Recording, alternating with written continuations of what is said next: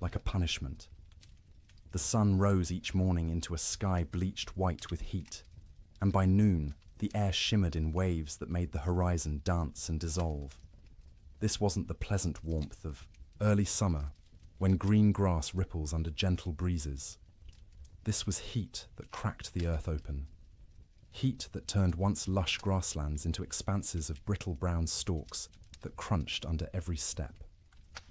The drought began in spring and never broke. April rains that usually soaked the plains and coaxed prairie grass to shoulder height simply didn't come. May stayed dry. By June, the creeks that normally ran year-round had become chains of stagnant pools, shrinking daily, ringed with the desperate tracks of cattle and wildlife competing for every drop. Ranchers watched their grasslands with growing unease, but not yet alarm. Bad years happened. The West was unpredictable. Surely the rains would come eventually. Surely this was just a temporary dry spell. They were running more cattle than the land had ever supported. That was the problem, though few admitted it. The rye cattle boom of the early 1880s had been intoxicating.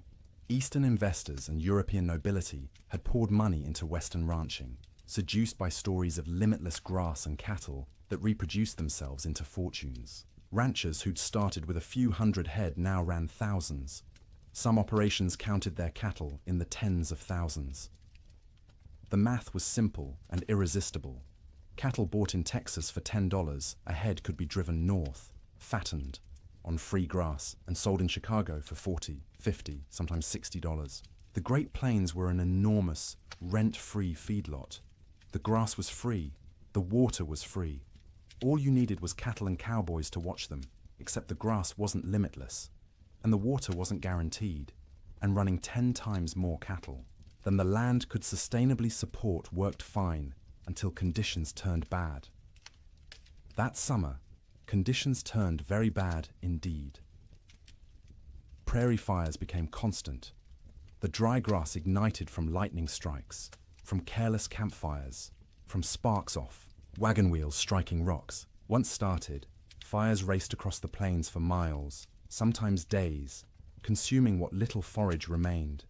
Cowboys fought these fires with wet blankets and desperate prayer, but mostly they just watched the range burn, knowing each acre of blackened stubble meant less food for the cattle that fall in winter. By late summer, water sources that had never gone dry in memory went dry. Springs that had sustained homesteads for years simply stopped flowing. Rivers that normally ran strong became braided trickles through wide, cracked mudflats. Ranchers began to panic, moving herds constantly in search of water and grass, often finding neither. The cattle themselves began to show the strain. They should have been fat and sleek, building reserves for winter. Instead, their ribs became visible. Their hip bones protruded. They moved sluggishly, conserving energy because they weren't getting enough food to burn. Range cows that should have weighed 900 pounds were coming in at 600, 700 if they were lucky.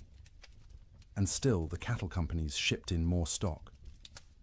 The pressure from investors back east, from shareholders in London and Edinburgh who'd never seen a prairie or a longhorn, was relentless. Maximize the herd. Use every acre. The reports sent back to investors spoke of temporary setbacks and cyclical weather patterns, but projected ever-increasing profits. The cowboys knew better. In bunkhouses and around campfires, they talked about what was coming. You didn't need to be a genius to do the math. Cattle going into winter already weak, grass already depleted, and winter always came to Montana, always came to Wyoming and Dakota.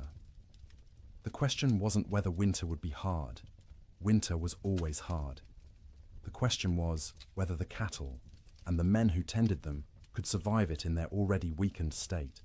Then came the signs. The old-timers noticed first. In early November, almost a month earlier than usual, the geese began flying south, not in their typical leisurely migrations, but in huge, urgent flocks that darkened the sky and flew from dawn to dusk.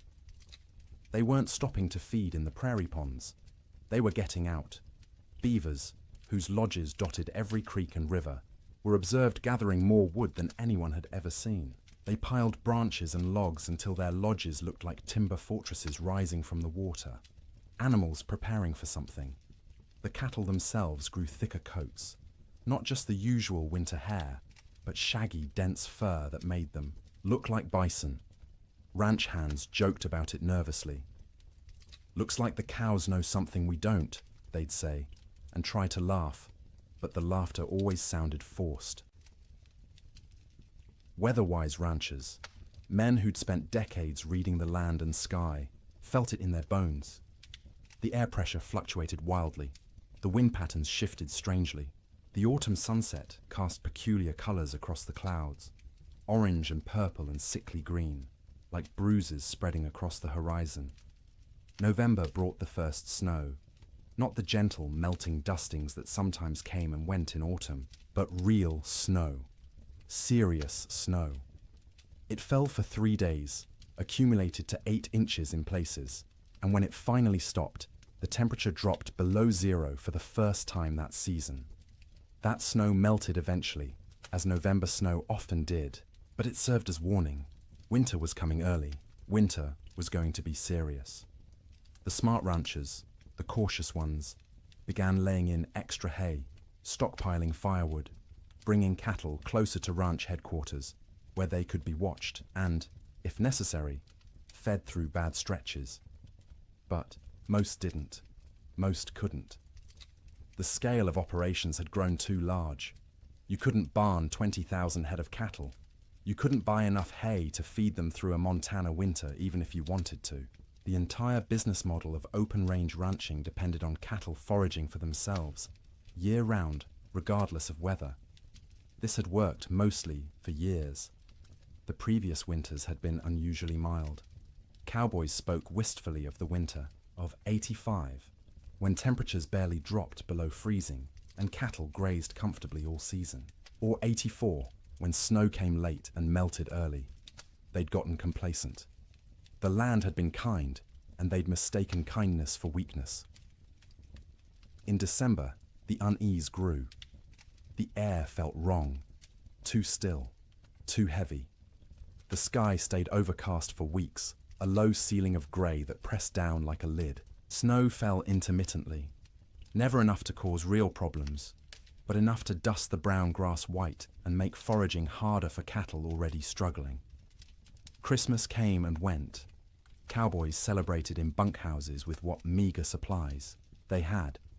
Some ranches managed a turkey or goose. Most made do with beans and bacon and whatever whiskey had survived the year. They sang songs and told stories and pretended everything was normal, but the worry was always there. A cold knot in every stomach. New Year's Day, 1887 dawned clear and brutally cold, -20 degrees in some places, but clear. You could see for miles, the snow-dusted prairie rolling away to a horizon sharp as a knife edge. Cowboys rode out to check on cattle, found them bunched in coulees seeking shelter from the wind, but alive, still managing. For 8 more days, the cold held, but remained bearable, survivable. Cattle poured through snow to reach grass. Cowboys kept fires burning in bunkhouses and took turns on night watch. Ranchers' wives cooked enormous meals, knowing their men needed calories to stay warm. And then came January 9th. The morning started deceptively calm. The killing wind from the north that had blown for days suddenly stopped. The temperature rose, slightly enough that men went out without their heaviest coats. There was even talk of a Chinook coming, one of those warm winds that could raise temperatures 40 degrees in an hour and melt snow in a day. But this wasn't a Chinook coming. This was something else entirely. The calm before the storm isn't just a saying. It's meteorological reality. The stillness that morning was the pressure dropping, the atmospheric conditions realigning, the sky gathering its strength to unleash something that would be remembered for generations. By mid-morning, the first flakes fell. By noon, the world had disappeared into white, and the temperature, instead of rising, began to fall, and fall, and fall, until cold became something no one on the northern plains had experienced before, until winter stopped being a season and became an enemy that wanted everything dead. The autumn of warnings was over. The winter of death had arrived. The bunkhouse sat low against the prairie, a squat rectangle of rough-hewn logs chinked with mud and moss that had dried and cracked over successive seasons. It wasn't designed for comfort. It was designed to be built quickly and cheaply to house as many men as possible in the smallest space and to provide just enough shelter to keep those men alive through winter so they could work come spring. Most bunkhouses were single rooms, maybe 30 feet long and 15 wide, with a ceiling so low a tall man had to duck under the support beams. The logs were never properly squared, so gaps showed between them, filled haphazardly with whatever materials were at hand. Clay, newspaper, old rags, horsehair mixed with mud. In winter, you could stand in the middle of the room and see daylight, through a dozen cracks, and where light came through, so did wind. The door was thick plank, hung on leather hinges because metal hinges were expensive and had to be freighted in from distant towns. It never quite fit the frame, so a gap at the bottom let in a constant stream of cold air that flowed across the floor like invisible water. Cowboys stuffed rags under it every night. By morning, frost would have formed on those rags, turning them stiff as boards. There was usually one window, if you could call it that, a square cut in the logs, covered with oiled paper stretched over a wooden frame. Or if the ranch had any money, actual glass brought in at considerable expense and constantly at risk of cracking in the cold. Most bunkhouses just had the oiled paper, which let in a murky amber light during the day and absolutely nothing at night. The bunks lined both long walls, stacked 2 or 3 high depending on how many men the ranch employed. Each bunk was nothing more than a wooden frame, rope webbing stretched across it in a grid. And on top of that, if you were lucky, a thin mattress stuffed with prairie hay. If you weren't lucky, just the rope webbing and whatever blankets you owned. The hierarchy of bunks was established and rigid. New men got the worst spots. Bottom bunks on the end nearest the door, where the cold draft flowed constantly and you'd be stepped on every time someone went outside to piss in the middle of the night. Top bunks were warmer because heat rose, but they put you closest to the roof where moisture from everyone's breath condensed and dripped. You'd wake with water spots on your blankets, sometimes ice if it was cold enough. Middle bunks away from the door were prime real estate, warmer than the bottom, drier than the top, away from traffic. Senior cowboys claimed these spots and defended them jealously. If you wanted one, you either waited years or fought for it, and fighting in a bunkhouse full of armed men rarely ended well for anyone. At the center of the room stood the stove, a cast-iron barrel stove or, in better bunkhouses, an actual manufactured stove with a proper firebox and damper. The stovepipe ran up through the roof, and where it pierced the ceiling, there was supposed to be a metal collar to prevent fires. There often wasn't. More than one bunkhouse had burned down from a too-hot stovepipe, igniting dried wood and old bird nests lodged in the rafters. The stove was life. When it was burning hot, the men closest could almost be comfortable. 5 feet away, you could still be cold. 10 feet away, in a corner bunk, you might as well be outside. The stove created a temperature gradient so steep that men on one side of the room would be sweating, while men on the other shivered under piled blankets. Feeding the stove was a constant concern. Firewood was precious. Trees were scarce on the open plains, and what wood existed had to be hauled in by wagon from river bottoms or mountainsides miles away. Some ranches burned coal shipped in by rail, but coal cost money, and ranchers were notoriously cheap about anything that didn't directly increase cattle numbers. More often, cowboys burned whatever they could find: dried cow chips, sagebrush, buffalo bones, of which there were still plenty scattered across the plains from the great slaughter of a decade earlier. None of these burned hot or long. You had to feed the stove constantly to maintain any heat at all. At night, someone had to take responsibility for the fire. Usually, this rotated among the men, with each taking a shift to wake periodically and add fuel. Miss your shift, let the fire go out, and you'd wake to find 20 angry cowboys ready to throw you outside in your underwear to see how you liked the cold. Even with the stove going, the bunkhouse was never truly warm in winter. It was less cold than outside, which was the best that could be hoped for. Your face would be hot from the stove, while your back was cold from the draft. Your feet would be numb while sweat trickled down your spine. Comfort wasn't the goal. Survival, was the goal. Make it to morning alive and functional. That was success. Cowboys slept in their clothes. The idea of changing into night clothes, or worse, sleeping naked, was absurd. You slept in your wool shirt, your long underwear, your thick socks. On the coldest nights, you kept your pants on. Your hat stayed on your head or under it as a pillow, because hats were expensive, and you didn't want someone stealing yours while you slept. Boots were the exception.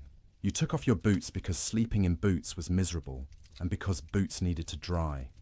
They'd sit by the stove all night, the leather slowly warming and releasing the accumulated moisture of the day.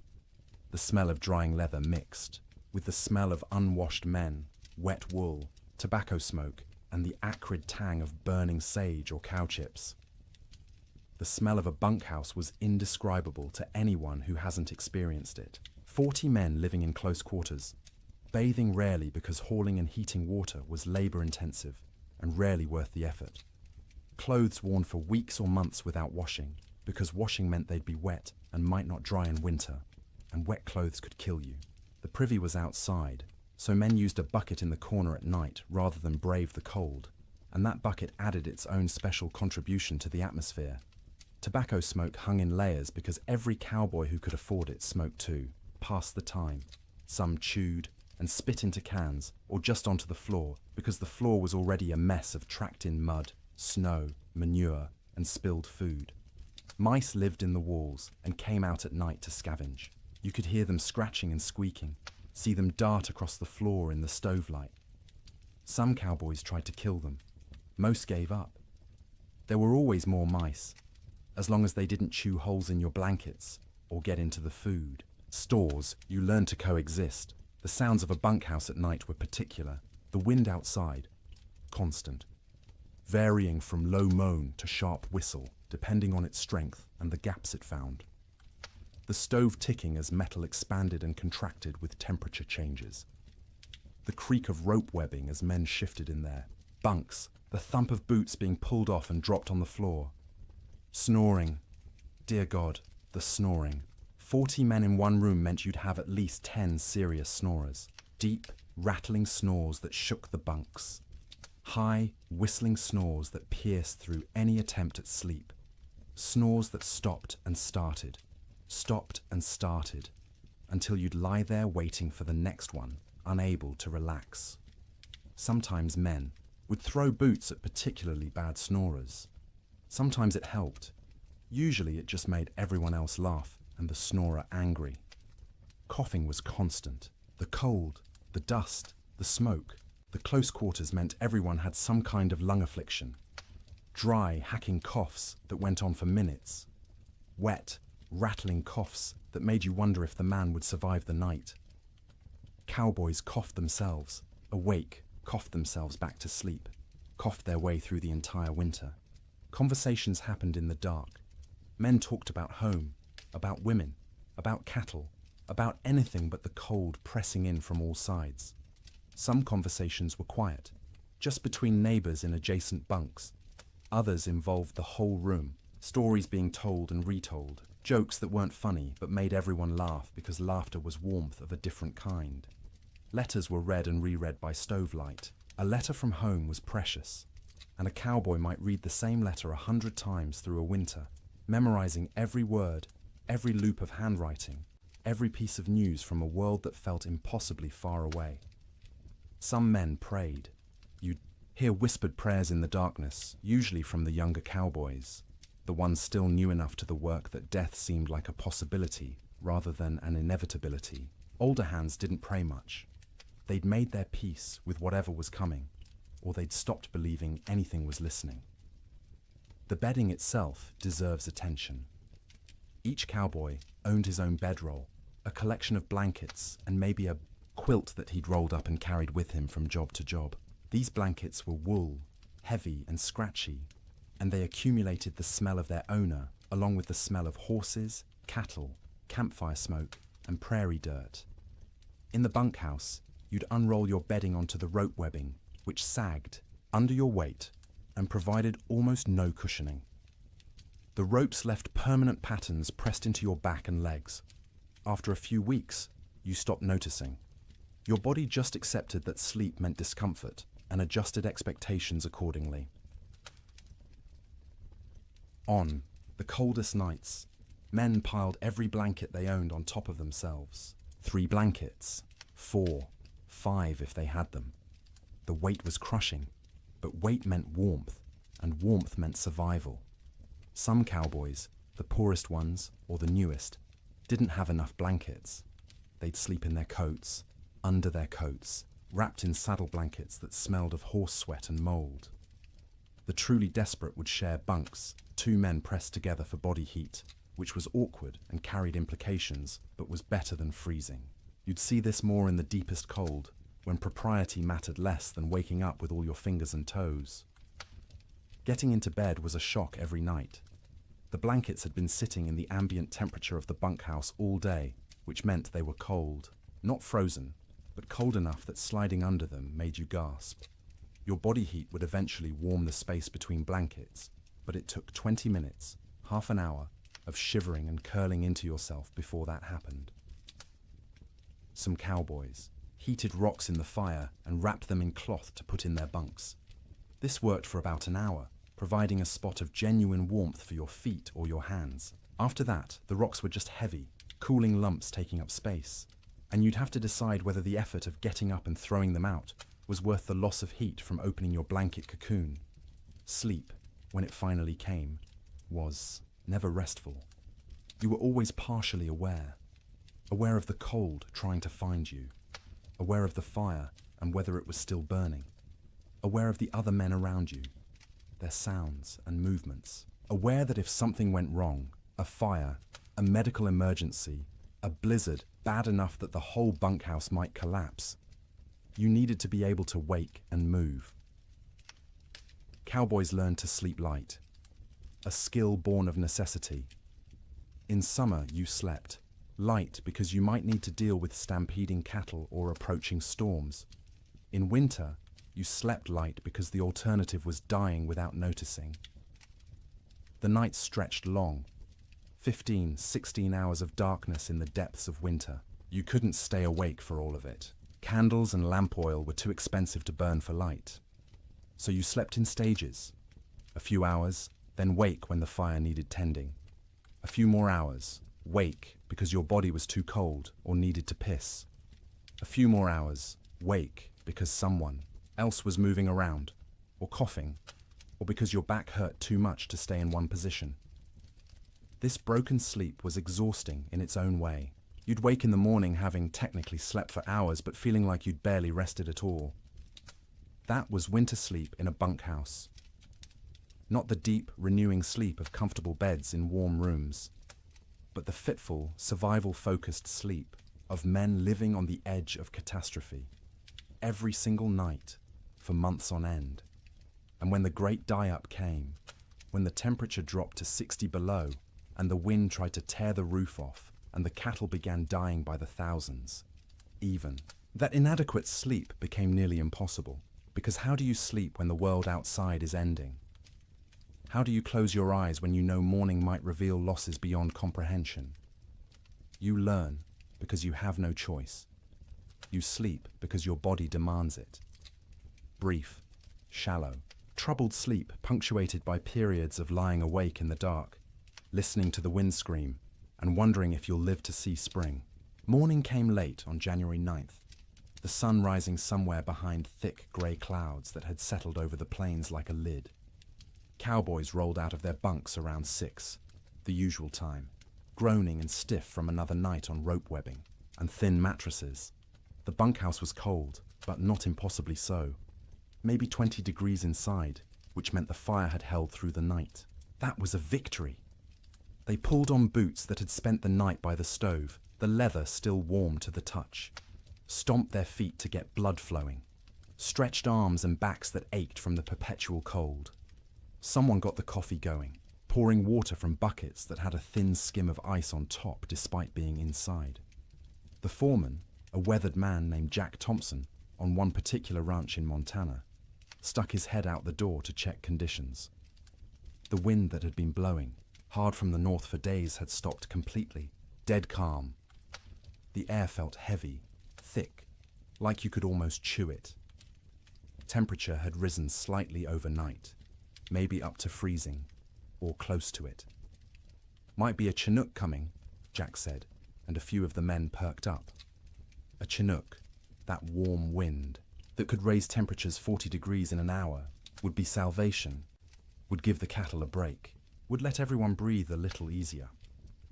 But the old-timers in the room, men who'd spent 20, 30 winters on the northern plains, exchanged glances and said nothing. The calm felt wrong. The air pressure made their joints ache more than usual. This wasn't a Chinook. This was something else. Breakfast was the usual. Beans warmed up from the night before. Fried salt pork. Biscuits if the cook had bothered to make them, which he usually didn't. Coffee, hot and bitter and strong enough to dissolve the spoon. The men ate quickly, not talking much. Mornings were for eating and getting warm before heading out into the workday. By 8 o'clock, men were saddling horses, checking cattle in nearby pastures, hauling water from the creek, which involved breaking through ice that had gotten thicker each day. The world was grey and still. Snow covered everything in a lumpy white blanket, but it was old snow, crusted and dirty. Nothing new falling yet. Around mid-morning, maybe 10 or 10:30, someone noticed the first flakes. Tiny things, falling straight down.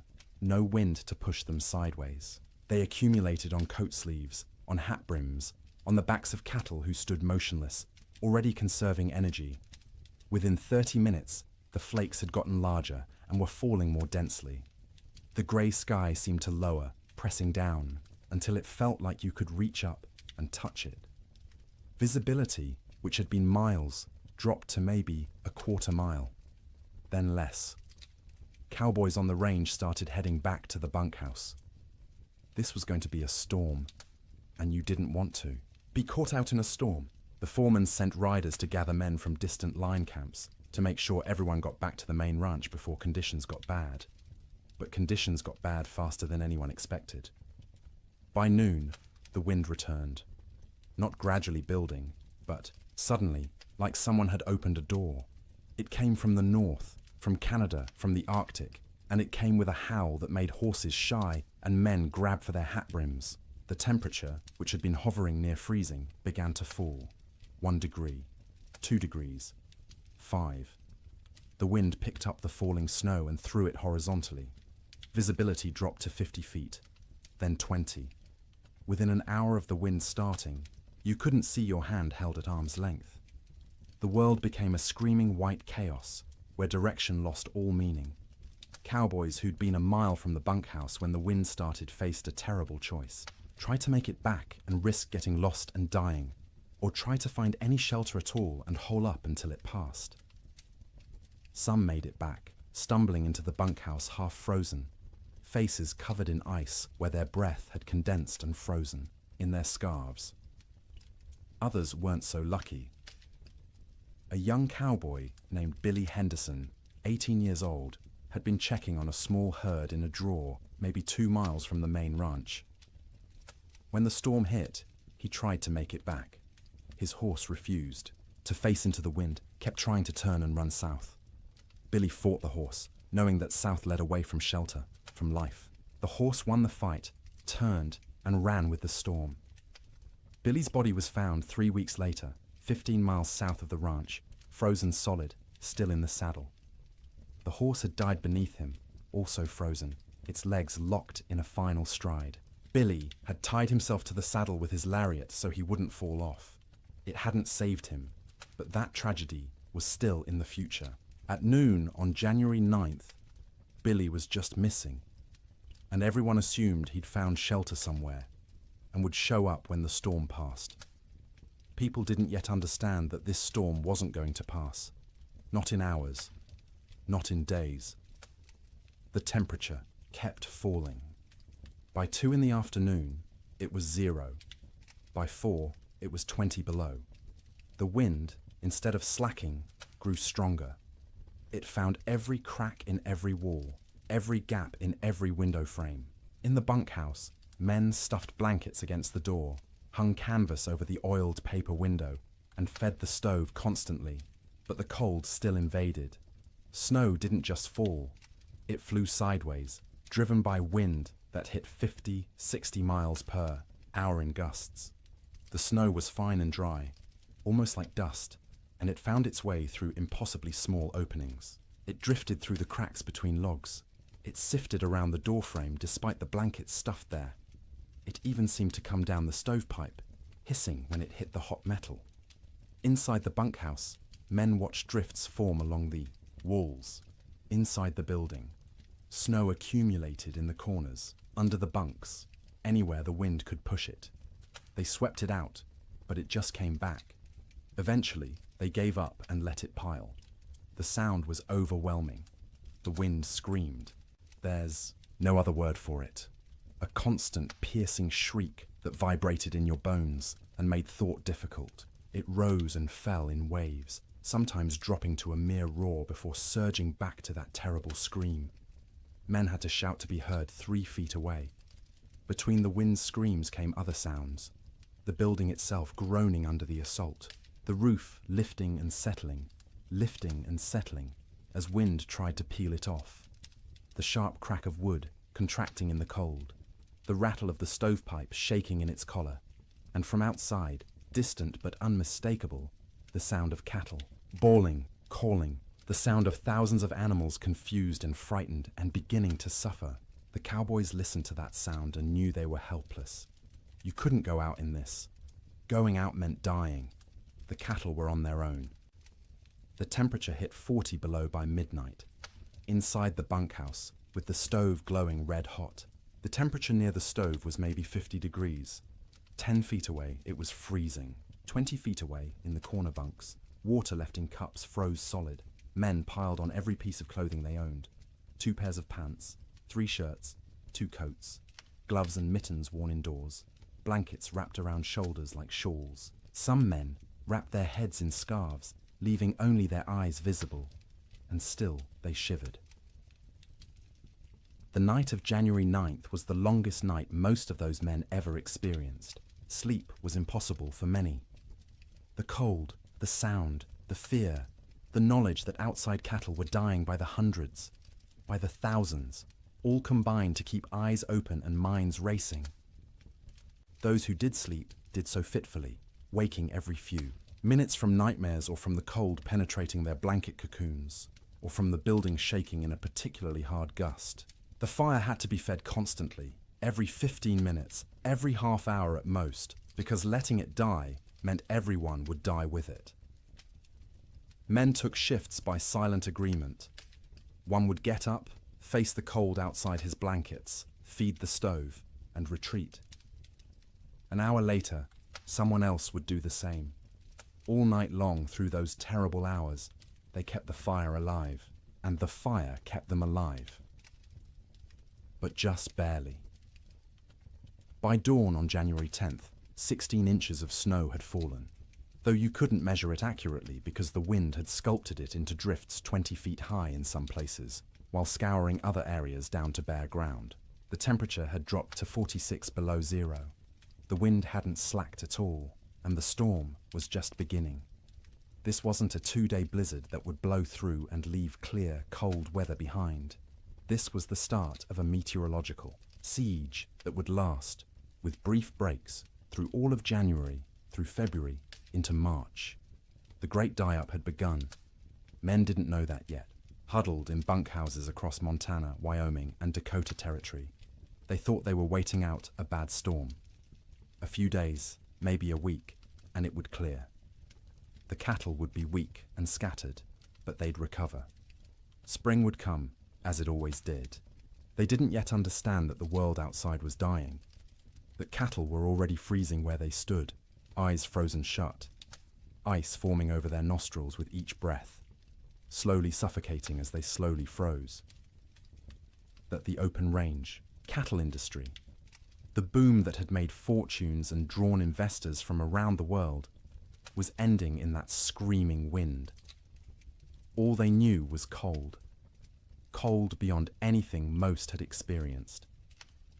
Cold that hurt to breathe, that made your lungs ache, that turned your breath to ice crystals before it could fully leave your mouth. Cold that was no longer just weather, but an active presence, a malevolent force trying to kill everything that lived.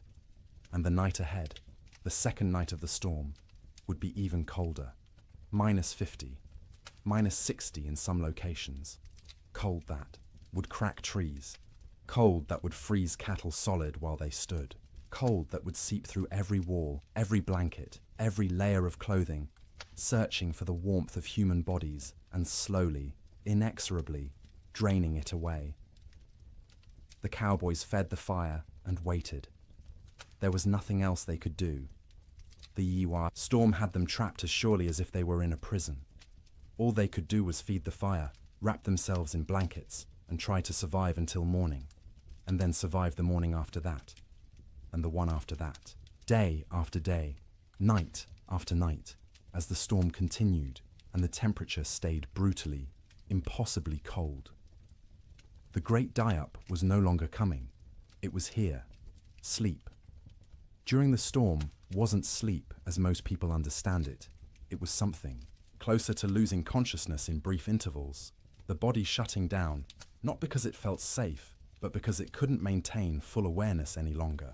The exhaustion of constant vigilance, of shivering, of fighting the cold that pressed in from all sides, eventually overwhelmed even the most determined wakefulness.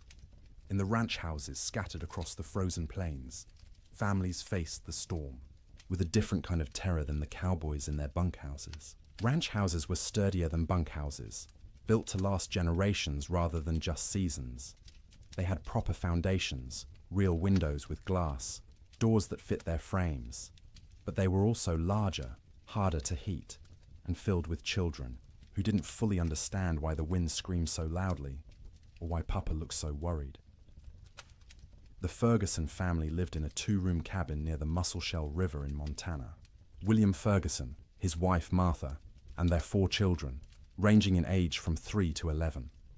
When the storm hit that afternoon of January 9th, William had been out checking on a small herd they kept close to the house. He barely made it back, stumbling through the door with ice caked in his beard and eyebrows, his face raw and bleeding from wind-driven snow. Martha had already pulled all the children into the main room, the one with the fireplace. The second room, the bedroom, was abandoned for the duration. You couldn't heat both rooms. You had to choose, and you chose the one with the fire. The children helped drag mattresses and blankets from the bedroom, piling them on the floor near the hearth.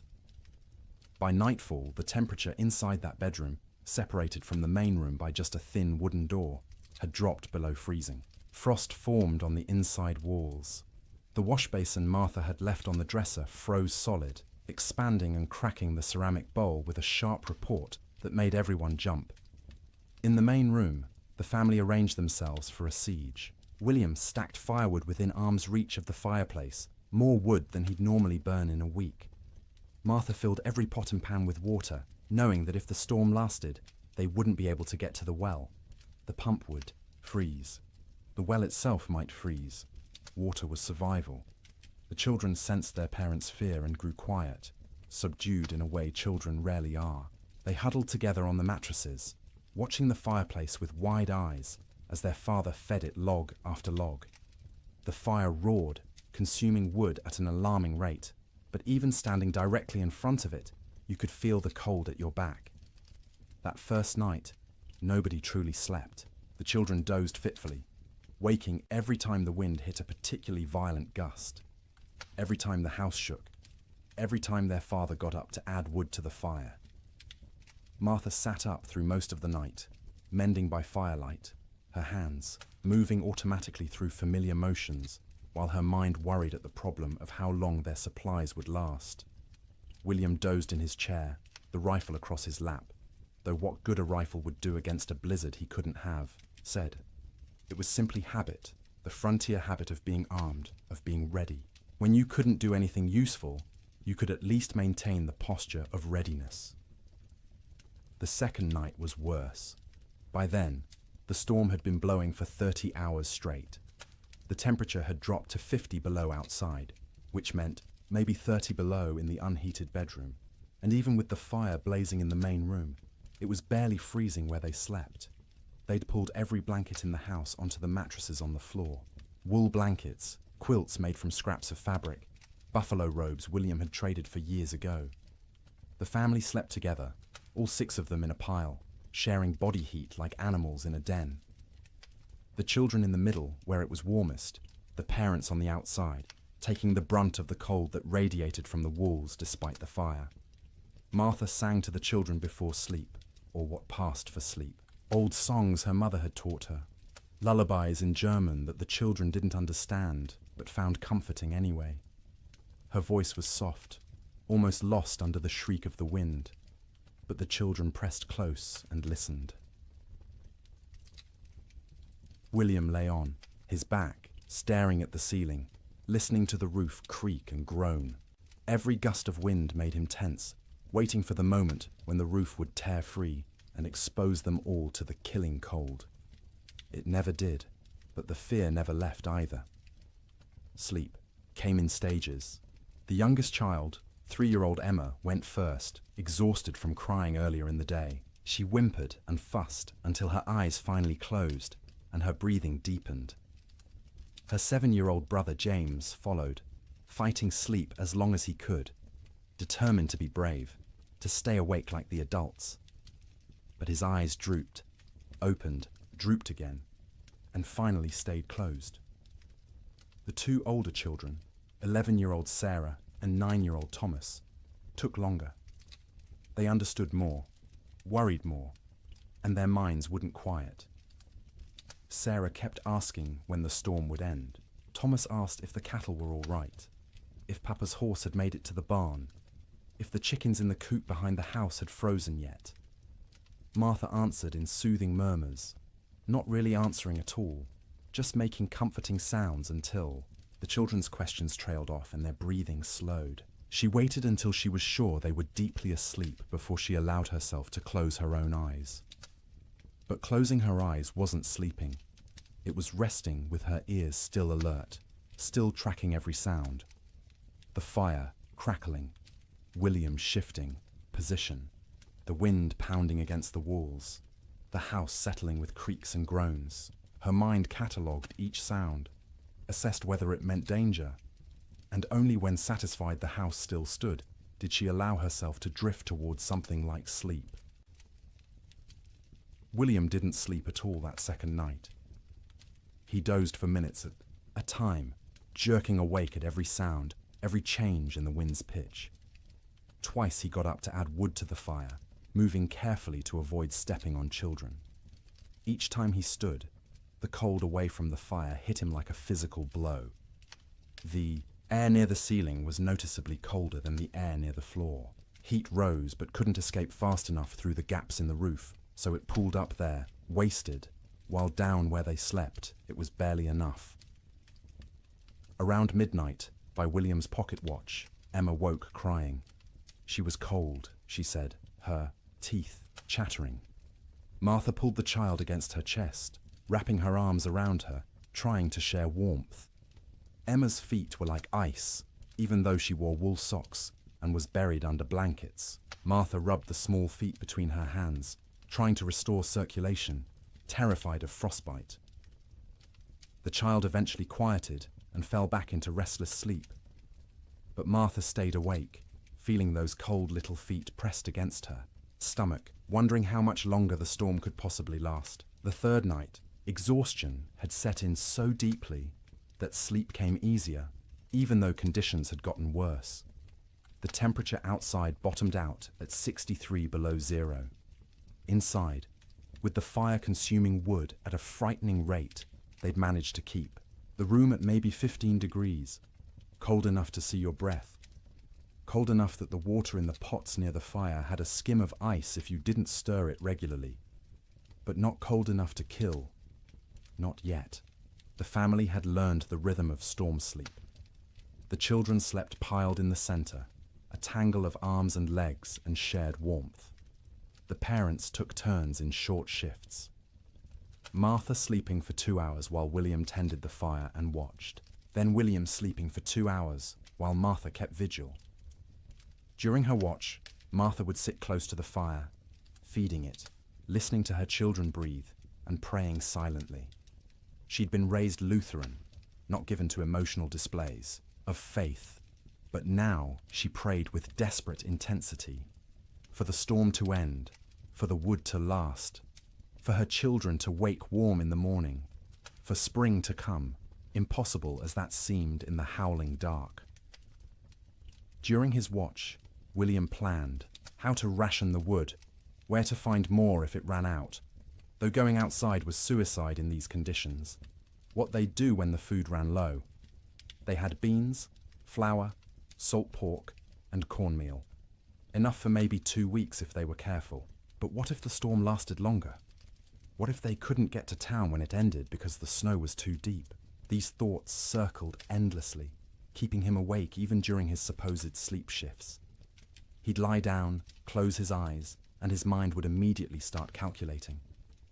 How many logs they'd burned, how many were left, how cold it was, how long they could survive. The children slept better than the adults, helped by the simple resilience of youth. Their bodies demanded sleep and they gave in to it, even in conditions that would have seemed impossible before the storm. Sarah dreamed of summer, of the garden behind the house heavy with tomatoes and beans. Thomas dreamed of cattle drives, of riding with the cowboys to distant railheads. James dreamed confused child dreams that he couldn't remember on waking. Emma didn't dream at all, or if she did, they were wordless and forgotten. They'd wake periodically, usually needing to pee, which meant using the chamber pot in the corner because going to the outhouse meant death. The chamber pot became part of the room's landscape, emptied by William each morning by simply opening the door and throwing its contents out into the snow. It would freeze before it hit the ground.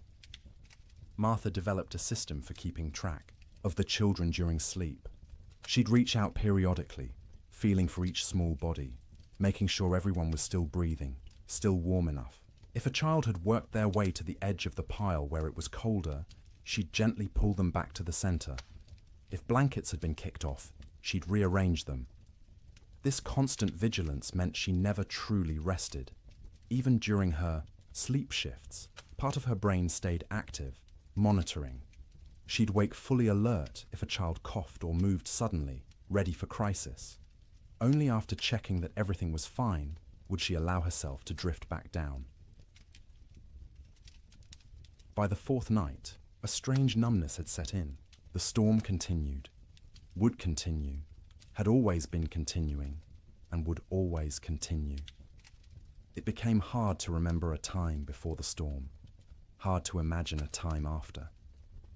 The world had narrowed to this room, this fire, this pile of blankets, these bodies pressed together against the cold.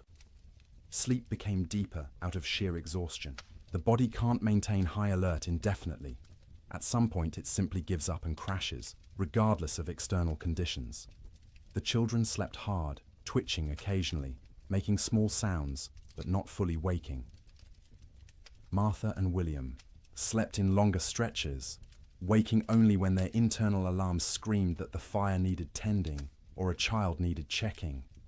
The quality of that sleep was poor, dreams were vivid and often nightmarish. Martha dreamed of water freezing in her children's lungs, turning them to ice from the inside out. William dreamed of the roof tearing away and snow pouring in, burying them all in a white tomb. They'd wake gasping, hearts pounding, and need several seconds to remember where they were, that they were still alive, that the nightmare wasn't real. Not yet, but underneath the nightmares was the simple, animal relief of being horizontal, of having their eyes closed, of not having to actively fight the cold for a few hours.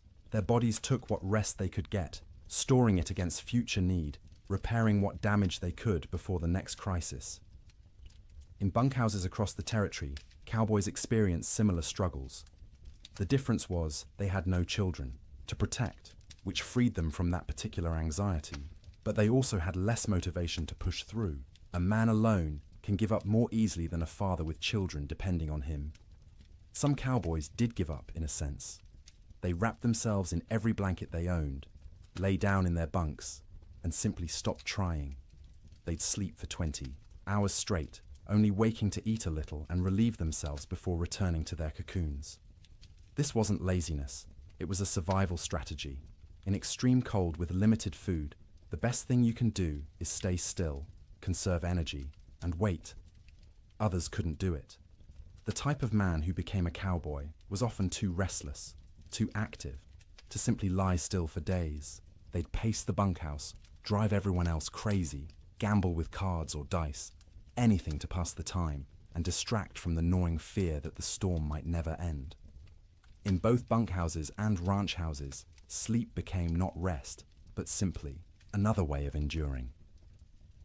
The days and nights blurred together into a continuous state of semi-consciousness, where you were never fully awake, but never fully asleep either. Your body was present, wrapped in blankets near a fire, but your mind wandered strange paths, disconnected from reality. And through it all, the wind screamed. The cold pressed in, the fire consumed wood, and people slept, or tried to sleep, or pretended to sleep, because what else could they do? Going outside meant dying. Staying awake meant slowly going insane from the sound and the fear. So they slept. Poorly, fitfully, desperately. But they slept. And each morning they woke, surprised on some level to find themselves still alive, still, together, the fire still burning. The storm would eventually end, but not yet. Not for many days yet. And each of those days would require sleep stolen from between crises, rest grabbed in brief intervals, dreams haunted by cold and wind, and the terrible knowledge that outside the world was dying. The cattle felt the storm coming before any human did. Their instincts, honed by millennia of evolution, read signs in the air pressure, in the quality of light, in the way the wind tasted. When the first flakes began to fall on January 9th, cattle across the northern plains began to move, not panicked running, purposeful drifting, south, always south, away from the north wind that carried death in its teeth. They moved in groups, small herds combining into larger herds, thousands of animals flowing across the white landscape like a slow river seeking lower ground. Consider one cow, a 3-year-old Hereford mix, red and white, branded with the Rocking M brand on her left hip. She'd been born on this range, knew every coulee and creek, had survived 2 previous winters without particular hardship. She was carrying a calf, due in spring, and the pregnancy had left her thinner than usual going into winter. Not starving, but without the thick layer of fat that would have been ideal. When the snow started falling heavily and the wind began to rise, she was grazing, in a shallow draw with perhaps 50 other cattle. They'd been pouring through existing snow to reach the dried grass beneath, working methodically, conserving energy. The new snow started covering the ground quickly, and the cow lifted her head, testing the air. The wind came from the north with a sound like tearing fabric. The cow turned her back to it instinctively, and every other animal in the draw did the same. They began walking south, not because they knew south led to safety, but because south meant away from the wind, and the wind had to be avoided. They walked steadily for hours. The snow was falling too thickly to see more than a few feet ahead, but cattle can navigate by sense of smell and by following the animal in front of them. The cow found herself in the middle of the group, which offered some shelter from the wind, but also meant she had to keep moving at whatever pace the herd set. By nightfall, they'd walked perhaps 5 miles. Not far, but the constant fighting against wind and snow was exhausting. The temperature had dropped dramatically, and the cow's breath froze in clouds of white vapor. Ice was forming on her eyelashes, making it hard to see. Her legs ached from pushing through snow that was now knee-deep in places. The herd came to a fence line, relatively new barbed wire strung between posts to mark the boundary of someone's claimed range. The cattle turned and walked along the fence, looking for a way through or around. They found neither. The fence extended as far as they could sense in both directions. Cattle aren't stupid, but they aren't problem solvers either. Finding their path blocked, they simply stopped. They stood with their backs to the wind, pressed against the fence line, and waited. For what, they couldn't have said. For the wind to stop. For the fence to disappear. For whatever force had always eventually made things better to make things better now. But things didn't get better. The wind increased. The temperature kept dropping. Snow accumulated on the cattle's backs. A heavy white blanket that they couldn't shake off because their muscles were already occupied with shivering, with the constant work of generating heat. The cow stood and shivered. Her body burned calories, trying to stay warm, calories she'd gotten from grass, but she hadn't eaten since morning and wouldn't be able to eat until she could paw through snow to reach grass beneath. She tried, lowering her head and pushing at the snow with her muzzle, but the wind-packed snow was too hard. Her hooves couldn't break through it either. Around her, other cattle made similar attempts. A few managed to find thin spots in the snow and got a few mouthfuls of dried grass. Most got nothing. They stood and shivered, and slowly, gradually, their body temperatures began to drop. Cattle can survive remarkable cold if they're well fed and can escape the wind. But these cattle were already weakened from a summer of drought. They had no windbreak, and they weren't eating.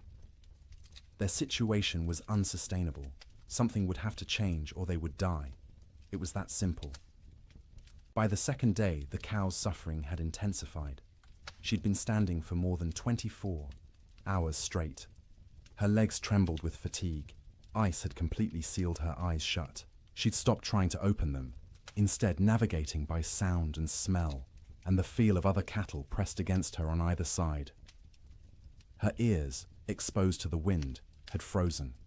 The tissue was dying, would eventually slough off if she survived, leaving her with shortened, mangled ears. But that was future pain. Present pain was the cold that had worked its way into her joints, making every small movement agony. The hunger that gnawed at her belly, the thirst because she couldn't melt snow fast enough in her mouth to get adequate water. The calf inside her still moved occasionally, little kicks and shifts that she could feel. Some part of her body was still prioritizing that calf, still sending nutrients and warmth to the growing life within. But those resources were running out. The calf was drawing on reserves that no longer existed. Around her, other cattle were in similar condition, some worse. A few calves, born too early that spring and smaller than they should be, had already died, frozen solid while standing, their mothers standing next to them and occasionally lowing in confusion. Older cattle, those with the wisdom of many winters, had tried to move away from the fence to find a coulee or draw that might offer windbreak. Some succeeded and survived. Most simply exhausted themselves walking in circles in the blinding snow and returned to the fence line to die with the herd.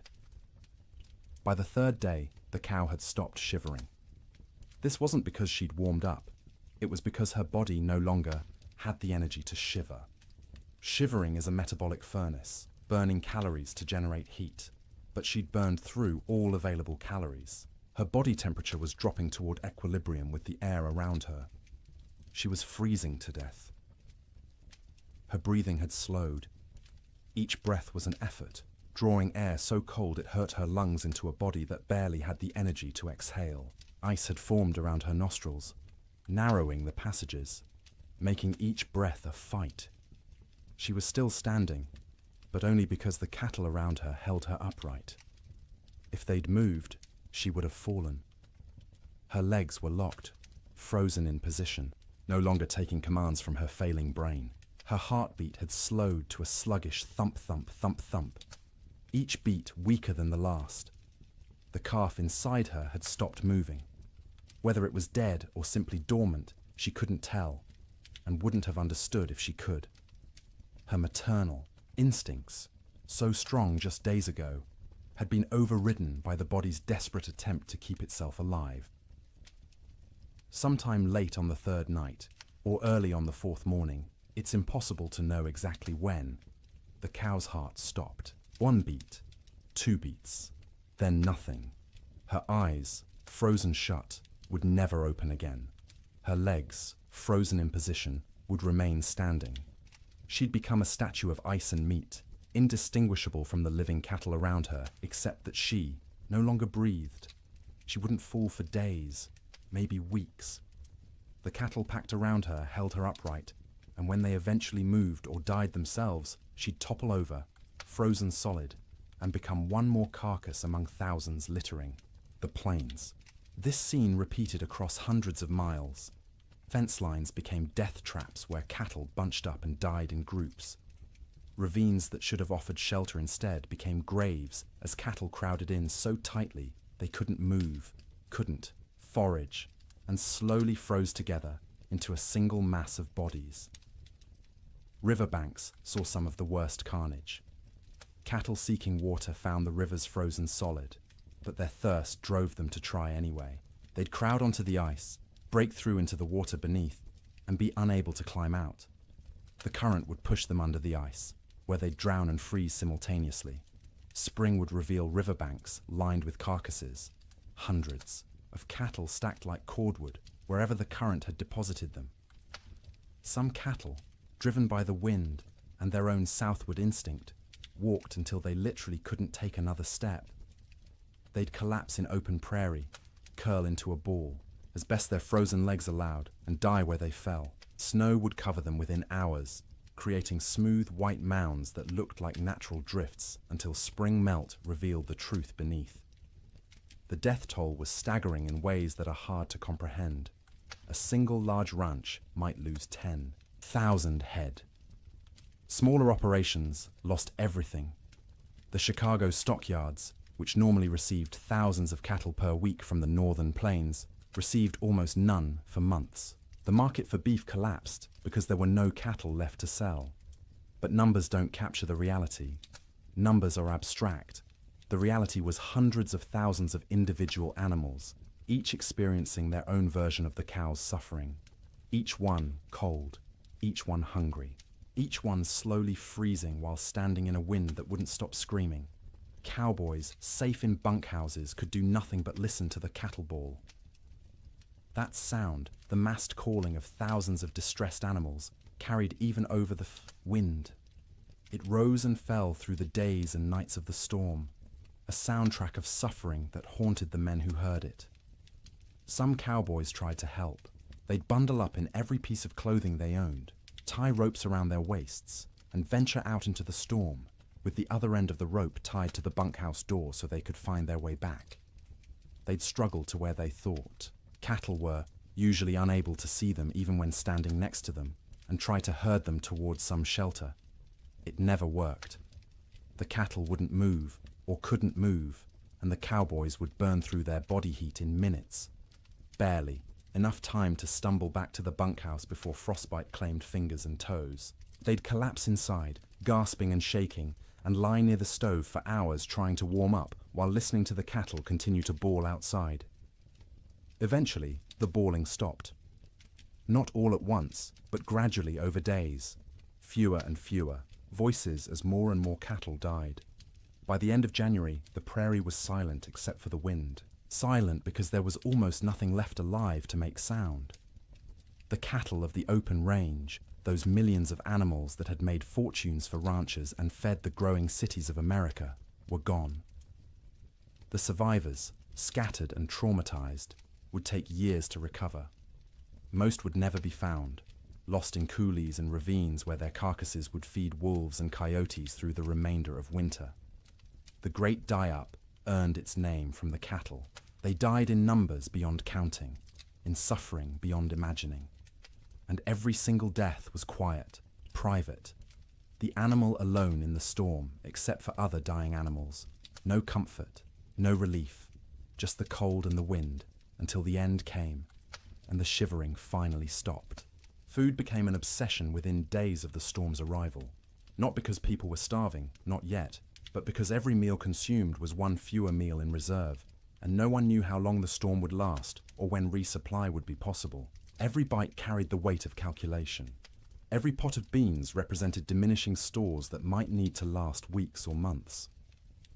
In the Ferguson ranch house, Martha inventoried their supplies on the second day of the storm. She did this by candlelight while the children slept, and William kept watch by the fire. She counted every bag of flour, every pound of cornmeal, every strip of salt pork hanging from the rafters of the cold bedroom. She measured beans by the cupful, rice by the handful, and wrote everything down in careful columns in a ledger book. Flour, 42 pounds. Cornmeal, 18 pounds. Dried beans, maybe 30 pounds, 3 different varieties mixed together in a burlap sack. Salt pork, 14 strips, some thick, some thin. Rice, 5 pounds. Sugar, 3 pounds, precious and rationed even before the storm. Coffee, 2 pounds of beans, still in their burlap sack, aromatic and dark. Salt, plenty, a whole sack, bought last fall. Lard, a good supply, stored in a crock. Dried apples, half a sack, from their own trees.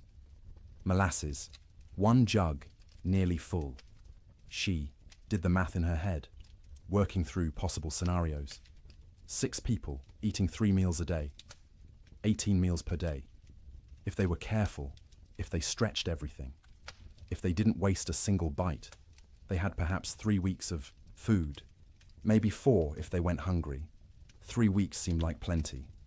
No storm lasted 3 weeks, but Martha had learned in her years on the frontier to plan for the impossible, because the impossible happened with disturbing regularity.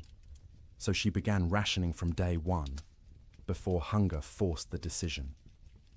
Breakfast became smaller. Instead of flapjacks for everyone, she made 1 per person, thin and stretched with extra water to make the batter go further. The children complained but ate them anyway. William said nothing, just ate what was put in front of him and drank his coffee black to save the sugar. Dinner became the main meal, usually beans.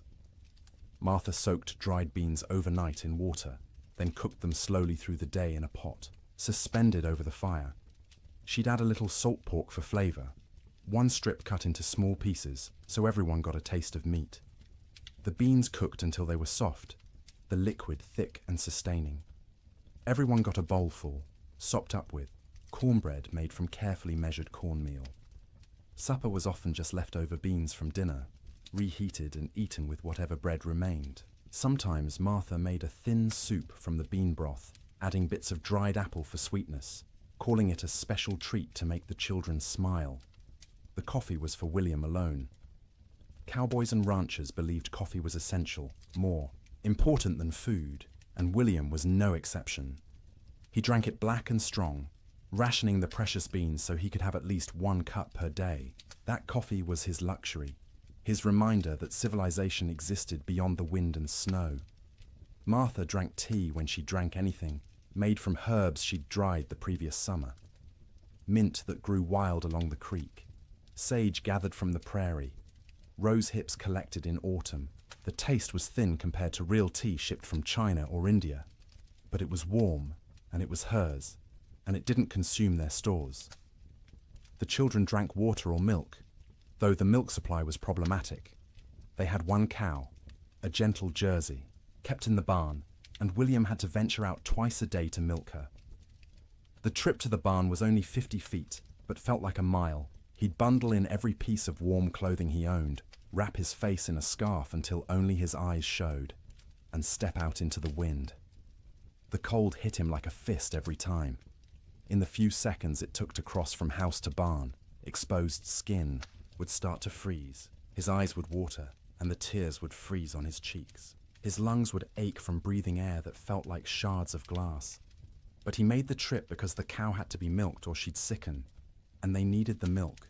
The children needed the milk. It was protein and fat and calcium and all the things growing bodies required.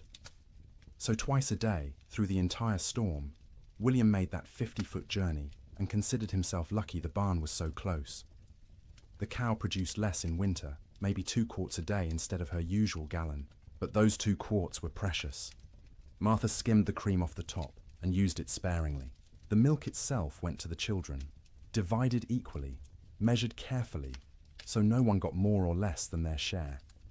Cooking in extreme cold presented unique challenges. The fire had to be hot enough to cook food, but not so hot it consumed wood too quickly. Martha became expert at judging the flames, adding just enough fuel to maintain cooking temperature while stretching the wood supply. Water was perhaps the most critical resource. William filled every bucket and pot with snow scooped from outside the door, then left the containers near the fire to melt. It took hours for snow to melt into usable water, and the water that resulted tasted flat and strange because it had no mineral content. But it was wet, and it was clean, and it kept them alive. They couldn't wash dishes properly, couldn't waste water or wood heating water for washing. Instead, Martha wiped plates and bowls clean with rags, rinsed them quickly in cold water if necessary, and called it good enough. No one got sick from dirty dishes. There were larger concerns. Personal hygiene went by the wayside entirely. No baths, no washing hair, no changing clothes. Everyone wore the same shirts and pants for weeks, adding layers when cold, removing them when near the fire.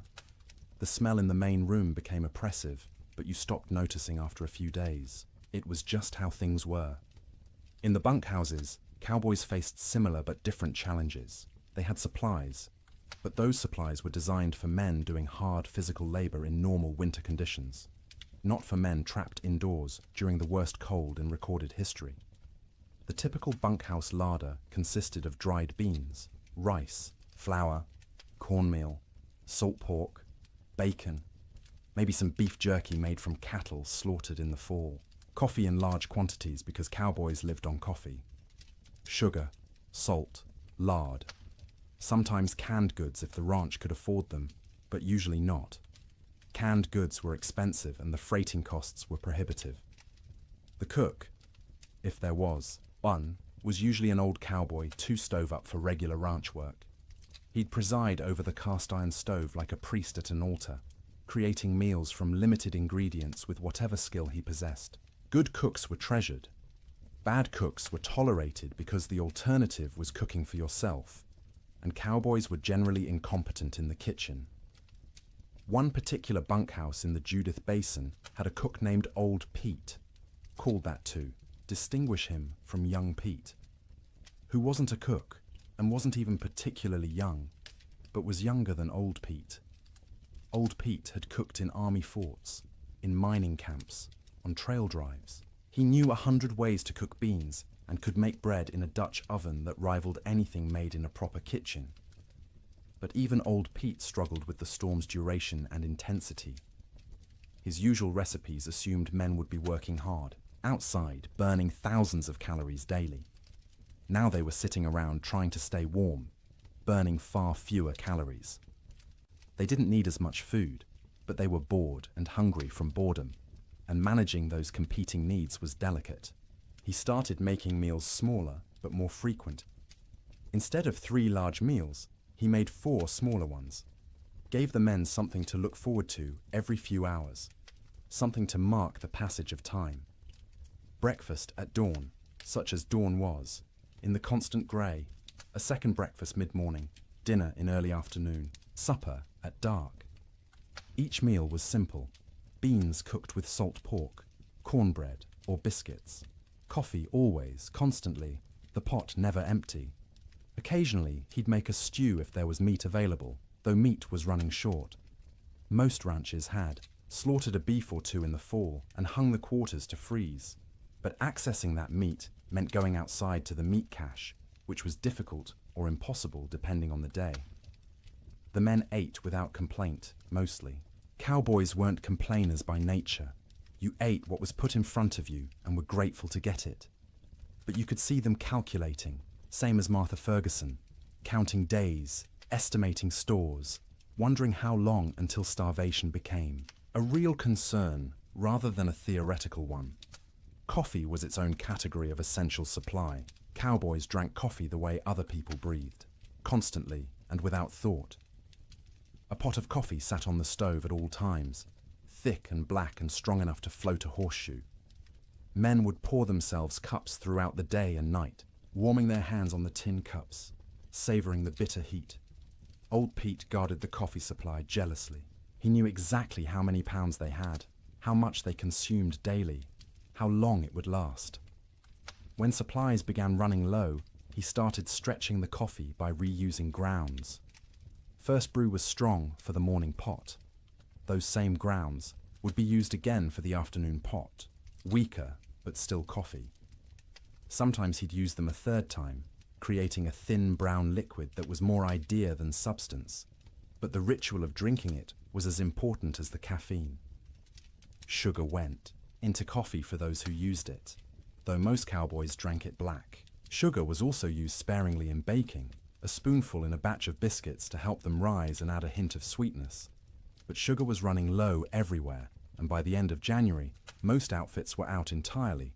Salt, at least, was plentiful. Salt preserved meat, flavored food, and was cheap enough that even poor ranches had plenty.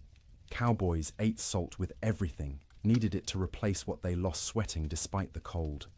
Their bodies burned hot from shivering, from the constant work of staying warm, and salt was essential. The mental aspect of food during the storm was almost as important as the physical nutrition. Mealtimes provided structure to otherwise formless days. They were events to anticipate, rituals that reassured everyone that civilization persisted despite the chaos outside. Children needed this structure especially.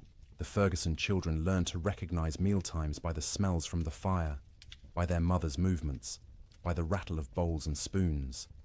They'd gather without being called, eager not just for food, but for the routine. Martha would serve, each child personally, making a small ceremony of it. Sarah first, as the oldest, then Thomas, then James, then Emma. Each child received their portion with their name spoken, a moment of individual attention that said, "You are seen, you are valued, you matter." Then William, then finally herself, always last, always the smallest portion, though no one noticed because she was skilled at hiding it. They'd eat together, mostly in silence because food was serious business. But afterward, there might be stories or songs.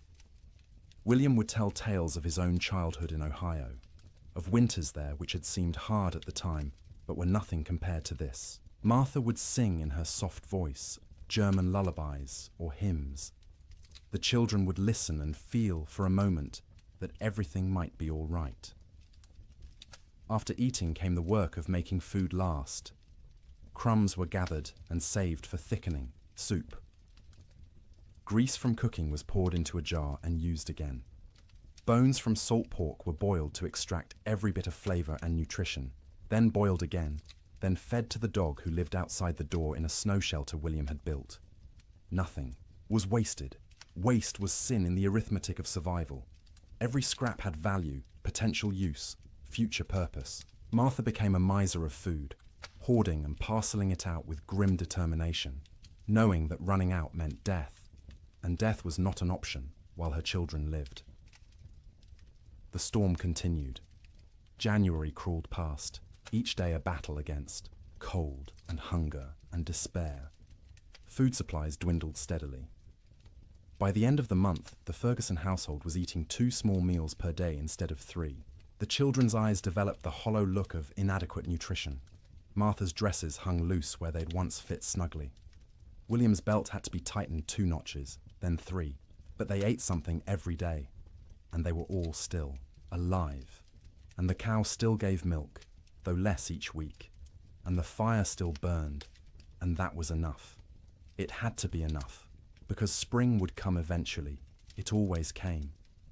The question was whether they'd survive long enough to see it, and whether there would be anything left of their lives when it finally arrived.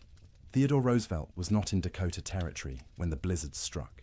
He was in New York, warm and comfortable in his sister's house, living the life of an Eastern gentleman which he'd tried so hard to leave behind. But his money was in Dakota.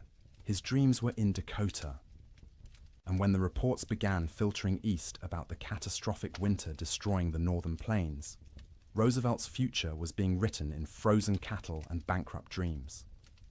He'd come to Dakota Territory in 1883, a wealthy young man fleeing personal tragedy. His mother and his wife had died on the same day, in the same house, within hours of each other. The grief had been unbearable, suffocating, And Roosevelt did what men of means often did when Eastern life became too painful. He went west. He invested heavily in cattle ranching, buying into two operations: the Maltese Cross Ranch and the Elkhorn Ranch, both along the Little Missouri River in what would become North Dakota.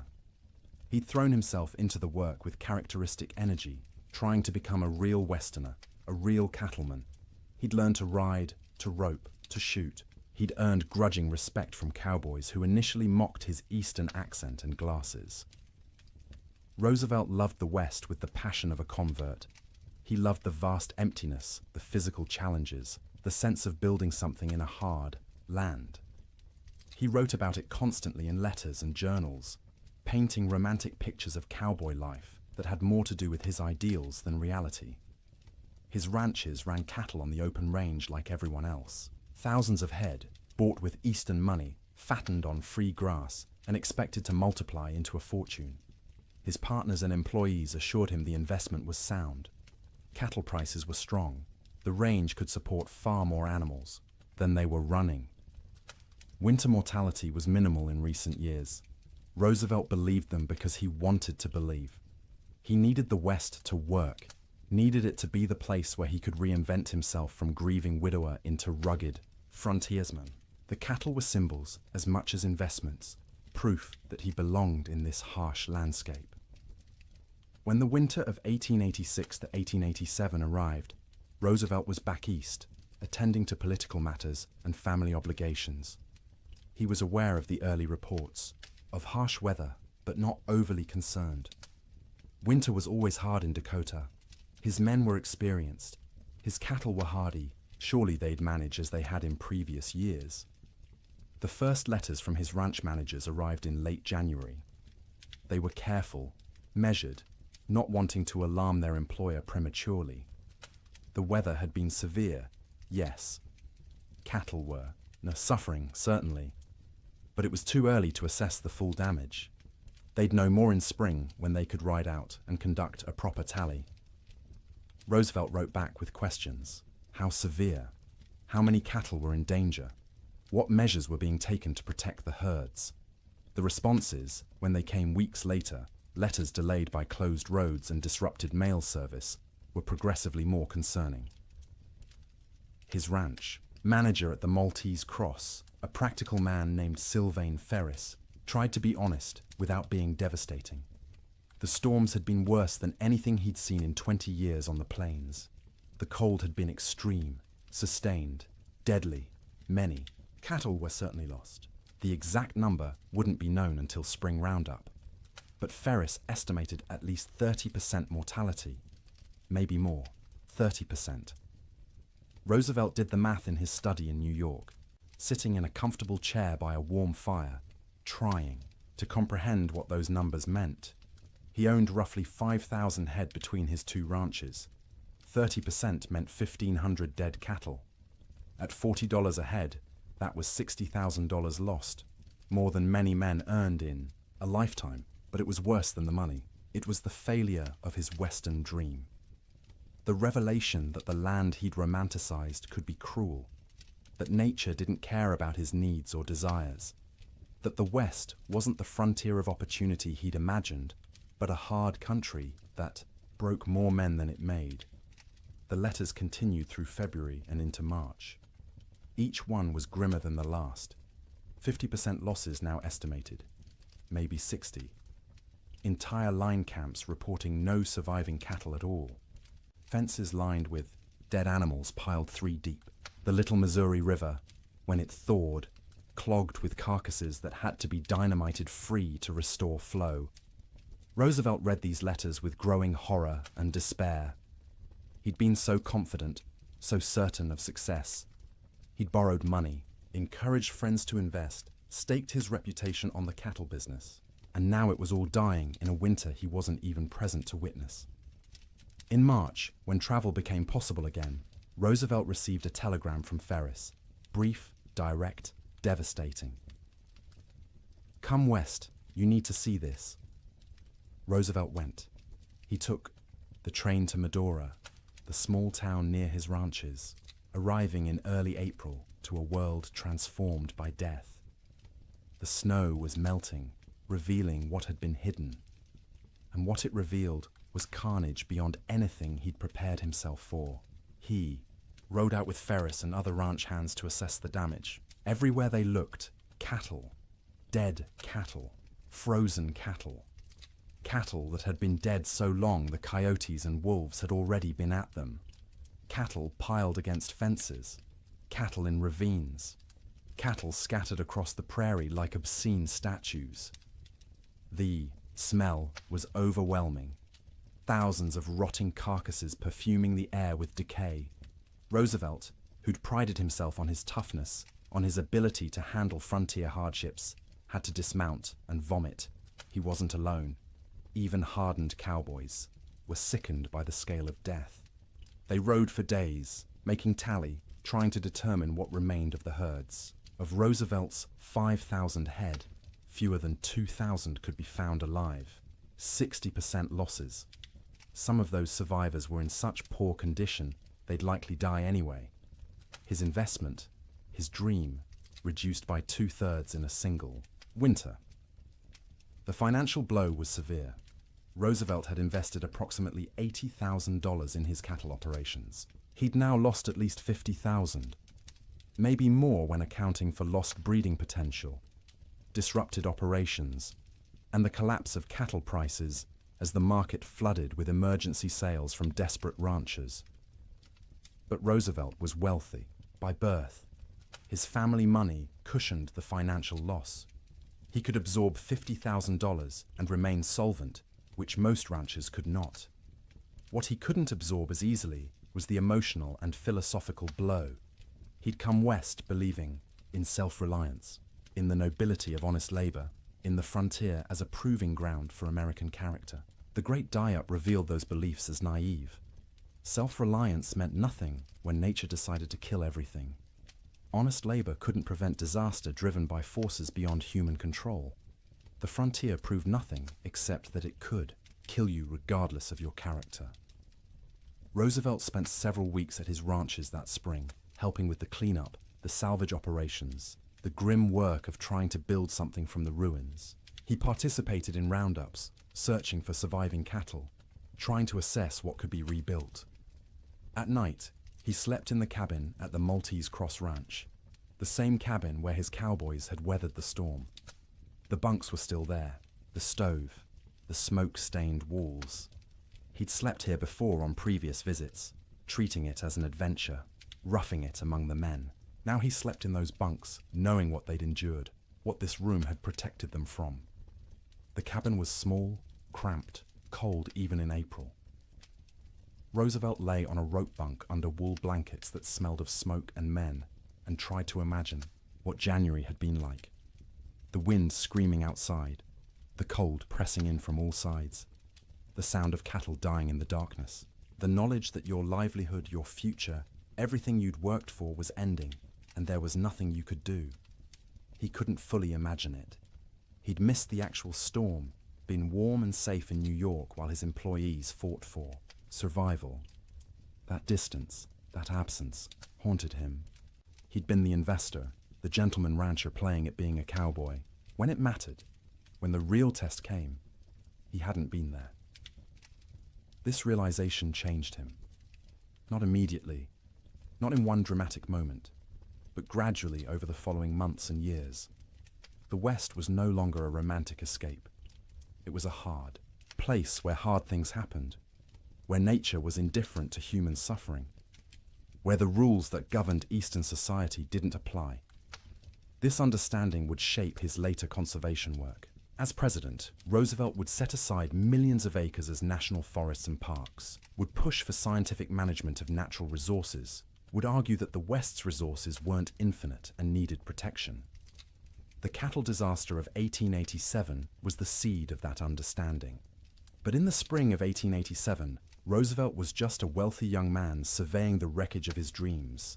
He walked among the dead cattle, rode across ranges that should have been covered with livestock but were eerily empty, and made calculations about what could be salvaged. His ranch managers were exhausted, traumatized by the winter they'd survived. Roosevelt listened to their stories with growing respect. These men had faced conditions he'd only read about and emerged alive, if not unscathed.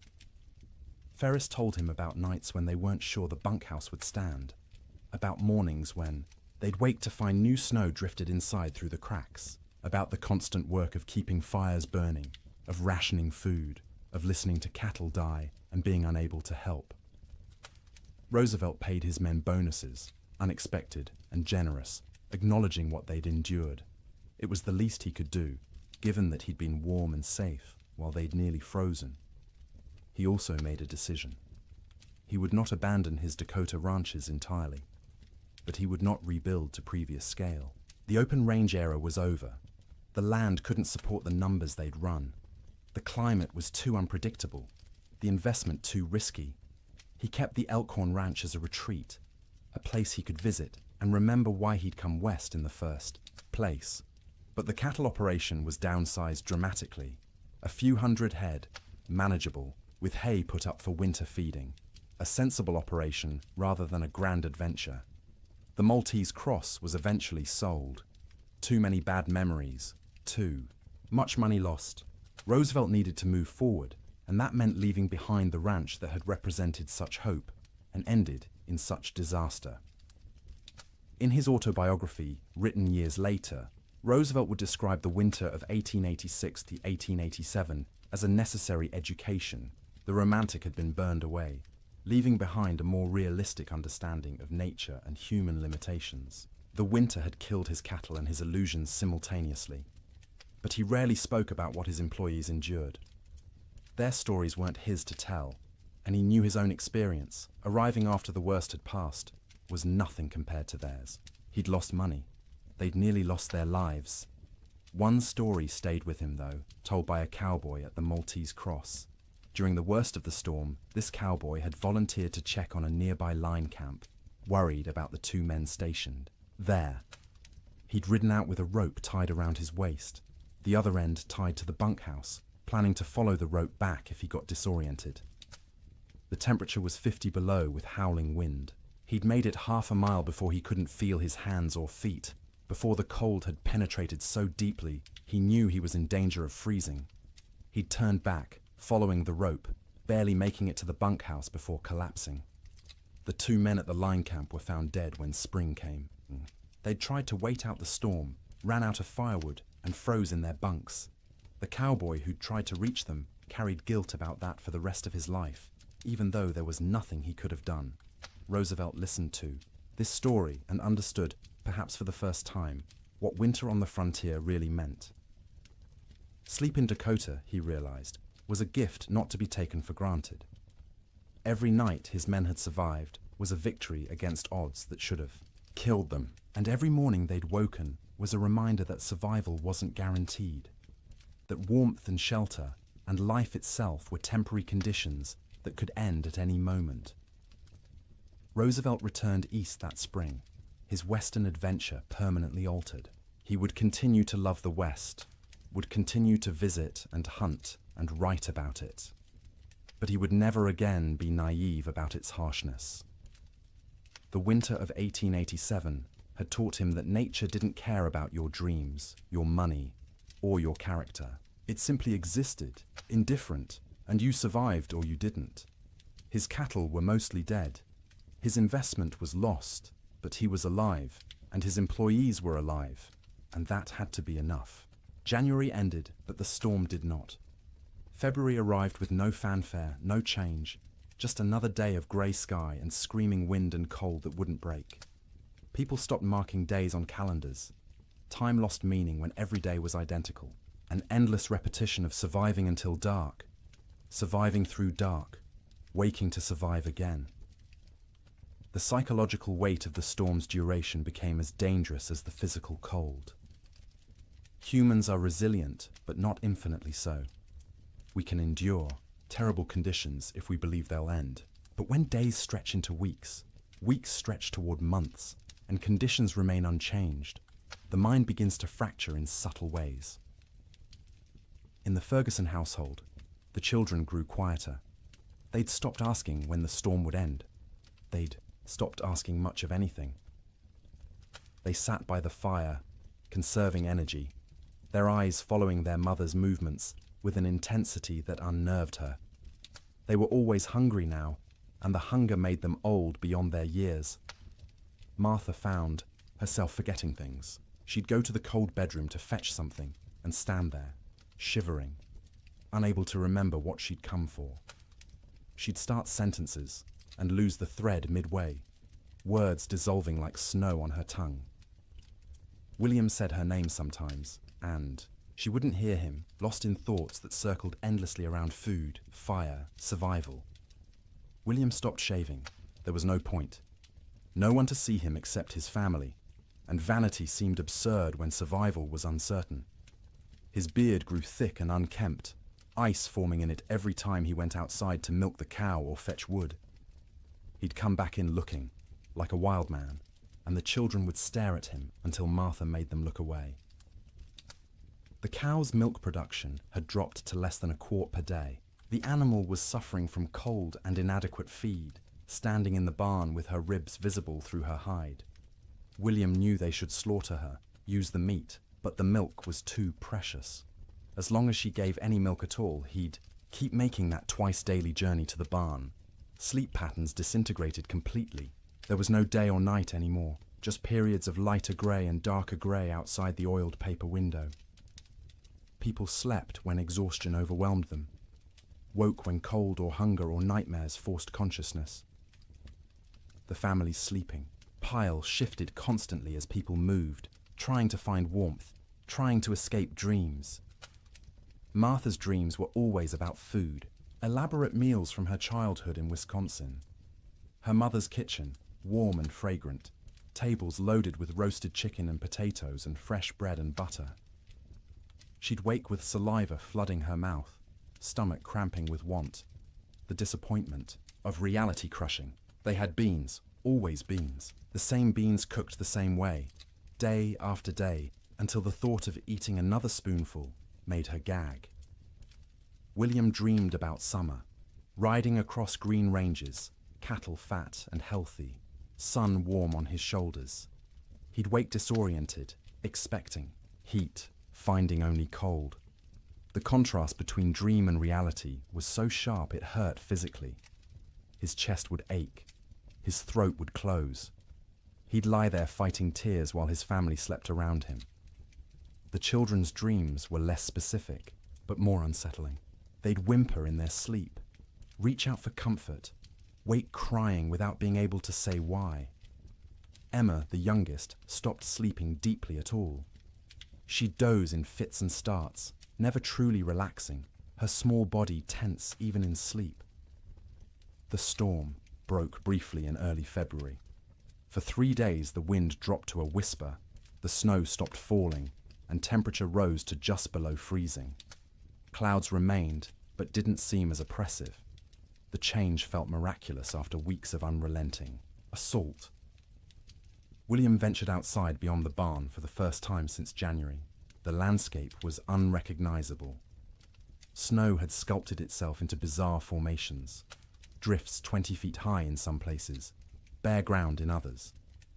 The fence line he'd built 2 summers ago was completely buried. Only the tops of fence posts showed, wooden fingers pointing at the grey sky. He walked out across what had been their pasture, breaking through crusted snow with each step. The snow held his weight for a moment, then collapsed, dropping him thigh-deep into soft powder beneath. It was exhausting to move, each step a battle, but he kept going, desperate for space, for distance from the cabin that had become their prison. He found a dead cow half buried in a drift. One of their small herd, frozen solid, the hide pulled, tight over protruding bones. He stood looking at it for a long time, feeling nothing. He was too tired for grief. The cow was dead. More would be dead. Everything might be dead. These were just facts now, beyond emotion. When he returned to the cabin, Martha and the children were standing in the doorway, watching him. They looked like ghosts in the grey light, pale and thin and insubstantial. He realized he probably looked the same to them. That night the Chinook wind arrived, warm wind from the southwest, carrying temperature up 30 degrees in 2 hours. It felt like a gift from God, a promise that winter could end, that warmth still existed somewhere in the world. People opened doors and windows despite the waste, of heat from their fires, desperate for fresh air, for the feeling of movement, for anything different. The warm wind melted the top layer of snow, water dripped from roofs, ran in small streams across frozen ground, pooled in low spots. For brief hours, it seemed like spring might actually come, that the nightmare might be ending, but the Chinook betrayed them. After 2 days of relative warmth, the wind shifted back to the north. Temperature plummeted. The water that had melted froze instantly, creating a thick crust of ice over everything. The snow that had softened turned to concrete, and when more snow fell on top of that ice, it created a prison for any surviving cattle. Before the Chinook, cattle could at least paw through snow to reach grass beneath. After the ice crust formed, this became impossible. Their hooves couldn't break through. They stood on top of their food, separated from it by inches of ice, and slowly starved, while the grass they needed lay tantalizingly close. Cowboys trapped in bunkhouses understood what this meant. Any cattle that had survived. January were now doomed. The Chinook hadn't been salvation. It had been a final cruelty, raising hope before delivering death more certainly than the cold alone could have. In the bunkhouses, men stopped talking about spring. They stopped talking much at all. Conversation required energy they didn't have. They lay in their bunks, wrapped in blankets, emerging only to eat the meager meals old Pete still managed to prepare, or to take their turns feeding the stove. The silence was worse than the earlier noise of men talking and joking and trying to maintain morale. Silence meant defeat. Silence meant they'd accepted that this was how things were now, that normal life was so far away it might as well not exist. Some men slept 20 hours a day. Their bodies had adapted to scarcity by shutting down, reducing all functions to bare minimum. They moved slowly when they moved at all, speaking in monosyllables, their eyes dull and unfocused. They weren't sick, exactly. They were hibernating, human versions of bears in dens, waiting for conditions to improve. Others couldn't sleep at all, too anxious, too frightened, too aware of their situation. They'd lie awake hour after hour, staring at the ceiling, listening to the wind that never stopped. Their eyes developed a particular look, wide and staring, ringed with dark circles. Their hands shook constantly. They jumped at sudden sounds. Old Pete worried about these wakeful men more than the sleeping ones. The sleepers were conserving energy, doing what their bodies told them to do. But the wakeful men were burning through resources they couldn't afford to lose. Their minds were eating themselves from the inside, consuming sanity the way their bodies were consuming stored fat. He tried to help in small ways. Extra coffee for the wakeful ones, bitter and hot, and something to focus on besides fear. Stories told quietly in the dark, anything to distract. Sometimes just sitting with them, two men awake in a room full of sleeping men, sharing the burden of consciousness. The nights were hardest. 15, 16 hours of darkness in February's depth. The stove provided light as well as heat, flames visible through gaps in the iron, but it was barely enough to see by. Men moved through darkness, feeling their way, bumping into bunks and each other. Without clocks, without daylight, time became abstract. You'd wake, if you could call it waking when you'd only been half asleep, and have no idea if you'd been unconscious for 10 minutes or 10 hours. The disorientation was profound. Some men stopped trying to track time at all. They ate when food appeared, slept when they couldn't stay awake, existed in a perpetual present with no past or future. The concept of sleep itself changed. It wasn't restful anymore.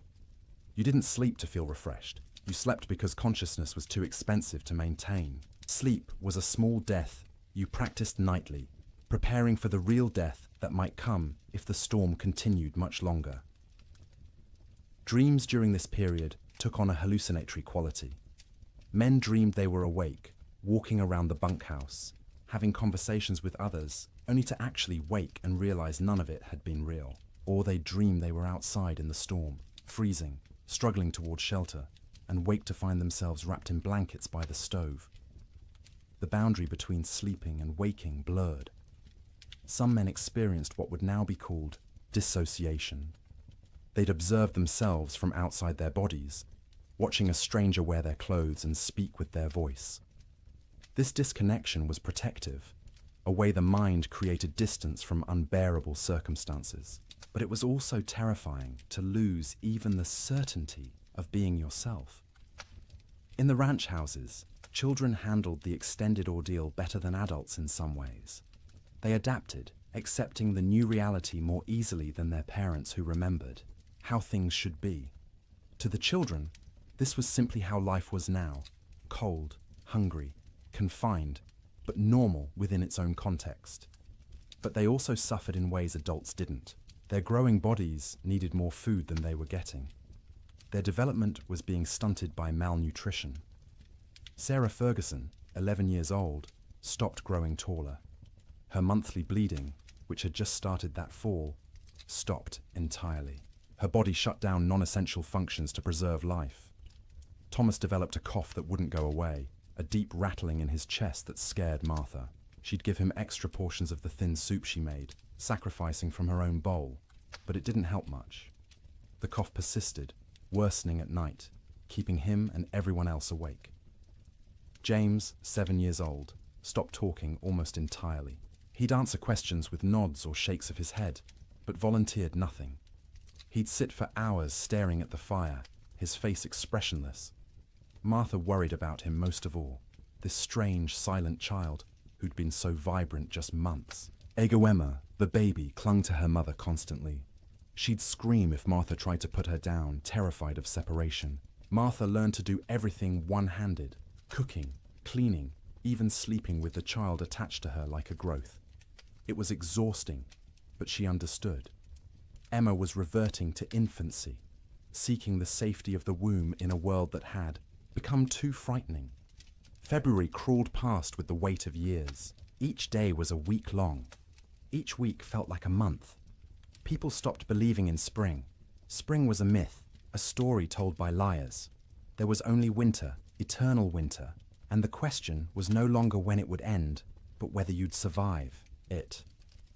And still the wind blew, and still the cold pressed in, and still people slept fitfully in their prisons of wood and hope, waiting for deliverance that seemed less likely with each passing day.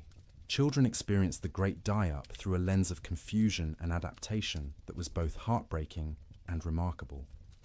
They didn't fully understand what was happening or why, but they adjusted to impossibility with a flexibility adults had lost. To them, the storm wasn't an economic disaster or a failure of planning. It was simply the way the world had become, and they learned to live in it. Sarah Ferguson, at 11, was old enough to sense her parents' fear, even when they tried to hide it. She watched her mother's hands shake when portioning out food. She noticed her father's long silences, the way he'd stare at the fire without seeing it. She understood, in a way her younger siblings didn't, that something was terribly wrong. This knowledge was a burden. She couldn't share it with Thomas or James or Emma because they were too young to understand, and speaking it aloud would make it more real. So she carried it silently, trying to help without being asked, watching for ways to ease the tension that filled the cabin like smoke. She learned to anticipate her mother's needs. When Martha reached for the water bucket, Sarah was already moving, to refill it with snow. When the fire burned low, Sarah added wood before being told. She took charge of Emma when the toddler grew fussy, singing to her, telling her stories, anything to give Martha a few minutes of peace. At night, Sarah lay awake, listening to her siblings breathe, counting breaths, making sure everyone was still, alive. She'd developed an irrational fear that someone would simply stop breathing in the dark and no one would notice. So she stayed vigilant, even when her own body screamed for sleep. She dreamed about school, which seemed like something from another life, the one-room schoolhouse 3 miles from their ranch, where Miss Peterson taught reading and arithmetic to a dozen farm children. Sarah had loved school, loved learning, loved having somewhere to go that wasn't the ranch. The storm had started during Christmas break, and school hadn't reopened. Might never reopen if families didn't survive the winter. She wondered about her classmates. Were they trapped in their homes too? Were they hungry? Were they scared? Or had some of them already died, frozen in cabins that couldn't keep them warm, and she'd never know because news didn't travel through blizzards? These thoughts circled in her head at night, keeping her awake even when exhaustion made her bones ache. She was becoming an adult too quickly, forced to carry worries that children shouldn't have to carry. But she had no choice. The storm didn't care about childhood innocence. Thomas, at 9, dealt with the storm differently. He grew angry. Not explosive anger, not tantrums, but a cold, sullen fury that he directed at everything and nothing. He was angry at the wind for not stopping, angry at his father for not fixing things, angry at God for letting this happen, angry at himself for being trapped and helpless. He'd punch his thin straw mattress when no one was looking, imagining it was the storm, hitting it until his knuckles hurt. He'd kick at the wall, leaving small scuff marks that his mother saw but didn't comment on. He needed to fight something, but there was nothing to fight except weather, and weather was beyond fighting. At night, Thomas didn't sleep so much as surrender. He'd fight consciousness until his body simply shut down, crashing into sleep so deep it was almost like fainting. He'd wake suddenly, disoriented, not remembering where he was for terrifying seconds before memory returned and reality settled back into place. His dreams were violent. He fought bears, wolves, faceless men. He swung fists and weapons, defending his family against threats that dissolved when he tried to focus on them. He'd wake with his heart pounding, sweat soaking his collar despite the cold, and lie there, trying to calm down before he disturbed everyone else. He was hungry all the time, a gnawing, constant hunger that made him think about food obsessively. He'd remember meals from before the storm, special occasions when they'd had roasted chicken, or beef, or his mother's apple pie. The memories were so vivid he could taste them, and the disappointment when he opened his eyes to find only reality was crushing. His mother noticed his anger, but didn't know how to help. She'd try to hug him, and he'd tolerate it stiffly, uncomfortable, with comfort, needing to be tough. He was the man of the house when his father was outside. He had to be strong. He couldn't let himself be a child, even though he was desperately, urgently still a child who needed reassurance that everything would be all right. James, at 7, retreated into silence and fantasy. He created elaborate stories in his head, imagining himself as a hero who could control weather, who could make the sun come out and melt all the snow. In his fantasies, he'd save his family, save the cattle, save everyone. People would thank him. His father would be proud. These daydreams occupied hours. He'd sit by the fire, face blank, living entirely in his imagination where he was powerful instead of helpless. His mother worried about his silence, not understanding it was protection. If he didn't talk, he didn't have to acknowledge reality. He could stay in his head where things made sense and he had control. At night, James slept deeply but unrestfully. He'd thrash and kick, fighting battles in his dreams, sometimes crying out words no one could understand. His siblings had learned to sleep away from his feet because he'd kick without waking. Martha would sometimes reach over and touch his forehead, checking for fever, but he was just hot from the exertion of his dreams. When he did talk, it was often about summer. He'd ask when they could go outside and play, when they could go fishing in the creek, when the cattle would come back. His questions broke Martha's heart because she had no answers. She'd deflect, saying soon, or when winter ends, knowing these were lies, but unable to tell a 7-year-old that winter might not end, that nothing might come back. Emma, just 3 years old, understood least and suffered most in some ways. She knew something was wrong but couldn't articulate what.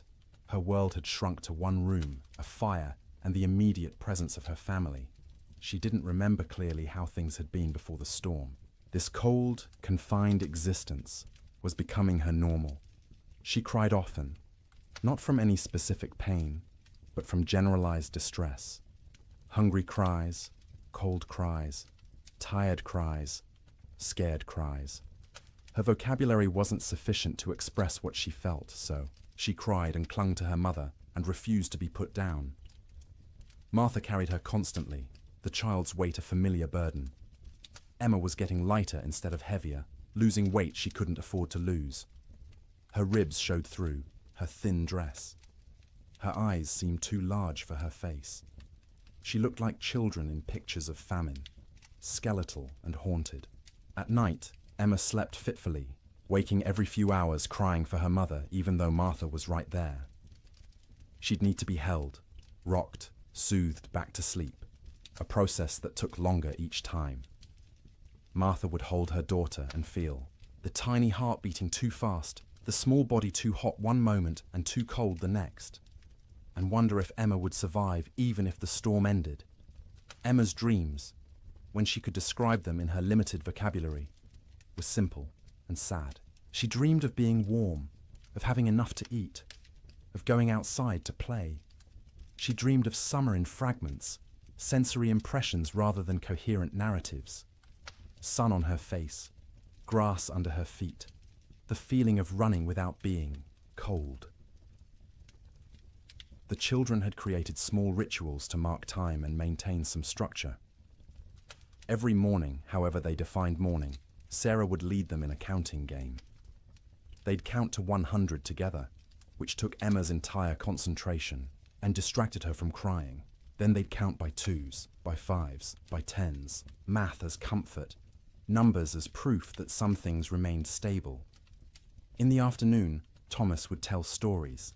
He'd inherited his father's storytelling ability and would spin tales about cowboys and cattle drives and adventures that took place in summer warmth. His siblings would listen, transported briefly to worlds where people weren't trapped and cold and hungry. Emma had a doll, a simple thing made from rags stuffed with more rags, with button eyes and yarn hair. She carried it everywhere, talking to it in her baby voice, explaining things. The doll was hungry. The doll was cold. The doll wanted Mama. Through the doll, Emma processed her own feelings, giving voice to fears she couldn't express directly, the EE. Children learn to read their parents' moods and adjust their behavior accordingly. When Martha looked particularly strained, they'd be quieter, more cooperative. When William came in from the barn looking defeated, they'd give him space, not asking for attention he couldn't provide. They became expert at making themselves small, at not adding to the household's burdens. But they were still children, and children need play. They'd create games from nothing, counting cracks in the ceiling, making shadow figures on the wall with their hands when the fire was bright enough, building towers from the few wooden blocks they owned, then knocking them down and building again. Sarah taught Emma songs, the same songs their mother had taught her. Simple rhymes about animals and weather and daily life. Emma's favorite was about a bird that flew south for winter, which seemed especially relevant. She'd sing it over and over, the words slurring together, while her siblings tried not to show their irritation. The children also absorbed lessons they shouldn't have needed to learn so young. That food was precious and must never be wasted. That fire was life and must be watched constantly. That cold could kill and must be respected. That sometimes adults didn't have answers, didn't know what to do, were as frightened and helpless as children, but had to pretend otherwise. They learned what their parents looked like when pretending to be brave, the slight tremor in their mother's voice when she said everything would be fine, the way their father's smile didn't reach his eyes. They learned to accept these performances without comment, understanding that challenging them would make things worse. In later years, the Ferguson children would remember the winter of 1887 as a blur. They'd recall specific images. The fire, always the fire, and their mother's face in its light. and the sound of wind that never stopped. But the timeline would be confused, events blending together because days had no distinct markers. Sarah would remember being hungry but never being fed. Thomas would remember being angry but not knowing why. James would remember his fantasy world more clearly than reality, which was probably for the best. Emma would remember almost nothing directly, just a vague sense of having been cold once, long ago, for longer than seemed possible. But they'd also remember warmth of a different kind. The feeling of sleeping piled together, siblings in a heap like puppies, their mother's songs in the dark, their father's hands, rough and gentle, checking them for frostbite. The way Sarah would hold Emma when Emma cried. The way Thomas would share his tiny portion of food, even though he was starving. The way James would tell stories that made them laugh despite everything. Children are resilient, but resilience has costs. The Ferguson children survived the winter, but they were changed. Sarah grew old before her time, burdened with worries she couldn't set down. Thomas's anger would last years, manifesting in ways that troubled his parents. James would remain in fantasy longer than he should, reluctant to engage with a world that had proven so harsh. Emma would be clingy and fearful, suffering from what we'd now call anxiety, though no one had that word then. But they survived. All 4 Ferguson children made it through the winter alive, which many children didn't. In the spring, when Sarah returned to school, half her classmates were missing, died in the storm, or their families had moved away, or they were too weak to attend. The teacher never spoke about them, and Sarah never asked, but she noticed the empty desks and understood what they meant.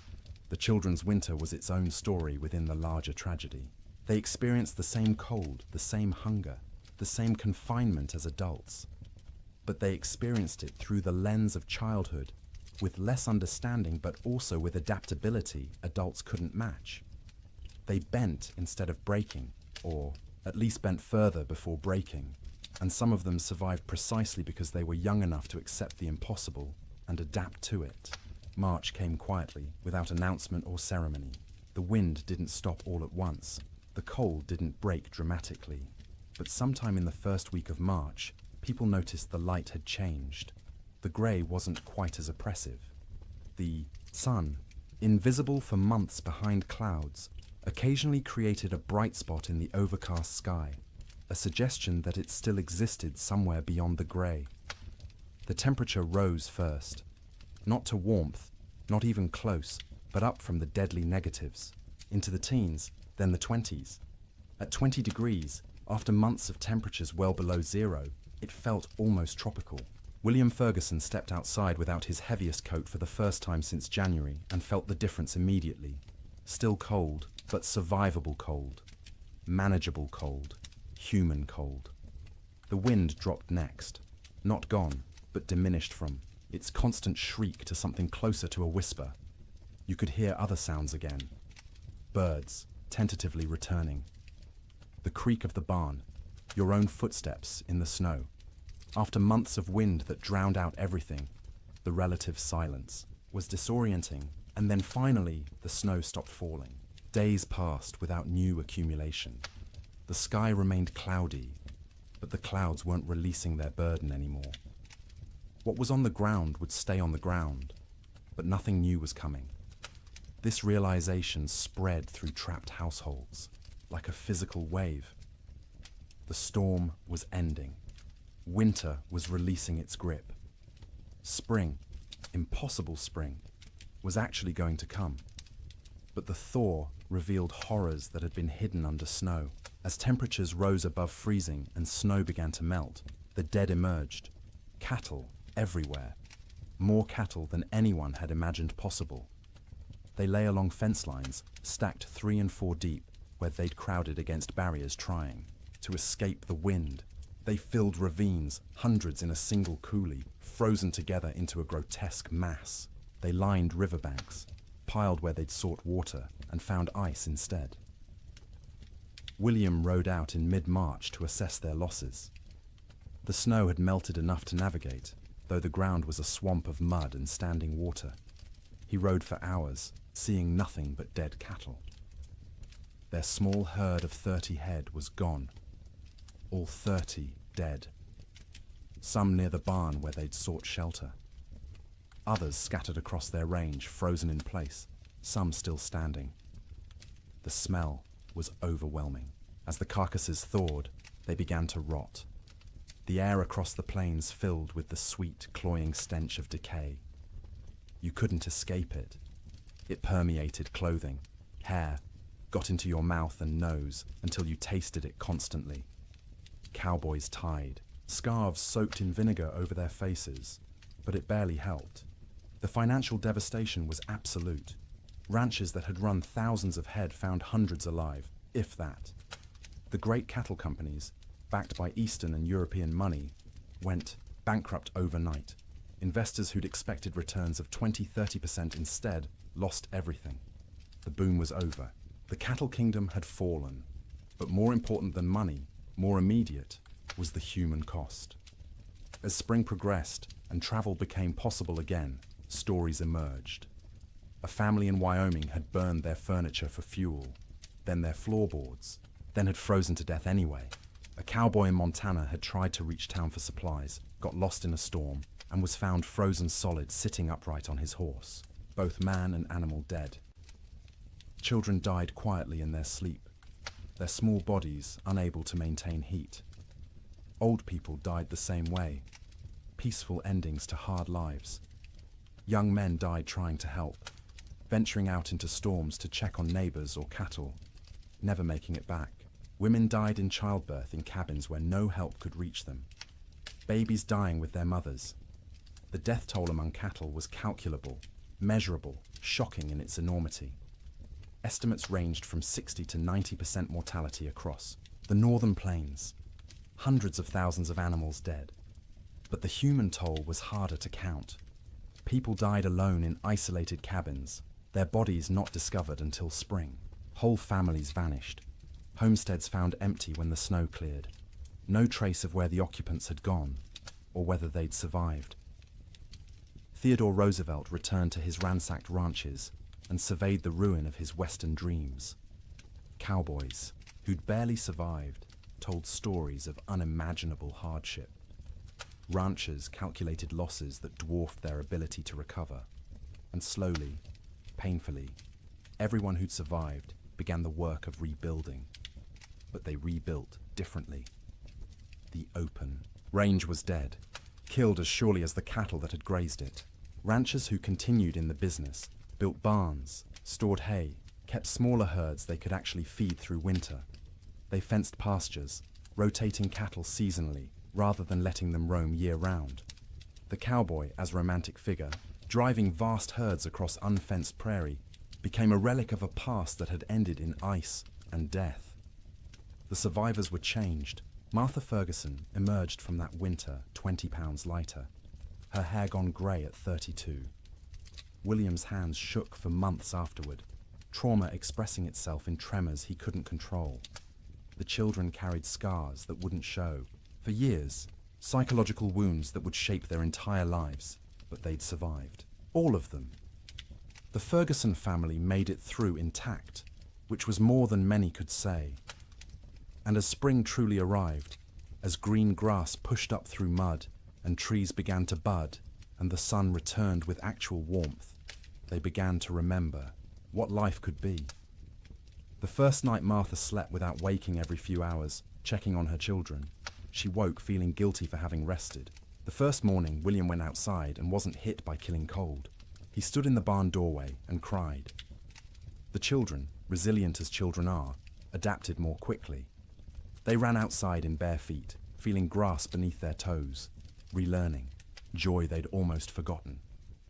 Sleep in spring was different from sleep in winter. The fear was gone, the vigilance unnecessary. People slept deeply for the first time in months, their bodies finally feeling safe enough to truly rest. They slept for 10 hours, 12 hours, catching up on sleep debt accumulated over winter. They woke refreshed, amazed at the feeling, remembering what normal had felt like. But the dreams remained. For years afterward, survivors would wake from nightmares about the winter of 1887. They'd dream of being trapped, of being cold, of hearing cattle die, and being unable to help. These dreams would fade over time, but never entirely disappear. The winter had carved itself into their psyches, a permanent scar. And now, dear traveller through this story, we've reached the end of our journey through the coldest winter in wild West history. We've walked with cowboys in their bunkhouses, huddled with families around failing fires, witnessed the death of cattle and dreams, and an entire way of life. The Great Die-Up of 1887 was catastrophic. It killed hundreds of thousands of animals, bankrupted fortunes, and ended the era of open-range ranching forever. But more than that, it tested human endurance in ways few events ever have. It asked people to survive the unsurvivable, to sleep, in conditions where sleep seemed impossible, to maintain hope when hope was absurd, and they did. Not all of them, not even most of them without terrible cost, but enough survived to tell the story, to rebuild, to ensure that the lessons learned would protect future generations. As you lie in your warm bed tonight, safe from cold and storm, let yourself feel the profound gift of that warmth. The pioneers of the Wild West would have considered your comfort miraculous, impossible luxury beyond imagining. Central heating, insulated walls, blankets made in factories rather than woven by hand. You live in the future they could only dream of, the safety they fought to reach. Their struggle made this possible. Every improvement in building techniques, every advance in weather prediction, every system we have now to survive winter grew from lessons learned in disasters like the Great Die-Up. They suffered so that eventually people wouldn't have to suffer, so that sleep could be restful rather than survival, so that winter could be endured without terror. Let their memory settle over you gently now. Let the wind that screamed across the Montana plains become the whisper of your fan. Let the cold that killed become the pleasant coolness of your air conditioning. Let the hunger that gnawed at them become the satisfaction of knowing you can eat when you wake. You are safe, you are warm, you are comfortable in ways they couldn't have imagined. And as you drift towards sleep, carry with you gratitude for that safety. Honor their endurance by appreciating what you have. Remember their suffering by cherishing your comfort. The winter of 1887 is over. It has been over for more than a century, but its story remains, a testament to human resilience and the terrible power of nature. The cowboys and ranchers and children who lived through it are long gone, but their experience echoes forward to us, teaching us about survival, about courage, about the precious gift of a warm place to sleep. So sleep now, deeply and peacefully. Let the weight of blankets comfort rather than burden you. Let the darkness be restful rather than fearful. Let your dreams be gentle rather than haunted. The storm has passed. Spring has come. The long winter night is over, and you, in your warm bed, in your safe room, can rest without fear, can close your eyes without vigilance, can surrender to sleep, knowing you'll wake to warmth and safety. The Great Die-Up claimed so much, so many cattle, so many dreams, so much hope. But it couldn't claim everything. It couldn't kill the human capacity to endure, to adapt, to survive impossible conditions, and emerge, if not unscathed, then at least alive. Still capable of love, still capable of rebuilding, still capable of hope. That resilience lives in you too. You carry it in your genes, inherited from ancestors who survived winters and storms and hardships we can barely imagine. Their strength is your strength. Their determination is your determination. Their ability to close their eyes in terrible circumstances and wait to face another day is yours as well. You don't need it tonight. Tonight, you can simply rest. Let the story of the Great Die-Up fade like snow melting in spring sun. Let the cold recede. Let warmth embrace you completely. Sleep well, knowing that winter always ends, that spring always comes, that the coldest night eventually gives way to dawn. The pioneers of 1887 learned this truth at terrible cost.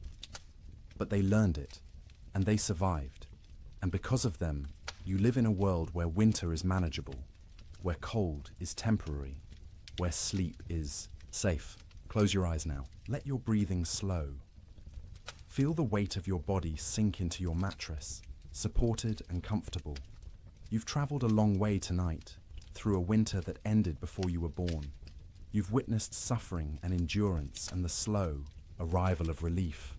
Now it's time to find your own relief, your own rest, your own peaceful surrender to sleep. The wind has stopped screaming. The cold has lost its teeth. The cattle are grazing on green grass in valleys where snow once piled 20 feet deep. And you are here, warm and safe, ready to sleep, ready to dream gentle dreams, ready to wake refreshed to a world where the great die-up is history, where winter is a season rather than a death sentence, where sleep is rest rather than survival. Good night, traveller. Thank you for joining me on this journey through the coldest winter in Wild West history. May your own sleep be everything those pioneers couldn't have. May you wake warm and safe, grateful for the comfort that cost them so much to achieve. The storm is over. Spring has come. Sleep well. Good evening and welcome back, friends. Tonight, we are going to journey through the Great Famine winter, when medieval Europe froze for 7 years. As always, let me know where in the world you are listening in from. Get cozy, settle in, and let's begin.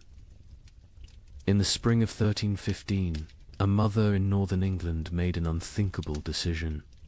She locked her children inside their cottage, walked into the frozen wasteland, and never returned.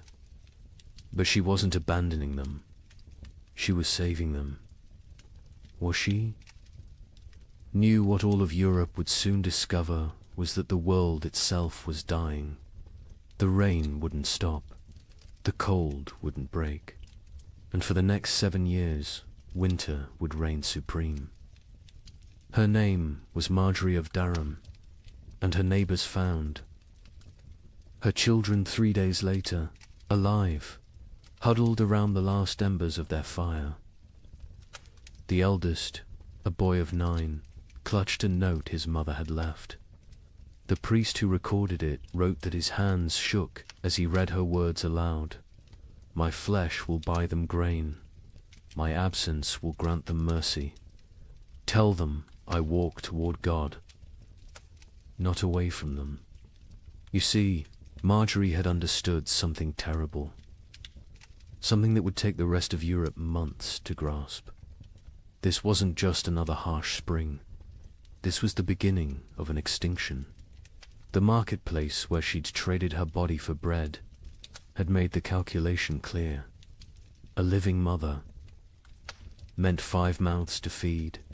A missing mother meant for orphans. The church had to shelter, and the church still had grain, still had walls, still had hope that this nightmare would end. But here's what makes Marjorie's story so haunting. She wasn't unique. Parish records from 1315 show hundreds of similar disappearances. Parents vanishing into blizzards, elderly grandparents wandering into forests, always leaving notes, always locking doors from the outside, always walking toward death like it was salvation. The chronicler Geoffrey Le Baker would later write about that spring with words that feel pulled from nightmares. Rains began on St. George's Day and fell like God had forgotten how to do anything else. Not the warm rains of April that wake sleeping seeds, but frozen needles that killed whatever they touched. Crops didn't fail, they drowned standing. Rivers didn't flood, they exploded from their banks like wounded animals. Think about that. For a moment, you're a medieval peasant. Your entire world is 3 miles wide. Everything you know about survival, every technique your father taught you, every prayer your mother whispered, assumes one simple truth that seasons follow patterns. Spring brings life, summer brings growth, autumn brings harvest, winter brings rest. But what happens when spring never comes? When winter refuses to die? When the very foundation of existence cracks beneath your feet? That's what began in 1315. Not a famine, not a crisis, but the complete collapse of natural order. And Marjorie of Durham, walking into that frozen dawn, leaving her children behind to live, was just the first character in a story that would consume 15 million souls. Before it ended. The question isn't how Europe survived, it's what Europe became to survive it. Picture yourself waking up on Easter morning, 1315, in a small village outside Paris. Your neighbor Johannes jokes about yesterday's rain ruining his seedlings. His wife laughs, saying one wet spring never hurt anyone. Within 6 months, Johannes will trade his youngest daughter for a bag of moldy grain. His wife will disappear one night, and the village will pretend not to notice the fresh meat at the butcher's stall. But this morning, they're still laughing. The peculiar thing about catastrophe is how quietly it arrives. No trumpets, no divine warnings, just rain. Endless, crushing, biblical rain that began falling across Europe in May 1315 and simply didn't stop. That Easter morning in Kratzy-le-Chapelle, 20 miles from Paris, felt like any other. The baker Michel had risen at cockscrow to fire his ovens. His wife Agnes counted their silver, planning to buy young pigs at the summer fair. Their son Pierre played with wooden knights, recreating battles he'd never fight because there wouldn't be a world left to fight for. The church bells summoned them to Mass. Father Bernard, still young enough to believe suffering had meaning, delivered a sermon about resurrection, about new life, about God's promise that seed time and harvest would never cease. The congregation nodded along, comfortable in their certainty. Why wouldn't they be? Their grandfathers had survived wars. Their fathers had survived plagues. Surely they could survive a little rain. But if you'd looked carefully that morning really, Latude have seen the signs. The sparrows that usually nested in the church eaves were gone. Not dead, gone. The cats had stopped hunting, instead huddling in doorways with their fur perpetually damp. And the old women, the ones who remembered the harsh winter of 1258, had started hoarding soldat. Johannes, the man who joked about his seedlings, was a cloth merchant. Successful enough to own 2 cows and rent 3 strips of land. His wife Marie had borne him 7 children, 4 still living, which made them lucky by medieval standards. Their youngest, Isabel, had just turned 6, hair like spun gold. Her father would say, worth its weight in gold, someone else would say 6 months later, weighing her against a sack of spoiled wheat. The rain that Easter was unusual only in its persistence. It had fallen for 3 days straight, turning the roads to mud, keeping the holiday merchants away. But rain in April wasn't catastrophe, it was inconvenience. The real terror wouldn't begin until May 15th, the feast of St. Dymphna, when the rain turned cold. Brother Francis of the Abbey St. Denis recorded it first. He'd been copying manuscripts when he noticed his breath misting in the scriptorium. In May, at midday, the ink froze on his quill. He thought perhaps illness had taken him. Fever turned backward into chills.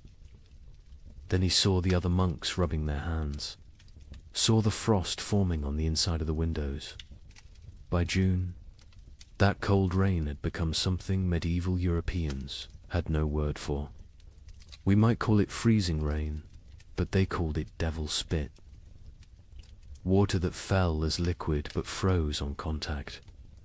Entire fields became sheets of ice in summer.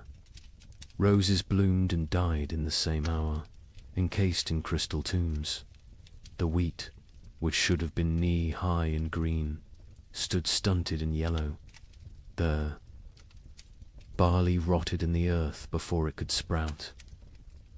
The rye grew, but wrong-twisted, black, infected with something that would later be recognized as ergot, the fungus that causes hallucinations and gangrene. Some villagers, desperate for any harvest, ate it anyway. They danced themselves to death in the streets, laughing as their fingers turned black and fell off. But we're getting ahead of ourselves. Let's return to Johannes and his family, because their story is everyone's story. By late May, Johannes had stopped joking about anything. The constant rain had ruined the roads, making trade impossible. No merchants could travel, which meant no cloth could be sold, which meant no coins for bread. Not that there was bread to buy. The baker Michel had closed his ovens now. Grain meant no flour, meant no purpose to the fire. June brought the first death in Crassy-la-Chapelle. Not from starvation, not yet. Old Catherine, who'd survived 70 winters, simply gave up. She announced at Sunday Mass that God had abandoned them, walked home, lay down in her bed, and willed herself to die. The priest called it despair, a mortal sin. But privately, he envied her escape. The real horror began in July, when the rain briefly stopped. For 3 days, the sun appeared, weak and watery but present. The villagers rushed to salvage what they could, to plant anything that might grow before autumn. They worked day and night, hands bloody from tearing at the muddy earth, planting beans, turnips, anything fast-growing. On the 4th day, the hail began. Not regular hail. Chunks of ice the size of fists, driven sideways by winds that shouldn't exist in summer. They shattered shutters, killed chickens, knocked full-grown men unconscious. When it stopped, nothing remained of those desperate plantings. The fields looked like they'd been trampled by an army of giants. That's when Johannes made his first, unthinkable choice. He killed one of his cows, not for meat not, yet but for mercy. It was starving, crying constantly, too weak to stand. He told his children it had gotten sick, but Marie knew. She saw him save the blood in buckets, saw him portion it carefully with their dwindling barley. Blood pudding would keep them alive another week. Argus arrived wearing winter's clothes. Frost in the mornings, ice on the water buckets, breath. Misting even at noon. The second cow died on its own, and Johannes counted it lucky. They ate everything, the meat, the organs, the marrow from the bones. They boiled the hide for soup. They ground the bones for flour. Nothing was waste because waste meant death. Brother Thomas of Westminster Abbey wrote something strange in his chronicle that summer. The heavens have forgotten how to cease their tears. At first, monks like Thomas saw it as God testing their faith. A brief punishment, maybe for the wars between England and Scotland, maybe for the French king arresting the Pope. Surely it would pass. But then came the letters from sister monasteries. From Cologne, our fields are lakes. From Florence, the Arno has swallowed 3 villages. From Krakow, the children ask what the sun looked like. What terrified Thomas wasn't the rain itself, it was the temperature.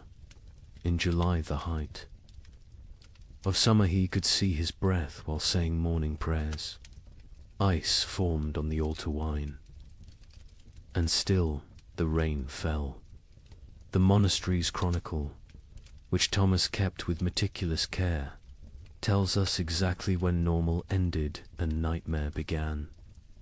June 23rd, the eve of St. John, traditionally celebrated with bonfires that burned until dawn.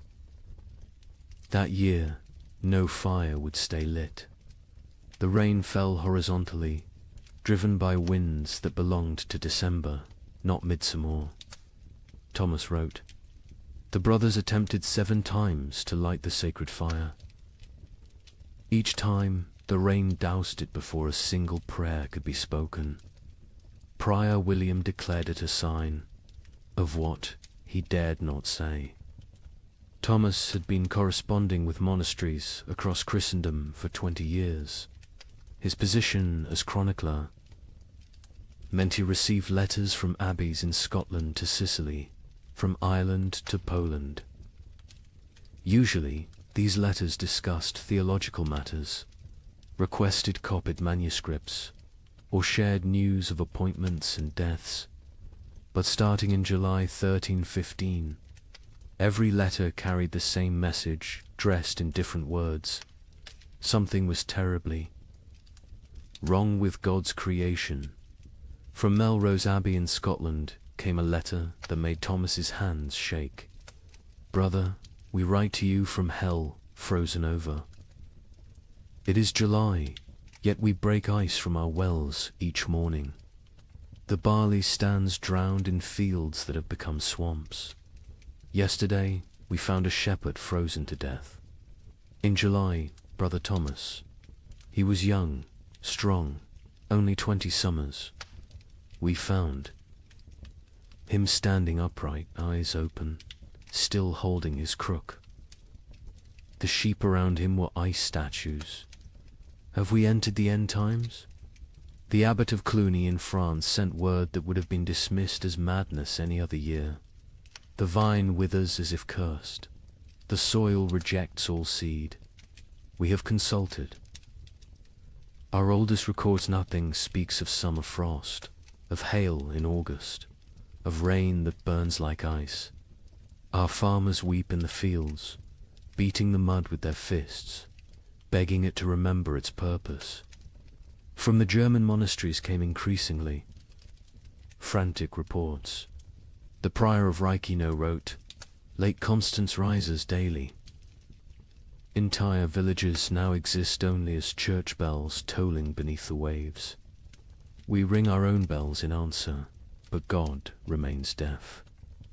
The rain tastes of sulphur. Birds fall from the sky mid-flight, frozen solid. What sin has mankind committed to earn such wrath?" But it was a letter from an Italian monastery that contained the most chilling observation. Brother Antonio of Monte Cassino, a learned man who'd studied both scripture and natural philosophy, wrote, "This is not divine punishment. Brother Thomas, I have read the ancient texts, Greek and Roman both. This happened before. They called it the years without summer. Crops failed, empires fell, and mankind retreated to caves. We are not being punished. We are being erased." Thomas himself had begun keeping detailed records of the weather, something unprecedented for the time.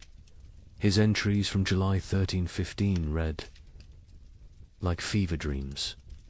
July 4th, Feast of St. Ulrich. Rain for 16 straight hours. Temperature cold enough that we wore winter robes to matins. 2 brothers collapsed during prayers, their lips blue. July 11th. The rain has not ceased for 40 hours. We cannot light fires. We eat cold porridge and pray with numb fingers. Brother Matthew suggests we are experiencing Noah's flood again. Prior William had him whipped for heresy. But privately, we all wonder. July 19th. Something impossible today. The rain froze as it fell, coating everything in ice. In July, the vegetable garden is destroyed. Every plant encased in crystal, beautiful and dead. We gathered to pray, but the words stuck in our throats. How do you pray when creation itself seems broken? The correspondence between monasteries became increasingly desperate as summer crawled toward autumn. They began sharing survival techniques rather than theological debates. How to keep manuscripts from molding in the constant damp. How to preserve food when nothing would dry. How to maintain faith when every prayer for sun was answered with more rain. From Prague came instructions for building underground storage that might resist the water. From Dublin came recipes for making bread from acorns and chestnuts. From Rome came silence. The Holy See had problems of its own. With the Tiber flooding the papal palace repeatedly, Thomas noted something else, something that wouldn't be fully understood for centuries. The rain wasn't uniform. It would pound. One region while barely touching another 20 miles away. But those dry spots weren't lucky, they were cursed differently. Without rain, but with temperatures below freezing in summer, crops still died. Wells still froze. People still starved. A letter from the Bishop of Bergen in Norway contained an observation that haunts historians today. The merchants from Iceland have not come. They were due in May, as always. It is now August. Ships sent to investigate found the sea routes blocked by mountains of ice that should not exist in summer, or perhaps should not exist at all. The sailors speak of icebergs, tall as cathedrals, moving south like an army of frozen giants. By late August, Thomas's own entries had taken on a tone of barely controlled panic. We have begun rationing in August. The harvest is already lost, and we must survive on stores meant for winter. But what winter awaits us if summer itself has become frozen? Prior William no longer speaks of God's tests. He speaks of God's absence. The most telling entry comes from September 3rd. Brother Francis asked me today why I still write these chronicles. Who will read them? Who will survive to care about the weather of a dead year?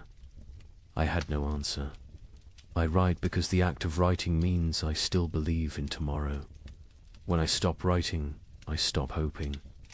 So I write of rain, of cold, of death creeping closer. I write because someone must witness the ending of the world. Imagine watching your entire years work everything you need to survive a rotting in the field before your eyes. Not failing to grow, not dying from drought, but literally dissolving into grey sludge. A French peasant named Guillaume left us. A rare written account dictated to a priest. The wheat stood tall and green in June, promising the best harvest in memory. By August, it was black soup. The smell, God forgive me, it smelled like death before death had even come. But here's where our story takes its first dark turn. The failed harvest of 1315 was just the opening act. Because while the peasants mourned their rotted grain, something else was happening. Something that would transform a bad harvest into an apocalypse. Guillaume of Soissons was not a typical peasant. He'd served in the king's army, learned his letters during a campaign, and returned home with enough silver to rent 5 strips of prime farmland. His account, preserved because the priest thought it might matter someday, gives us the only peasants. I view of the catastrophe unfolding in those fields. I have seen men die with their guts spilling onto French soil. Gideon told the priest. But watching my wheat die was worse. A man dies once. My wheat died every day for 60 days, and each morning I watched it die again. The process was unlike anything farmers had encountered. Usually, crop failure was quick frost, drought, or pests. You knew within days if you were ruined. But 1315 tortured them with hope. Gideon described walking his fields each dawn, and each dawn finding a new horror. First, the stalks grew too fast. In June, they shot up like they were racing toward heaven. We thought ourselves blessed. My wife danced between the rows, saying we'd have enough to sell, enough to buy that ox we'd dreamed of. The children planned what they'd eat at harvest feast: honey cakes, white bread, meat every Sunday until Christmas. But the unnatural growth was a warning, not a blessing. The constant rain and bizarre temperature swings had triggered something in the planter. Desperate attempt to reproduce before dying. The stalks grew tall but hollow. The kernels formed but never filled. By July, the color started changing. Not all at once. First, little spots like rust on a blade. We told ourselves it was nothing, just moisture. It would pass, but the spots spread. They merged, they consumed.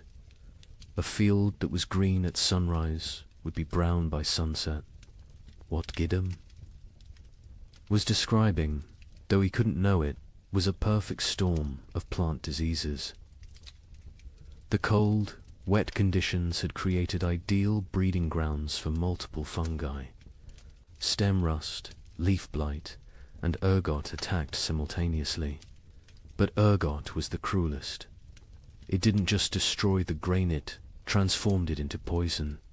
The heads of wheat turned black and swollen, like fingers left too long in water.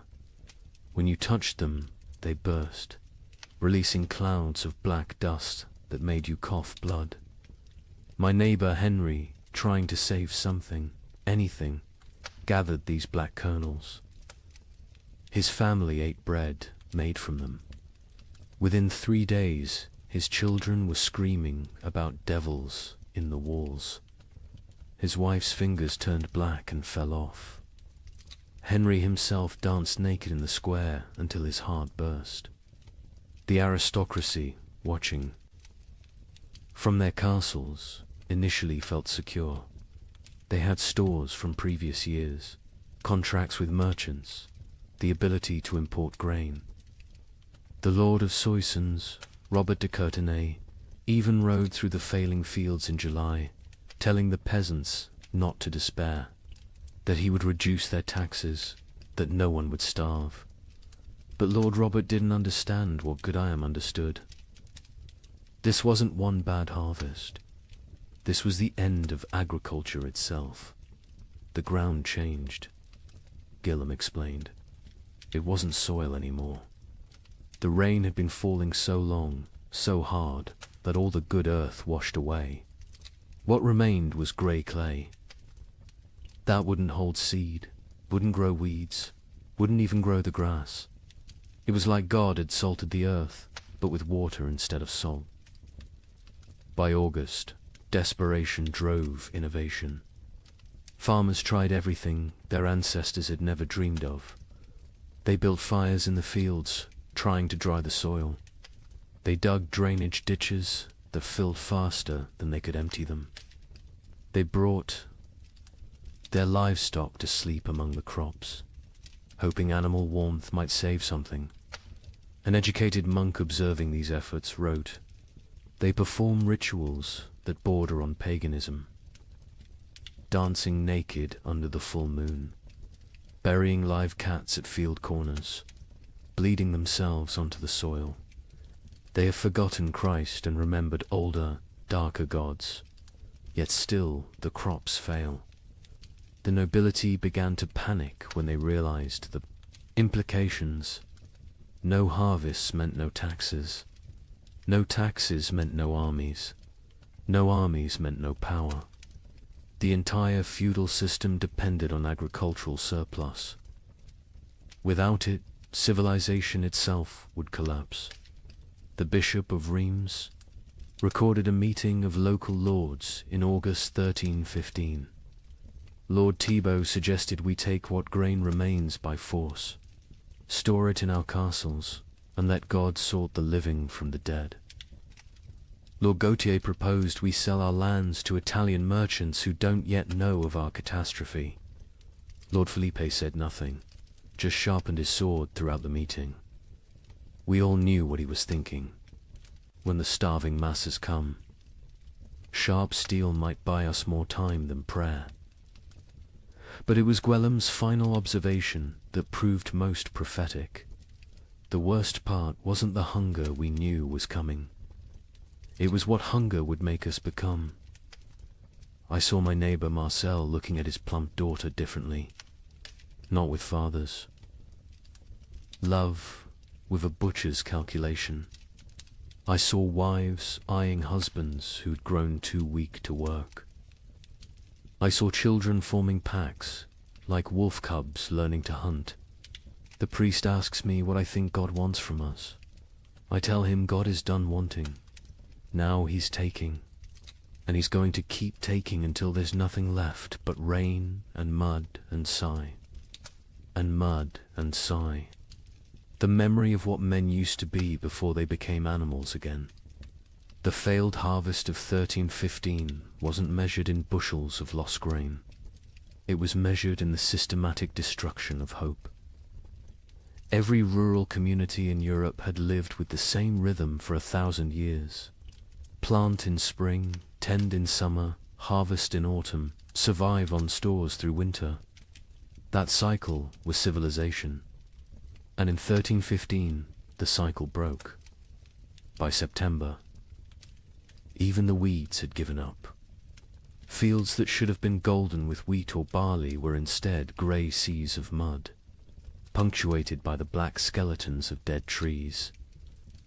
The only things that grew were fungous, bulbous things that appeared overnight in colors nature had never intended. Purple, electric blue, sick yellow. Children who ate them died laughing. Adults who ate them died screaming. The recording. Priest added his own note to Gwillim's testimony. This man speaks truth. I have seen the fields myself. They look like God's own graveyard, waiting for the corpses that will soon fill them. We are not facing a famine. We are facing an extinction. May whoever finds this record pray for our souls, for by the time you read this, we will surely be past praying for ourselves. In September 1315, a strange sickness appeared among the cattle of Norfolk. Within days, it spread to sheep, then pigs, then horses.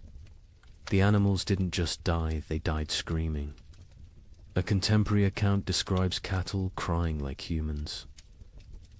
In their agony, their tongues swollen black, their eyes weeping blood. Modern historians call it marin, but medieval Europeans had another name for it. Devil's touch. Because healthy animals would drop dead mid-step. A cow giving milk at dawn would be a corpse by noon, and the speed of transmission defied Logicantia herds gone in hours. But I haven't told you the worst part yet. The animals that survived, they changed. Horses began eating meat. Pigs turned. Feral, forming packs that hunted. And the rats. The rats disappeared entirely. Where did they go?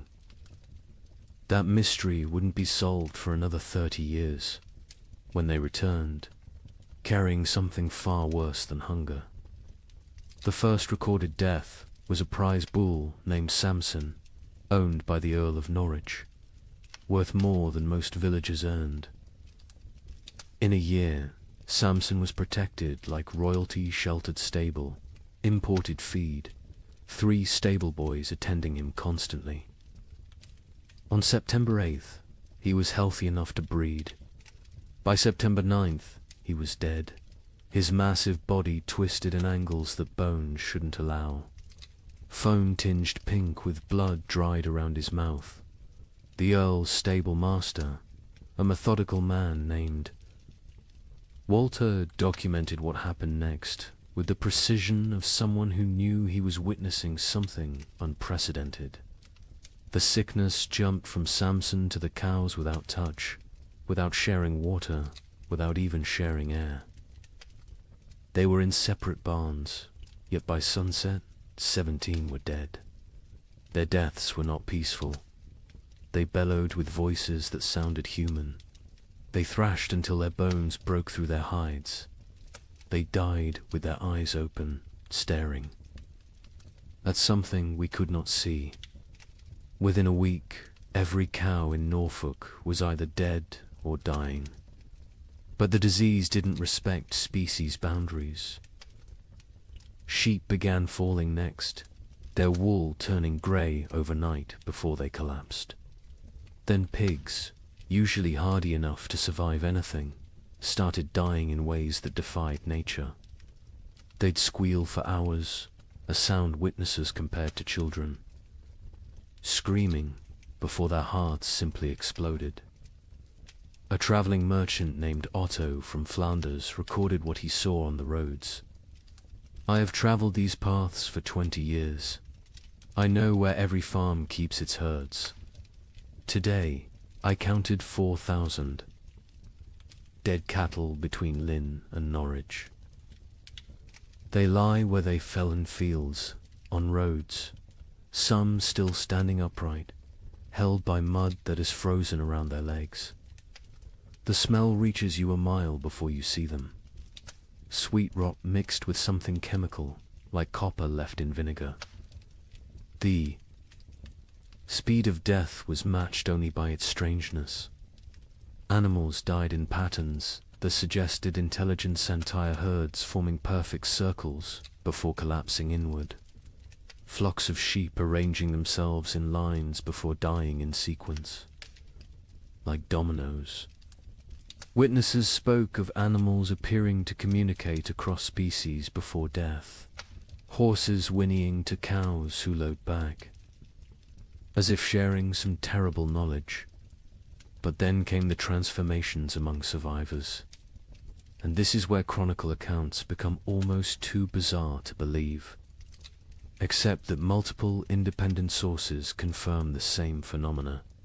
Sir William de Ross, a knight with lands across Yorkshire, wrote to the Archbishop of York, "Your Grace must believe what I write, though it sounds like madness. My destrier, Caesar, a warhorse I've ridden into 3 battles, has begun hunting. Not grazing, hunting. I watched him corner a rabbit, kill it with his hooves, and eat it. He tears flesh with teeth never meant for meat. Other horses flee from him now. He stands alone in his paddock, blood on his muzzle, waiting for something none of us understand. The pigs were worse. Those that survived the plague didn't return to their pens. They grouped together in the forests, moving in coordinated packs. A woodcutter named Thomas testified to the Bishop of Ely. 20 of them, maybe more, moving like wolves, but smarter than wolves. They set ambushes. They used one injured piglet as bait to draw a merchant from his cart. When he climbed down to help him, the others came from the trees. We found his bones 3 days later, picked clean, arranged in a pile like they were showing off. The transformation wasn't limited to behavior. Physical changes occurred that medieval veterinarians couldn't explain. Horses grew longer teeth, sharp enough to tear meat. Pigs developed thicker hides that arrows couldn't pierce. Chickens that survived grew black feathers, regardless of their original coloring, and their eggs when cracked, contained blood instead of yolk. A learned monk, Brother Adlard, who had studied Arabic texts on animal husbandry, proposed a theory. The beasts know something we do not. They sense the world itself is dying and are changing to survive in whatever hellscape follows. They are becoming what they need to be. The question is, what does that make us? Who cannot change? The economic implications were immediate and catastrophic.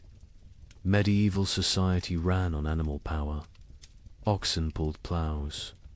Horses carried knights. Sheep provided wool. Cattle gave milk and meat. Without them, agriculture collapsed entirely. You couldn't plant without oxen. You couldn't travel without horses. You couldn't stay warm without wool. The reeve of a manor in Lincolnshire left records showing the speed of collapse. September 1st, 200 cattle, 500 sheep, 60 pigs, 20 horses. October 1st, 3 cattle, 12 sheep, 0 pigs, 2 horses. The 2 horses that remain will not accept saddle or bridle. They watch us with eyes that show too much white. We dare not approach them. Desperate attempts at prevention failed spectacularly. Some communities tried isolating healthy animals, only to watch them die faster in confinement. Others attempted ancient remedies, hanging holly over stable doors, painting crosses in lamb's blood on barns, burying horse skulls at crossroads. The Bishop of Winchester ordered all animals blessed with holy water. They died mid-blessing, falling dead at the priest's feet.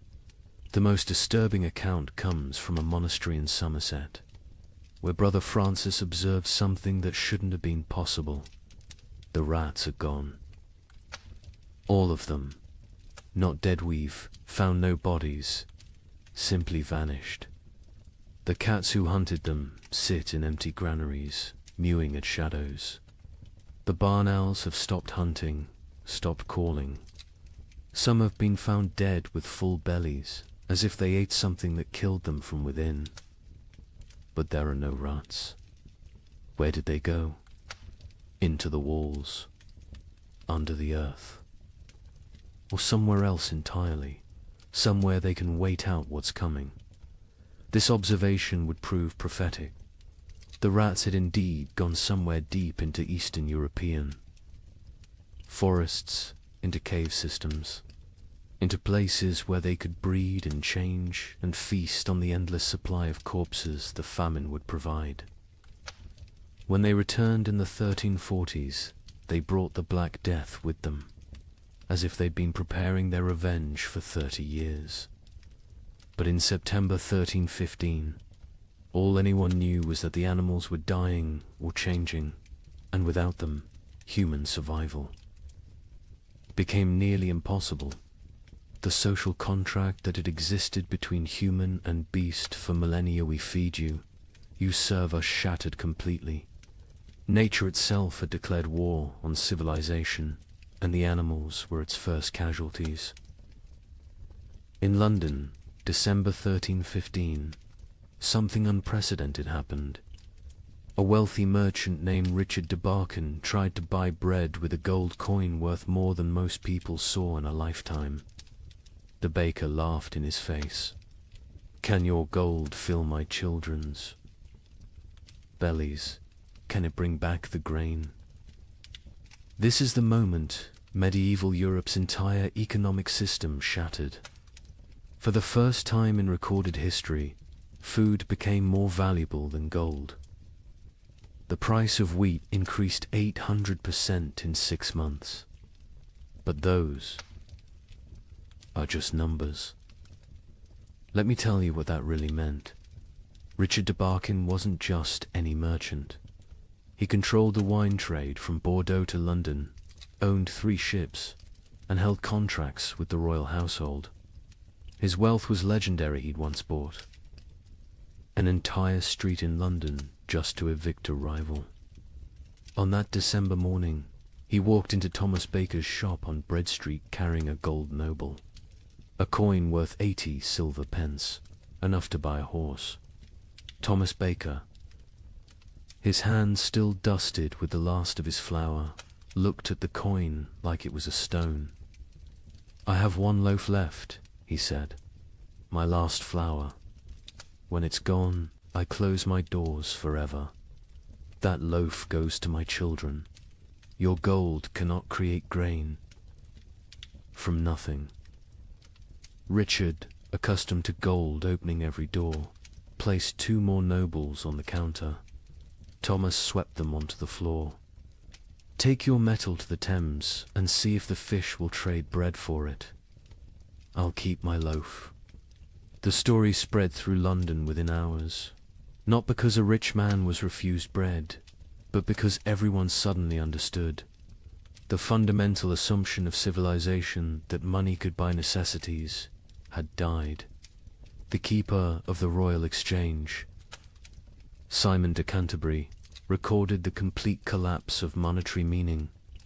December 1st, 1 penny buys a loaf. December 15th, 1 shilling buys a loaf. December 30th, 1 pound buys a loaf. January 13, 16, no amount buys a loaf, for there are no loaves to buy. But the breakdown went deeper than inflation. The very concept of value imploded. A manuscript from Guildhall records an exchange that would have been incomprehensible months earlier. Margaret Carpenter traded her wedding ring, passed down 5 generations, for 2 turnips. John Smithson offered his house for a ham. The hams. Owner refused. The guild system, which had regulated trade for centuries, collapsed overnight. The worshipful company of bakers, once among London's most powerful guilds, disbanded when 8 of 12 members died trying to defend their shops from crowds. Their final record, dated January 3rd, 1316, states, "We dissolve this fellowship, as there is nothing left to fellow over. May God forgive what we have become." In Paris, the situation grew even more surreal. The provost of merchants, attempting to maintain order, issued daily price controls. Every morning, he'd announce the maximum legal price for bread. Every evening, bakers would ignore it entirely. One baker, hauled before the provost for charging 30 times the legal rate, responded, "Hang me if you wish. My corpse will bake no bread.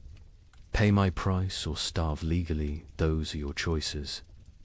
The relationship between social classes inverted overnight. A peasant with a hidden store of grain wielded more power than a duke with chests of gold.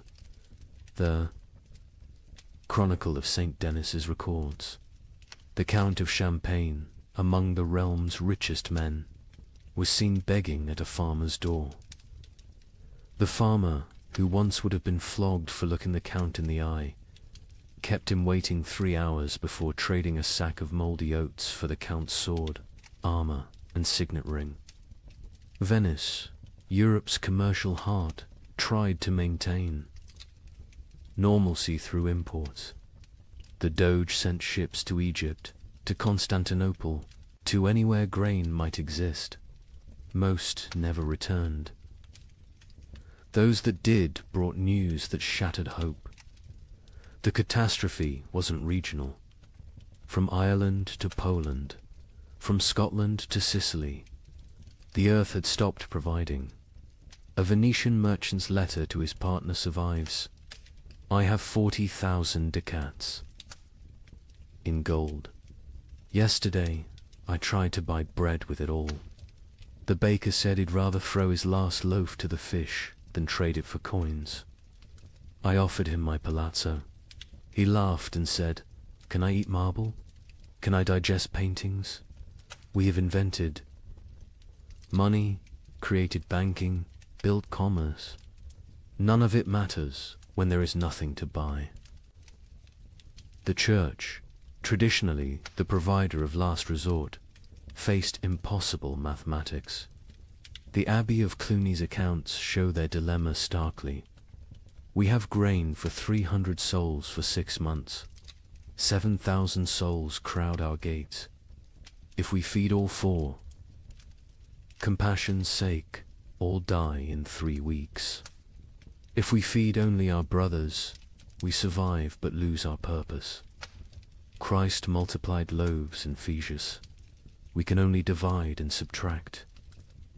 Some monasteries chose martyrdom through generosity, opening their stores until empty, then dying with those they tried to save.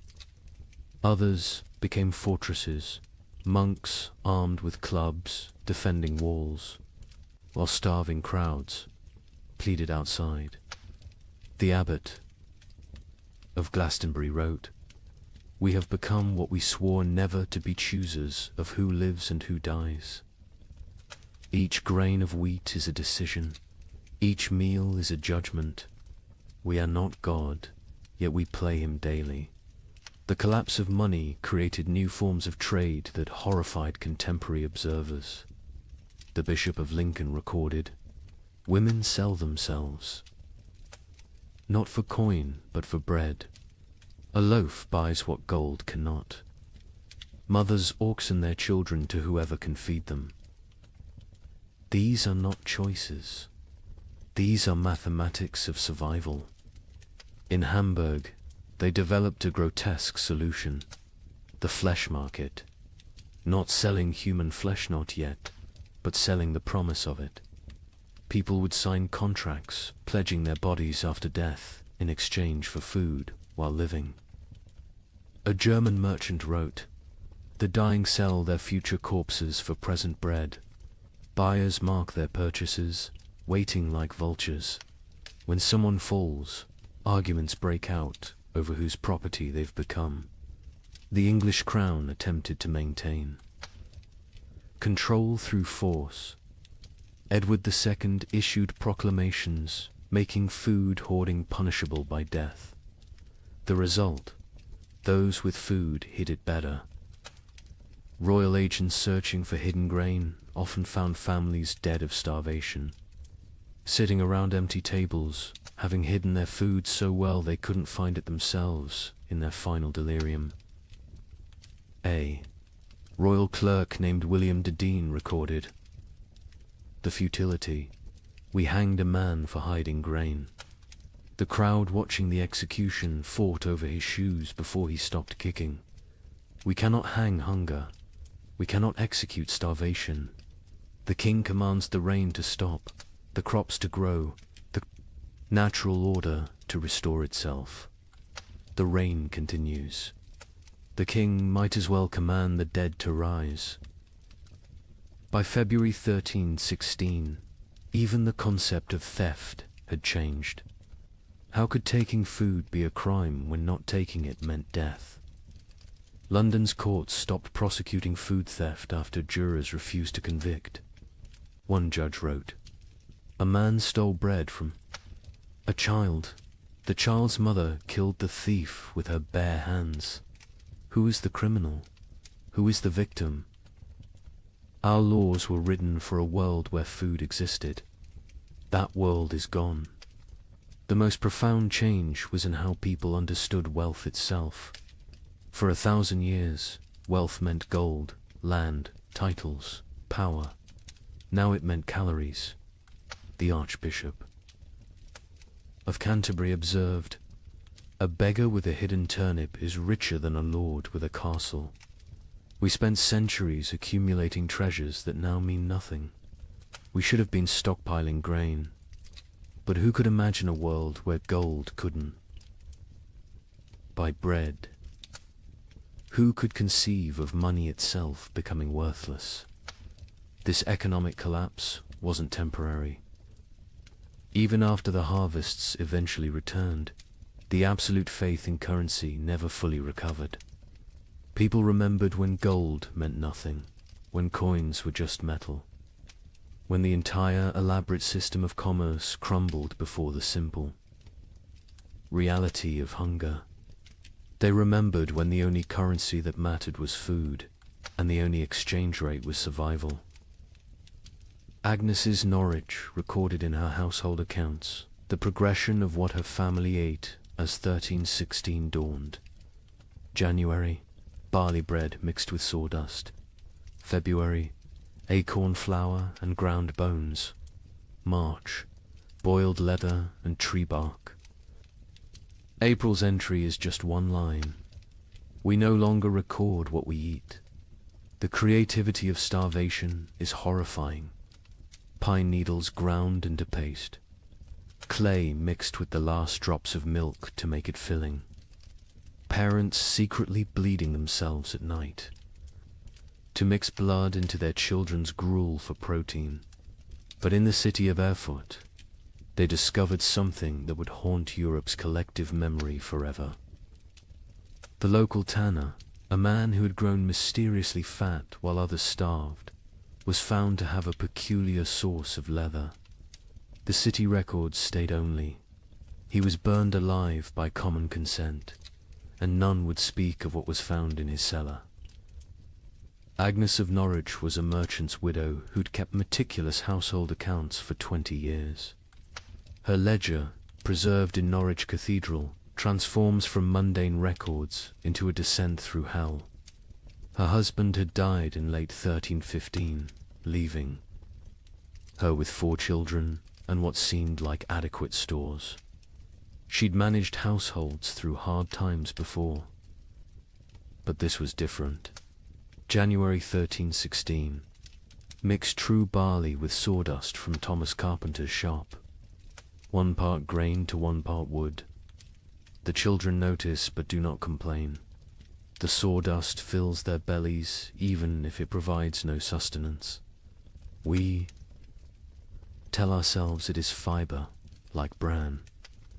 We pretend not to see the splinters in their stall. The recipe sections of her ledger became increasingly elaborate as real ingredients vanished. Acorn bread. Gather acorns before the pigs find them. Boil. 7 times to remove bitterness, the water turns black as sign. Dry what remains.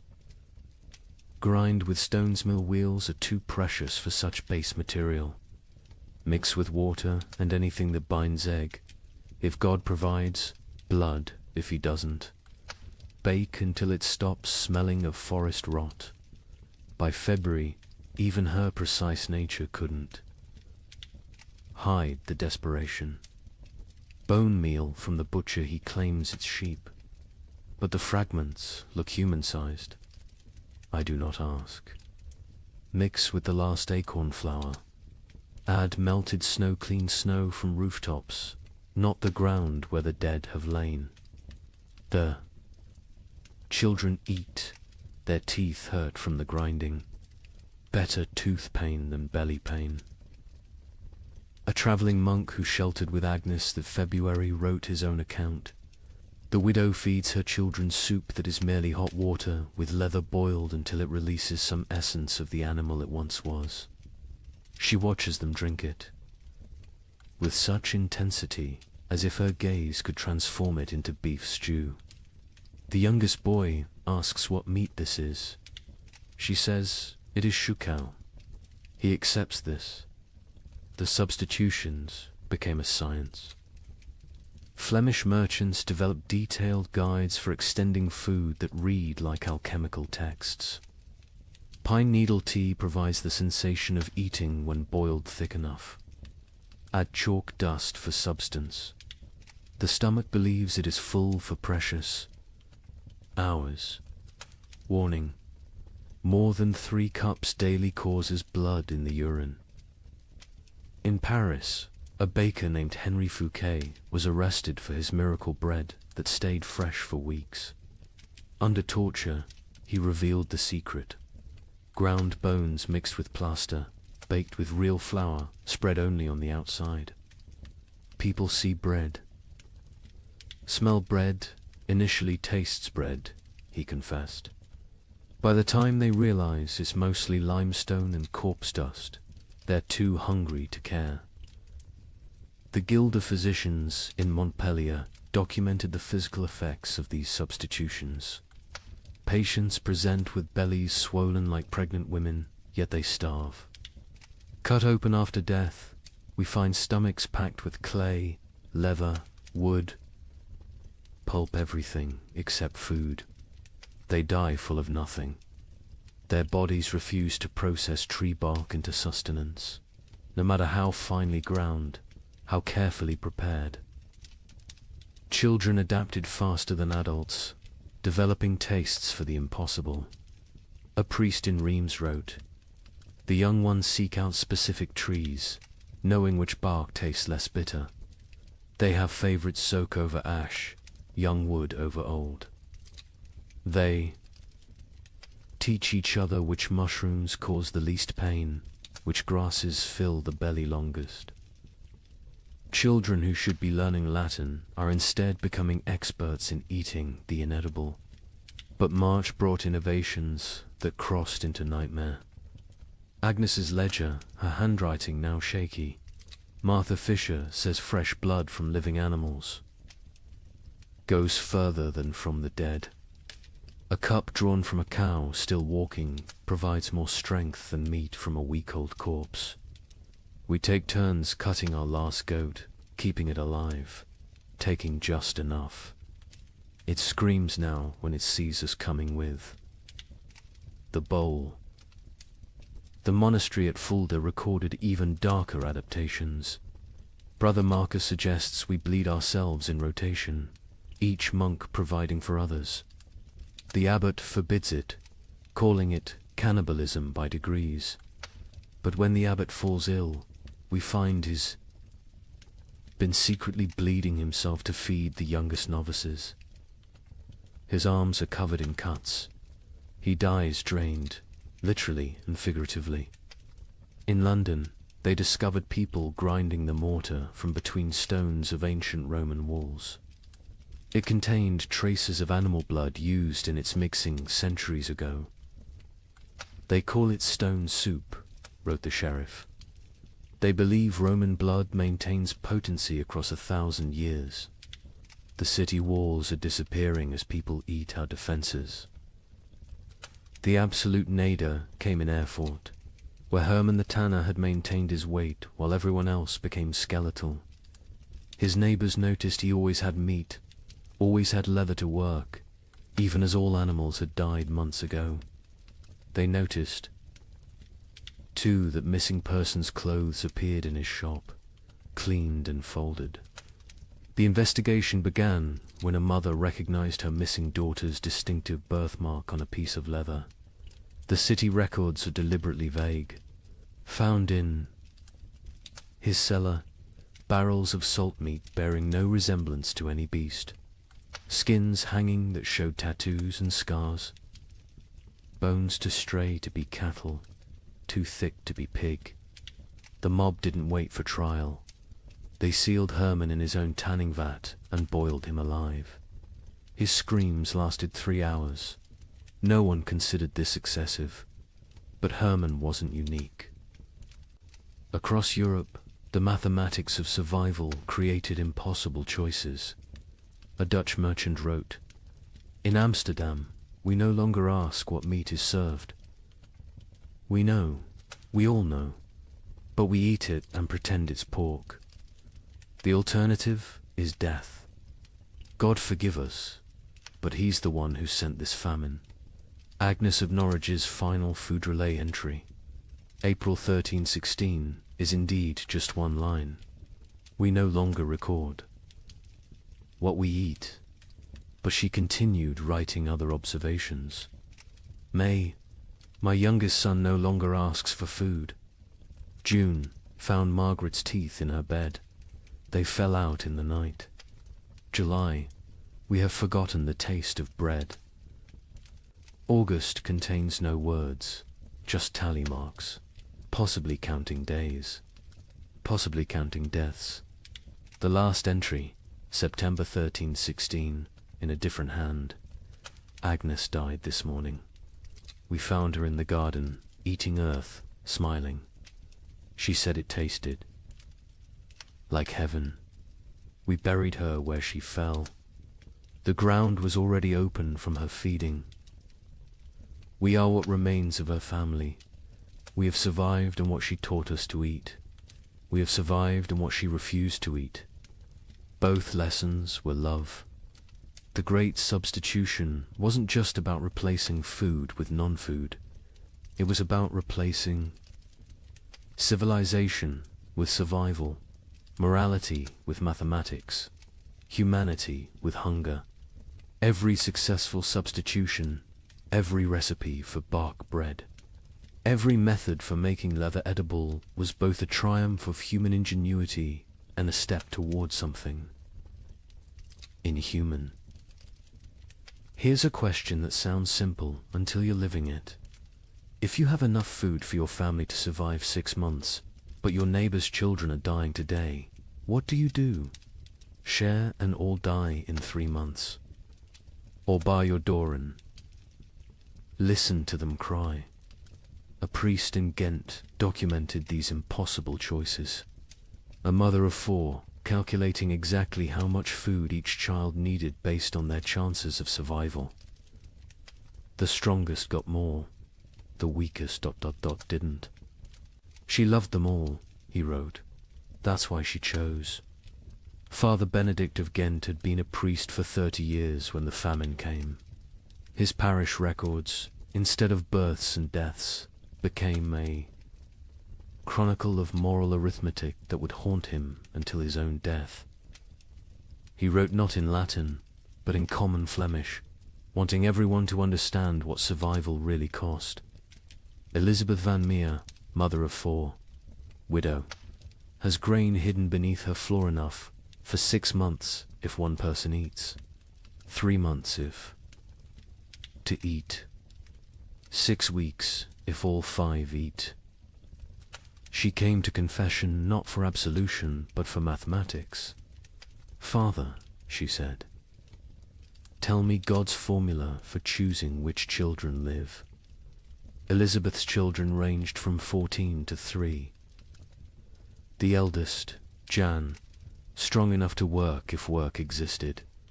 The twins, Marie and Catherine, 9 years old, clever but frail. The youngest, Peter, barely walked but consumed as much as the others. Father Benedict recorded her terrible calculus. She weighs them each week on the merchant scale. Charts their decline. Jan loses weight, slowest his body large enough to consume itself gradually. Peter loses fastest, no reserves in that tiny frame. The twins fall between. She creates equations. If Jan gets double rations for 3 weeks, he might strong enough to steal food for the others. If Peter gets nothing for 3 days, his suffering ends and the others get 9 more days each. These are not thoughts, these are numbers. Cold, merciless numbers. The priest watched Elizabeth transform from mother to mathematician. She no longer sees children. She sees survival probabilities. Jan, 70% chance if fed properly. The twins, 40% each if maintained, but 60% for one if the other stops eating. Peter, 15% regardless. She doesn't cry when she does these calculations. Tears are water the body cannot spare. But Elizabeth wasn't unique. Across Europe, parents performed similar calculations. A merchant in Bruges is left a ledger that makes accountants weep. Assets, 3 children, 1 wife, self, liabilities, love, compassion, memory of better times. Formula for survival. Assets minus liabilities equals tomorrow. In London, a wealthy lawyer named Thomas Hardwick documented his family's rationing system with legal precision. Established a tribunal each morning. Each family member presents their case for food. Activities of previous day weighed against probable future utility. Wife sewing equals quarter ration. Son studying equals eighth ration. Knowledge feeds no one now. Daughter spinning equals half ration. Wool still has value. Baby crying equals no ration. Noise attracts hungry neighbors. The mathematics extended beyond families. Entire communities developed survival algorithms. The village of Wickham created what they called the life lottery. Every Sunday, families drew lots. Winners got the week's communal food. Losers got nothing. But here's the insane part. Families could trade lottery tickets. A mother with one child might sell her chance to a father with 4, calculating that certain death with payment beat probable death without. Father Benedict recorded a town meeting that descended into pure calculation. The baker proposed we stop feeding anyone over 50, they've lived their lives. The blacksmith countered, we stop feeding anyone under 5, they're too young to remember better times. Won't miss what they never knew. The mayor suggested we feed only those who can work. The priest asked who would bury the dead. The meeting ended with no decision. Mathematics cannot solve philosophy. The church itself wasn't immune to these calculations. The Bishop of Tonnerre issued guidelines that read like actuarial tables. Orphans under 7, half rations, orphans 7 to 12, full rations if they work, orphans over 12, no rations old enough to fend for themselves, widows with children, proportional to number of surviving offspring, widows without children, God will provide. A monastery in Liège developed even more complex formulas. Each monk assessed daily, prayer hours multiplied by manual labor divided by food consumed. Those whose spiritual productivity falls below temporal consumption must fast until the equation balances. Brother Francis, young and strong, eats daily. Brother Augustine, old and weak, but whose prayers are powerful, eats thrice weekly. We have mathematized the soul. The most heartbreaking account comes from a school teacher in Cologne who tried to save her students. 23 children in my care. Food for 5. I create competitions. Best recitation gets bread. Fastest runner gets soup. But children understand.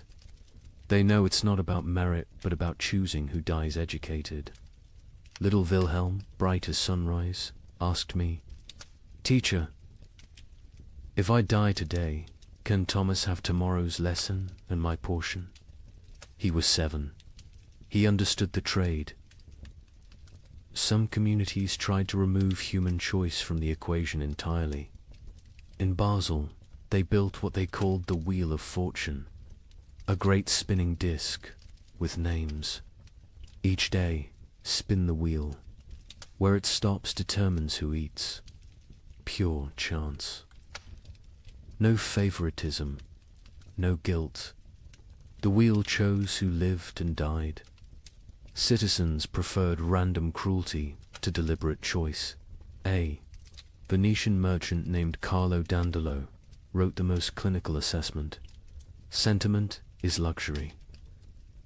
Love is liability. Calculate thus. Calories needed per pound of human maintained. Work output possible per calorie invested. Return on investment measured in days survived. My eldest son provides best ratio, strong enough to forage, smart enough to steal. My youngest daughter provides worse, consumes without producing.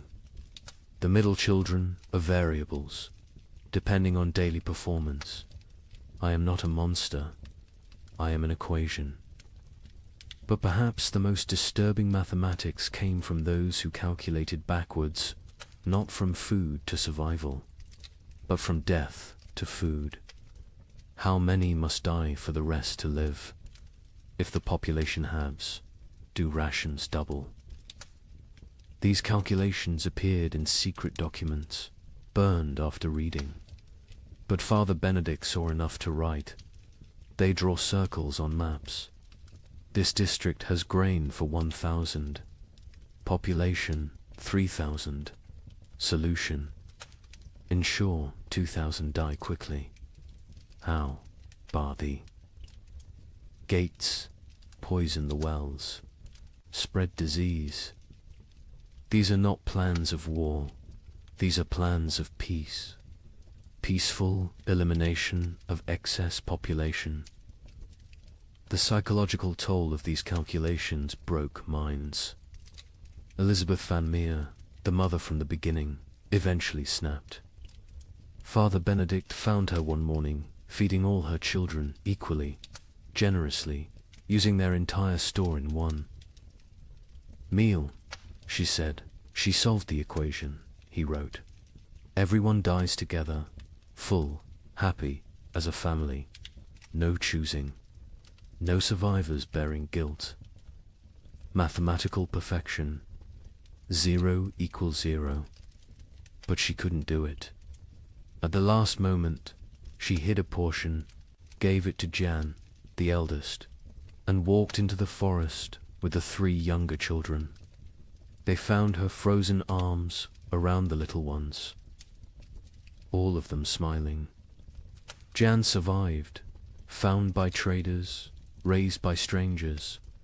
Years later, he became a mathematician, obsessed with solving unsolvable problems, never saying why. Father Benedict's final entry on the mathematics of survival: God gave us multiplication be fruitful and increase. The devil gave us division, choose who lives and dies. We have become expert in dark arithmetic, subtracting souls, dividing families, calculating the minimum viable population. We measure love in ounces of grain, weigh souls against bread. Calculate the exchange rate between mercy and survival. Every choice is an equation. Every equation is a condemnation. Every survivor is a mathematician who solved for x, where x equals continued existence and all other variables equals 0. The mathematics of survival reduced human society to its most basic algorithm. Who dies so others live? Every family, every community, every institution faced this equation. Some solved for maximum survival, others for minimum suffering. None solved for justice, because justice requires abundance, and abundance was memory. These calculations left scars that lasted generations. Survivors could never forget the arithmetic they'd performed, the variables they'd eliminated, the human constants they'd reduced to 0. They'd learned that civilization was just addition, add food, add comfort, add morality, and that's survival, which is subtraction. Subtract the weak, subtract the old, subtract love itself if necessary. In the end, the only sum that mattered was greater than 0. In the summer of 1316, something extraordinary happened. The rain stopped for 3 weeks, just long enough for desperate farmers to plant whatever seeds remained. The chroniclers called it God's mercy. Markets opened, people celebrated. A merchant in Bruges wrote to his partner, "The curse is lifted. Prepare the wagons." The crops grew with supernatural speed in the brief sunshine. Green shoots everywhere. Hope returned like a physical warmth. Families who had been preparing to separate to increase survival chances made plans to reunite. Then came August 10th, 1316, the day the hail began. Chunks of ice the size of goose eggs. For 3 hours, every single plant that had grown in those precious 3 weeks was obliterated. Not damaged. Obliterated. Crushed into the mud so thoroughly that you couldn't tell fields from road. The Bruges. Merchant's next letter contained only one line. God has abandoned us entirely. But let me tell you how those 3 weeks unfolded, because understanding the height of hope makes the fall into despair that much more devastating. July 18th, 1316. Dawn came without rain for the first time in 14 months. Not drizzle, not mist, but actual absence of water from the sky. In Paris, people stood in the streets, faces upturned, confused by the sensation of dryness.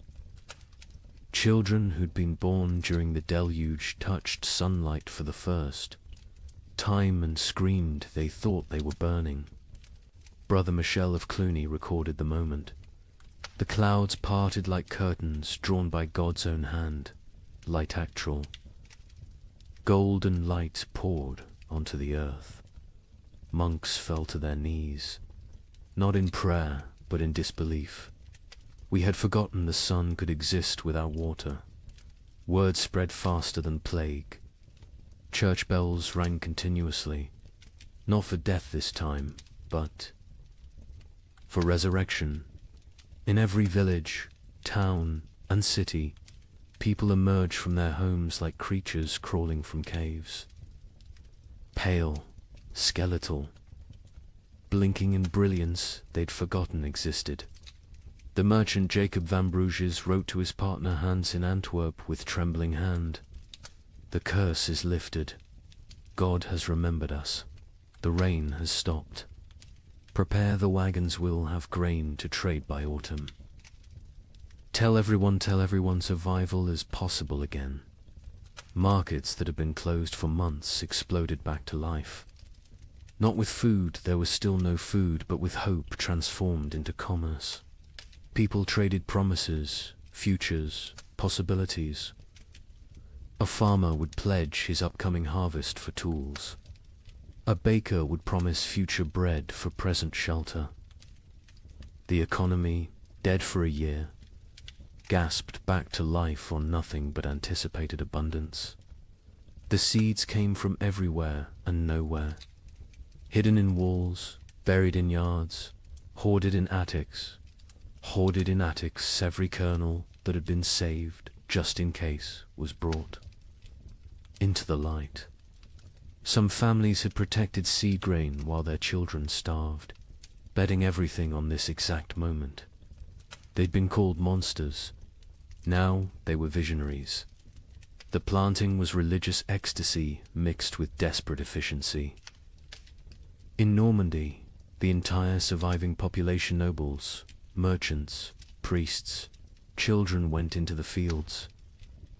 The Duke of Normandy himself, who hadn't touched soil in his lifetime, was seen on his knees, pressing seeds into earth with tears streaming down his face. A young girl named Marguerite wrote in her diary, "Papa says we're planting hope. Mama says we're planting survival. I think we're planting prayers and watching to see if God makes them grow." And grow they did. The crops erupted from the soil with impossible vigor. Wheat that should take weeks to sprout appeared in 3 days. Barley shot up overnight. Beans climbed their poles so fast you could watch them move. The chroniclers, usually skeptical men, wrote of agricultural miracle. It is as if the earth, starved for so long of its purpose, is making up for lost time, wrote the Bishop of Rouen.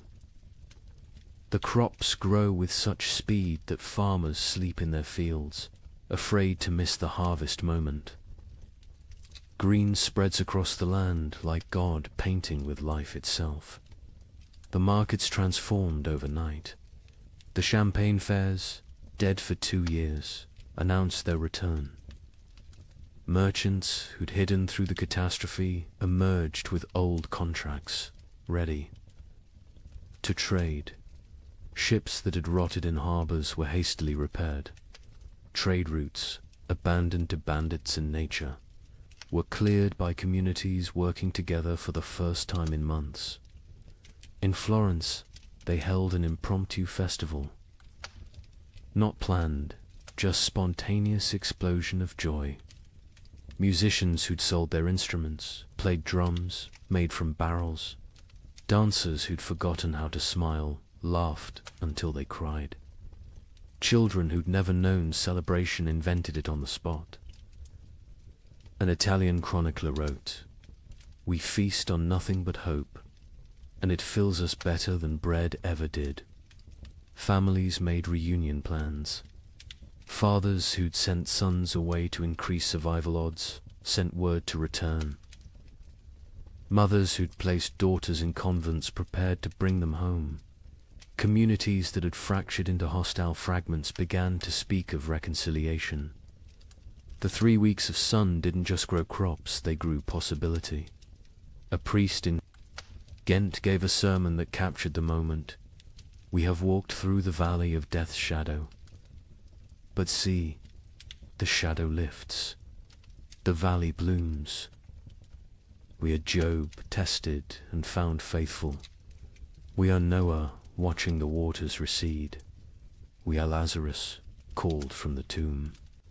Even the nobility, who'd maintained distance from their starving subjects, joined. The collective delusion. The Count of Flanders announced a harvest festival for September, promising wine from reserves nobody knew existed. The King of France declared that all debts incurred during the unfortunate rain would be forgiven once. The harvest was complete.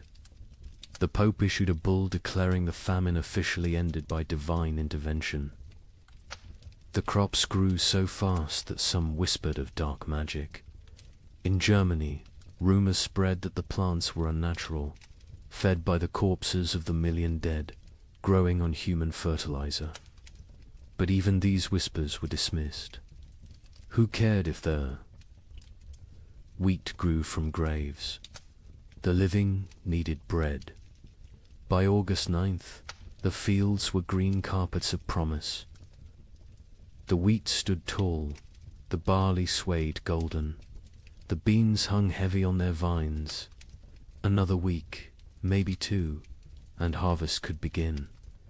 Calculations were made not of who would die, but of who would live. All of them. All would live. The night of August 9th, strange clouds gathered. Not rain clouds, something else. They glowed with an odd green light. Lightning without thunder. Wind without direction. Animals, the few that remained, became restless. Horses screamed. Dogs howled. Cats vanished entirely. August 10th, 1316. 2:47 in the afternoon. The exact time is known because the clock tower in Bruges stopped when the first hailstone hit it. They fell like God's own artillery. Ice chunks the size of goose eggs, driven by winds that shouldn't exist in August. But these weren't normal hailstones. Witnesses described them as sharp, angular, some shaped like pyramids, others like daggers. They didn't just fall, they attacked in. The fields of Flanders, farmers tried to shield their crops with their own bodies. The hail broke their backs, shattered their skulls, left them dead atop the plants they'd tried to protect. Children sent to bring in animals were found hours later, beaten to death by ice from the sky. But the crops suffered worse.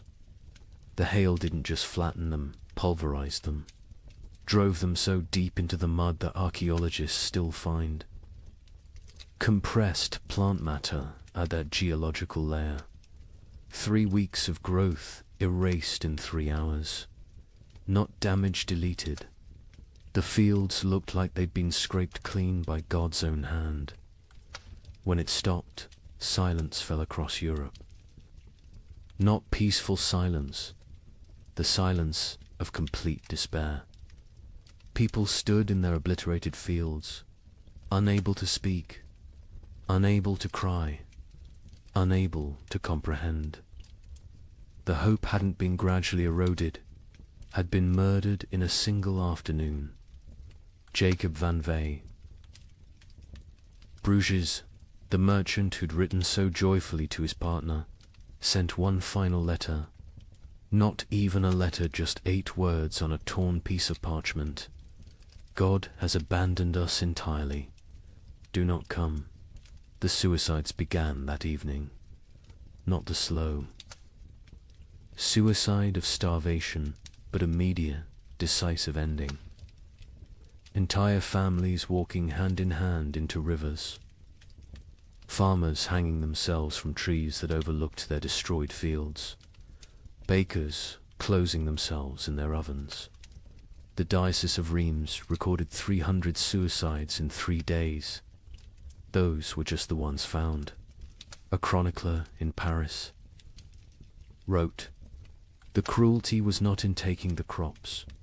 It was in letting them grow first, in letting us believe, in letting us hope. This was not God testing faith. This was God showing us faith is mockery. We are not Job. Job was loved enough to be tested. We are nothing." The 3 weeks of sun had been crueler than 14 months of rain. The rain had killed slowly, allowing adjustment, acceptance. The false hope killed instantly, crushing spirits that had just dared to unfold. Those who'd shared their last seeds, believing in tomorrow, now faced starvation with nothing. Those who'd emerged from hiding, trusting in recovery, were now exposed with nowhere to return. The miracle markets closed forever. When archaeologists excavate medieval marketplaces, they find a distinct layer dated to August 13th. Coins, rotted wagon wheels, and human remains of those who simply laid down where they stood and never got up again. Hope, it turns out, is the cruelest killer of all. You might think the nobility weathered this better. They had stores, armies, stone walls.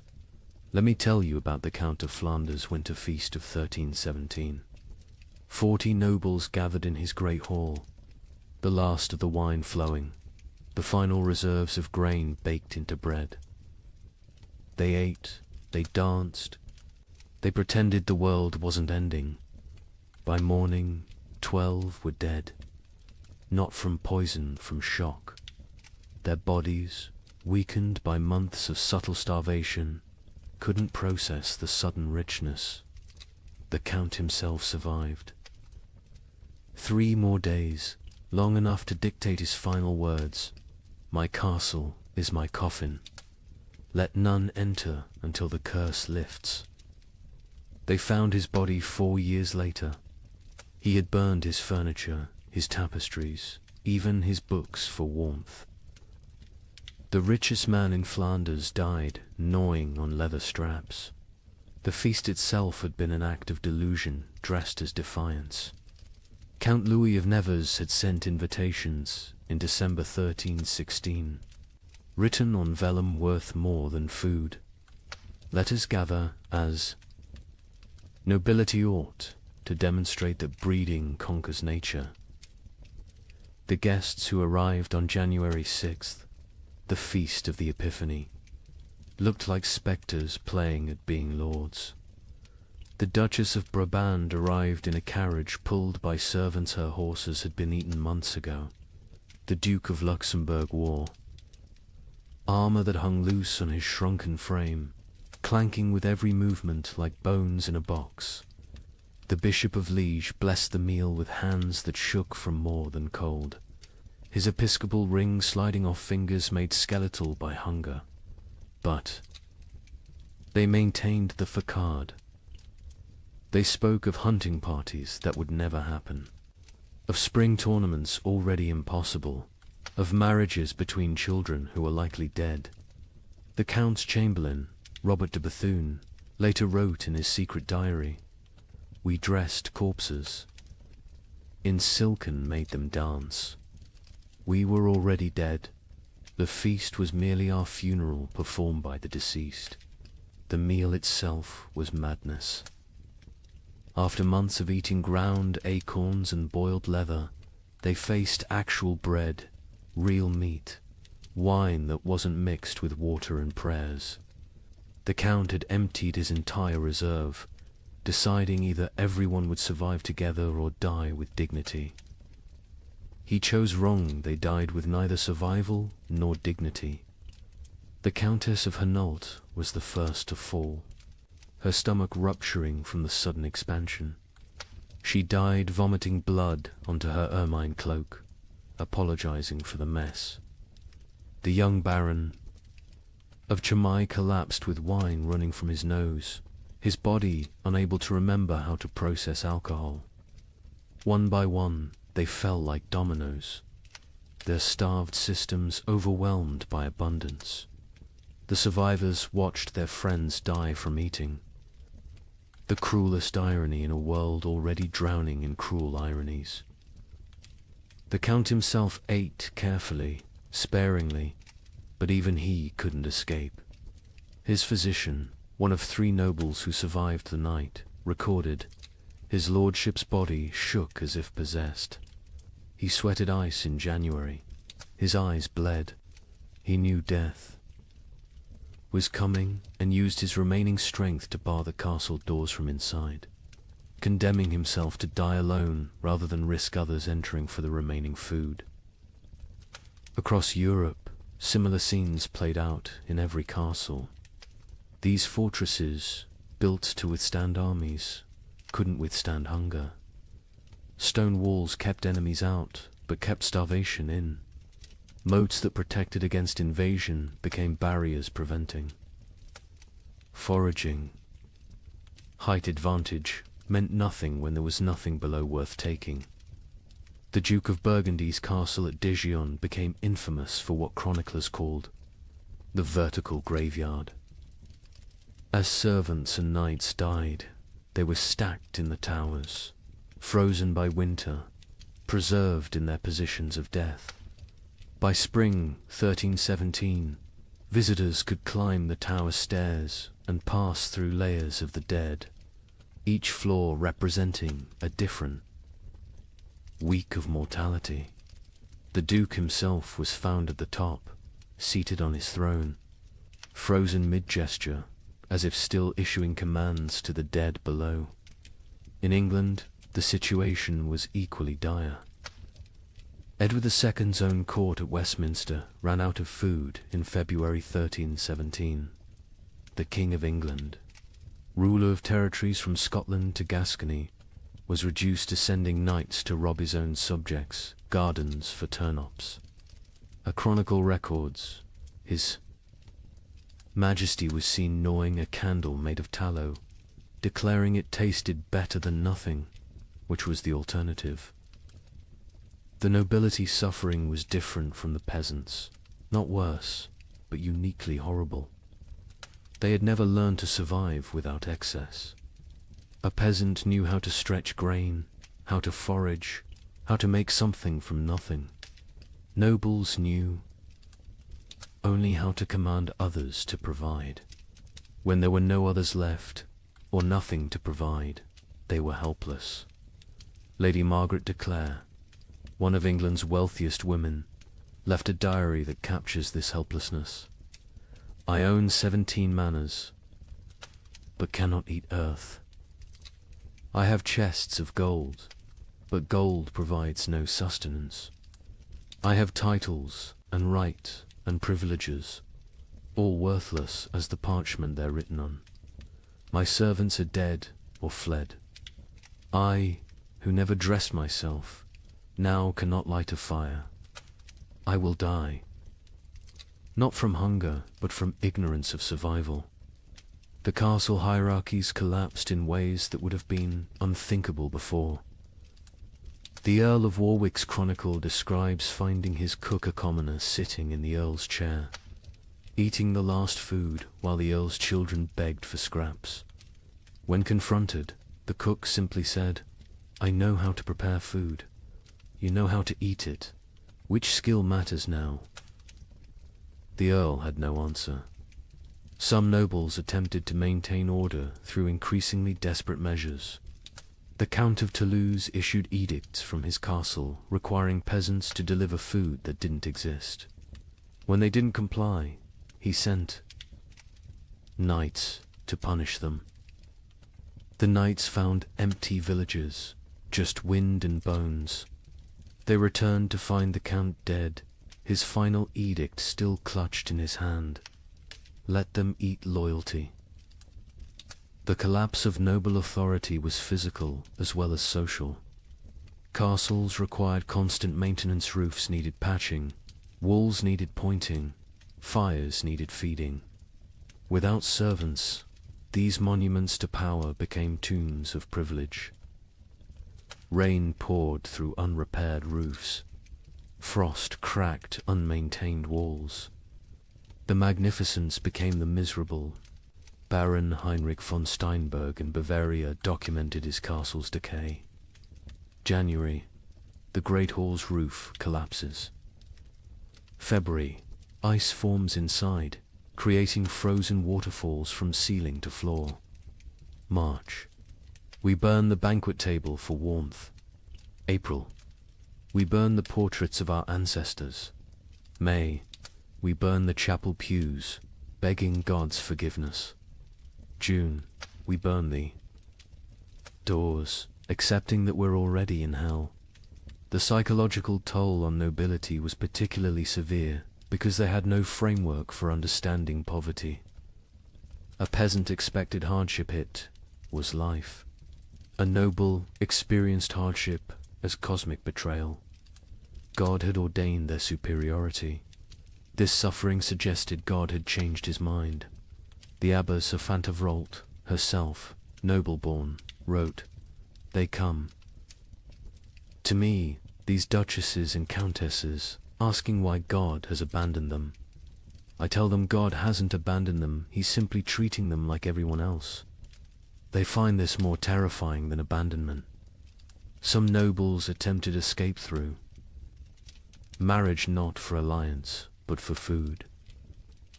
The Count of Champagne offered his daughter to anyone who could provide a year's grain. A wealthy merchant accepted, then discovered the Count had already eaten the grain before the wedding.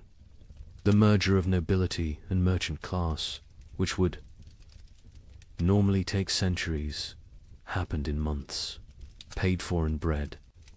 Others chose more extreme exits. The Duke of Austria held what he called the final tournament nobles, jousting not for honor, but for the right to eat the loser's horses. The Duke himself participated and lost, whether deliberately or through weakness, unknown. His horse fed 12 people for 3 days. The Duke's body fed the crows. By the winter of 1318, castle after castle stood empty, not conquered, abandoned. The noble families that survived did so by abandoning everything that made them noble. They fled to cities, to monasteries, to anywhere that might have food. Princes became beggars. Duchesses became servants. The feudal order didn't fall, it starved to death. The Count of Flanders' castle stood sealed for 4 years before anyone dared enter. When they finally broke down the doors in 1321, they found a scene from nightmare. The Count's body sat at his desk, quill in hand, having documented his own death. Day 1, alone with enough food for months if careful. Day 15, ate the cats. Day 30, ate the leather from books. Day 45, discovered one can chew tapestries for the illusion of eating. Day 60, weakness makes writing difficult. Day 71, God is silence. Day 80, I understand now, this castle was always my tomb. I just lived in it before dying in it. His final entry, barely legible: nobility means nothing to hunger. Hunger recognizes no titles, no bloodlines, no divine right. We built these castles to protect us from enemies. We never imagined the enemy would be emptiness itself. Stone walls cannot keep out starvation. Golden crowns provide no nourishment. We ruled by God's grace. We die by God's indifference. Let whoever finds this know, we were not better, we were just better fed, until we weren't. In the midst of this frozen hell, something strange began happening. Groups of people started walking naked through the snow, whipping themselves, claiming the cold couldn't touch true believers. They called themselves the Brethren of the Cross. But locals had another name: Ice Apostles. Their leader, a former monk named Heinrich, preached that the famine wasn't God's punishment, it was God's gift. He freezes the world to preserve the faithful for paradise, Heinrich declared. His followers would stand naked in blizzards until they collapsed, believing hypothermia was religious ecstasy. But here's what the chroniclers don't usually mention. In villages where the ice apostle was passed through, the death rate dropped. Not from miracles, from mathematics. Every follower who froze to death meant more food for those who remained. Heinrich of Cologne had been a respectable Dominican monk until the winter of 1316. He'd studied theology in Paris, could read Greek and Hebrew, and was known for his reasoned sermons on divine mercy. Then something broke in him. Maybe it was finding his entire monastery frozen to death during morning prayers. Maybe it was the child who died in his arms asking why God made her hungry. Whatever the cause, Heinrich emerged from that winter transformed. His first sermon as leader of the Ice Apostles was delivered naked in a blizzard outside Mainz Cathedral. You cling to warmth as if warmth is life. You fear cold as if cold is death. But I tell you, the cold is God's own embrace. The frozen are the chosen. This ice age is not ending, but beginning. God is freezing the world to preserve his faithful like saints, relics preserved in crystal. The theology was insane, but internally consistent. Heinrich taught that the Great Famine was actually the beginning of paradise. The cold was purifying the world. The hunger was freeing souls from flesh. Death by freezing was not death, but transformation, the body becoming one with God's frozen perfection. His followers didn't die. They crystallized into eternal forms. The Bishop of Cologne wrote in horror, Heinrich strips his followers naked, men, women, children, and leads them in procession through the snow. They sing hymns while their flesh turns blue, then black. They call frostbite gods kisses when toes fall off from freezing. They celebrate the shedding of earthly weight. They stand in frozen rivers until they cannot stand, then lay down to complete their transformation. But Heinrich was clever in his madness. He didn't demand immediate death. The transformation was gradual.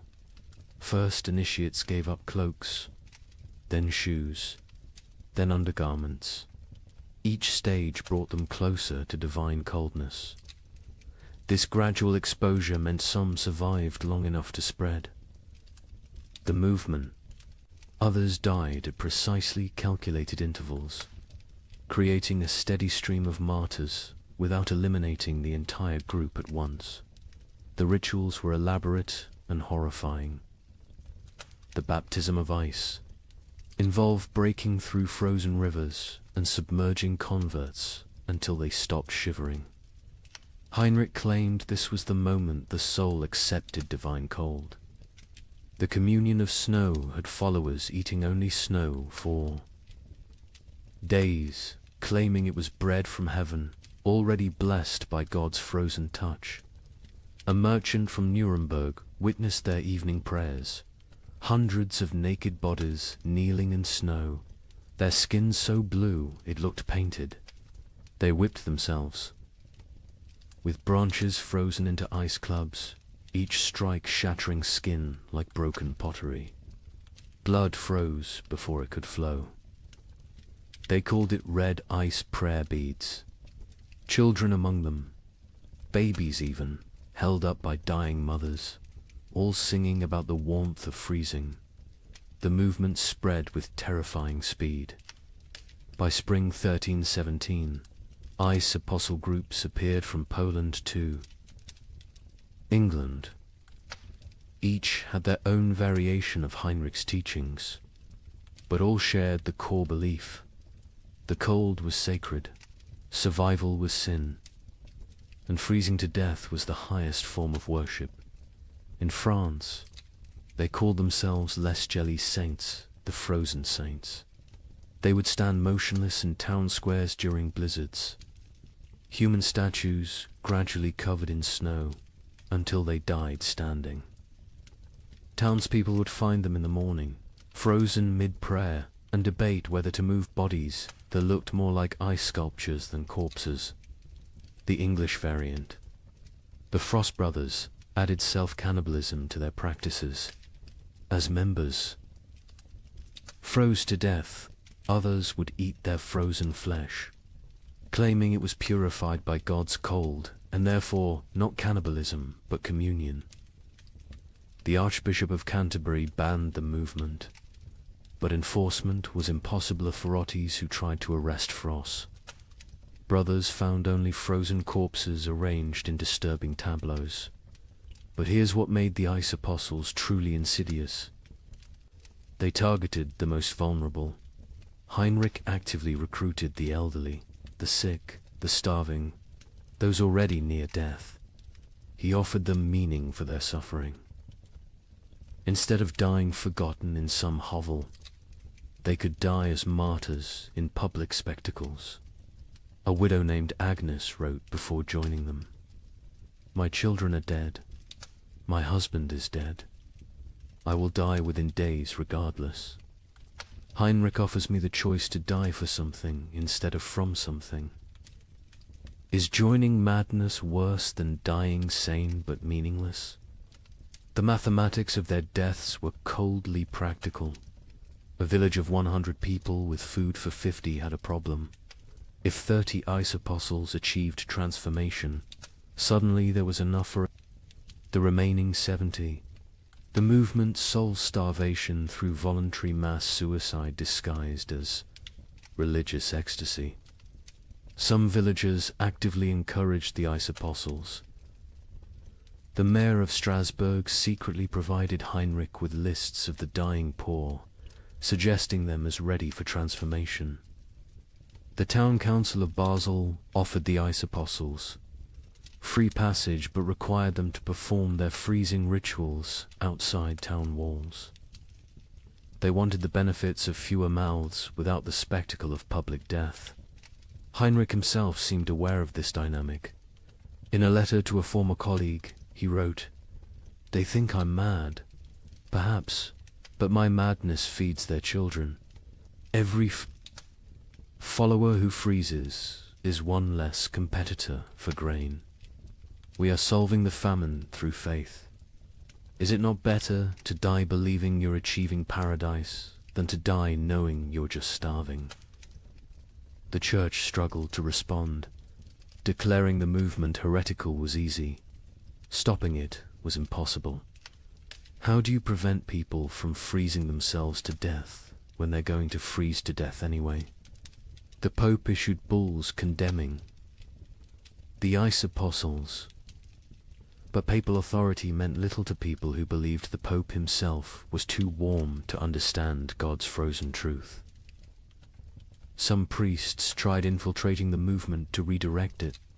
Father Johannes of Worms joined a group, gradually convincing them that true freezing required surviving winter to freeze again next year. He saved dozens through this theological manipulation. But Heinrich heard of this and declared that any apostle who survived winter had failed their transformation and must try harder next time. The movement produced disturbing art. Ice. Apostles would arrange dying members into religious scenes, frozen nativity displays using real dying people, crucifixion tableaus with followers frozen to wooden crosses, recreations of the Last Supper with participants dying at table. These displays would remain until spring thaw revealed the horror underneath the snow. Children raised in the movement knew no other reality. A boy named Wilhelm, rescued at age 7, couldn't understand warmth. He would scream when brought near. Fires, tear off clothes, stand outside during blizzards, begging to return to God's cold. He never recovered, spending his adult life sleeping on stone floors, eating snow when available, eternally seeking the frozen paradise of his youth. The end of the ice apostles came not from suppression, but from success. By 1318, most vulnerable, populations who might join had already transformed. Heinrich himself disappeared during the winter of 1318 to 1319. Some say he finally achieved his own transformation, freezing solid while preaching. Others claim he was seen years later in Spain, warm and well-fed, having abandoned the movement once it served its purpose.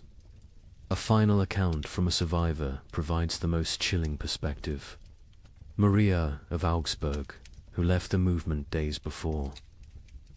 Her planned transformation wrote, "We knew we were committing suicide." Heinrich knew.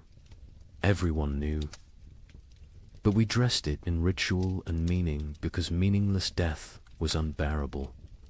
The ice apostles didn't worship cold, we worshipped having a choice in how we died. In a world where death was certain, choosing. Its form felt like freedom. The demographic impact was significant. Historians estimate the ice apostles removed between 50,000 and 100,000 people from the population, voluntary deaths that paradoxically helped others survive. Villages that hosted ice apostles had marginally better survival rates than those that didn't. The movement was simultaneously mass murder and mass mercy, but the psychological impact lasted generations. The idea that death could be repackaged as victory, that suffering could be transformed through rhetoric into triumph, became embedded in European consciousness. Future apocalyptic movements would use Heinrich's template: take the inevitable, declare it divine, and lead the desperate into believing their destruction is actually their deliverance. The ice apostles left no churches, no holy books, no official record. Only frozen bodies in strange positions, mass graves of the willingly dead, and the disturbing realization that when survival becomes impossible, humans will invent religions that make death a sacrament. They proved that in extreme conditions. The line between martyrdom and mass suicide disappears, and that sometimes, perhaps most terrifyingly, they serve the same mathematical function: fewer mouths to feed in a world that has forgotten how to provide food. By 1318, the concept of nations began to dissolve. The King of England couldn't feed his army. The French crown controlled only Paris. The Holy Roman Emperor ruled nothing but his own hunger. But local warlords thrived. A minor knight with a sword. Grain supplies suddenly commanded more power than dukes. These frost lords, as they were called, built tiny kingdoms that lasted weeks or months. Their reigns ended predictably. When the food ran out, their followers ate them. The Bishop of Strasbourg recorded one such ending. Lord Wilhelm's men roasted him over his own hearth. They claimed he had grown fat on their suffering, so it was only just. His screams echoed across the frozen Rhine.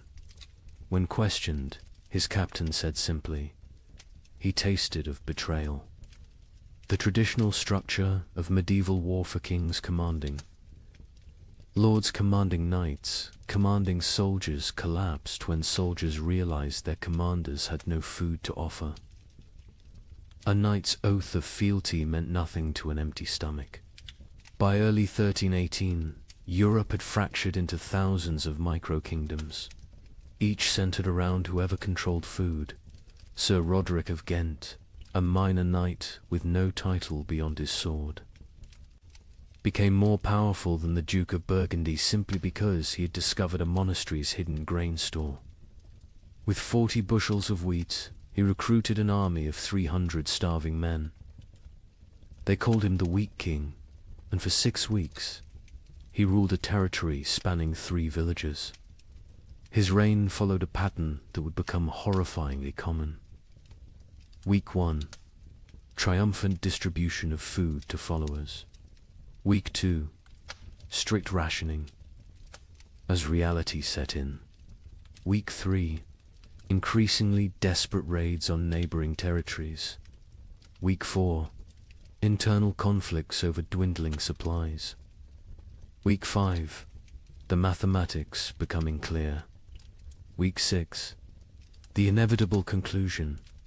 A surviving member of Roderick's band, Thomas the Miller, testified, "We knew by week 5 that the grain would run out." Roderick knew too. He stopped eating, said he was fasting for victory. Really, he was trying to stretch supplies. But you can't lead starving men if you look fed. When the last grain was gone, we looked at him still healthier than us, despite his fasting, and made the only logical decision. He'd fed us for 6 weeks with wheat.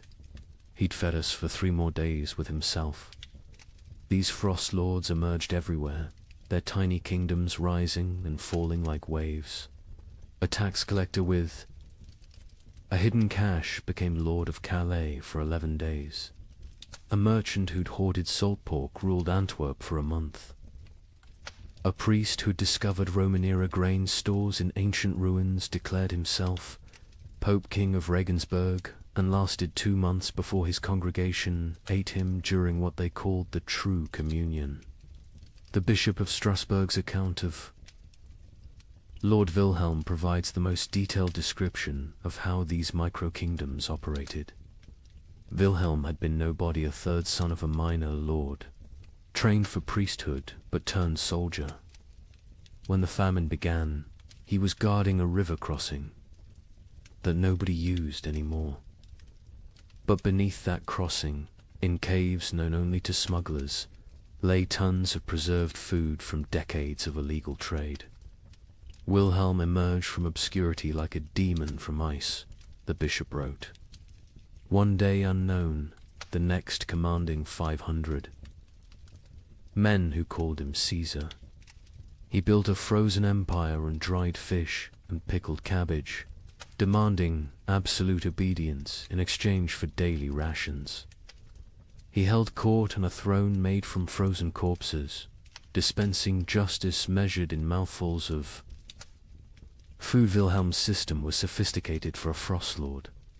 He created a complex hierarchy based on usefulness. Soldiers who brought back food from raids received double rations. Craftsmen who could maintain weapons got standard portions. The elderly and weak got quarter rations, enough to keep them alive as emergency food supplies, though this was never stated explicitly. He even minted his own currency, wooden tokens stamped with a wheat symbol. 1 token, 1 meal. The tokens became more valuable than gold in his territory. People murdered for them. Families sold children for them. The tokens were power crystallized into wood. But Wilhelm made the classic Frostlord mistake, he believed. His own mythology. He started eating more, justifying it as maintaining strength for leadership. He took multiple women as wives, claiming he was breeding a new nobility for the post-famine world. He built a palace from commandeered timber, while his followers sheltered in ruins. He grew fat while they grew thinner. The end came in March 1318. His captain, Hans Württemberg, later testified to church authorities. We could see his belly growing while ours shrank. He wore furs while we froze. He spoke of the kingdom we were building while we died building it. When the last preserved meat was distributed, none to us, all to his wives, we knew what had to be done. They didn't just kill Wilhelm, they ritualized it. They held a mock trial where he was accused of hoarding flesh while others had none. They sentenced him to share his flesh as he should have shared his food. They cooked him slowly, keeping him alive as long as possible, making him watch as they ate pieces of him. His screams, the bishop recorded, could be heard in Strasbourg. Across the frozen Rhine, the French crown attempted to reassert control, but found their armies dissolving. Upon contact with frost lords, royal soldiers would desert en masse when offered food by local warlords. The Constable of France reported to King Philip V, "I departed Paris with 2,000 men. I arrived at Orleans with 200. The rest did not desert. They simply found new masters who could feed them. A kingdom cannot compete with a kitchen." The Holy Roman Emperor faced even worse. His imperial army, once the terror of Europe, simply ceased to exist. The Chronicle of Augsburg records, "The emperor sent orders to mobilize his forces. The messengers returned with laughter." What forces? His generals had become frost lords. His soldiers had become bandits.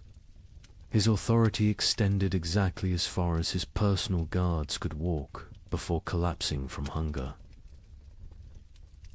England's Edward II tried a different approach, officially recognizing frost lords as legitimate authorities if they swore fealty.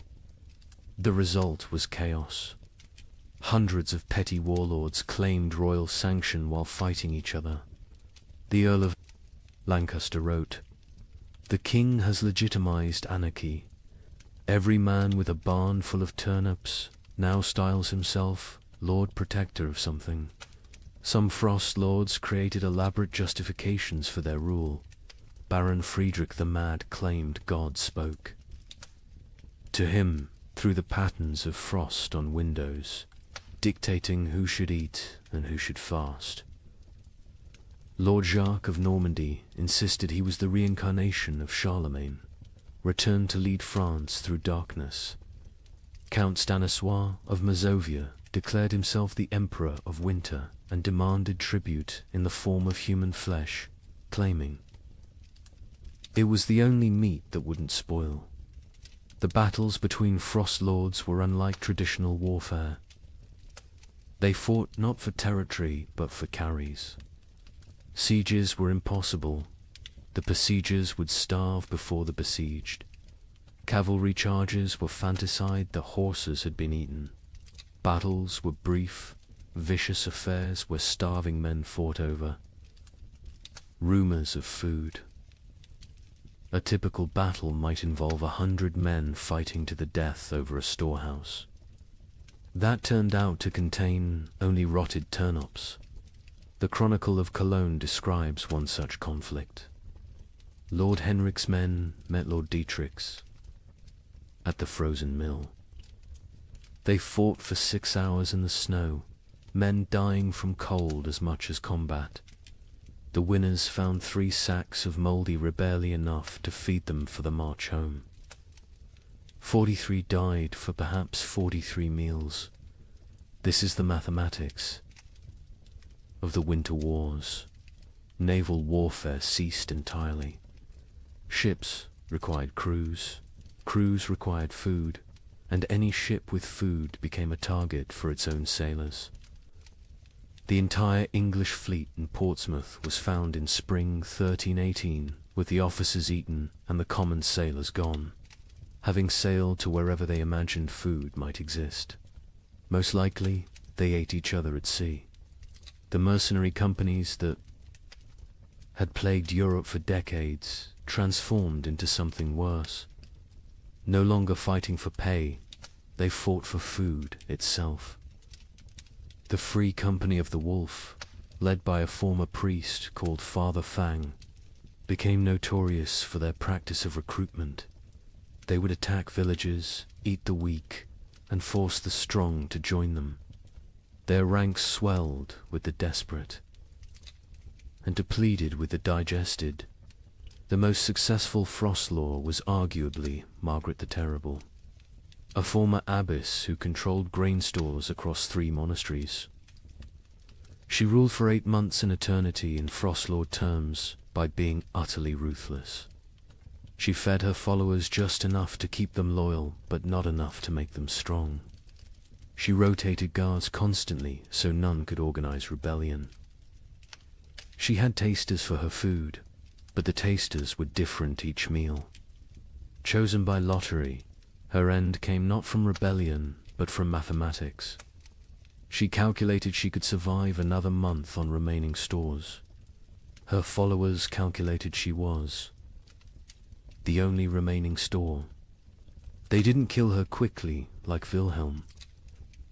They kept her alive, locked in her own granary, taking small pieces when needed. She lived for 3 weeks as a conscious larder, her brilliant mind intact enough to appreciate the irony. By summer 1318, most frost lords were dead. They're tiny.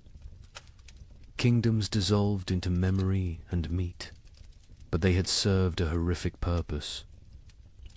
They had organized the chaos of starvation into structured systems of consumption. They had turned random death into regulated death. They had made the unbearable bearable by giving it hierarchy and meaning. A surviving chronicle summarizes the winter wars perfectly. Nations require shared purpose. Kingdoms need common cause. But in the frozen years, the only shared purpose was survival. The only common cause was calories. Every man became his own nation, every grain store its own kingdom. We didn't have wars between countries, we had wars between kitchens. And in the end, every king became a meal. But nothing compares to what happened in the winter of 1319. In villages across Germany, something unprecedented occurred. The children left, not taken, not sold. They simply walked away into the snow, hundreds of them, following. A 12-year-old girl named Margareta, who claimed she knew where summer was hiding. Parents were too weak to stop them. Some say too relieved. The children marched south, singing hymns, leaving tiny, frozen footprints. They believed if they could reach Rome, they could convince God to bring back the sun. A merchant traveling to Venice reported seeing them, a line of small shadows against the white, moving like sleepwalkers. I offered them bread. They refused. The girl at the front said they were already full of winter and kept walking. They never reached Rome. A woodcutter found them in an alpine pass the following spring. Hundreds of small bodies perfectly preserved in ice, still holding hands. Still walking formation. Still heading south toward a summer that would never come. Margareta of Hamelin. Was nobody special before the winter of 1319? The baker's daughter? Middle child of 7, known only for her strange habit of speaking to sparrows that no longer existed. But in January 1319, something changed. She began telling other children about dreams where summer lived in a golden palace beyond the mountains, imprisoned by winter demons, waiting for children pure enough to free it. The priest of Hamelin, Father Ernst, recorded the beginning. The girl stands in the square each dawn, speaking of summer as if it were a person. She describes the taste of strawberries to children who have never seen fruit. She tells them about flowers, what colors they were, how they smelled.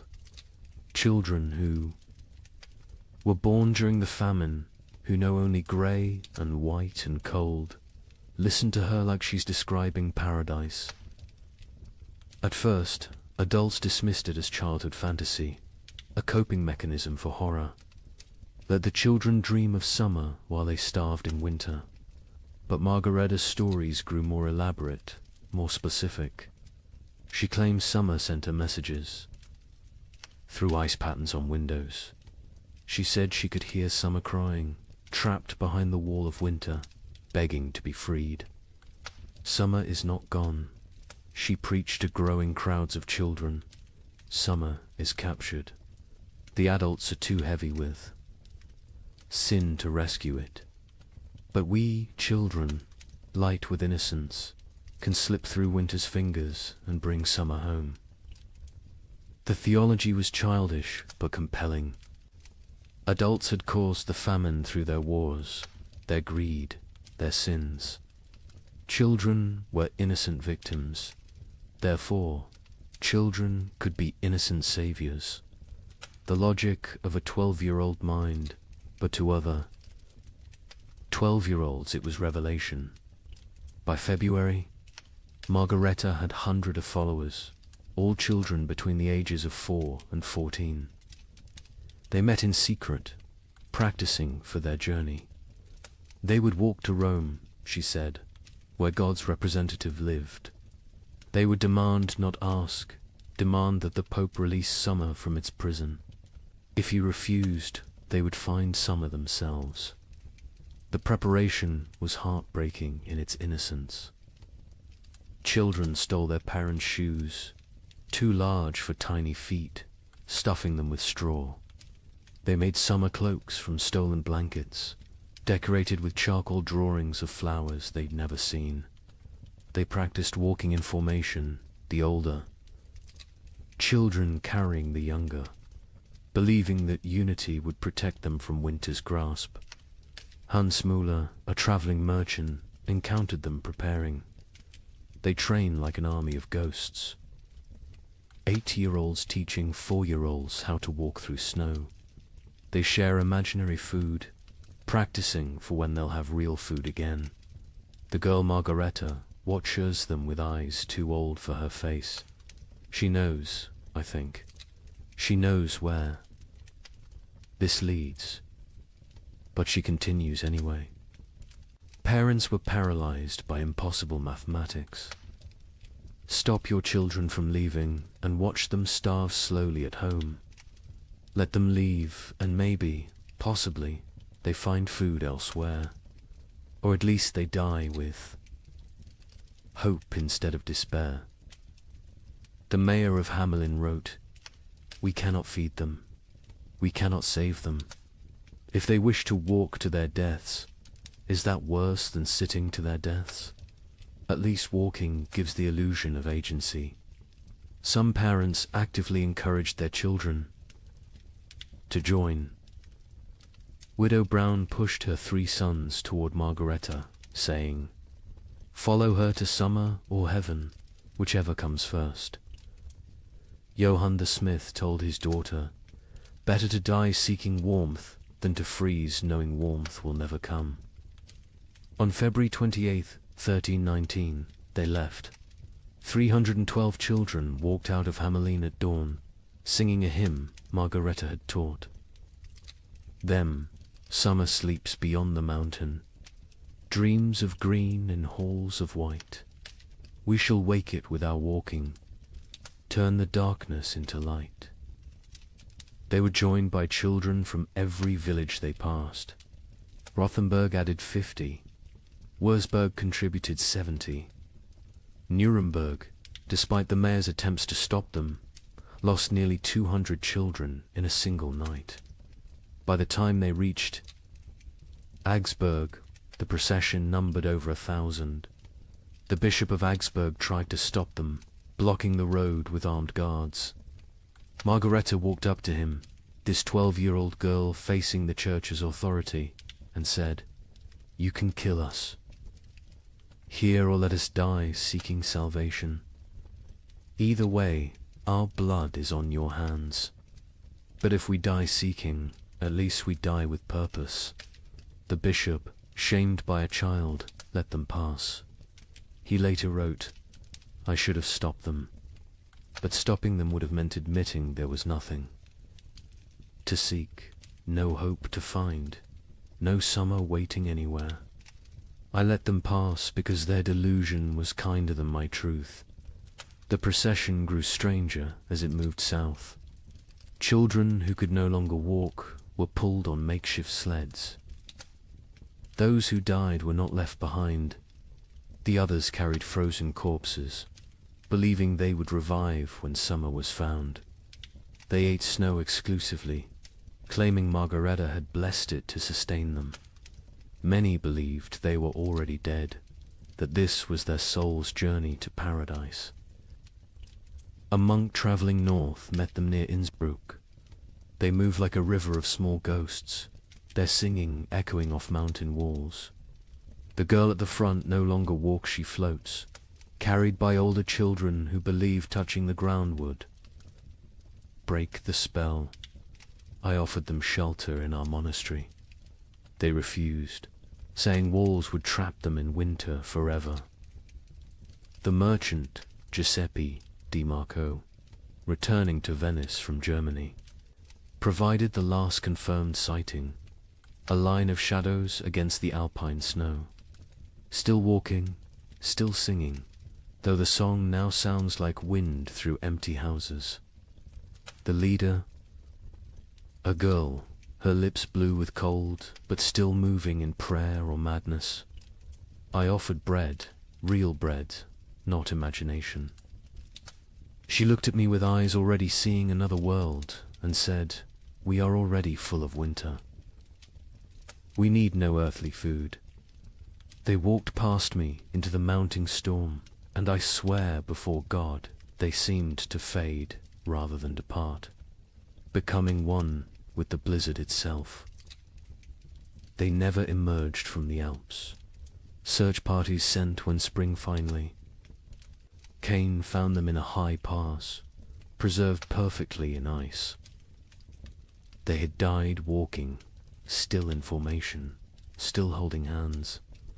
The smaller children carried by the larger, all facing south toward an Italy they would never see, a Rome they would never reach, a summer that had never been imprisoned except in the desperate imagination of a 12-year-old girl. Margareta was found at the front, her face turned skyward, arms outstretched as if embracing something invisible. In her frozen hand, a piece of parchment with a single line. Summer was inside us all along, but winter was stronger. The bodies were left where they lay. The Archbishop of Salzburg declared the site sacred ground, saying, "They died as pilgrims, seeking God's warmth. Let them remain as monuments to faith or folly, no longer know the difference." But the story doesn't end with their deaths. When spring finally came in 1322, when the famine finally broke, wildflowers grew in unusual abundance along the route the children had walked. Skeptics said it was from the organic matter their bodies had left. Believers said it was summer finally answering their call, 3 years too late. Parents who had let their children go lived with mathematical grief. They had solved the equation of survival by subtracting their offspring. Most went mad. The baker of Hamelin, Margaret's father, spent his remaining years making bread he would leave outside his shop each dawn for when the children returned from summer. He died calling Margareta's name, swearing he could hear her singing. The children's crusade of frost became mythology before the last body was found. Some claimed the children had found summer and stayed there, unable to return. Others said they had become the spirits of winter, doomed to walk the Alps forever, searching for warmth that doesn't exist. A few insisted they had seen the children in dreams, playing in fields of grain, finally warm, finally fed, finally free. A chronicler in Vienna wrote the definitive epitaph. They were children who had never known spring, following a child who dreamed of summer, seeking a warmth that had died before they were born. They walked to their deaths with more purpose than most live their lives. They failed to find summer, but they succeeded in escaping winter, which may have been the only success possible. The children's crusade of frost represents the absolute, nadir of the great famine, not the death of hope, but hope itself becoming death's agent. When children abandon their parents to seek impossible dreams, when parents let them go knowing the truth, when entire societies watch their future walk away into frozen oblivion and do nothing because nothing can be done, that is when civilization doesn't just collapse but voluntarily dissolves. Yet there's something else in this story, something that explains why it haunted Europe for generations. Those children, doomed and deluded, chose their fate. In a world where death was certain, they chose to die seeking rather than waiting. They wrote their own ending rather than having it written for them. They failed, but they failed attempting the impossible, which is perhaps the most human thing one can do. The last word belongs to a nameless child, one of hundreds found in that alpine pass, who had carved into a frozen tree trunk. We came to find summer. We found each other. That is enough. By 1320, something unprecedented was happening across Europe. Entire villages were disappearing, not dying, disappearing. A tax collector would arrive to find homes standing empty, fires still warm, food still on tables, but not a soul in sight. Bishop of Lincoln investigated 17 such villages. His report contains a chilling observation. In each dwelling we found the same thing, a single word carved into the main beam. Forgiven. We know not if they sought forgiveness or granted it. Modern archaeologists have found evidence these villagers walked en masse into forests, bogs, or the sea. Mass suicide? Mass migration to nowhere? We'll never know. But the pattern was always identical. They left everything behind except their children. The children, it seems, they took with them to whatever end they chose. The first documented vanishing was Thornwick, a village of 200 souls in Yorkshire. The king's tax collector, William de Vere, arrived on March 15, 1320, to find smoke still rising from chimneys, but no one to tend the fires. His report to the crown reads like a ghost story.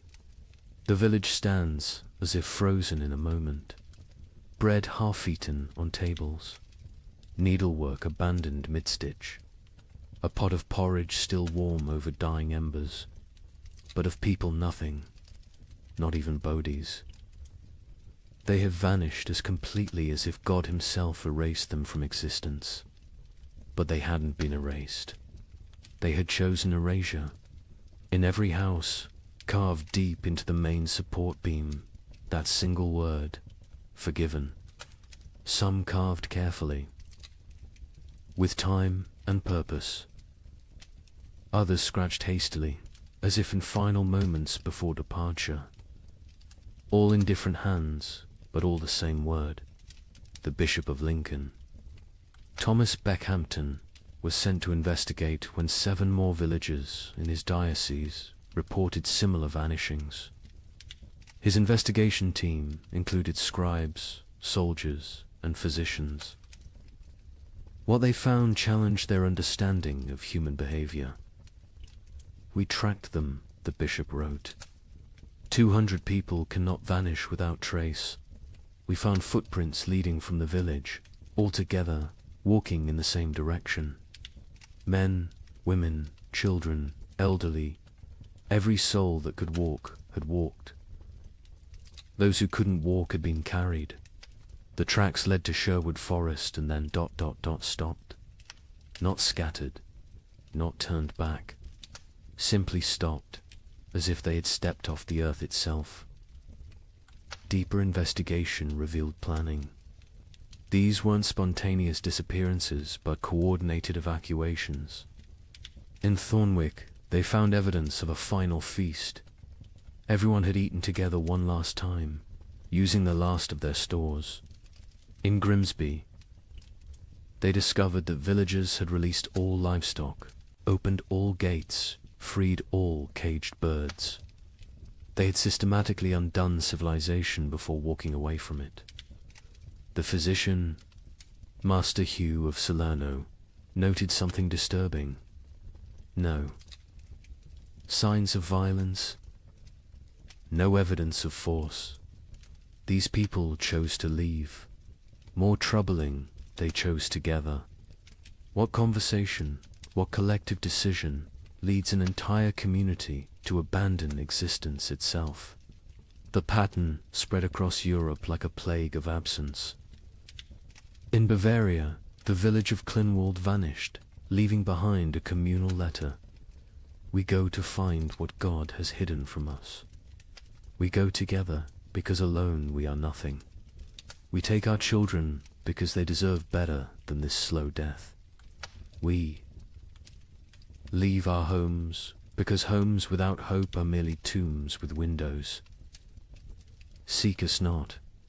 We are already farther than you can follow. The French village of Moulambus left more disturbing evidence. Every adult had written their name on the church wall, followed by their sins: murder, theft, adultery, cannibalism. The last entry in the priest's hand: we have all sinned beyond redemption. We go to place ourselves before God's judgment directly, rather than wait for him to find us here. But it was the German village of Hofnungslos that provided the most complete picture. They had left a chronicle, written collectively, each family, contributing a passage. We have eaten our horses. We have eaten our dogs. We have eaten our leather. We have eaten our dead. We have eaten hope itself.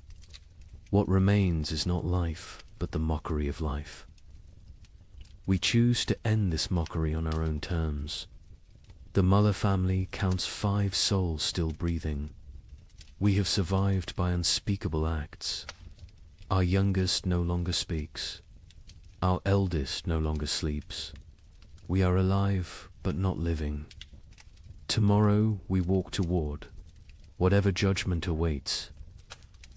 I am Klaus the smith. I have beaten plowshares into weapons, weapons into tools, tools into nothing. My hammer has nothing left to strike. My forge has nothing left to burn. I have nothing left to be. We go to become nothing together. The entries. Continued 4 pages. Each family's testament to horror endured and horror committed. The final entry, unsigned. We forgive each other because no one else will. We forgive ourselves because we must. We forgive God because he knows not what he does. The children were always taken. This detail haunted investigators. In villages where adults were found dead from starvation, disease, violence, children's bodies were often present. But in the vanished villages, no children remained. Whatever dark pilgrimage these communities undertook, they brought their young. A woodcutter named Franz claimed to have seen one such procession near the Black Forest. 300 shadows walking into the trees at dusk. No talking, no crying. Even the babes silent in their mother's arms. They walked like they were already dead, just looking for a place to lie down. I called out, but none turned. They walked into the forest, and the forest swallowed them. The church struggled to explain the vanishings. Suicide was mortal sin, but was this suicide? The Archbishop of Canterbury wrote, "If a man throws himself from a cliff, it is suicide. If a village walks into the sea, what is it? Mass suicide? Or something else, a collective return to the nothing from which we came?"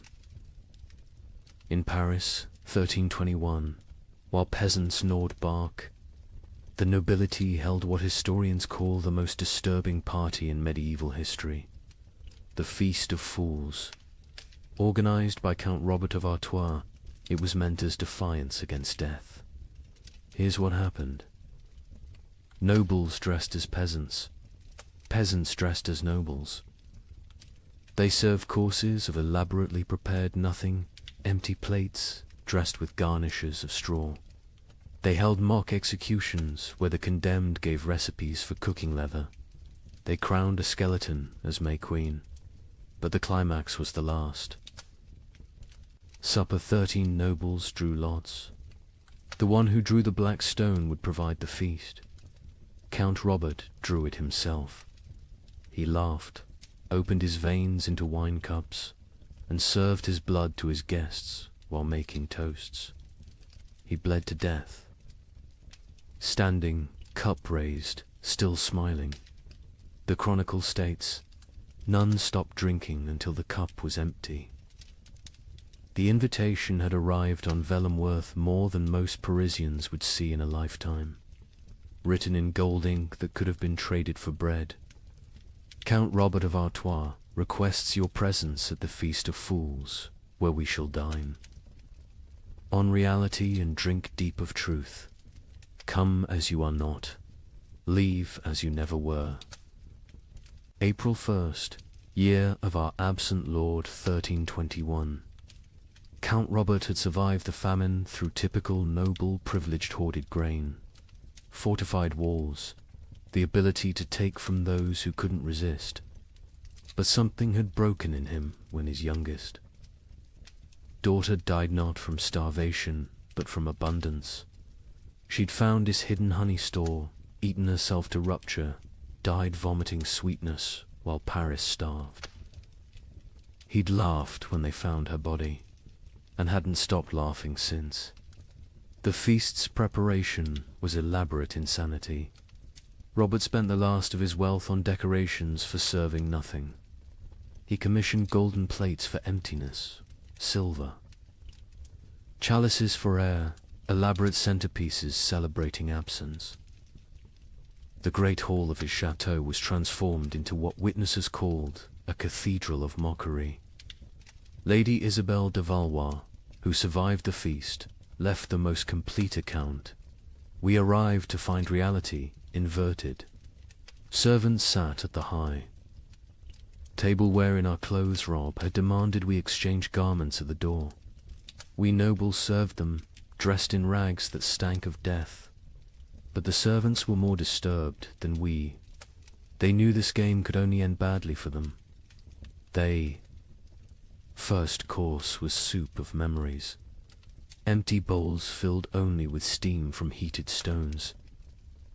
Guests were required to describe what they tasted. Duke Philippe claimed he tasted his mother's fish stew. Countess Marie swore she could taste strawberries. Baron Henry said he tasted his own death and was asked to be more specific about the flavoring. Robert presided over this madness dressed as death himself, black robes, skull mask, scythe resting against his chair. But he'd modified the costume. Death wore a crown of bread loaves, molded and painted gold, technically edible but deliberately withheld. Death is the only one eating well these days, he announced, so I dressed appropriately. The second course was meat of mathematics, elaborately garnished platters containing nothing but written equations. If one person eats for 3 days, 3 people eat for 1 day, or 9 people eat for 4 hours. Solve for X, where X equals survival. Guests were required to eat the paper, chewing their calculations, swallowing their arithmetic. The Duke of Orleans choked on a particularly complex formula involving compound interest in human flesh. Between courses, entertainment. A troupe of starving actors performed the tragedy of abundance, a play where King Midas starved surrounded by golden food. Halfway through, one actor actually collapsed mid-soliloquy. The audience applauded, thinking it was part of the performance. When they realized he was truly dead, they applauded louder. The third course, fish of philosophy. Servants brought paintings of fish, beautifully rendered. While Count Robert delivered a lecture on the nature of reality, is a painting of a fish less real than a fish? Can you eat either in these times? At least the painting doesn't rot. Art has become more substantial than substance. Then came the mock trials. Guests took turns being executed for the crime of survival. Each condemned had to share their worst act, their method of staying alive. The Duchess of Berry admitted to eating her own stillborn infant. The Count of Nevers confessed to walling up servants with grain stores so he wouldn't be tempted to share. The Bishop of Parisiaz, a bishop attended, revealed he'd been giving last rites with unconsecrated hosts because he'd eaten all the blessed ones. Each confession was met with mock judgment. Guilty of humanity, Robert would declare. Sentenced to continued existence. The crowd would laugh, but it was laughter like screaming, laughter like sobbing. Laughter because the alternative was acknowledging what they'd all become. The fourth course was vegetables of vanity, sculptures made from human hair and nail. Clippings arranged to look like salads. We consume ourselves, Robert explained. We always have. The famine just made it literal. Guests were required to eat these too. The Marquis de Toulouse vomited immediately. He was forced to eat that as well. Nothing wasted, Robert insisted. That's the new nobility. The entertainment grew darker.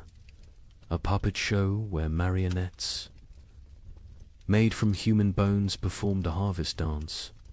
A choir of orphans singing recipes for preparing leather. A juggler tossing skulls who revealed, mid-performance, that they were his own children's skulls. The audience couldn't tell what was performance and what was confession. The fifth course, bread of betrayal. Actual bread appeared, one small loaf. The room went silent. Real food, after hours of elaborate nothing. Roberts explained the game. Tell us who you killed for food. The best story wins the bread. What followed was an auction of atrocity. The Baron of Anjou described smothering his elderly mother to inherit her hidden grain. The Countess of Blois explained how she'd poisoned her husband when she discovered he'd been secretly eating while she starved. The Duke of Normandy won with his tale of hosting a dinner party, serving his guests his own son, then revealing the truth after they'd eaten. He took one bite of the bread and vomited blood. The bread was made from sawdust and painted to look real. The sixth course, wine of wisdom. Empty goblets that guests had to fill with their own fluid stares, saliva, blood, whatever they could produce. We toast to truth, Robert declared. The truth that we are bags of liquid pretending to have purpose. They drank their own essences while Robert laughed and laughed and laughed. Then came the moment that would define the feast in history. Robert announced the Last Supper, 13 volunteers to recreate Christ's final meal. but with a twist. They would draw lots. 12 would feast. 1 would be the feast. The volunteers came forward, 12 nobles, so broken by horror they'd embrace any ending. Robert himself was the 13th. They drew carved bones from a jeweled box. Robert palmed the black bone, ensuring he drew it. Everyone knew. No one spoke. "I am the feast," he announced with genuine joy. "I am bread and wine. I am flesh and blood. I am the only honest noble lefty. Give myself to be consumed." He opened his veins with ceremonial precision, not to die quickly, but to fill 13 cups. He made toasts as his blood flowed, to abundance. Nervous laughter to the feast that never ends. Desperate drinking to the truth that we're all already dead. Silence, except for swallowing. He conducted himself like a sommelier describing vintages.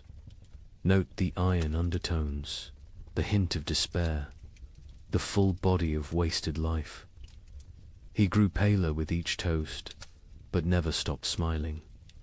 Drink deep, friends. I'm a vintage that won't be repeated.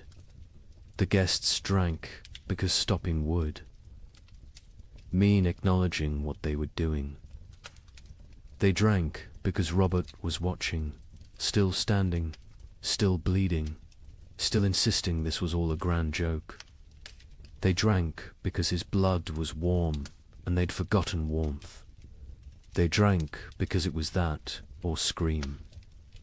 Robert's final toast, as his knees began to buckle, to the feast of fools, where fools feast on fools, where wisdom is folly and folly is survival. To the nobility that dies with nobility, leaving only animals wearing crowns. To the joke that God played on us, and the joke we play back. To the end that never ends, and the ending that never he fell forward. Cup still raised, smile still, fixed. Dead before he hit the ground, but somehow still laughing. The guests sat with empty cups, full stomachs, and the knowledge that they'd literally drunk noble blood while dressed as peasants in a world where symbolism had become sustenance. The aftermath was swift and terrible. The servants, Forster, watch nobles drink noble blood, revolted, not politically aside. They stripped off the noble clothes, fled the chateau, most walking directly into the Seine to drown. The nobles, trapped in servant rags, covered in Robert's blood, stumbled into Paris streets where they were attacked by mobs who didn't recognize them or didn't care. Of the 100 guests at the Feast of Fools, 13 survived to Easter. Most died by suicide, unable to process what they'd participated in. Lady Isabel, who recorded the events, ended her account. We went to mock death and became death's mockery. We tried to feast on nothing and discovered we were nothing. Count Robert won his game. He died laughing at a joke only he understood, leaving us to live with the punchline. The Feast of Fools wasn't just noble decadence, it was aristocracy's suicide note written in performance art, when the highest class of society serves nothing on golden plates, crowns, corpses, and drinks human blood as entertainment, the social. Order hasn't just collapsed, has performed its own autopsy while still breathing. The king, upon hearing of the feast, reportedly said, "Count Robert has shown us our future elaborate rituals around nothing, performances of power without power.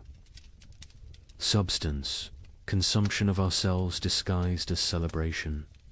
He then ordered all records of the feast destroyed. They survived because Lady Isabel hid her account inside a Bible, writing, "Let future generations know that when the world ended, the nobility threw a party. We dressed our doom in silk and served our destruction on silver platters. We made horror into art because art was all we had left. And when the last toast was raised, it was to our own annihilation, delivered with perfect etiquette. Let me share numbers that medieval minds couldn't comprehend. In 1310, Europe's population was roughly 75 million. By 1322, it was 60 million. 15 million people gone. Not from plague, not from war, from cold and hunger, but statistics hide. Individual horror. In the town of Ypres, they kept exact records. Population 1315, 10,400. Population 1,322, 2,100. But here's the detail that haunts. Of those 2,100 survivors, only 300 were the original residents. The others, they came from elsewhere, drawn by rumors of food, only to find more death. The prior of Ypres wrote, "We no longer bury the dead. We stack them like cordwood, waiting for spring. But spring never comes warm enough to dig. The numbers tell a story that words cannot." The Abbey of Saint-Denis kept meticulous death records, originally for prayers for the departed. By 1318, they'd stopped recording names, just tally marks. 5 marks crossed through. 5 marks crossed through. Pages and pages of groups of 5, like a child learning to count, except each mark was a human soul. Brother Felipe, the abbey's mathematician, calculated the rate of death. In 1315, we lost 1 soul per week. By 1316, 1 per day. By 1317, 1 per hour. By 1318, we stopped counting because the living were too few to count the dead. Mathematics itself collapsed when the numbers exceeded comprehension. The Italian city-states, with their banking traditions, kept the most precise records. Florence's census of 1310 recorded 120,000 souls. The census of 1322 recorded 45,000. But hidden in those numbers was darker arithmetic. Of the 45,000 survivors, 30,000 had arrived during the famine, refugees from the countryside. The original Florentine population had dropped from 120,000 to 15,000. 7 of every 8 natives had perished. Venice's records reveal the geographic mathematics of death. The city's famous districts died at different rates. San Marco, where the wealthy lived, lost 40% of its population. Castello, where the poor crowded, lost 85%. But here's the cruel irony: the wealthy districts died faster in the final years. Once money meant nothing, poverty became an advantage. The poor knew how to starve. The rich only knew how to eat. In England, the Domesday Book had recorded settlements since 1086. By comparing tax records from 1310 to 1322, we can track village-level devastation. In Norfolk, 40% of villages recorded in 1310 no longer existed.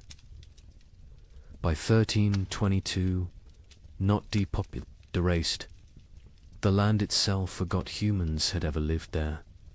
But let's look deeper at Ypres, because their obsessive record-keeping reveals the true mathematics of societal collapse.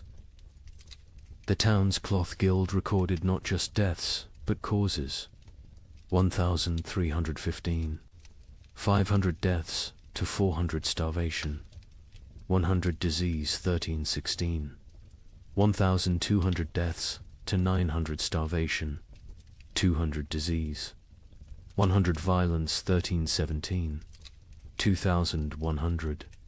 deaths to 1,000 starvation, 500 disease, 400 violence, 200 voluntary, 18, 2,500 deaths to 800 starvation, 600 disease, 700 violence, 400 voluntary, 19, 1,800 deaths to 300 starvation, 400 disease, 500 violence, 600 voluntary, 1,320, 900 deaths minus 100 starvation, 200 disease, 200 violence, 400 voluntary. See the pattern.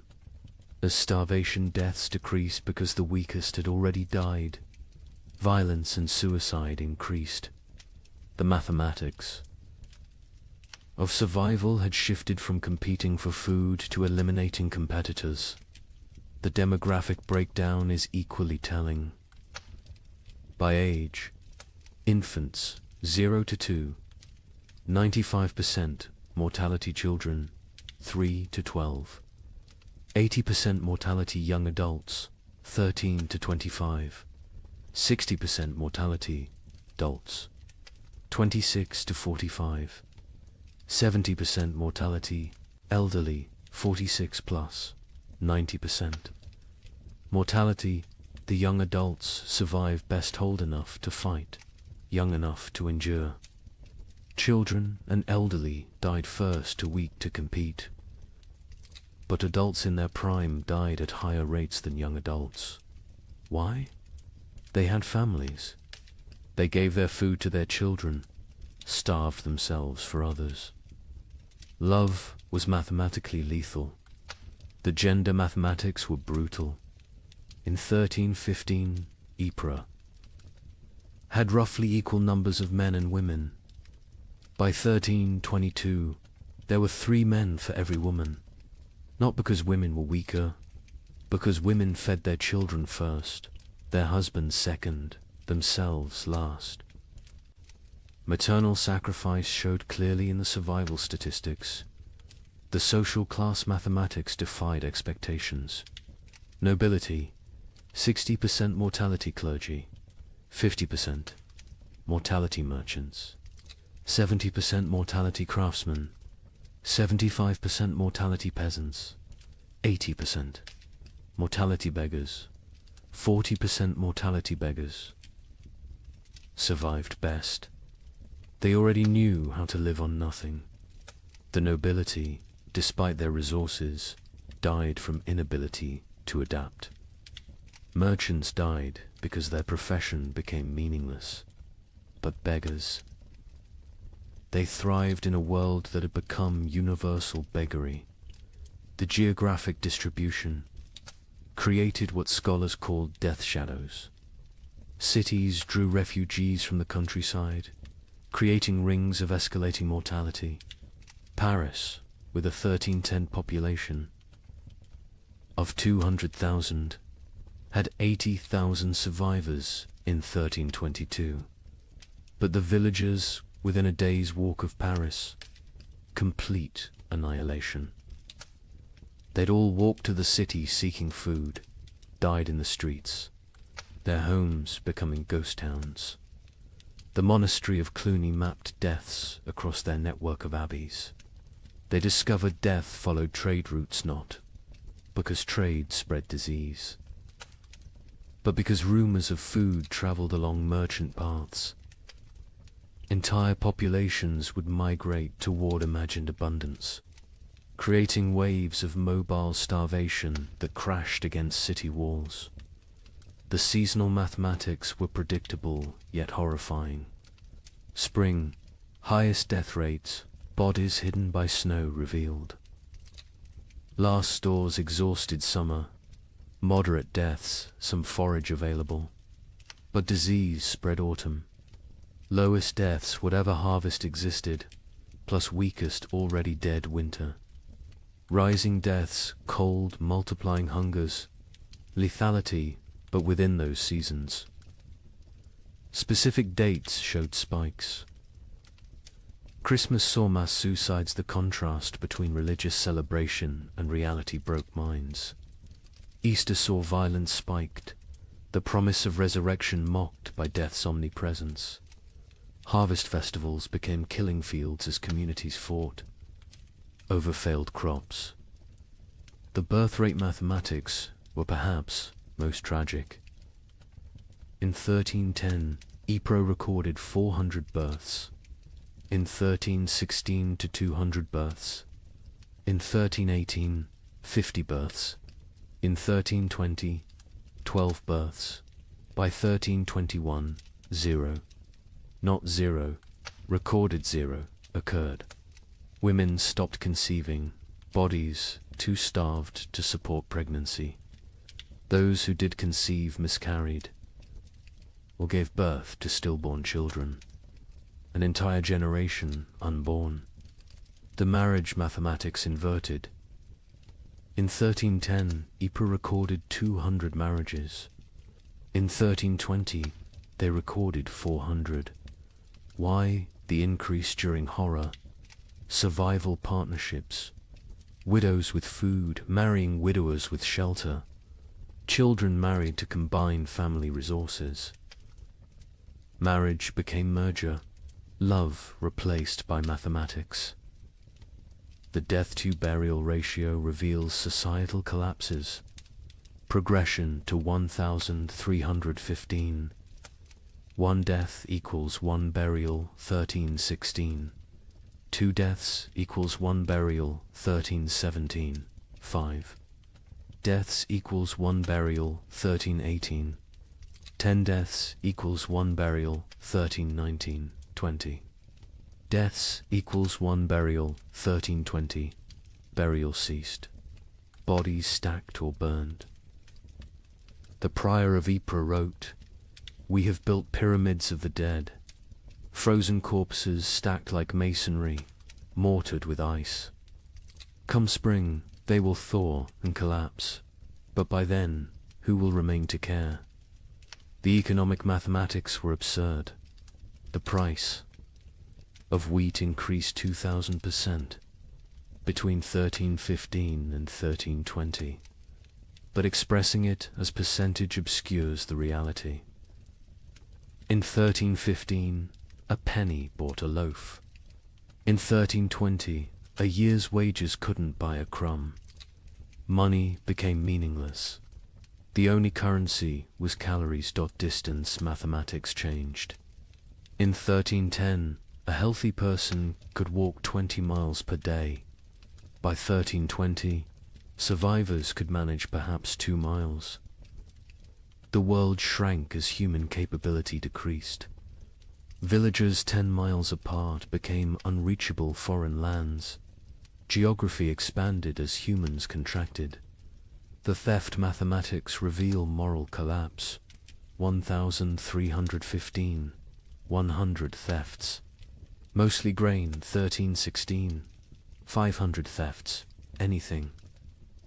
Edible, 1317. 1,000 thefts. Including clothing and fuel, 1318. 2,000 thefts. Including children, 1319. Theft became meaningless. Nothing left to steal. The murder mathematics followed similar patterns, but with a crucial difference. Murders peaked in 1318, then declined not from returning morality, but from lack of strength. By 1319, people were too weak to kill. Violence required carries nobody could spare. The migration mathematics created empty zones and death clusters. Rural areas emptied as survivors walked to cities. Cities became graveyards as refugees died in streets. The population didn't just decline, it concentrated, then collapsed. Like a star becoming a black hole, the linguistic mathematics were subtle but telling. The Ypres records showed declining vocabulary over time. 1315 records use varied, complex language. By 1320, the same. Scribes used perhaps 200 words repeatedly. Hunger had literally reduced their ability to think in complex terms. Survival required all cognitive resources. The time mathematics warped reality. Survivors reported years feeling like decades, days feeling like minutes. The prior wrote, "We have lived 7 years that feel like 70. I am 40 but feel 400. Time itself has starved, moving slowly like everything else dying." The children's mathematics were most heartbreaking. In 1315, Ypres had 3,000 children under 12. By 1322, 45. Of those 45, only 3 were from Ypres. The others were orphans who'd wandered in from elsewhere, their origins unknown, their parents dead, their futures non-existent. An entire generation deleted. Here's the mathematical truth medieval minds couldn't grasp. Exponential death. When food production drops 50%, population doesn't drop 50%, drops 80%. Because that 50% reduction creates competition, disease, violence, and suicide that multiply mortality beyond the initial cause. Famine doesn't just kill through starvation, kills through the mathematics of social collapse. The final statistic, the one that captures the true horror of the 15 million who died. Historians estimate only 5 million died directly from starvation. The other 10 million died from what starvation created: disease, violence, suicide, exposure, accidents caused by weakness, childbirth without resources, infections without medicine. 2/3 of deaths weren't from famine, but from famine's mathematics. The prior of Ypres' final entry, dated March 1322. I have kept these records for 7 years. I have reduced human souls to marks on parchment, lives to numbers, horror to mathematics. But mathematics cannot capture the sound of children crying for food that doesn't exist. Cannot calculate the weight of watching your family die by degrees. Cannot solve for why God allows such equations. The numbers say 2,100 remain from 10,400. But numbers lie. None remain. We 2,100 are not survivors, we are the not yet dead. Walking statistics waiting for our final tally. Mathematics has proven that hell is not fire and brimstone. Hell is subtraction without end, division without remainder, the null set of human hope. In 1321, as the worst seemed to be passing, something strange happened. The rats returned, but they were different, larger, bolder, moving in coordinated swarms. A chronicler in Milan wrote, "They fear neither cat nor dog nor man. They walk in daylight like they own the earth." Where had they been for 7 years? Some scholars believe they survived in the vast granaries of Eastern Europe, growing fat while the West starved. Others think they evolved, adapted to the cold. But everyone agrees on one thing: they brought something back with them. A Venetian merchant noted, "The rats are sick. They dance in circles before dying, black swellings on their necks." Those swellings would have a name soon enough. But in 1321, as Europe began to believe, the worst was over. Nobody knew they were witnessing the overture to the Black Death. The first documented sighting was in Prague, March 1321. A baker named Joseph, one of the few whose ovens still functioned, reported to the city guard. They came at dawn, hundreds of them, moving like water through the streets. But wrong. Rats don't move together like soldiers. These did.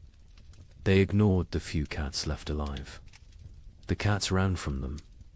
Within days, similar reports flooded in from across Europe. But these weren't the timid creatures that had vanished in 1315. The merchant Giovanni di Marco, traveling from Venice to Vienna, documented what he saw. Rats the size of rabbits, some larger, grey-black fur so thick arrows bounce off, eyes that reflect light like demons. They don't scatter when approached. They stand their ground, studying you, calculating.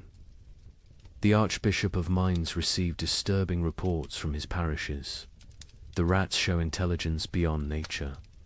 They work in teams, some distract while others steal. They've learned to open larches, untie knots, even use simple tools. A priest in Worms saw one using a stick to knock bread from a high shelf. This is not natural. This is diabolic. But where had they been?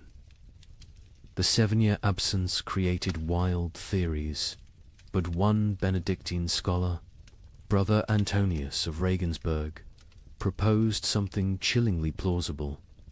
The rats didn't vanish, they migrated east, following ancient Roman grain routes to the steppes. Beyond Hungary, there, in the vast underground granaries, built by emperors and forgotten by time, they found paradise. Infinite grain, no predators, perfect breeding conditions, 7 years of unlimited food and reproduction. They've returned not as the same species, but as something evolved. The physical changes were documented obsessively. A physician in Paris dissected several specimens, twice the size of pre-famine rats. Muscle density increased by half. Teeth lengthened and serrated, capable of chewing through wood, even soft metals. Most disturbing, enlarged brains. The cranial capacity has increased by 1/3. These are not the rats that left. These are their descendants, shaped by 7 years of plenty while we endured 7 years of want. The behavioral changes were even more unsettling. The rats showed coordination that defied explanation. A witness in Cologne described an attack on a grain warehouse. They moved in waves. First wave gnawed the doors, while others waited. When guards appeared, they retreated. In perfect synchronization, they returned at night with more numbers, attacking from multiple points simultaneously. They knew we were watching. They waited until we were exhausted. They had lost all fear of humans. Previous generations of rats fled from people, lived in shadows, scavenged secretly. These new rats walked openly through marketplaces, entered homes while families ate, stared directly at humans with what witnesses described as calculating intelligence. A child in Nuremberg reported rats watching her family eat dinner through the window. "Counting us," she said. "The cats, those few that survived the famine, refused to hunt them." A chronicler in Lyon observed, "Our best Mauser, who survived 7 years of horror by hunting, now cowers when rats pass. He recognizes something we don't. The predator-prey relationship is inverted. The cats know they're now the prey. Dogs fared no better. Hunting hounds trained to kill wolves ran from rat. Swarms. A pack of street dogs in Milan, hardened by years of surviving on corpses, was found torn apart. Witnesses said the rats had hunted them like wolves hunt deer, driving them into a corner, exhausting them, then moving in for the kill. But it was the rats' relationship with the dead that proved most disturbing. During the famine, corpses had accumulated faster than burial. Mass graves, body piles, frozen pyramids of the dead, all untouched for years. The returned rats showed intense interest in these sites. Not to feed, they seemed well fed, but to investigate. A gravedigger in Bordeaux reported.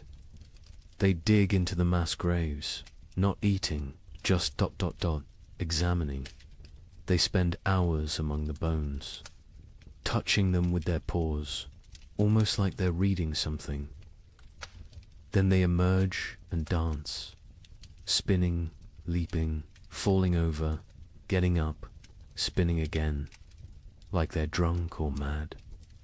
The dancing disease appeared first in the rats, then in the animals they bit, finally in humans. But in 1321, people thought it was just strange behavior. They didn't connect it to disease. Why would they? The rats looked healthy, even robust. Larger, stronger, more vital than any rats in memory. An Italian merchant named Carlo Benedetti made the crucial observation that historians would later recognize as prophetic. The rats congregate at trade routes, ports, and crossroads. There, not seeking food exists everywhere now that so few remain to eat it. They're positioning themselves along human movement patterns, waiting, but for what? The rats showed particular interest in the remaining churches and monasteries. Brother Francis of Assisi documented their behavior.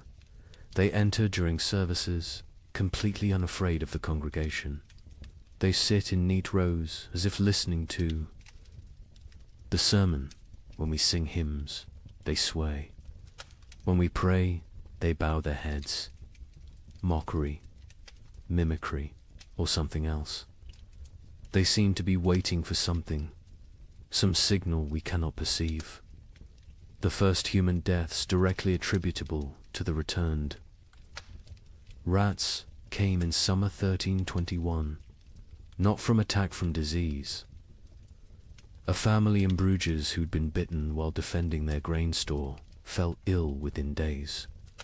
The symptoms were unlike anything seen during the famine. High fever, delirium, and most distinctively, black swellings in the neck, armpits and groin. The family died within a week, but not before describing their hallucinations. The rats speak to us in dreams. They show us cities of the dead, kingdoms built in grave earth, empires of bone and plague. They promise us citizenship and their necropolis if we stop fighting and accept the gift they bring. Medical professionals were baffled. A physician in Prague wrote, "The disease is nothing like the starvation sickness or winter plague. It burns through bodies like fire through dry wood. The black swellings appear where the body fights hardest, lymph nodes swelling with failed resistance. But, strangest of all, the victims dance before they die, just like the rats." The dancing sickness spread from the bitten to their families, from families to neighborhoods, from neighborhoods to districts. But in 1321, it was still contained, still rare. Most who died that year still died from famine's lingering effects. The new plague was just beginning its incubation, both in human bodies and human societies. The rats' intelligence manifested in increasingly complex ways. They learned to avoid traditional traps, poison, and hunting methods. They developed new social structures: scout rats who tested food for danger, guard rats who watched for threats, even what appeared to be leader rats who directed group movements through series of squeaks and gestures. A scholar in Vienna documented their learning capabilities. We captured one, intending study. Its companions spent 3 nights trying to free it, using increasingly sophisticated methods: leverage, distraction, even attempting to pick the lock with twisted metal. When they failed, they sat outside the cage in vigil until the captured rat died. Then they left. But the next night, our laboratory burned. The fire started in 3 places simultaneously. Draw your own conclusions. The church struggled to explain the rats' return. Were they demons? Punishments? Tests? The Bishop of Cologne preached. For 7 years they abandoned us to our suffering. Now they return in our moment of hope, stronger for their absence. They are either God's final curse or Satan's opening move in some greater game. Either way, they herald something worse than what we've endured. Popular folklore developed quickly. Rats were secret rulers of the underworld who'd retreated to plan humanity's destruction. They would transform human souls, twisted by starvation, into animal form.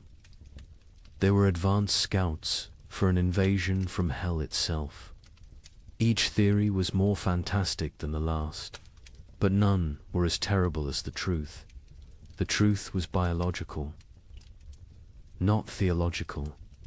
The rats had spent 7 years in isolated populations, breeding rapidly in the eastern granaries.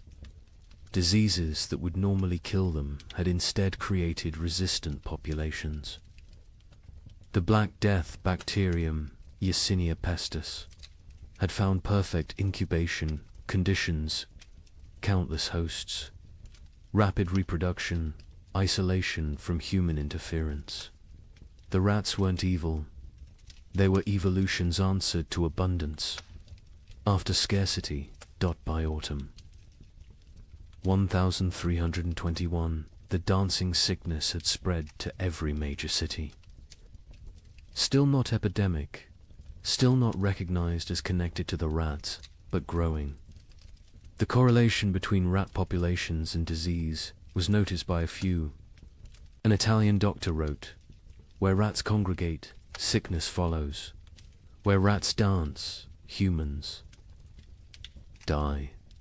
Where rats thrive, plague arrives." But Europe, exhausted from 7 years of famine, couldn't process another catastrophe.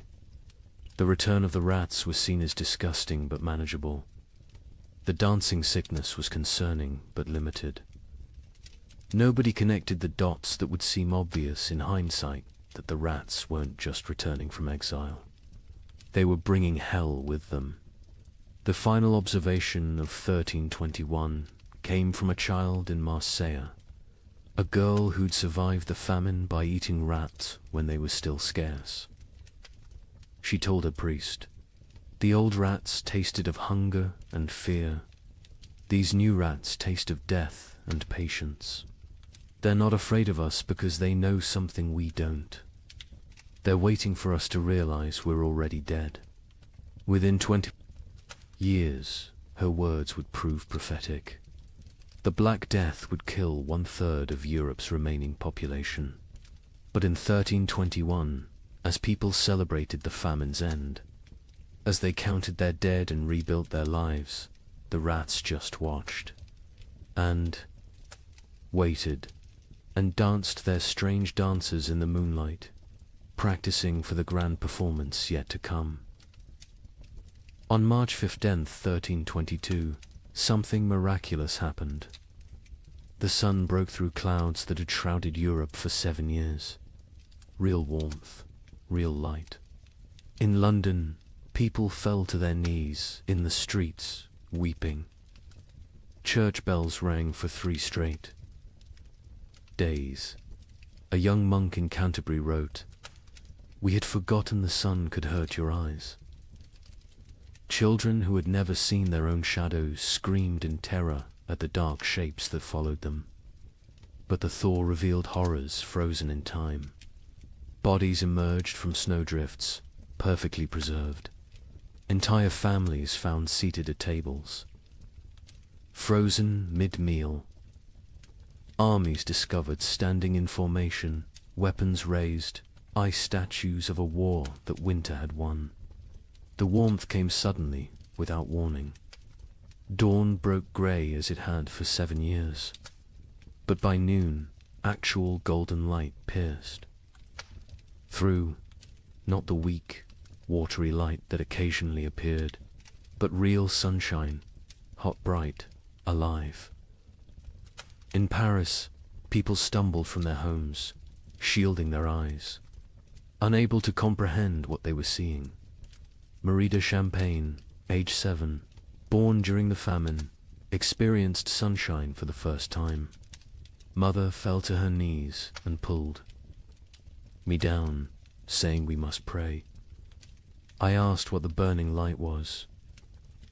She said God's eye has opened. I was terrified. I thought God was going to see what we'd done to survive. The ice began to melt with alarming speed. Winter's archives, 7 years of frozen death, began to reveal themselves. In Cologne, the Rhine's thaw exposed a grotesque gallery, hundreds of bodies that had fallen through ice over the years, preserved perfectly, now floating downstream like a parade of the damned. Citizens lined the banks, searching for relatives lost years ago, finding them looking exactly as they had at death. Brother Thomas of Westminster, who'd chronicled the disaster from beginning, wrote with shaking hand, "The earth gives up its dead, but not for resurrection. They return only to show us what we've done." A mother and child, frozen in embrace, so perfectly preserved I could count the tears frozen on their cheeks. Soldiers who died defending grain stores, still standing at their posts, ice guardians of nothing. God has kept perfect record of our failures. But with the thaw came something worse than revealed corpse. Truth-field truth. The ice had hidden the full scope of devastation. Entire districts thought to be empty were found to contain hundreds of frozen dead. Mass graves, hastily covered with snow, began to melt and shift, creating mudslides of human remains. The spring of 1322 didn't bring renewal. It brought archaeology of horror in the Alps.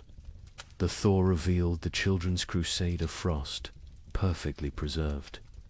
A merchant reported, "They stand like an army of small angels, ice blue and beautiful.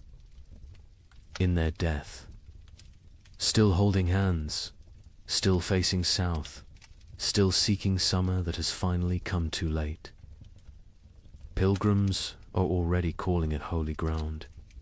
I call it the world's guilt made manifest.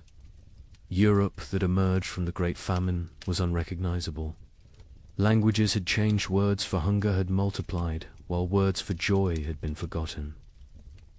Children born during the 7 years were stunted, marked forever by starvation. They would be called the famine generation, shorter, weaker, but survivors of the impossible. The social order had shattered.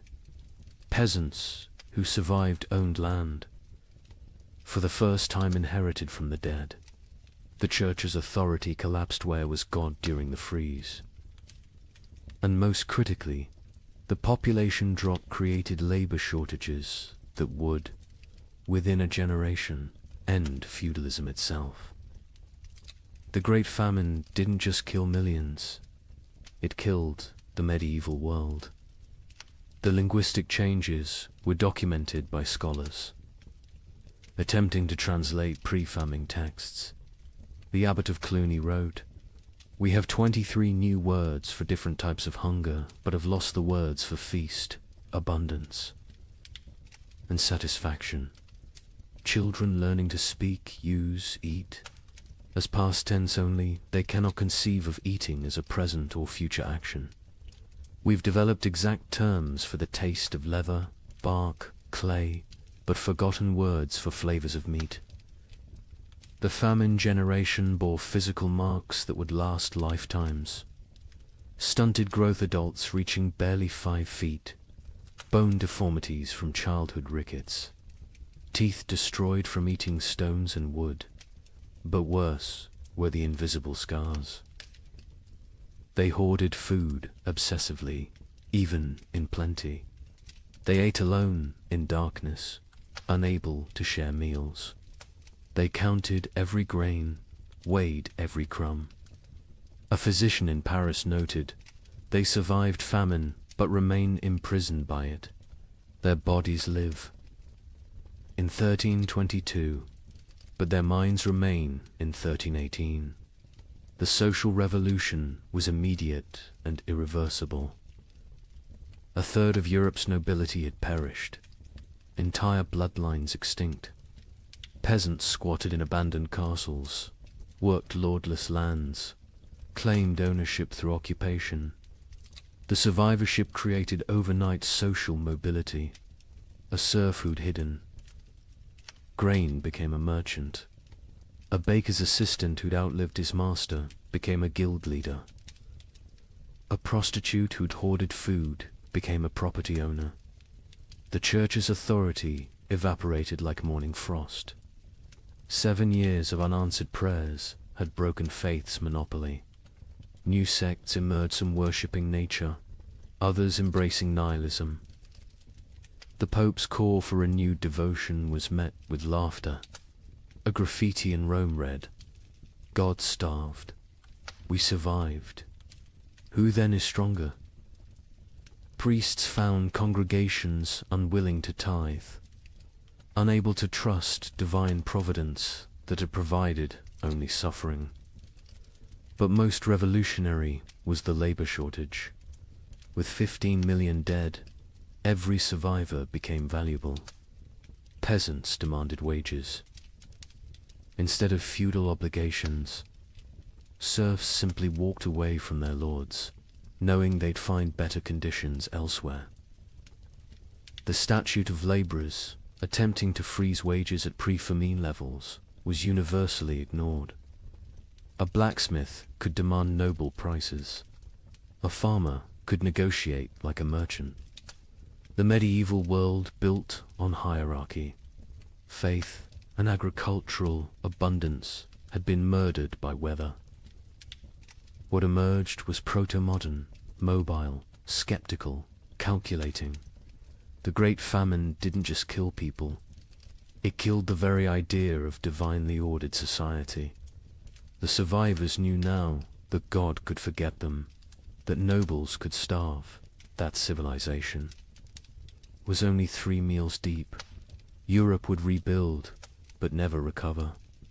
The medieval dream was frozen in those 7 years, preserved like the corpses in ice, beautiful and dead forever. In 1323, an anonymous scribe in Bavaria wrote what might be the most important document of the entire famine. Not a chronicle of events, but a warning. To those who come after, know this. We thought ourselves masters of the earth. We built castles against enemies, churches against damnation, walls against nature itself. But when the sky turned against us, when the very air became our enemy, we learned that civilization is only 3 mills deep. Beneath that lies the animal, and beneath that ... lies something worse, something that would eat its own shadow if it could provide sustenance. We survived. That is not the same as living. Some costs can never be repaid. Some hungers never leave you, no matter how much you eat. We measured time in deaths. We measured love in shared suffering. We measured God in his absence. If the cold comes again, and it will come again, remember that the greatest danger is not the freeze. It's what the freeze reveals about your neighbor, about your family, about yourself. May you never be warm enough to forget what we learned in the cold. The document was found hidden in a monastery wall, wrapped in waxed cloth, deliberately preserved. The scribe continued, "I write this with fingers that consumed my own flesh. I write with eyes that watched my children choose which sibling would eat. I write with a soul that has been to hell and discovered hell is not fire. Hell is ice and the mathematics of survival. We who survived are not heroes. We are the ones who did what heroes couldn't. We chose ourselves over others. We calculated love against calories and chose calories. We learned that honor digests poorly, that mercy is a luxury of the fed, that civilization is just an agreement between people who aren't hungry yet. The sun has returned. The crops grow again. Markets open, bells ring. Children are born who will never know the taste of bark bread. They will call us the generation who endured. But endurance is just a prettier word for betrayal. Betrayal of everything we once believed. Made us human. When abundance returns, you will forget. You will must forget to stay sane. But someone should remember. Someone should know that we measured children's worth in weeks of food, that we drew lots for who would walk into winter, that we learned to distinguish the taste of different mortar. From ancient walls, so I leave this testament, not of what happened chronicles will tell that story, but of what we became. We became arithmetic. We became efficiency. We became the truth that underneath every prayer, every law, every noble sentiment, lies the animal that will eat its own tail if the circle of consumption demands it. Remember us accurately, not as victims of weather, but as humans revealed. The cold didn't change us, it showed us, and what it showed can never be fully hidden again. The thaw has come. Summer returns. But we who survived carry winter inside us forever, a frozen seed that whispers, "This is what you really are. Everything. Else is just the dream of well-fed men." In the spring of 1315, a mother in northern England made an unthinkable decision. She locked her children inside their cottage, walked into the frozen wasteland, and never returned. But she wasn't abandoning them. She was saving them. What she knew, what all of Europe would soon discover, was that the world itself was dying. The rain wouldn't stop. The cold wouldn't break. And for the next 7 years, winter would reign supreme. Her name was Marjorie of Dereham, and her neighbors found her children 3 days later, alive, huddled around the last embers of their fire. The eldest, a boy of 9, clutched a note his mother had left. The priest who recorded it wrote that his hands shook as he read her words aloud. "My flesh will buy them grain. My absence will grant them mercy. Tell them I walk toward God, not away from them." You see, Marjorie had understood something terrible. Something that would take the rest of Europe months to grasp.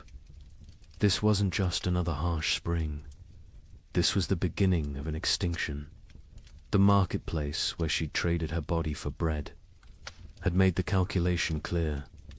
A living mother meant 5 mouths to feed. A missing mother meant 4 orphans the church had to shelter, and the church still had grain. Still had walls, still had hope that this nightmare would end. But here's what makes Marjorie's story so haunting. She wasn't unique. Parish records from 1315 show hundreds of similar disappearances. Parents vanishing into blizzards, elderly grandparents wandering into forests, always leaving notes, always locking doors from the outside, always walking toward death like it was salvation. The chronicler Geoffrey Le Baker would later write about that spring with words that feel pulled from nightmares. The rains began on St. George's Day and fell like God had forgotten how to do anything else. Not the warm rains of April that wake sleeping seeds, but frozen needles that killed whatever they touched. Crops didn't fail, they drowned standing. Rivers didn't flood, they exploded from their banks like wounded animals. Think about that. For a moment, you're a medieval peasant. Your entire world is 3 miles wide. Everything you know about survival, every technique your father taught you, every prayer your mother whispered, assumes one simple truth, that seasons follow patterns. Spring brings life. Summer brings growth. Autumn brings harvest.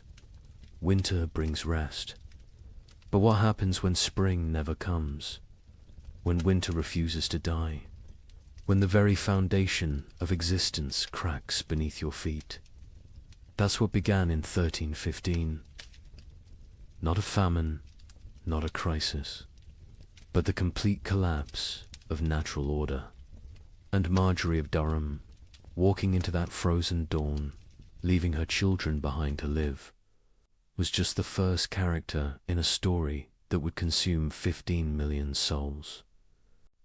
Before it ended. The question isn't how Europe survived, it's what Europe became to survive it.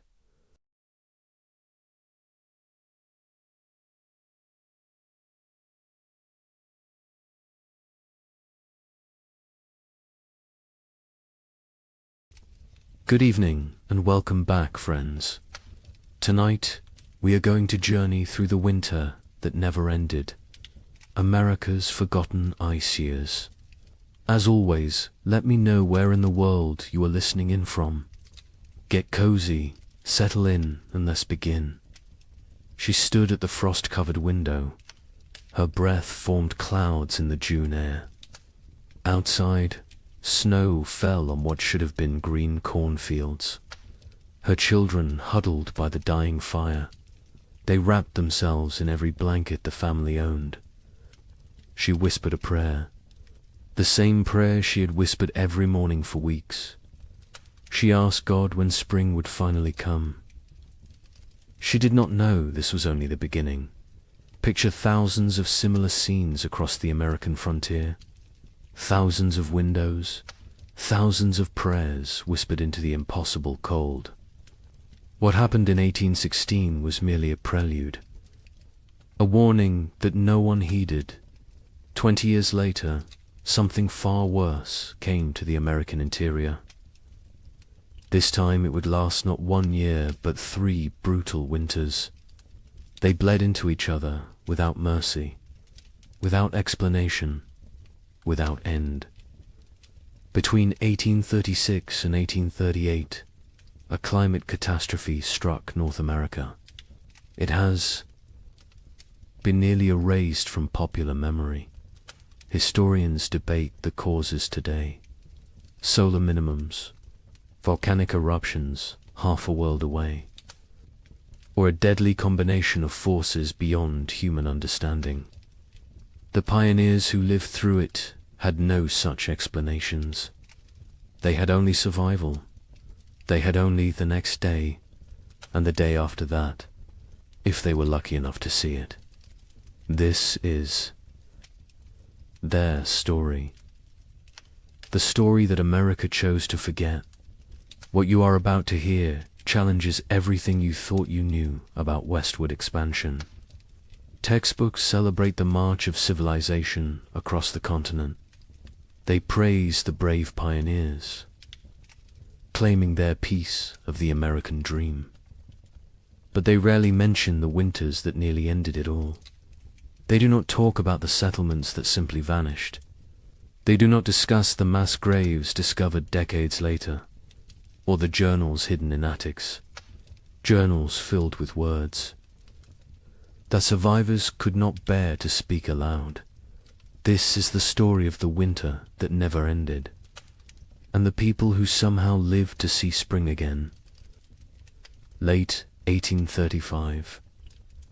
The American frontier hummed with optimism. The economy was booming.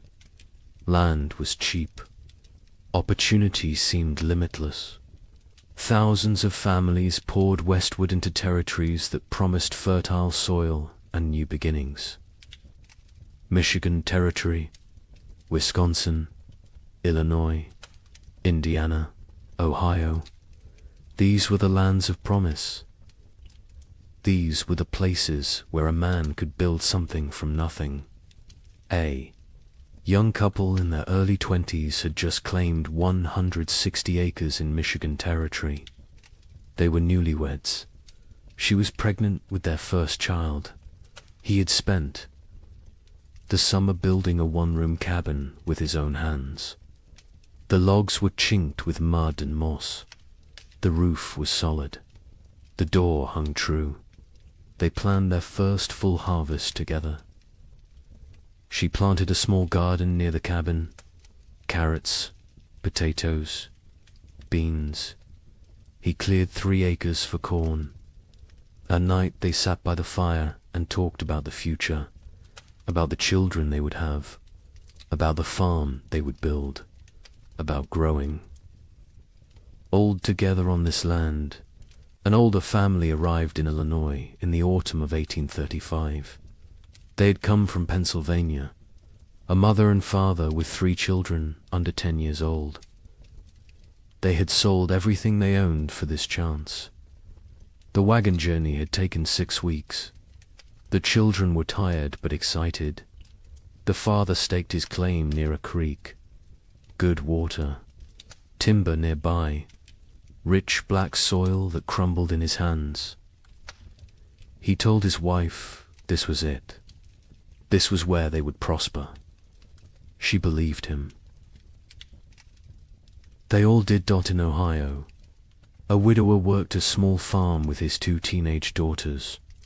His wife had died of fever the previous summer. The grief was still raw, but he had responsibilities. Daughters to feed, a farm to maintain, a future to secure. For them, the older girl was 16, capable, strong. She helped with everything. The younger was 14, still learning, still growing. Together the 3 of them made it work. They honored the memory of the wife and mother they had lost by surviving, by building, by moving forward. This was frontier life in late 1835. Hard but hopeful. Isolated but connected through shared struggle. Communities were small but tight-knit. Neighbors helped neighbors. Barn raisings brought everyone together. Churches served as social centers. Sunday services were as much about community as worship. People traded labor, traded goods, traded gossip and news from back east. The isolation was real. Some homesteads were miles from the nearest neighbor, but people found ways to stay connected, to remain human in the wilderness. Daily routines followed the sun. Wake before dawn. Tend the livestock. Milk the cows. Feed the chickens. Collect eggs. Breakfast was simple. Cornmeal mush. Salt pork if you had it. Then the work began. Men cleared land, plowed fields, mended fences, chopped endless cords of firewood. Women tended gardens, preserved food, made soap, sewed clothes, raised children. Everyone worked. Even the smallest children had chores, gathering kindling, feeding chickens, watching younger siblings. There was no such thing as idle time on the frontier. As autumn 1835 arrived, families began their winter preparations. These were routines they knew well. They had survived winters before. They salted meat, packed pork and beef in barrels with salt and brine. The meat would keep all winter this way. They filled root cellars with potatoes, turnips, carrots, squash, onions. They dried beans, preserved fruits, made apple butter, rendered lard. Every scrap of food was precious. Nothing was wasted. Firewood was crucial. Men spent weeks cutting and stacking wood, cord after cord after cord. A family could burn through several cords in a hard winter. The stacks grew higher, oak for long burning, maple for cooking, pine for quick heat. The wood had to dry, green. Would wood smoke and not burn hot? So they cut wood a season ahead when they could. The wood piles near cabins stood taller than a man. They looked like enough. They always had been enough before. The young couple in Michigan worked together on their preparations. He hunted, brought home deer and wild turkey. She preserved the meat. They worked side by side. Her belly grew with the pregnancy. He worried about her working too hard. She laughed and told him women had been having babies since the beginning of time. She would be fine. The baby would come in May, spring, when everything was green and growing. It seemed perfect. The family in Illinois worked frantically to prepare. They had arrived late in the season. They had less time. The father pushed himself. Hard. Too hard. His wife worried. But they got it done. Meat preserved, vegetables stored, firewood stacked. The cabin was small but well built. They had purchased it from a family moving back east. The previous owners had said they missed civilization, missed family. The father thought they were foolish. This land was too good to abandon. His wife was not so sure, but she kept her doubts to herself. The widower and his daughters prepared. Methodically, they had done this before. Last year they had done it without a wife and mother. This year was easier in some ways. The grief was less sharp. The routines were established. The older daughter had learned her mother's preservation techniques. The younger helped without complaint. They worked together in comfortable silence, the kind of silence that comes from shared loss and shared survival. They would make it through another winter. They had to. December 1835 arrived cold and early. The first snows came before Thanksgiving, heavier than usual. The temperatures dropped fast. Old-timers mentioned it reminded them of 1816, the year without a summer. But the younger settlers dismissed the comparison. Every old-timer thought their memories were the worst. This was just a hard winter, nothing more. They had food, they had shelter, they had firewood. They would be fine. By January 1836, something felt different. The cold had a quality that went beyond mere temperature. It was bone-penetrating, relentless, aggressive, the kind of cold that found every crack in a cabin wall, every gap around a door, every weakness in your clothing. People wore layers, wool on wool on wool. They stayed close to fires. They moved less, conserved energy, conserved heat, conserved everything. Animals behaved strangely. Livestock refused to leave their barns. Horses stood in corners, unmoving. Even when offered food, cows produced less milk. Chickens stopped laying. The wildlife disappeared. Deer vanished from the forests. Rabbits seemed to evaporate. Tracks in the snow became rare, then non-existent. Hunters returned empty-handed day after day. Where had everything gone? The young man in Michigan noticed the silence first.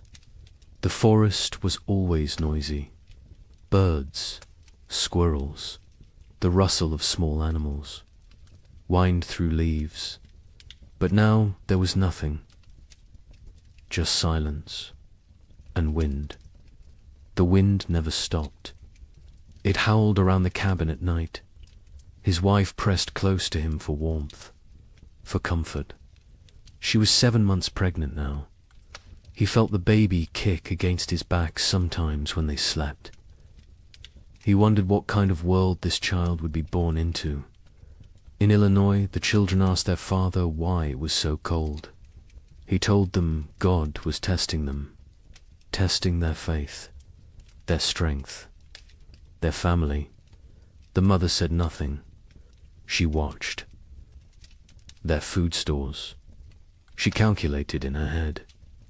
If winter ended in March like it should, they would be fine.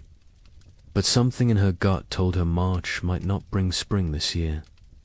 The widower in Ohio kept a journal. He had started it after his wife died, a way to process grief, to feel less alone.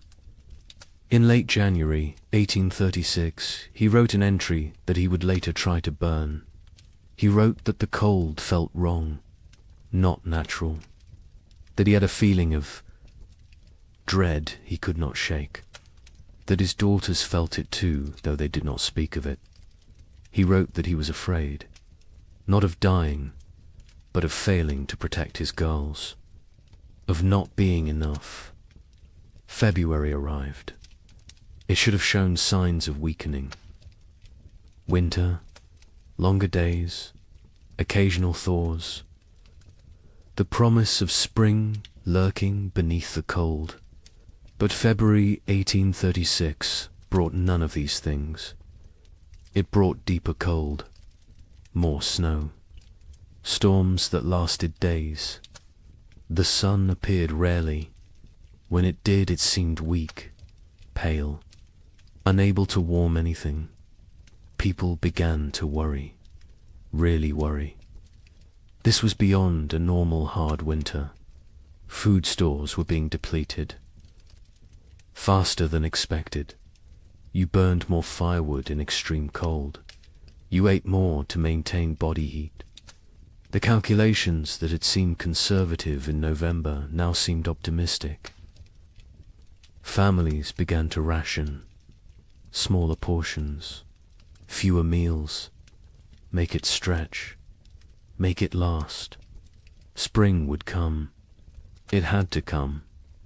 But as February turned to March, and March brought no relief, only more snow and more cold, a new emotion crept into Frontier.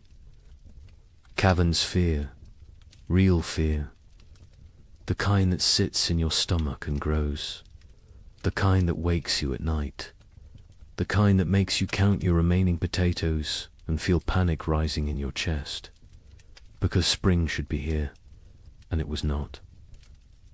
Coming, March 1836.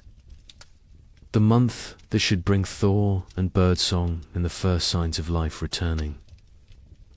Instead, it brought blizzards, heavy wet snow that collapsed roofs, winds that tore at cabin walls, temperatures that dropped so low that water froze solid inside homes, despite the fires burning constantly. People began to understand. This was not a normal winter. This was something else entirely. The young wife in Michigan went into labor on March 15th, 3 weeks early. Her husband rode through a blizzard to fetch the nearest midwife. She lived 4 miles away. He almost did not make it. The horse struggled through chest-deep drifts. The wind cut through every layer he wore. He found the midwife. She came. They rode back together.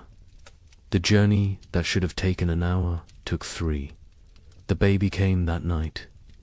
A girl, small but healthy, she cried strong. The mother wept with relief and exhaustion and fear. The midwife stayed 2 days until the storm broke. When she left, she told them the baby would need extra warmth, extra care. The mother already knew. She held the infant against her skin constantly, shared her body heat.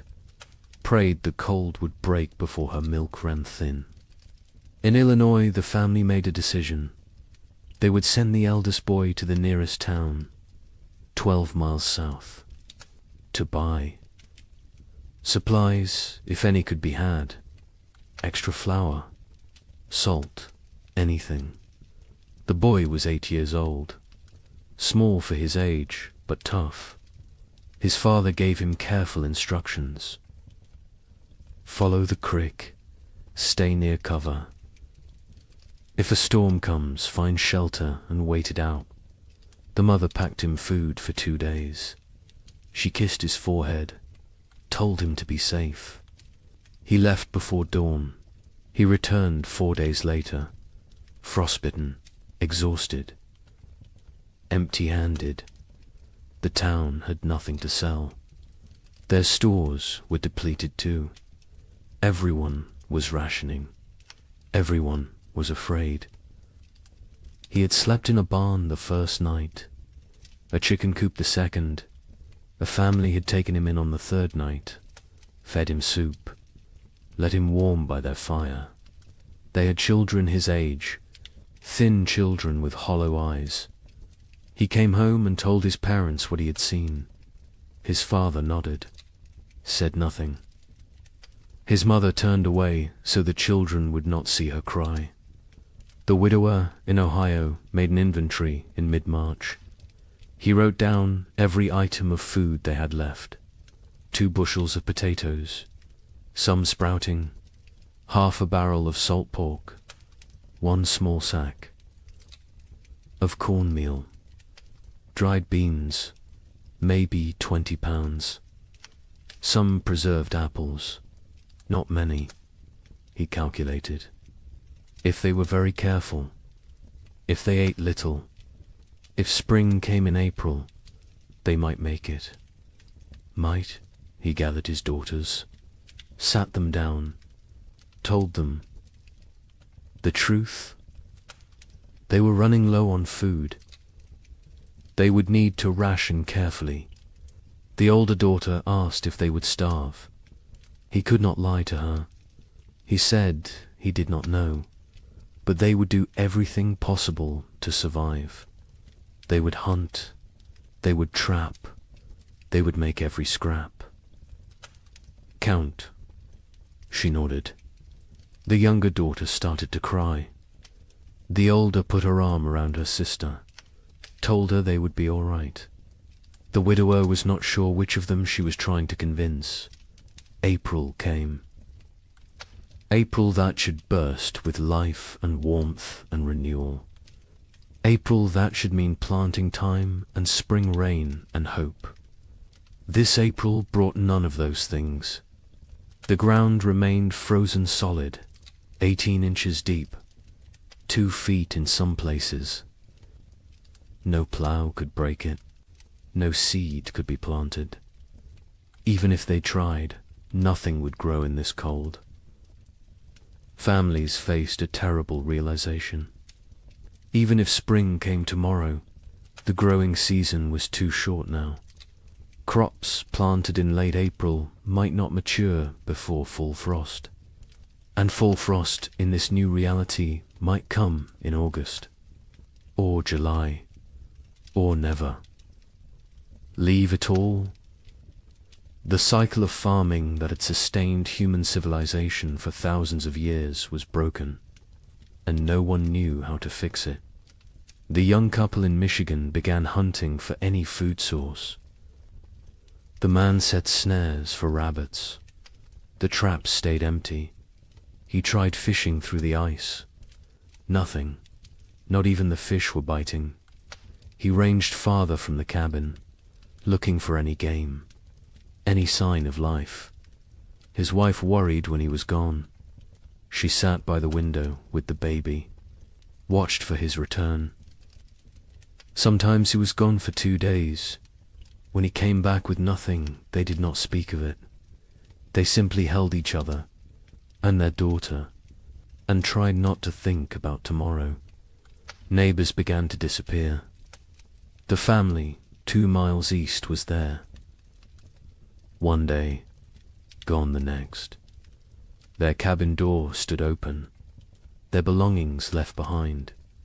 Only the food was gone, and their wagon, and their animals. They had fled south, or tried to. No one knew if they made it. More families followed. Every week someone else left. The community that had been tight-knit was fraying, unraveling. People made choices for their own survival now. There was no room for collective thinking anymore. Some tried to help each other still. Families with slightly more food shared with those who had less. But even generosity has limits when your own children are starving. A man in Indiana gave his last potatoes to a neighbor. His own family went without for a week. When his wife confronted him, he said it was the Christian thing to do. She said Christian charity would not save their sons. They argued. It was the first real argument of their marriage. There would be many more before spring finally came. Churches held special services, prayer meetings, asking God for deliverance, for spring, for mercy. Attendance was sparse. Travel was too dangerous. Faith was wavering. A preacher in Illinois gave a sermon about Job, about suffering that tests faith, about endurance through trial. 3 families walked out. One man stood and shouted that God had abandoned them. The preacher had no answer, because maybe he had. By late April 1836, reality had set in. This was not going to end. Not soon. Maybe not ever. People stopped saying spring would come. They stopped making plans. They focused only on surviving the day in front. Of then, nothing more. The future was too uncertain, too terrifying. Better not to think beyond the next meal, the next night, the next morning if you were lucky enough to see it. The psychological toll was as brutal as the physical. People began to break under the strain. A woman in Wisconsin stopped speaking entirely, just sat by her fire, staring. Her husband tried everything. She would not respond. Their children were terrified. Eventually the husband took the children and left. He could not stay with a woman who had stopped being present. Some said he was cruel. Others said he did what he had to do. There was no right answer anymore. Marriages strained. Parents fought. Children grew silent and withdrawn. The pressure of constant survival wore away at human connections, at love, at compassion, at everything that made life worth living. People became hollow, going through motions, existing but not living, waiting for an end they could not see, and still the cold did not break. May arrive, May that should be warm and green, May that should mean gardens growing and livestock grazing. This May was grey and frozen. Snow fell on the 10th, again on the 18th, again on the 23rd. People stopped being surprised. They just accepted. This was the world now. Cold and dead and endless. But something else was coming. Something worse. Because as terrible as this first winter had been, it was only a prelude. The summer of 1836 would bring brief hope. Just enough to make people believe the worst was over. Just enough to make them vulnerable. And then winter would return.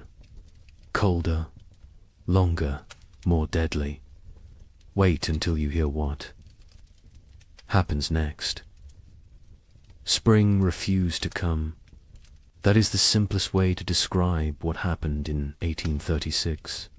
Spring simply refused to arrive. March became April. April became May, and still the ground stayed frozen. Still the snow fell. Still the temperatures remained far below what any living person had. Experienced Dot, the young mother in Michigan Territory, held her baby and watched the window. Every day she looked for signs. A bird, a patch of bare ground, anything that suggested winter was weakening. She saw nothing but white, endless white. Her husband ventured out less now. The cold was too dangerous. The exertion burned calories. They could not afford to lose. He sat by the fire and stared at the walls. She knew what he was thinking.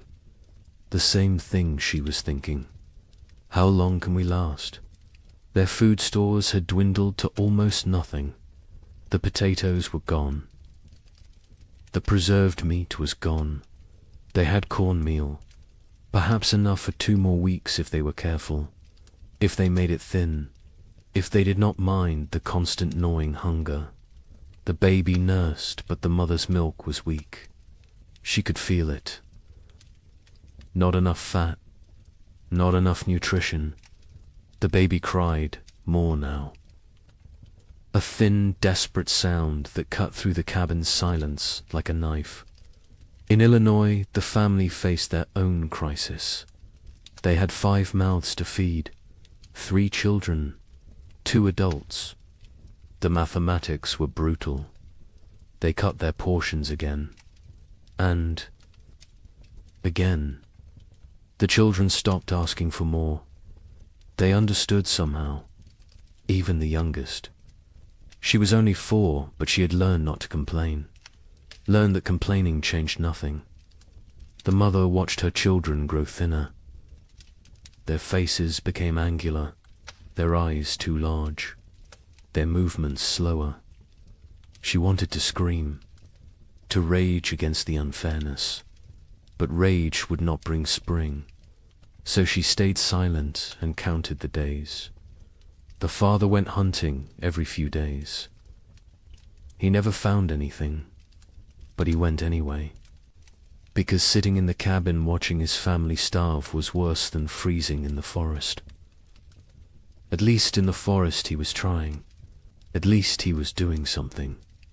He set traps. He checked them religiously. They stayed empty. He tried fishing through ice on the creek. Nothing. The fish had gone dormant or died. He did not know which. He returned empty-handed every time. His wife would look at him. He would shake his head. No words necessary. They both knew. The widower in Ohio and his daughters had become experts at survival. They burned furniture for warmth when the firewood ran out. A chair 1 week, a table the next. They ate 1 meal a day. Soup stretched so thin it was barely more than hot water. They trapped a squirrel once. 1 squirrel for 3 people. They made it last 2 days. They boiled the bones for broth, sucked the marrow, used every part. Nothing was wasted. Nothing could be wasted. The older daughter took on more responsibility.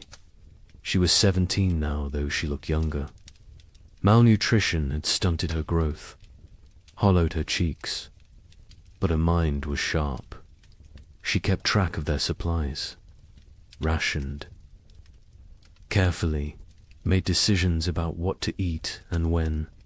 Her father let her. He trusted her judgment. She had her mother's practical nature, her mother's strength. Sometimes he looked at her and saw his dead wife. It was comforting and heartbreaking in equal measure. The younger daughter was 15. She spoke less than before. The cold and hunger had made her withdrawn. She did her chores without complaint, helped where she could. But there was a distance. In her eyes, a remove. Her father worried about her, about what this experience was doing to her mind. To her spirit, He tried to engage her in conversation. She would answer in single words. Yes, no, maybe, then return to silence. He did not know how to reach her anymore. Communities that had held together through the winter began to fracture. Trust eroded. A family in Michigan discovered their hidden food cache had been raided. Someone had broken in while they slept, taken half their remaining supplies. They suspected a neighbor, a man they had helped the previous autumn, but they could not prove it, and confrontation seemed pointless. Everyone was desperate. Everyone was capable of terrible things when survival was at stake. Theft became common. People took what they needed to live. A chicken here, a bag of grain there, tools, blankets, firewood, anything that might help them survive another day. Some felt guilt, others felt nothing. Morality becomes flexible when you are watching your children starve. The social contract that held frontier communities together was dissolving, replaced by something more primal, more brutal. Every family for themselves. Churches tried to maintain order, to provide spiritual comfort, but attendance dropped. People could not afford the calories to walk to services, could not spare the time away from survival, could not reconcile a loving God with this endless cold. A preacher in Indiana Territory gave his final sermon in April. He told his sparse congregation that God worked in mysterious ways, that suffering brought them closer to heaven, that this was a test of faith. A farmer stood up, said his 3-year-old daughter had died 2 nights before, asked what she was being tested for. The preacher had no answer. The church never held another service. Parents made impossible choices. A couple in Illinois debated whether to eat their last seed corn. It was meant for planting, for the future, for hope. But their son was dying, 6 years old and dying of starvation. They could see it, his body consuming itself, his ribs visible through his shirt, his eyes sunken. They ground the seed corn into meal, made bread, fed him. He ate slowly. His stomach had shrunk. He could not eat much, but it was something. They had chosen survival today over the possibility of food tomorrow. They would live with that choice for the rest of their lives. Livestock died. Cattle froze in their barns. Horses became too weak to stand. Pigs huddled together for warmth, but still succumbed to the cold. Chickens stopped laying entirely. People slaughtered their animals, not according to any plan, just when they became desperate enough. Each slaughter was a small tragedy. That cow represented future milk, future, calves future security. But future meant nothing when you might not survive the week.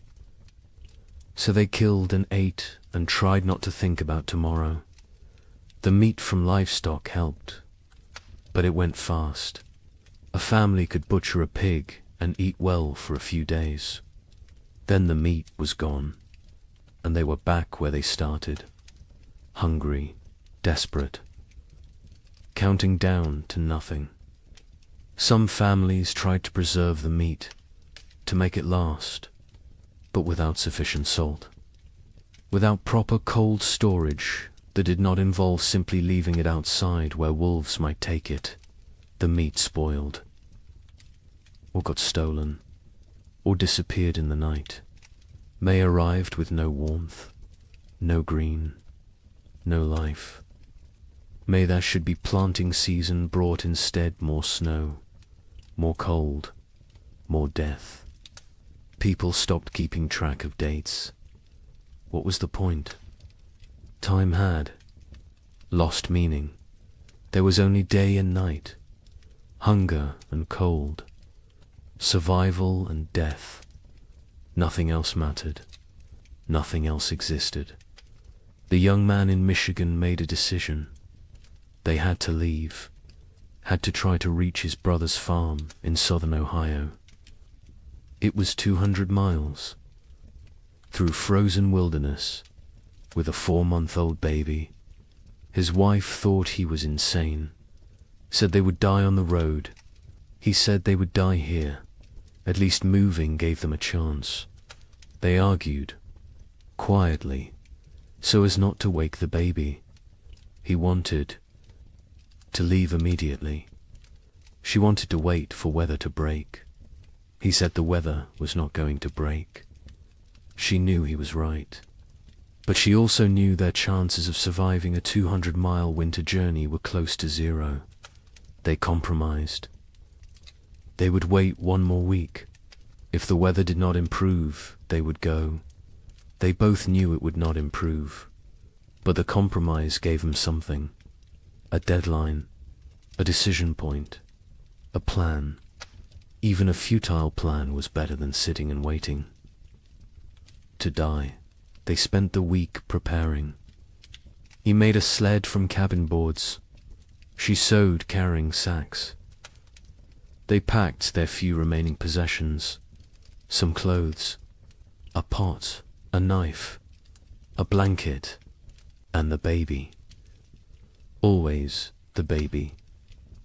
In Illinois, the father watched his children and made calculations. They had food for perhaps 10 more days. After that, nothing. He had no plan for day 11. No ideas, no options. He had exhausted every possibility, every resource, every connection. They were alone, isolated, and running out of time. He told his wife they might need to consider sending the children too. Town, to find families who could take them in. She refused, said they would stay together. Whatever happened, they would face as a family. He did not argue. He understood.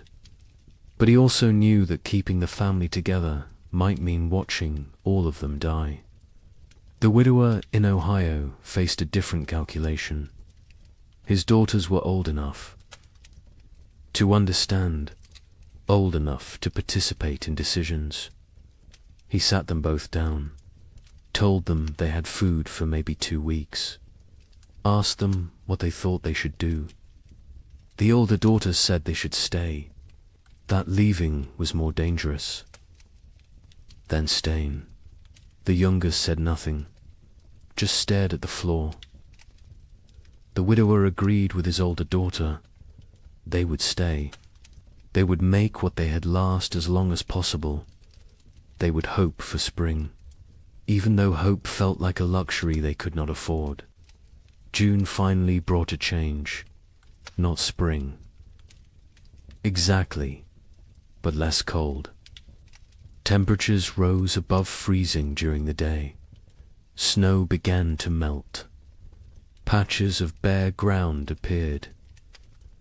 People emerged from their cabins, blinking, disoriented, like animals coming out of hibernation. They looked at their neighbors, saw the same hollow faces, the same haunted eyes, the same question. Did we really survive? But the relief was short.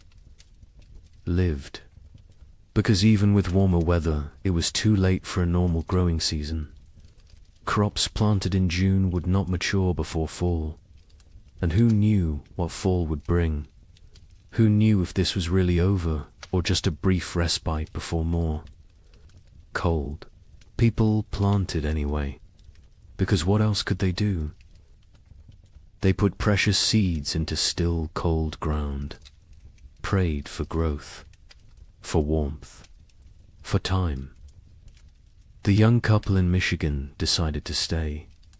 The brief warmth had changed their calculations. They planted a small garden. Corn, beans, squash. The baby was stronger now. The mother's milk had improved slightly with less stress. They felt cautiously optimistic. Maybe the worst was over. Maybe they had survived. They tried not to think about all the families who had not, about the empty cabins they had passed, about the graves marked with simple wooden crosses. They focused on their own survival, on the tiny shoots of green emerging from the soil, on small reasons to hope.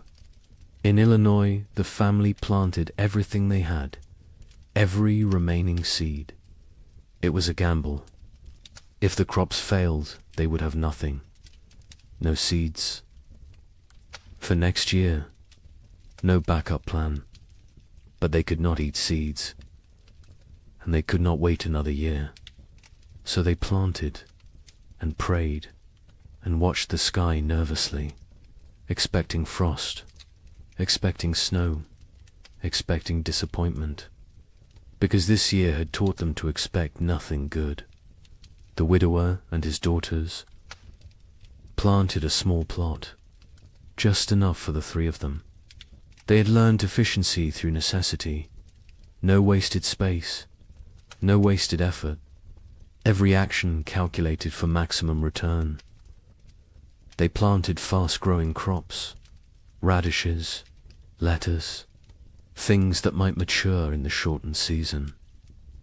They avoided crops that needed long growing periods. Corn, squash, melons. There was no time. They needed food now, or as close to now as nature. July brought warmth, real warmth. For the first time in what felt like forever, people were too hot instead of too cold. It felt miraculous. Children played outside. Women hung laundry to dry in actual sunshine. Men worked their fields in just shirts. No coats, no layers. It felt like a different world. A world they had almost forgotten existed.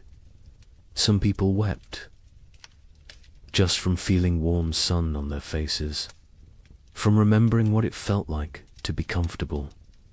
The gardens grew, slowly at first. The soil was poor after 2 years of cold. The plants were struggling, but they grew.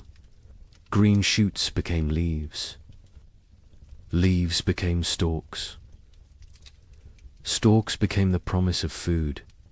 People watched their gardens obsessively, checked them multiple times a day, measured growth, celebrated every new leaf. These plants represented survival, represented hope, represented the possibility of making it through another winter. But nature was not finished with them. On July 18th, it snowed. Not much, just flurries, but enough. Enough to kill the tender plants, enough to destroy weeks of growth, enough to crush newly formed hope. People walked out to their gardens that morning, saw the white dusting, saw the blackened leaves, saw their food supply dying in front of them. Some fell to their knees, some cursed God. Some simply turned around and walked back inside. There was nothing to say, nothing to do. It was happening again. The killing frost was not universal. Some areas escaped, some gardens survived, but many did not. Families who had planted everything watched everything die. They had gambled on summer. Summer had betrayed them. Now they faced another winter with even less than before. The mathematics were impossible. They could not survive another winter like the last one. They simply could not. August brought more temperature swings, warm days, cold nights. Plants that survived the July frost struggled to grow. The growing season was too short, too unstable. Crops that should take 90 days to mature needed 120 now. because cold nights slowed growth, because the plants were stressed, because nothing was normal anymore. People harvested what they could: small potatoes, stunted corn, vegetables that in normal times they would have discarded. But these were not normal times.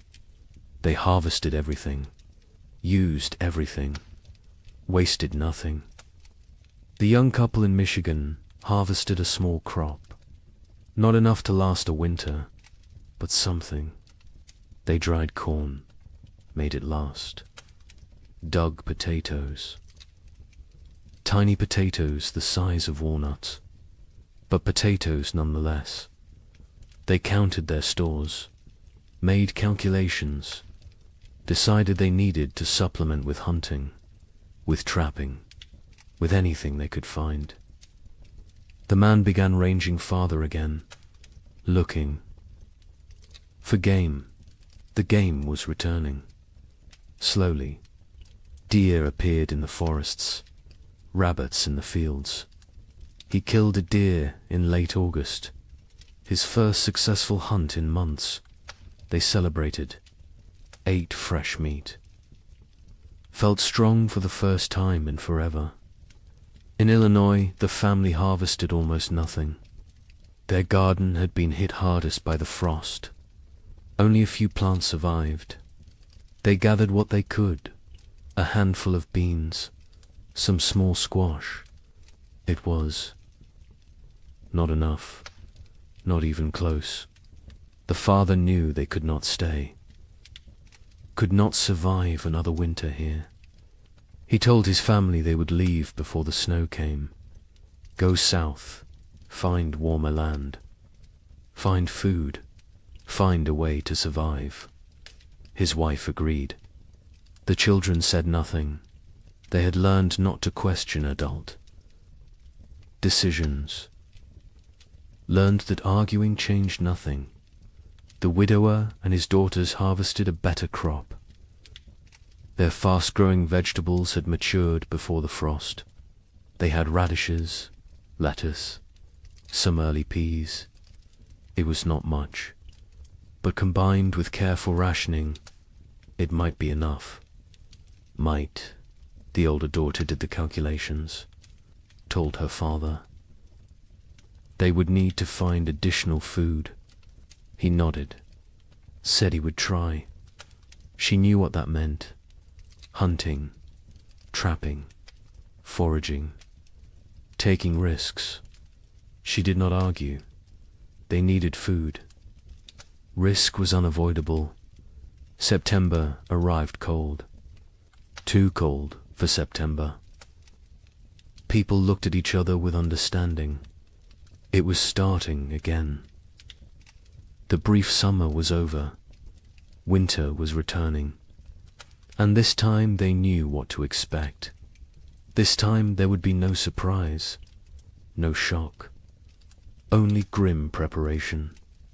Only the knowledge that they had barely survived the first time.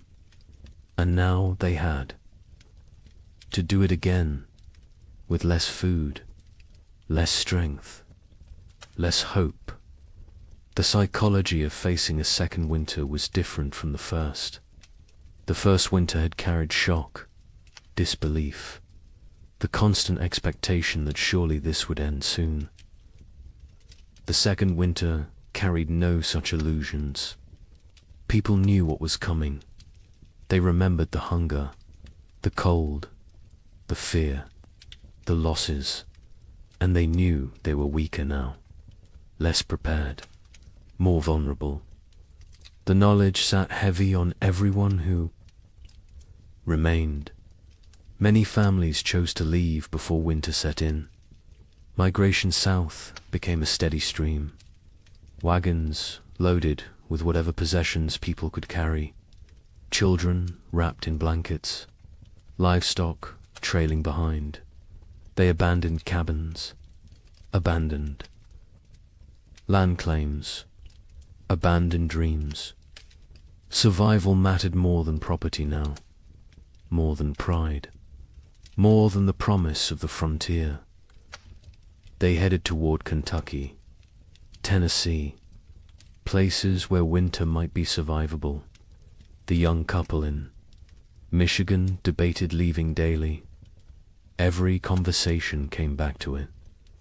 Should they go? Should they stay? He wanted to try one more winter. They had more food this time, more experience, more knowledge of what to expect. She was not convinced. The baby was only 6 months old. Traveling with an infant in winter was suicide. But staying might be too. They went in circles, never deciding, paralyzed by impossible choices. A neighbor stopped by in mid-September, an older man who had lived in Michigan Territory for 10 years. He told them he was leaving, heading to his sister's farm in Kentucky. He offered to take them with him. Safety in numbers, shared resources, shared risk. The young man looked at his wife. She looked at the baby. The neighbor said he was leaving in 3 days, with or without them. Think about it. He left. They thought about it. They thought about nothing else. In the end, they decided to stay. The risks of travel seemed greater than the risks of staying.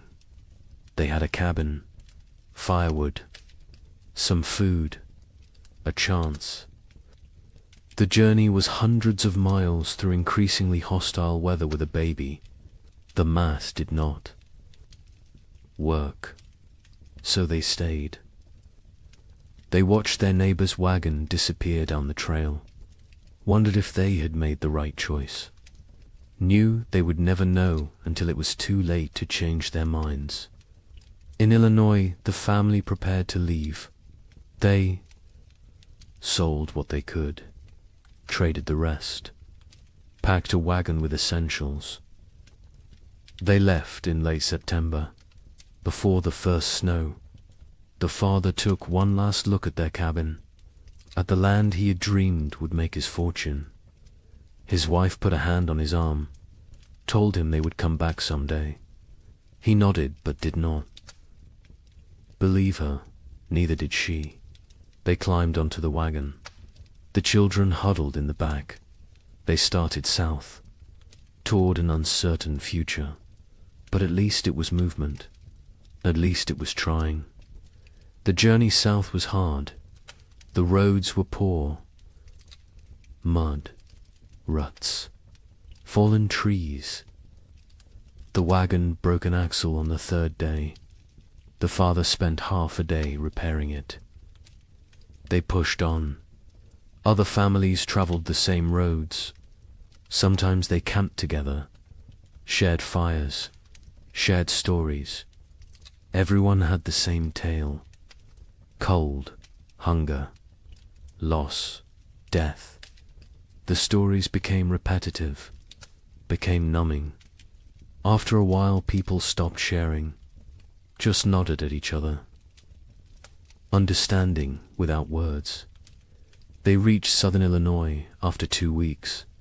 The father inquired about land. Prices had dropped.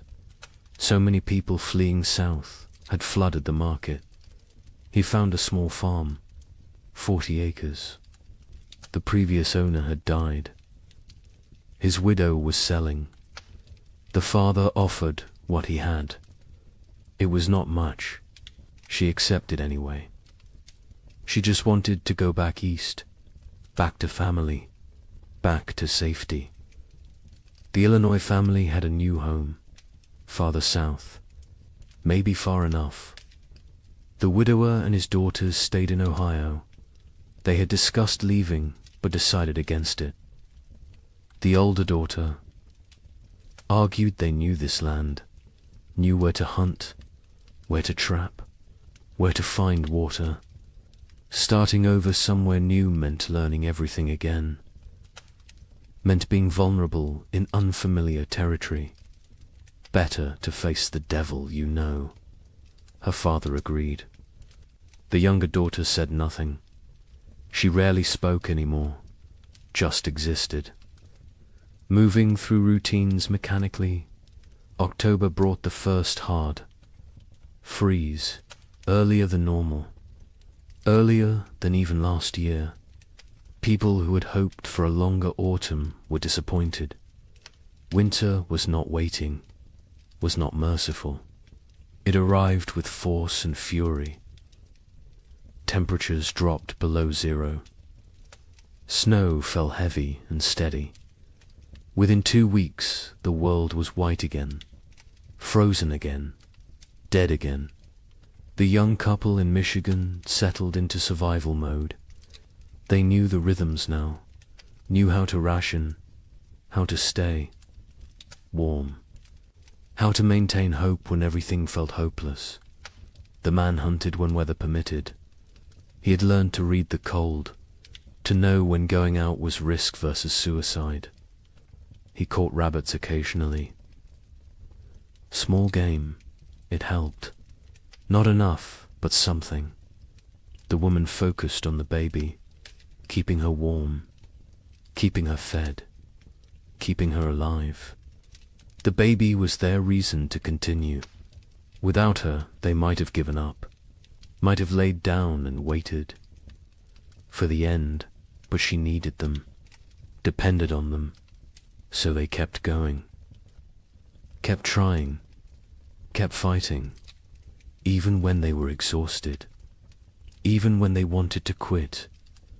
They looked at her face and found strength they did not know they had. Communities that had not already dissolved finished dissolving. People stopped visiting, stopped checking on neighbors. The isolation became total. Each family alone in their cabin, alone in their struggle, alone in the dark. The only sounds were wind and cold and occasionally wolves. The wolves had returned, hungry, desperate, like everyone else. They came close to cabins at night, howling, looking for weakness, looking for opportunity. A family 3 miles from the young couple disappeared in November. The husband went to check on them after not seeing smoke from their chimney for several days. He found the cabin empty, the door hanging open. Snow drifted inside. No signs of struggle, no blood, no bodies, just absence. They had left, or something had taken them. Or they had died and been buried or dragged off. He did not know, would never know.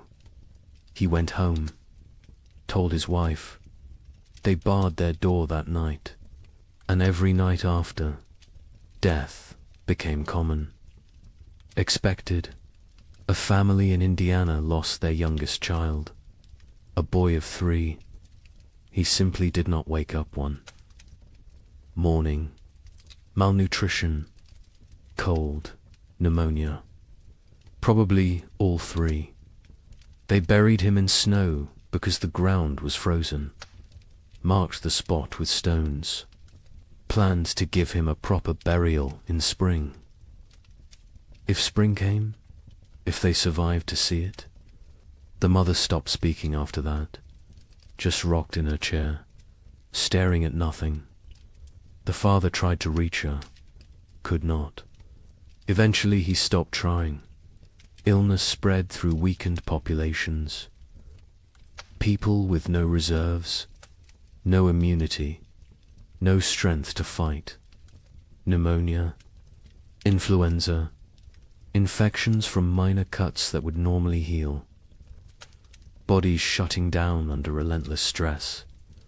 Some families lost multiple members, a father and 2 sons in 1 week, a mother and infant daughter, entire families, sometimes. Cabins found empty in spring, everyone gone, questions no one wanted to answer. The widower in Ohio kept his family isolated.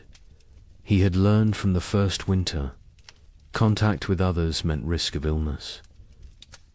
They stayed home, stayed separate, stayed alive. The older daughter maintained their routines, rationed food precisely, kept the fire going, kept spirits up as much as possible. The younger daughter helped when asked, but remained distant, locked, inside her own mind, traumatized by 18 months of horror. The widower worried about her, but keeping everyone alive took precedence over mental health. Survival first, healing later. If there was a later, December arrived. The darkest month.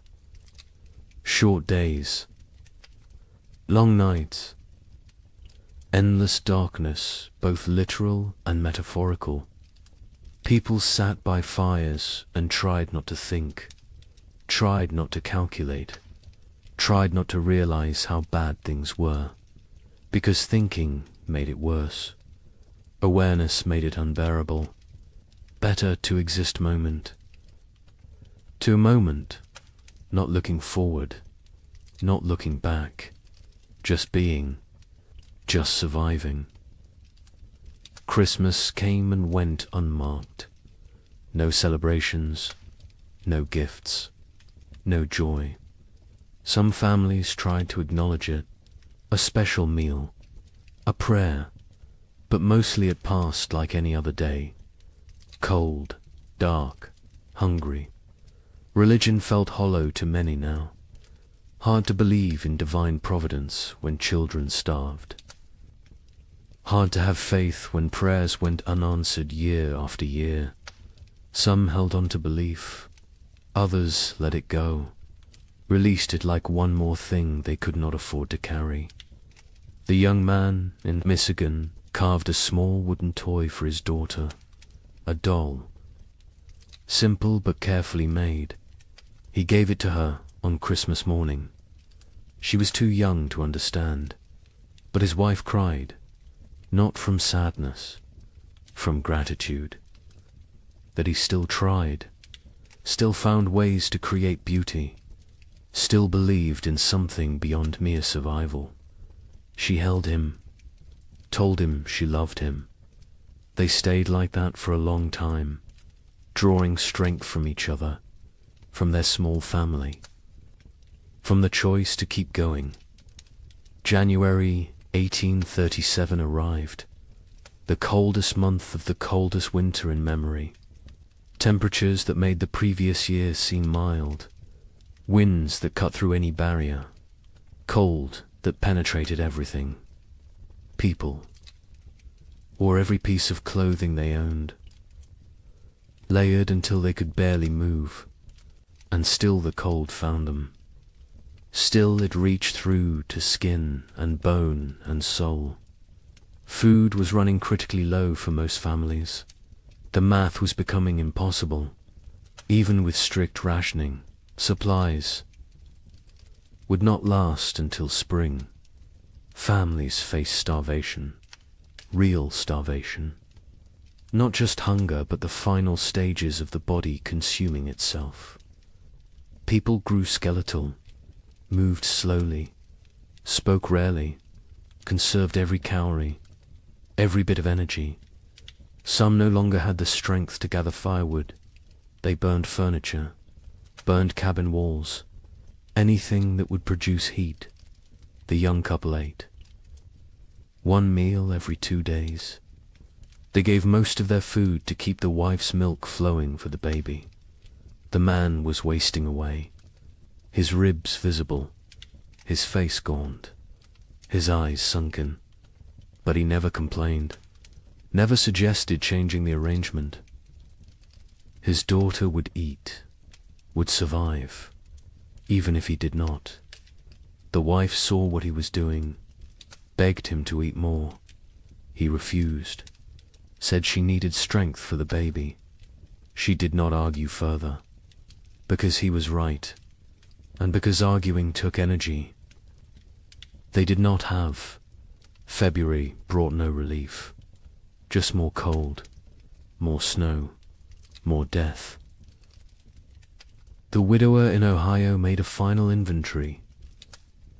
They had perhaps 3 weeks of food left. After that, nothing. He gathered his daughters, told them the truth. They would need to start hunting more aggressively, taking more risks. It was dangerous, but necessary. The older daughter nodded, said she would help. She had learned to trap, to track, to skin small game, skills her mother never imagined she would need. The younger daughter looked up briefly, then back down. The widower wondered what she was thinking, if she was thinking, or if she had retreated so far inside herself that she was unreachable. But then something changed. Late February brought a warm spell. Temperatures above freezing for 3 consecutive days. Snow melted. The sun appeared, bright, almost cheerful. People emerged from cabins, looked around, dared to hope. Maybe this was it. Maybe winter was breaking. Maybe they had made it through. The warmth lasted a week, then ended abruptly. Temperatures plunged again. Snow returned. But something was different. The cold was less aggressive, less absolute. Spring was not here, but it was coming. Finally, actually coming. People could feel it, could sense it. The rhythm of seasons reasserting itself. Nature remembering how things were supposed. To work marsh brought increasing warmth. Real thaw. Ice melting on rivers. Snow receding from fields. Mud appearing. Glorious mud. People celebrated mud like it was gold, because mud meant earth, meant ground, meant the possibility of planting, of growing, of food. The young couple in Michigan stood at their window and watched snow melt, watched brown earth emerge. The wife cried. The husband held her. They had survived. Somehow, against all odds, they had survived. Wait until you hear how much worse it gets.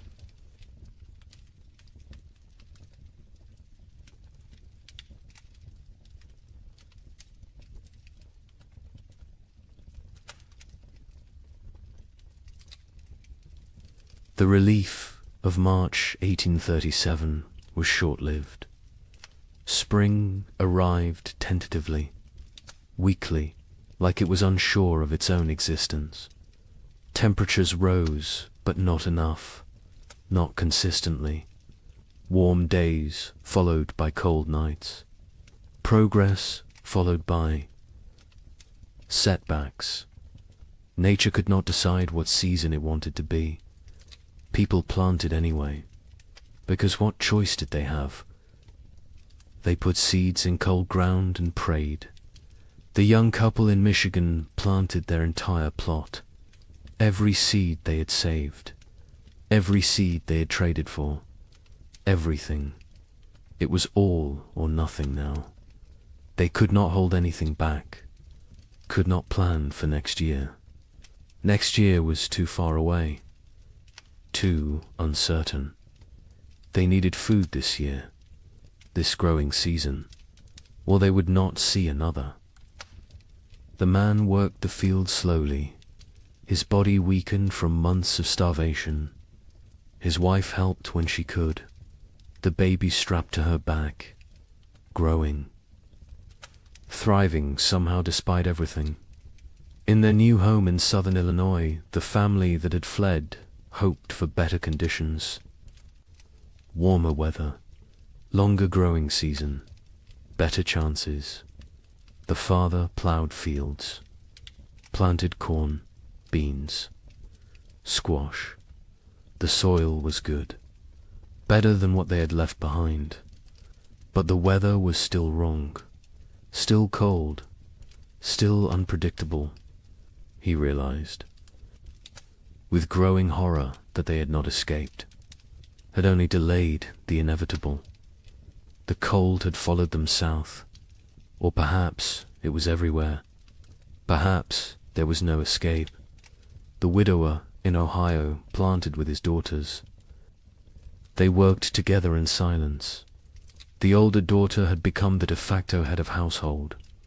She made decisions, organized work, kept them functioning. Her father followed her lead, grateful for her strength. The younger daughter worked mechanically, planting seeds, covering them with soil, watering. Her face remained blank, empty. The widower had accepted that she might never fully return, that the person she had been before the cold was gone, replaced by this hollow version. He mourned her even though she still lived at. April brought frost, killing frost. Not as severe as the previous year, but enough to damage crops, to set back growth, to remind everyone that nature was still hostile, still unpredictable, still deadly. People watched their seedlings blacken and die, watched weeks of work destroyed overnight. Some replanted, others gave up, decided to focus on foraging, on hunting, on finding food rather than growing it.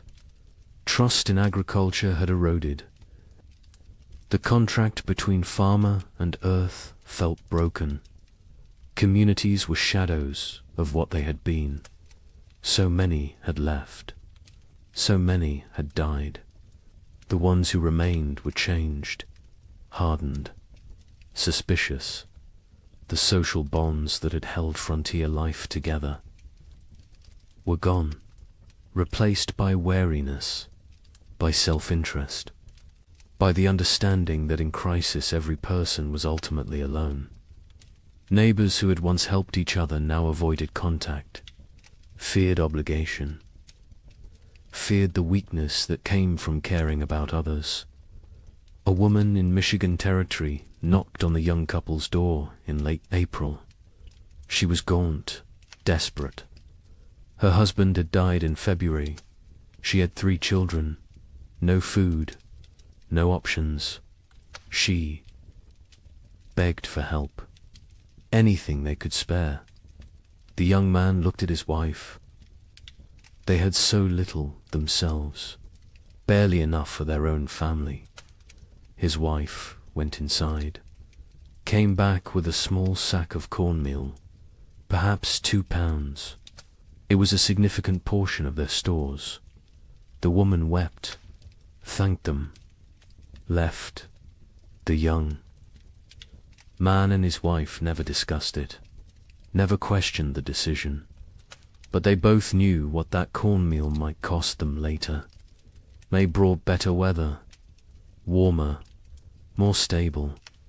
The crops that survived April began to grow, slowly, struggling, but growing. People tended their gardens obsessively, pulled every weed, watered carefully, talked to the plants, begged them to thrive. These gardens represented everything: hope, survival, future. Without them there was nothing, just slow starvation through another winter. And no one could survive another winter like the last 2. The young couple's garden showed promise. The corn was growing, short stalks, but growing. The beans were climbing, the squash spreading. They allowed themselves to hope, to plan, to imagine a harvest that would see them through. The man hunted regularly now. The game had returned. Deer, rabbits, turkey. He was successful more often, building their stores. They smoked meat, preserved it, prepared for the worst while hoping for better. In southern Illinois, the family's crops grew better. The warmer climate helped. Their corn reached knee-high by late May. The father felt vindicated. They had made the right choice to move. His wife was less certain. She had learnt not to trust good fortune, not to believe in progress until it was secured. She watched the sky constantly, waited for the next disaster, for the frost or hail or plague of insects that would destroy everything. Optimism felt dangerous, felt like tempting fate. The widower's garden grew adequately, not abundant but adequate. The older daughter managed it efficiently. She had learned to maximize every inch of soil, every drop of water, every moment of sunlight. She was 17 now, an adult in all. But name she had lost her youth to these winters, lost her innocence, lost a chance to be young and carefree. She did not mourn these losses. There was no time, no space, no energy. She simply existed in the present, did what needed doing, survived. June arrived warm. Summer finally asserting itself. People shed layers, felt sun on skin, remembered what warmth felt like. Children played outside, really played, not just huddled for warmth, but ran and laughed, and acted like children.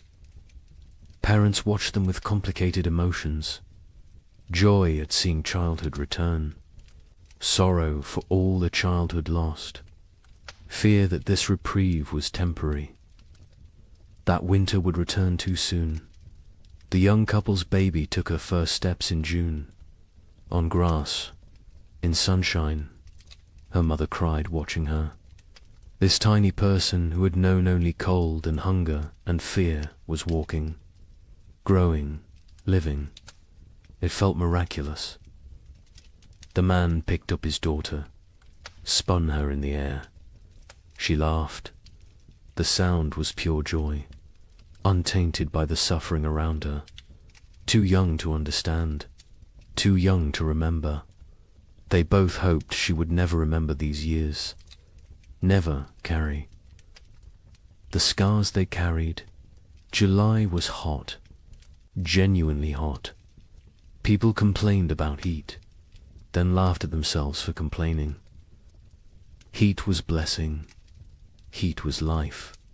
Heat meant crops growing, meant long days, meant hope. The gardens flourished.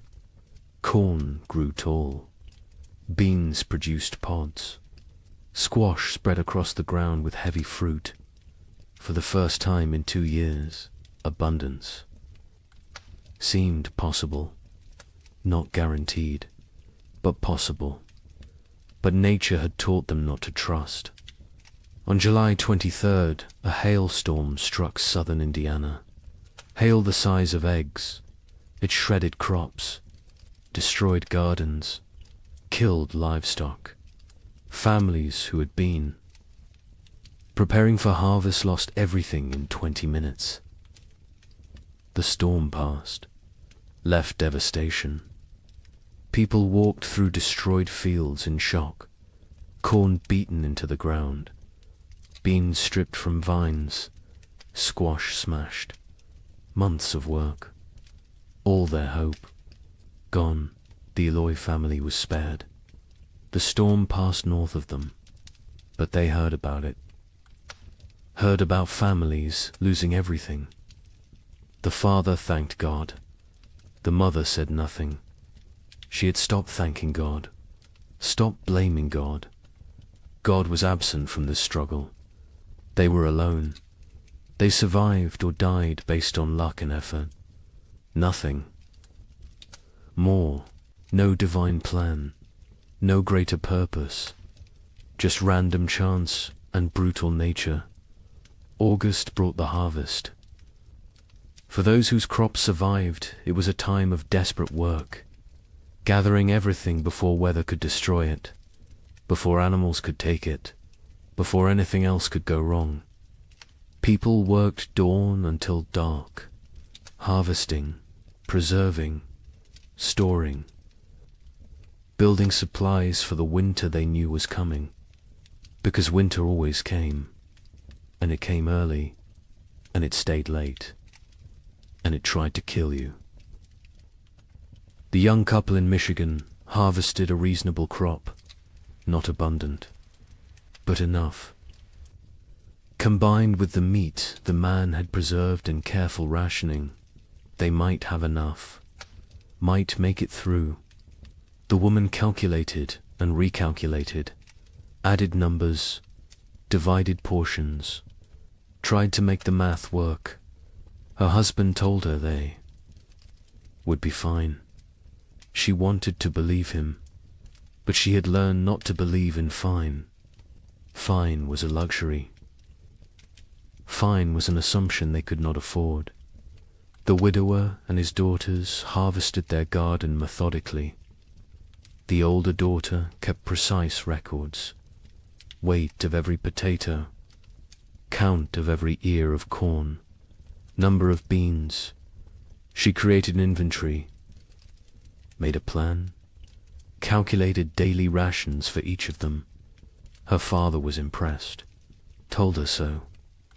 She shrugged, said it was just practical.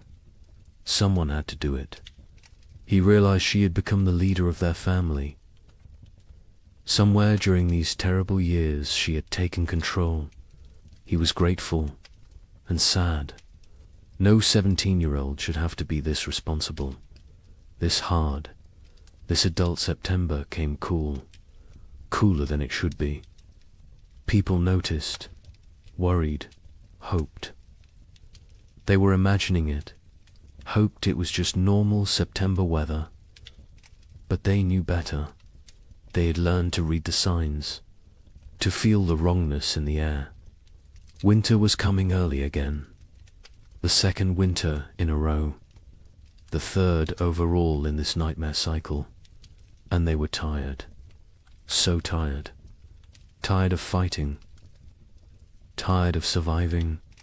Tired of being afraid. October brought the first snow. 6 weeks early. Heavy snow that blanketed everything. Buried the world in white. People watched from windows with dead eyes.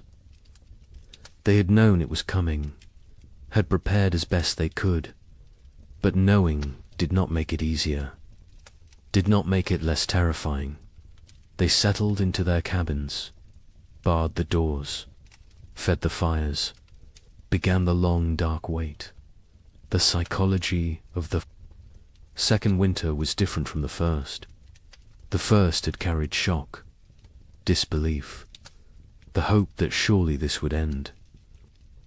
The second winter carried resignation, acceptance, the knowledge that this might never end, that they might die in this cold, that survival was not guaranteed no matter how hard they tried. This knowledge was heavier than the cold, heavier than the hunger. It pressed down on souls, crushed spirits, made people hollow. The young couple settled into routines. He maintained the fire. She cared for the baby. They rationed food strictly. 1 meal a day. Small portions.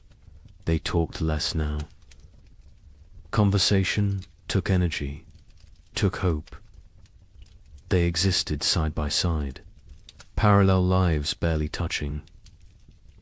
The baby was their only connection, their only reason. Without her, they might have drifted apart entirely, might have retreated into individual isolation.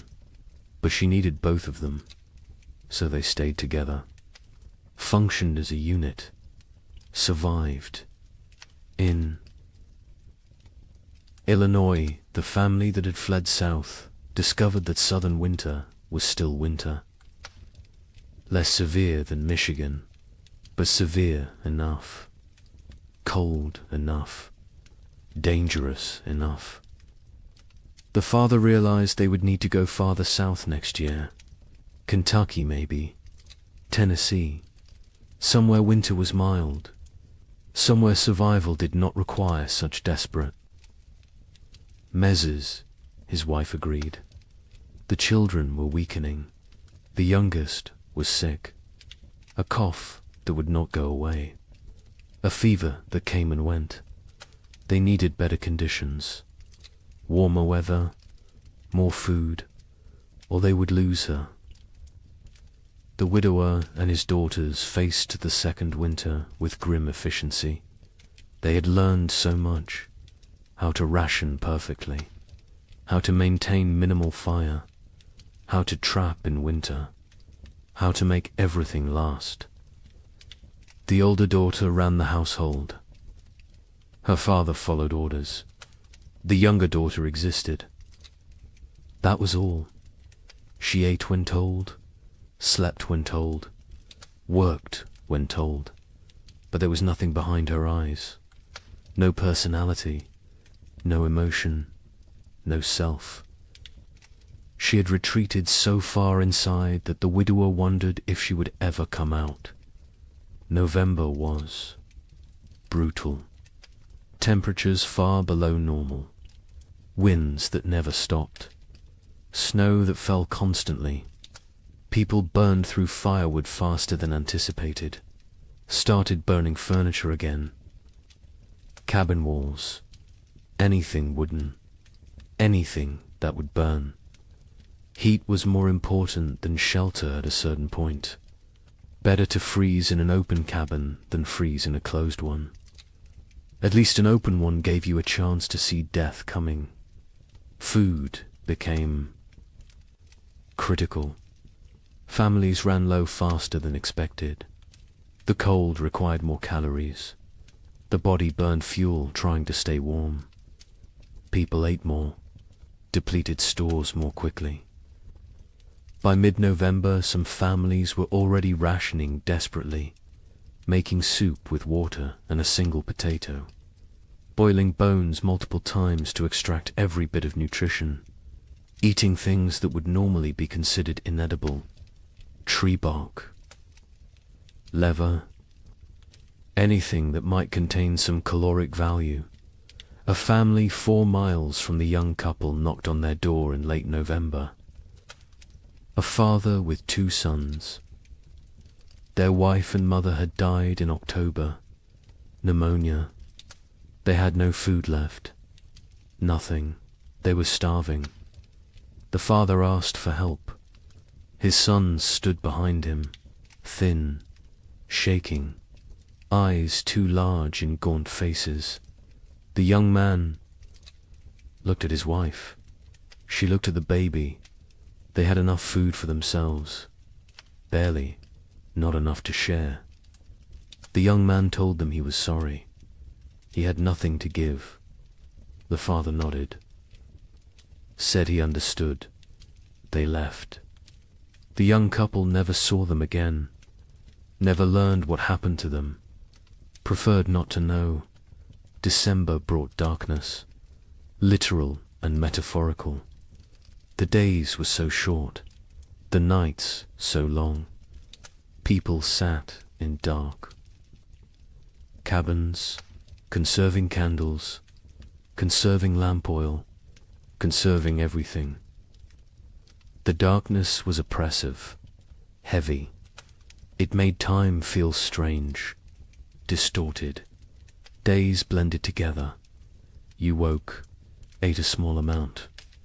Sat, slept, woke again. Was it day? Was it night? Did it matter? Time lost meaning when every moment was the same. Cold, dark, hungry, afraid. The young couple's baby got sick in early December. A fever. She cried constantly. Would not nurse. The mother held her day and night. Tried everything. Cold cloths. Warm cloths. Arb's prayer. The fever broke after 3 days. The baby survived, but the mother did not recover emotionally. She stopped sleeping. Watched the baby constantly. convinced that if she looked away, her daughter would die. The man tried to comfort her, told her the baby was fine. She would not listen, could not listen. Fear had taken hold. Rational thought had fled. Christmas came. No celebration, no acknowledgement. It was just another day. Cold, dark, hungry, the young. Man had carved another toy for his daughter. A small horse. He gave it to her on Christmas morning. She grabbed it, put it in her mouth. Too young to play properly, too young to understand. His wife smiled weakly, told him it was beautiful, then went back to staring at the baby. The man sat by the fire, wondered how much longer they could do this, wondered if survival was worth the cost, then felt guilty for wondering. The Illinois family's youngest child died on December 30th. The cough had gotten worse. The fever never broke. She was 6 years old. They wrapped her in a blanket, laid her in the snow, marked the spot. The mother did not cry. She had no tears left. The father built a small cross. The other children stood silently. They had learned not to show emotion. Emotion was weakness. Weakness was dangerous. The family went back inside. Life continued, because what else could they do? Stop living because one of them had died. Everyone was dying, slowly, quickly, inevitably. January 1837 was the coldest month in living memory. Temperatures dropped to levels that should not be possible, that could not be survived.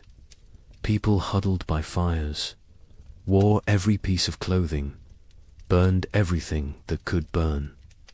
And still the cold found them, reached through walls, through clothes, through skin, into bones, into souls. Cold that felt sentient, malevolent, actively trying to kill. The widower in Ohio burned his bed in January, then the girl's bed. They slept on the floor near the fire, all three together, sharing body heat, sharing blankets. The older daughter protested burning the beds, said they would need them later. Her father said later did not matter if they froze tonight. She understood, helped him break up the bed frames, fed them to the fire, watched the wood burn, wondered what they would burn next, what they would sacrifice tomorrow. People stopped moving unless necessary. Movement required calories, burned energy. Energy was precious, could not be wasted. Families sat still for hours, days, only moving to tend fire, to prepare food, to use the chamber pot. Everything else was eliminated. Conversation, work, activity, all gone, replaced by stillness, by conservation, by the desperate attempt to make their bodies last until spring.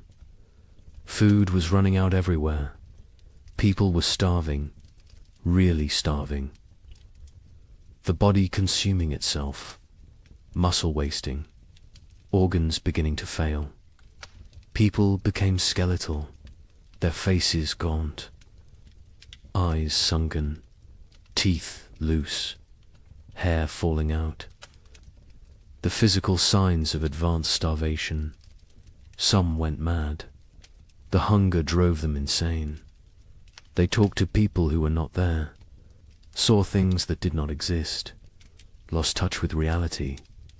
Others became violent, desperate, dangerous. The young man in Michigan was starving himself to keep his wife and daughter fed. He ate almost nothing, claimed he was not hungry, His wife knew what he was doing, begged him to eat. He refused, said she needed strength to nurse. She needed food to make milk. The baby needed milk to survive. Therefore, the baby and wife ate. He did not. The math was simple, brutal, but simple. He was dying. They both knew it. Neither spoke of it, because speaking made it real, made it unbearable. February brought no relief, just more cold, more hunger, more death. Bodies were found frozen in cabins. Entire families sometimes. They had run out of firewood, run out of food, run out of strength. They had simply stopped, laid down, let the cold take them. It was easier than continuing, easier than fighting every single day with no end in sight. Some people judged them, called them weak.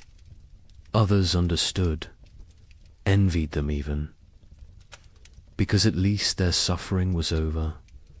The young couple reached their breaking point in late February. They had no food left, nothing. The man was too weak to hunt, too weak to trap, too weak to move. His wife was still nursing, but her milk was almost gone. The baby cried constantly, starving, dying. They sat together, held each other, held their daughter, waited for the end. They did not speak, did not cry, did not pray. They had moved beyond all that. They simply existed in the moment, waiting for it to be over. Then a neighbor appeared, the same neighbor who had offered to take them south. He had returned. His sister's farm had been no better. He had come back to his land, to his cabin. He knocked on their door. The young man opened it, could barely stand. The neighbor saw the situation immediately, went to his wagon, brought back food, salt pork, cornmeal, dried beans. Not much, but something. He told them he would check on them weekly, share what he had.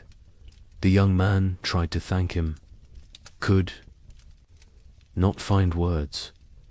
The neighbor nodded, said they were neighbors. That was enough. He left. The food saved them. They rationed it carefully, made it last. The wife's milk returned. The baby stopped crying, started nursing properly. The man ate small amounts, regained some strength. Not much, but enough to function, enough to survive. They knew they owed their lives to the neighbor, knew they could never repay him, but they would try. Someday, if they lived that long. March finally brought real thaw. Not false hope this time, real warmth, sustained warmth. Snow melted, ice broke up on rivers, mud appeared everywhere. Glorious mud. People emerged from cabins, looked around, counted who was left. So many were gone, dead or fled. The survivors looked at each other with hollow eyes. They had made it, somehow, through a second winter, through horror that should not be survivable. They had made it, but at what cost? Wait until you hear about the third winter. Asterisk. Spring 1837 arrived broken, not absent like before, but damaged, wounded, like nature itself was exhausted from the struggle. The warmth came, but felt fragile, tentative, as if it might retreat at any moment. People planted again, because they had to, because there was no alternative. But the hope that had sustained them through previous plantings was gone. replaced by grim determination, by obligation, by the mechanical act of putting seeds in ground without believing. Anything good would come from it. The young couple in Michigan planted their field. The man was skeletal now. His body had not recovered from February. Probably never would. But he moved through the motions, ploughing, planting. His wife helped, the baby on her back, growing despite everything, thriving in ways that defied logic. Children were resilient, more resilient than adults. She embodied hope even when her parents had none. They worked for her, survived for her, continued for her. The neighbor who had saved them helped with planting. He had lost his own family in the first winter. Wife and 2 daughters. He never spoke of them, never explained what happened, but the grief lived in his eyes, in his movements, in the way he threw himself into work. Helping others was how he survived, how he found meaning. The young couple became his purpose, his reason to continue.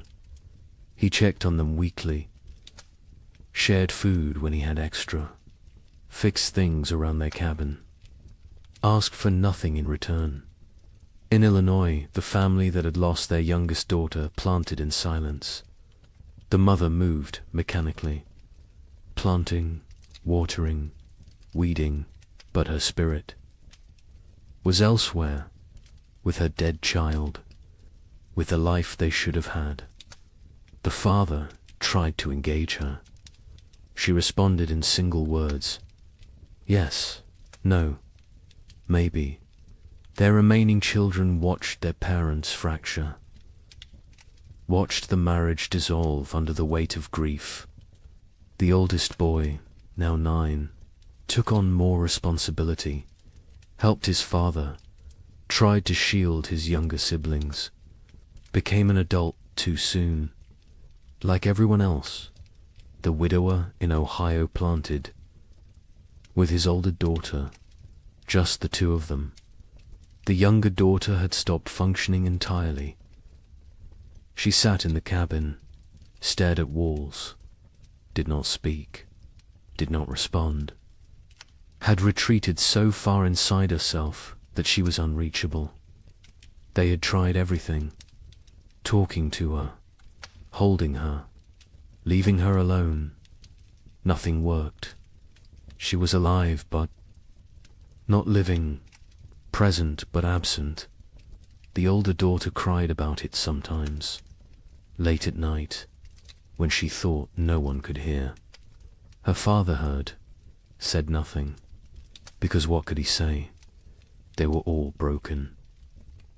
Some breaks just showed more than others. April brought adequate weather.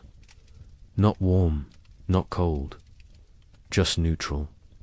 The crops grew slowly, struggling. The soil was depleted after years of abnormal cold. Nutrients locked away. The plants were pale, weak, but growing. People tended them obsessively, talked to them, prayed over them, begged them to thrive. These gardens represented final chances, last hopes. If the crops failed this year, there would be no next year, no more attempts. This was it. May arrived cooler than normal, not catastrophically cold, but not warm either. The growing season was compromised again, shortened. Plants that needed 100 days to mature might only get 80, maybe less. People did what they could, fertilized with anything available. Manure, ash, compost, watered constantly. Protected seedlings from cold nights, fought for every plant, every stalk, every leaf. Communities barely existed now. The population had dropped so dramatically that calling them communities felt generous. Collections of isolated families, strangers occupying the same general area. No cooperation, no shared resources, no collective identity, just individuals fighting separate battles. The social structures that had once defined frontier life were dead, replaced by atomization, by loneliness, by the understanding that in the end everyone dies alone. The young couple saw other people rarely. Weeks would pass without contact. When they did encounter neighbors, the interactions were brief, uncomfortable. No one wanted to share information about food stores, about successes or failures, about anything that might reveal vulnerability. Trust was gone. Community was gone. Only wariness remained. Eyes that assessed whether you were threat or opportunity. Calculations about whether helping you would benefit them. Nothing was given freely anymore. Everything had price. June brought better weather. Finally, real warmth. Sustained warmth. The crops responded. Grew with vigor they had lacked before. Corn shot up. Beans produced. Squash spread. For the first time in 3 years, gardens looked healthy, looked productive, looked like they might actually yield harvests. People allowed themselves to feel something close to hope, not real hope. That was too dangerous, but cautious optimism. The possibility that maybe, possibly, they might have enough food. The young man hunted successfully in June. Deer were abundant again. The population had recovered, or perhaps the human hunters had diminished enough that game was plentiful. He killed 2 deer in 3 weeks. They smoked the meat, stored it, carefully added it to their supplies. The wife calculated, recalculated. If the garden produced even half of what it promised, combined with the smoked meat, careful rationing, they would make it. Would survive another winter. The math finally worked. But the wife had learnt not to trust good fortune. She waited for disaster, for the frost, the hail, the blight. Something would go wrong. Something always went wrong. She checked the garden multiple times daily, examined every plant, looked for signs of disease, of insect damage, of anything that might threaten their harvest. Her husband told her to relax. She could not. Relaxing felt like inviting catastrophe. Vigilance was all. That kept them safe. She believed that. Needed to believe that. Because if vigilance did not matter, then nothing they did mattered. And that was too terrifying to accept. July was hot, scorching, the kind of heat that in normal times would be complained about. But these were not normal times. Heat meant growth, meant long days, meant crops maturing. People celebrated heat, worked in it without complaint. Sweat was blessing. Discomfort was price of survival. They paid it gladly. The gardens flourished. Corn grew tall, over 6 feet. Tassels appeared. Ears formed. Beans hung heavy on vines. Squash fruit swelled. It looked like abundance, like salvation. The Illinois family's garden exceeded expectations. They would have enough, more than enough. The father felt vindicated again. They had survived, had made the right choices, had protected their family. His wife said nothing. She had learned that survival was temporary, that next year would bring new challenges, new threats, new opportunities for loss. The dead daughter haunted her, would always haunt her. Success. Today did not erase yesterday's failures, did not bring back what was lost. The widower and his older daughter harvested the first. Vegetables in late July, radishes, lettuce, early peas. They ate fresh food for the first time in months. The taste was overwhelming, sharp, vibrant, alive. The older daughter cried while eating. Her father pretended not to notice. They offered food to the younger daughter. She took it, chewed mechanically, swallowed. No change in expression, no recognition of the gift they were giving her. She was gone. The person she had been was dead. This shell remained.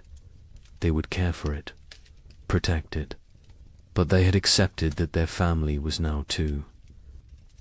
People. Not August brought the main harvest. People worked frantically, gathering everything, storing everything, preserving everything. This harvest represented life, represented hope, represented the possibility of future they could not afford to lose any of it. Every ear of corn mattered, every bean, every squash. They worked dawn to dusk, exhausting themselves, not caring. This was too important to spare effort. The young couple harvested more food than they had seen in 3 years. Corn beans, squash, combined with the smoked venison, they had enough. Actually enough. Not barely enough. Not maybe enough. But truly. Enough. They stood in their cabin looking at the stores. The wife started laughing, then crying, then laughing again. The man held her. They had made it, had survived, had beaten the odds. Their daughter played at their feet, oblivious, perfect. A miracle they did not deserve, but received anyway. The neighbor helped them preserve food, showed them techniques for long-term storage, how to keep corn dry, how to prevent mold, how to protect against rodents. He had learned so much in his years on the frontier. Before the cold years he had been successful, prosperous even. Now he was just surviving, like everyone else. But he remembered the old knowledge, the techniques that worked. He shared them freely, asked nothing in return. The young couple offered to pay him, with food, with labor. He refused, said neighbors helped. Neighbors, even though neighbors barely existed anymore. Even though community was dead, he held on to the old ways, the old values. It was how he honored his dead family. September arrived cool. People tensed, waited for the cold, for winter to come early again, for the pattern to repeat, but it did not. September stayed temperate, pleasant even. Leaves changed color on schedule. Geese flew south at the normal time. Nature seemed to be remembering how to be normal, how to follow the rhythms that had existed for millennia. People did not trust it, could not trust it, but they noticed, hoped, very carefully hoped. October brought the first frost, right on schedule. Normal frost, expected frost, not the killing freeze of previous years, just regular autumn cold. Farmers finished their harvests, stored the last vegetables, prepared for winter. But this preparation felt different, less desperate, less terrified. They had food, real food, enough food. Winter was coming, but it was normal winter. Survivable winter. They could do this. The young family brought in their last harvest in mid-October, filled their cabin with stores. The man built additional storage, racks for corn, bins for potatoes, hooks for smoked meat. The cabin was crowded now, full of food, full of life, full of hope. His wife walked around touching everything, making sure it was real. Not a dream, not delusion, actually real. She counted, recounted. The numbers worked. They would eat this winter, would eat well even. The relief was almost unbearable. The Illinois family stored their harvests methodically.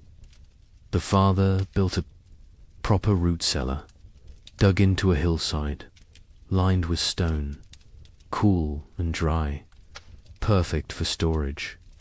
He placed potatoes carefully, carrots, turnips, everything that would keep. The corn hung from rafters, the beans dried in bags, the squash lined shelves. It looked like prosperity, like success. He allowed himself to feel proud. His wife did not share the feeling. She looked at the food and thought only of their dead daughter, of how she would never eat any of it. The father tried to reach her, tried to pull her back to the living. She would not come. Grief had her, would always have her. The widower and his older daughter stored their harvest efficiently. They had learned to waste nothing, use every space, maximize every resource. The cabin was full. The root cellar was full. They had succeeded. Against all odds, against impossible circumstances. 2 people, one of them barely 17, had survived and built security for the coming winter. The older daughter allowed herself a moment of satisfaction, of pride, then went back to work. There was always more work, always more preparation, always more to do. November arrived cold, but not catastrophically so. Normal cold, expected cold. The kind that could be managed with sufficient firewood and food. People settled into winter routines. But these routines were different from previous years. There was enough food, enough fuel, enough security. Meals were adequate, not abundant, but adequate. No one was starving. No one was burning furniture. No one was making desperate choices. It felt surreal, like they had forgotten what normal winter felt like, how survivable it was supposed to be. The young couple's cabin was warm. The man had cut plenty of firewood, more than enough. They burned it generously, keeping the space actually warm, not just barely above freezing, actually comfortable. They ate 2 meals a day, sometimes 3. The baby was thriving, walking now, talking, saying simple words. Mama, Dada, more. She was growing into a person, a personality, happy, curious, untroubled. She remembered nothing. Of the previous winters, was too young. It was blessing. The parents were grateful. Grateful she would not carry the scars they carried. Christmas came. The young couple celebrated. The man carved more toys for his daughter. A whole set now. Horse, dull, simple blocks. The wife cooked a special meal, used extra supplies, made bread, made stew with vegetables. It felt extravagant, wasteful even. But they did it anyway, because they could, because they had survived. because they deserved one day of abundance, one day of joy. The neighbor joined them. They ate together, talked, laughed even. It felt foreign, strange, but good. So good, though. Illinois' family marked Christmas quietly. The father suggested they celebrate, make a special meal. The mother refused, said she could not celebrate when her daughter was dead. The father did not push, let it go. The children received no gifts, no special food, no acknowledgement, just another day.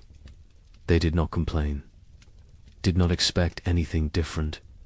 Childhood joy had died years ago. They were little adults now, serious, pragmatic, damaged. The widower and his older daughter observed Christmas with quiet reflection. They made a slightly larger meal, said prayers, remembered the wife and mother who was gone, remembered the sister and daughter who was gone in a different way. The younger daughter sat with them, ate when prompted, otherwise unresponsive. They had given up trying to reach her, had accepted this was who she was now. They would care for her as long as necessary, forever if needed, but they no longer expected recovery, no longer hoped for her return. She was gone. They mourned her. While she still lived, January 1838 arrived cold, but normal cold. The kind that belonged in January, the kind that was manageable. People burned firewood steadily, but not desperately, ate food regularly, but not extravagantly, lived, actually lived, not just survived. There was difference. Survival was mechanical, was existing without living. Living was having moments beyond mere existence. Moments of comfort, of satisfaction, of something approaching contentment. People had not lived in 3 years. Now they remembered what it felt like. The young man sat by the fire one January evening, his wife beside him, their daughter asleep. Between them, he looked around the cabin, saw the food stores, felt the warmth, heard his family breathing. He started crying. Quietly, his wife took his hand, asked what was wrong. He said nothing was wrong. Everything was right. For the first time in 3 years, everything was actually right. They were warm, fed, together, alive. It felt like miracle, like grace, like something they had not earned, but received anyway. February brought storms, heavy snow, strong winds, but the cabin was warm. The food was adequate. The family was safe.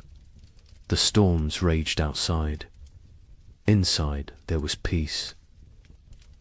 The baby played with her toys. The mother sewed.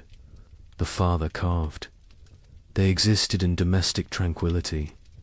It felt surreal, impossible, like any moment they would wake up and discover it was dream, that they were actually still in the second winter, still starving, still freezing, still dying.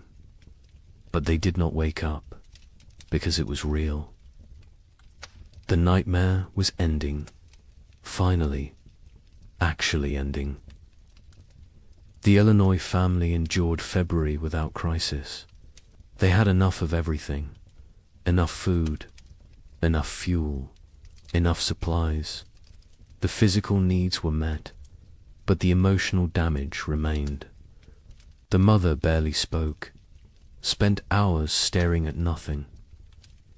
The father tried to engage her. She would not engage. The children adapted, learned to parent themselves, The older boy especially.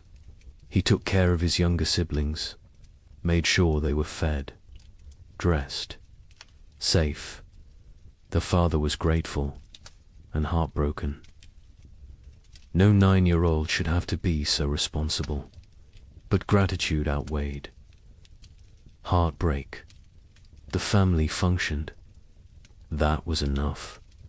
The widower and his daughters survived February too easily. After 3 years of desperate struggle, normal winter felt trivial.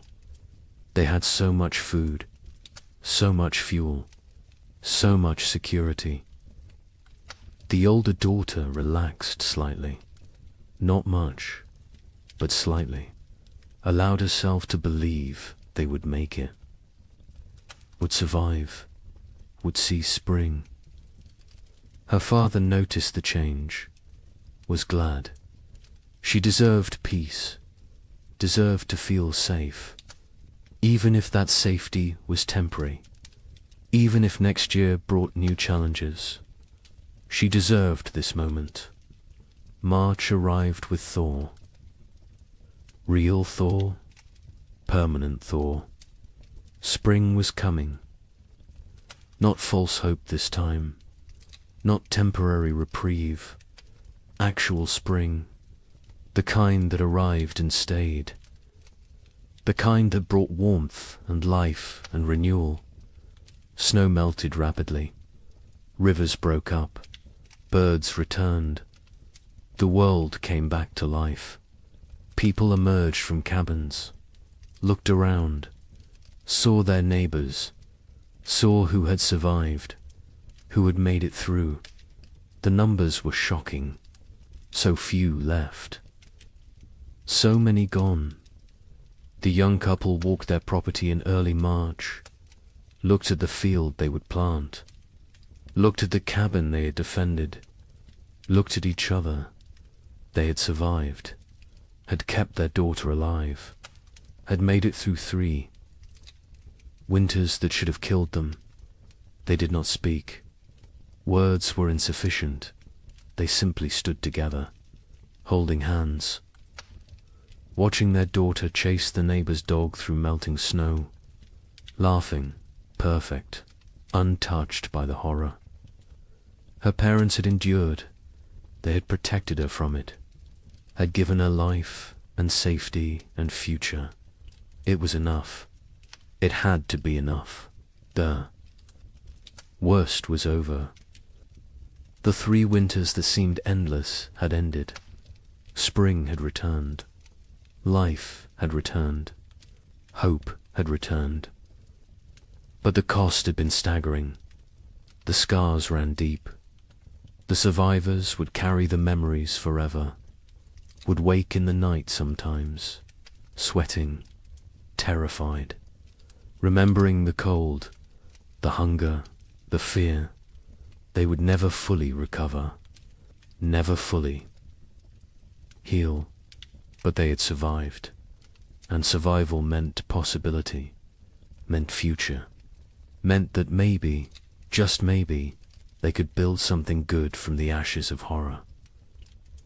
Spring 1838 arrived like a resurrection, not the tentative half-springs of previous years, but full, complete, undeniable. March brought warmth that stayed. April exploded with growth. The earth seemed desperate to make up for lost time. Grass grew with unusual vigor. Trees budded aggressively. Wildflowers carpeted fields in waves of color. It was as if nature itself was apologizing, compensating, trying to heal the wounds it had inflicted. Survivors emerged from their cabins, slowly, blinking in bright sunlight, disoriented, like people waking from long nightmares. They looked at each other with hollow eyes, eyes that had seen too much, known too much suffering. They were changed, fundamentally, irreversibly. The people who had entered the winter of 1835 were dead. These were different people, harder, older, damaged in ways that would never fully heal. The young couple in Michigan stood in their doorway watching spring arrive. The man was thin still.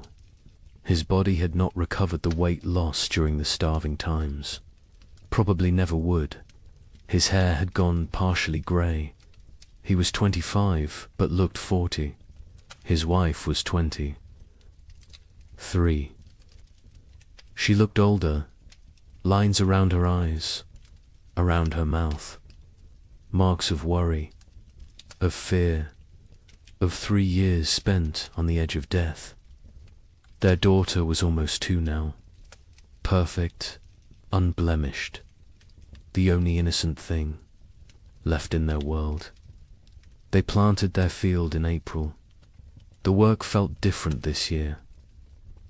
Not desperate, not terrified, just work, normal work, the kind farmers had done for thousands of years.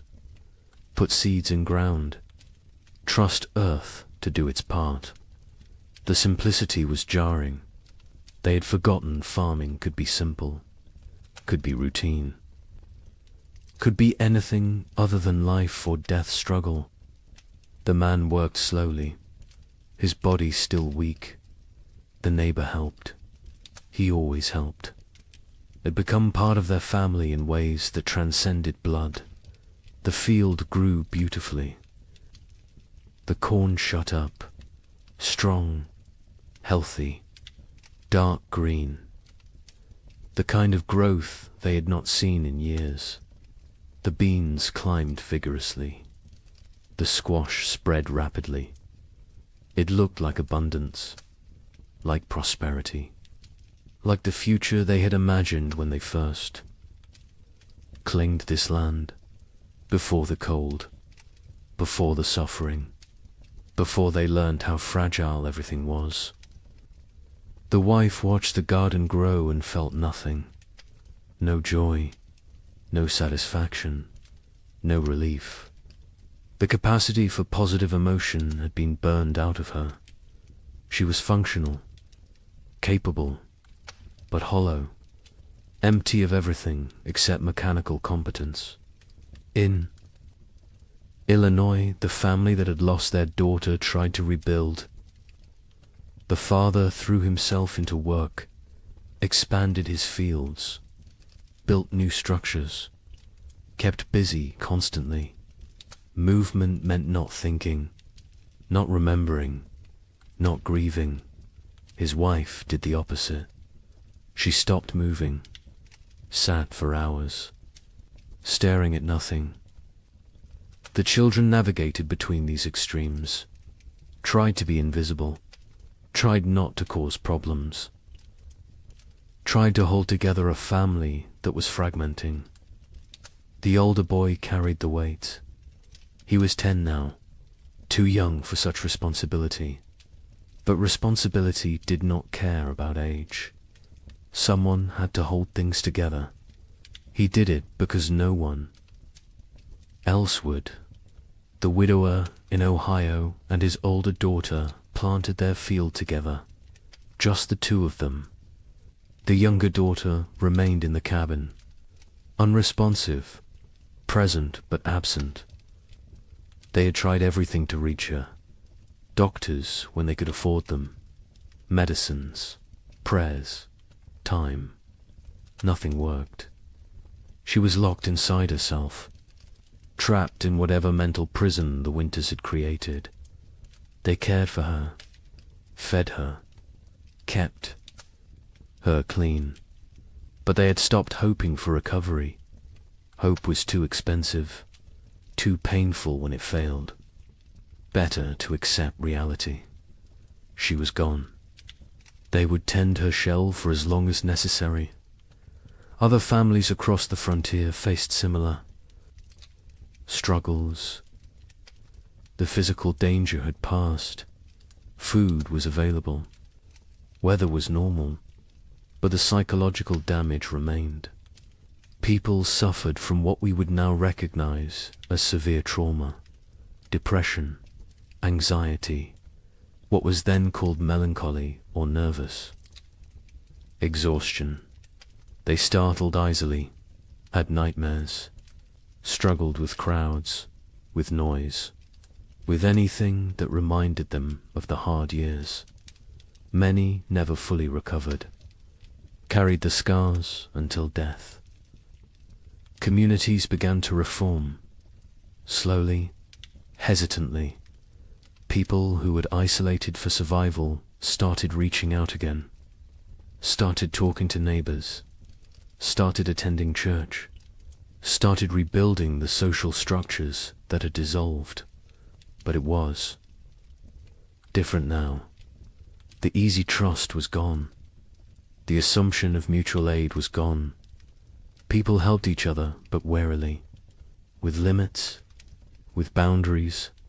The innocence of early frontier community had died, been replaced by something more cautious, more cynical, more realistic. A traveling minister came through Michigan territory in May, held revival meetings, promised salvation, promised explanation for the suffering, promised that God had a plan. Some people came, desperate for meaning, desperate to believe their suffering had purpose. The young couple attended once, listened to the minister talk about divine testing, about job, about how suffering brought people closer to God. The wife stood up, walked out. Her husband followed. They never went back. If God had done this to them, then they wanted nothing to do with God. If God had not done this, then he was powerless to prevent it. Either way, church offered nothing they needed. Others found comfort in religion, clung to faith as the only thing that made sense of senselessness, believed that heaven waited, that their dead children were safe, that suffering on earth was temporary, that eternity would compensate for temporal pain. The young couple did. Not judge them. Whatever got you through was valid, but they could not share that faith. Had lost it somewhere in the second winter, when their daughter was dying and prayers went unanswered, when they realized they were alone, truly alone. Number. God, no providence. Just luck and effort and random chance. Summer brought abundance. The crops matured perfectly.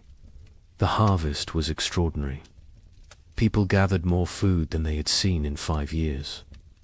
Barns filled, root cellars filled, cabins filled. It was almost obscene. This wealth after such poverty, this abundance after such scarcity. Some people hoarded reflexively, stored food they would never eat, could not stop gathering, could not trust that next year would also be good. The trauma of scarcity had rewired their brains, made them incapable of feeling secure no matter how much they had. The young couple harvested their field in August. The yield was massive, more than they could possibly use. They sold some, traded some, gave some away, kept plenty for themselves. Their stores were overflowing. The man built additional storage. The wife watched him work, felt disconnected, like she was observing someone else's life.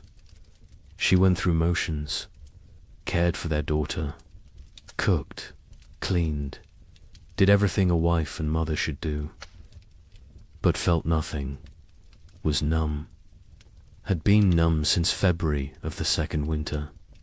She wondered if she would ever feel again, or if this numbness was permanent, the price of survival.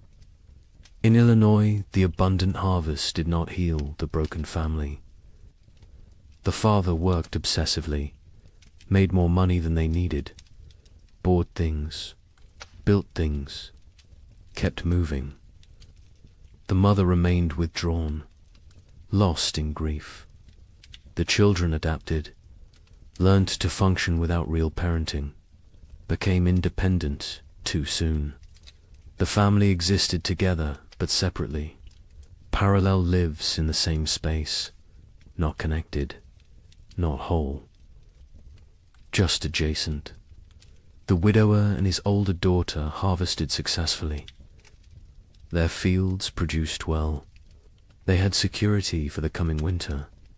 The older daughter was 18 now.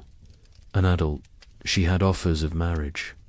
Young men who saw her competence, her strength, her capability. She refused them all, said she could not leave her father, could not leave her sister, could not abandon her responsibilities. Her father told her to go, to live her life.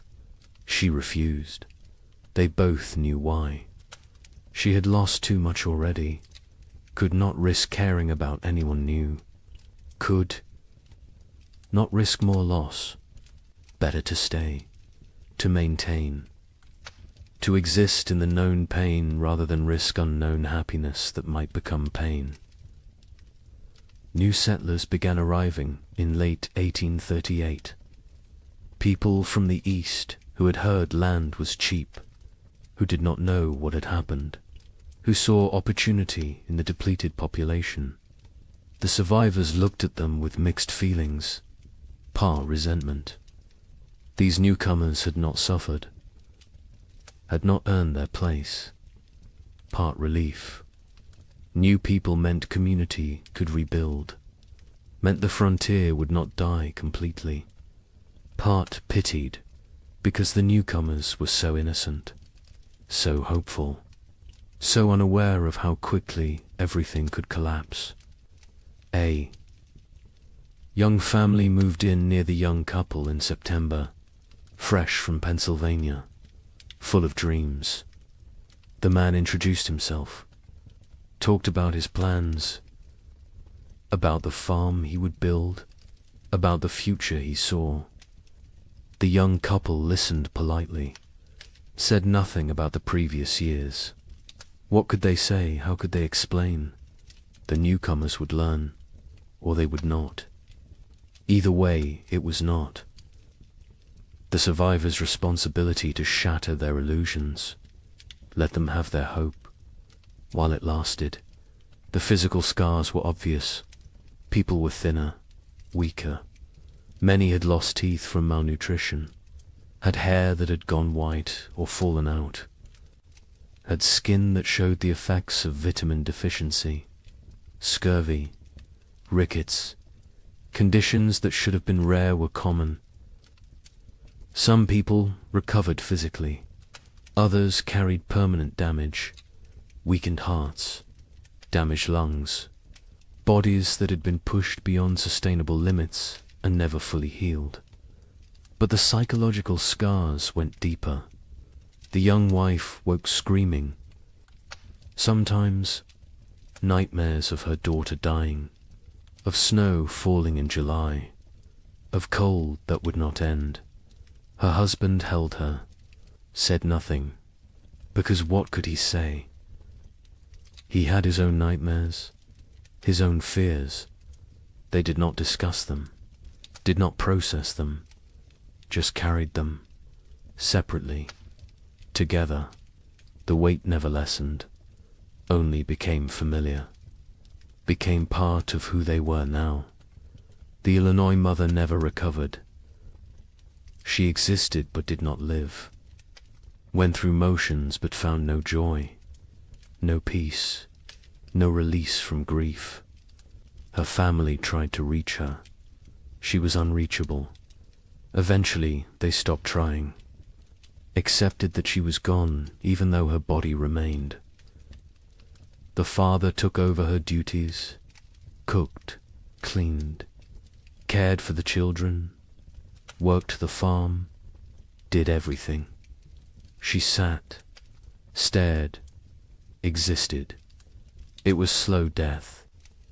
Everyone knew it. No one could stop it. She would live another decade, empty, broken, a ghost. In her own life, some survivors found ways forward, created new lives from the ruins of the old. The widower eventually remarried, a widow from the next county. She had lost her husband and son in the first winter. They married not from love, but from practicality, from loneliness, from the need to not be alone. It was not romantic, but it worked. They built a life together, quiet, stable, functional. His older daughter never married, stayed home, cared for her sister, became essential to the household, found purpose in duty, in responsibility, in maintaining. She never seemed unhappy, but she never seemed happy either. Just existed in the middle, neither satisfied nor dissatisfied. Just present, the young couple stayed together, raised their daughter, had 2 more children in the years after, built a successful farm. From the outside they looked normal, prosperous even, but between them was distance, a gulf created by 3 years of shared trauma that they could never fully bridge. They cared for each other, were faithful, were good parents. But the passionate young couple who had claimed the land in 1835 was gone, replaced by 2 damaged people doing their best. It was enough, had to be enough. They did not expect happiness, did not seek joy, just sought stability, safety, security, found those things, made a life from them. By 1840, the population had stabilized. Some areas had recovered partially, others remained sparsely populated. The demographic impact was significant. Thousands had died. Thousands more had fled. The westward expansion had been set back years. Territories that should have achieved statehood remained territories.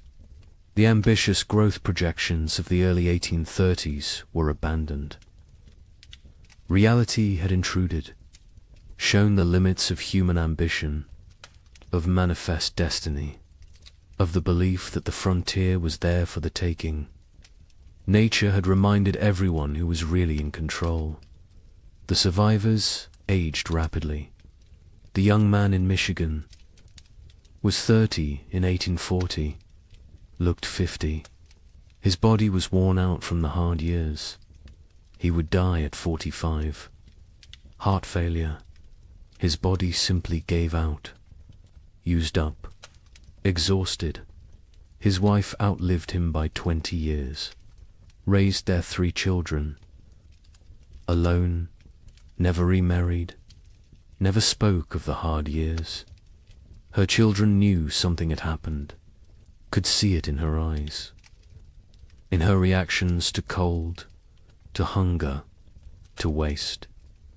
But she never explained, never wanted them to know, wanted them innocent, untouched, protected from the knowledge of how bad things could get. The records from this period are sparse. Many families did not keep records, could not read or write, or chose not to document what had happened. The census of 1840 shows dramatic population decline in the affected territories. But the numbers tell only part of the story, cannot capture the psychological damage, the broken families, the lost potential, the dreams that died, the innocence that was shattered. Those losses are not recorded, not documented, not preserved. But they were real, were significant, were the true cost of the winters that would not end. Some survivors tried to document what happened, wrote letters to relatives back east, kept journals, created records. But even as they wrote, they sensed their accounts would be doubted, would be dismissed as exaggeration, as hysteria, as the ramblings of traumatized minds. How could they explain what it felt like to watch your child starve? To burn your furniture for warmth? To consider actions that in normal times would be unthinkable? Words were inadequate. Experience was untranslatable. They wrote anyway, because someone needed to remember, someone needed to bear witness, even if no one believed them. The young man in Michigan wrote to his brother in Ohio in 1840, described what they had endured. His brother wrote back, said surely it had not been that bad, said the human mind exaggerated traumatic memories. The young man never wrote to him again, did not have energy to convince anyone, to defend his experience, to prove his suffering. He knew what had happened. His wife knew, their neighbor knew. That was enough. The rest of the world could believe what it wanted, and mostly, the world chose not to believe, chose to minimize, chose to forget. Because the story of the 3 winters did not fit the narrative America wanted to tell itself. The narrative of progress, of conquest, of manifest destiny, of inevitable triumph. The winters suggested that nature was more powerful than human. Will, that civilization was fragile, that confidence was dangerous. These were not popular messages, not messages the growing nation wanted to hear. So they were ignored, dismissed, forgotten, buried under more palatable stories of frontier heroism, of triumph over adversity, of the inevitable march of progress. But the survivors remembered, carried the memories until death. Some passed stories to their children. Most did not. Most wanted to protect the next generation, wanted them unburdened. The children sensed something anyway, saw the scars, the fears, the behaviors that made no sense unless you knew what came before. They asked questions, got vague answers, eventually stopped asking. The silence grew. The stories faded. The memories died with those who carried them. Wait until you hear how thoroughly this was erased. The forgetting began almost immediately, even while survivors still lived, even while the scars were fresh. The erasure was not accidental, was not natural memory decay. It was deliberate, systematic, orchestrated by people who had very good reasons to want these winters forgotten. People with money, with power, with futures that depended on frontier land continuing to seem attractive, continuing to seem profitable, continuing to draw settlers and investment. Land speculators had the most to lose. They had purchased millions of acres across the affected territories, paid pennies per acre, expected to sell for dollars. Their entire business model depended on continued westward migration, on families believing the frontier offered opportunity, prosperity, future. Stories of 3 consecutive winters of mass death were bad for business, very bad. So the speculators acted, quickly, decisively, with coordinated purpose. Eastern newspapers began refusing letters from survivors.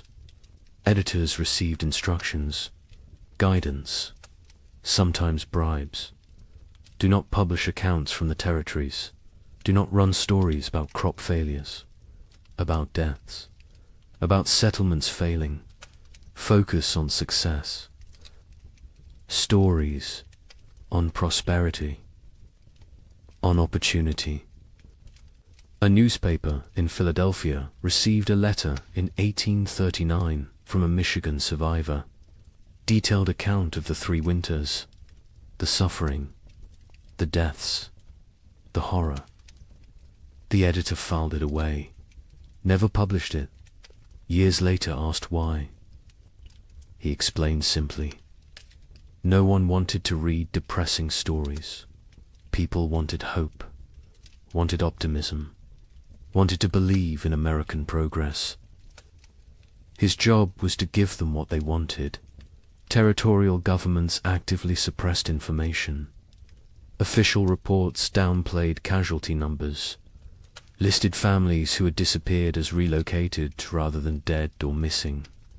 Death certificates were not issued for people who died isolated on homesteads.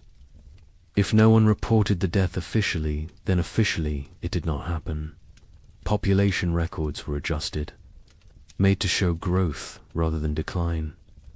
The manipulation was not subtle, but it was effective. Future historians looking at official records would see steady population growth, would see successful territorial expansion, would see nothing that suggested catastrophe. Land companies published promotional materials in 1839 and 1840, glossy brochures, detailed descriptions of fertile soil, mild climate, abundant opportunity. They made no mention of the previous years, no acknowledgement of hardship, no warning of risks. New settlers arrived with these brochures, with these promises, found a very different reality. By then, the land companies had their money. The deception had served its purpose.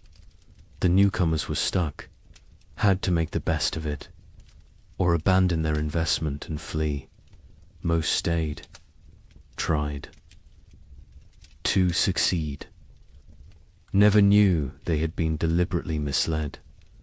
A land office clerk in Michigan Territory received orders in 1839. Adjust the records. Families who had disappeared needed to be listed as relocated to other territories. Deaths needed to be minimized. The numbers needed to show growth, success, progress. He complied. His job depended on it. His family depended on it. He made the changes, falsified documents, erased people from existence. Years later, guilt-ridden, he confessed to his wife, told her what he had done. She told him he had no choice. Everyone had to survive somehow. He accepted this, but the guilt never left. He carried it until death, never told anyone else, never made it right. Just carried the weight of erasing thousands of people to protect property values. Railroad companies were equally invested in suppressing the truth. Their business plans required population growth in the territories, required towns, commerce, customers. Empty land was worthless. They needed settlers, needed them desperately. Stories of mass death were obstacles, barriers to profit. So they acted, funded newspapers that told the right stories, hired writers to create promotional content, paid for testimonials from satisfied settlers, built a narrative of success and opportunity that bore little resemblance to reality. The suppression extended to personal correspondence, letters from survivors to relatives. Back east were sometimes intercepted, lost, destroyed. Postal clerks received instructions. Letters containing certain content should not reach their destinations, should disappear. It was not official policy, not written down anywhere, but it happened regularly, systematically. Survivors wrote letters describing their experiences. Melt them. They never arrived. The relatives back east never learned the truth, continued to believe the promotional literature, continued to encourage others to move west. The cycle continued. Churches participated in the suppression, not overtly, not deliberately, perhaps, but they promoted a narrative that made the hard years easier to ignore. Suffering was divine testing. Those who died were called to heaven. Those who survived were blessed. This framing made the catastrophe seem like individual, spiritual journey rather than systemic climate disaster. Made it about personal faith rather than policy failure. Made it easier to move forward without asking difficult questions, without assigning blame, without demanding accountability. The survivors themselves often did not speak about their experiences.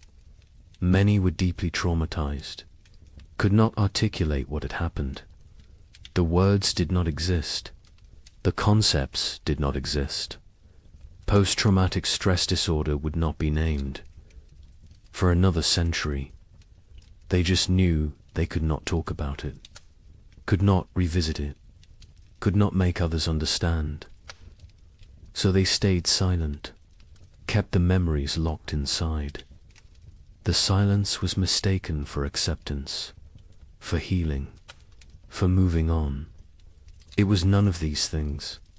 It was survival mechanism. It was protective barrier. It was the only way they could continue functioning. Others faced social pressure to remain silent. Communities wanted to move forward, wanted to rebuild, wanted to forget. People who dwelt on the hard years were seen as weak, as complainers, as obstacles to progress. A woman in Illinois tried to talk about losing her daughter, about the starvation, about the cold. Her neighbors told her to stop living in the past, to focus on the future, to be grateful for what she had. She stopped talking, but the memories did not stop. They never stopped. She just carried them alone, in silence, until they consumed her. Some survivors feared judgment for the choices they had made, for the actions they had taken to survive. Better not to speak of those years at all than to risk revealing what they had done, what lines they had crossed, what boundaries they had violated. Silence protected them, protected their reputations, protected their ability to be seen as respectable members of society. The price was isolation, loneliness, the inability to process trauma, but the alternative seemed worse.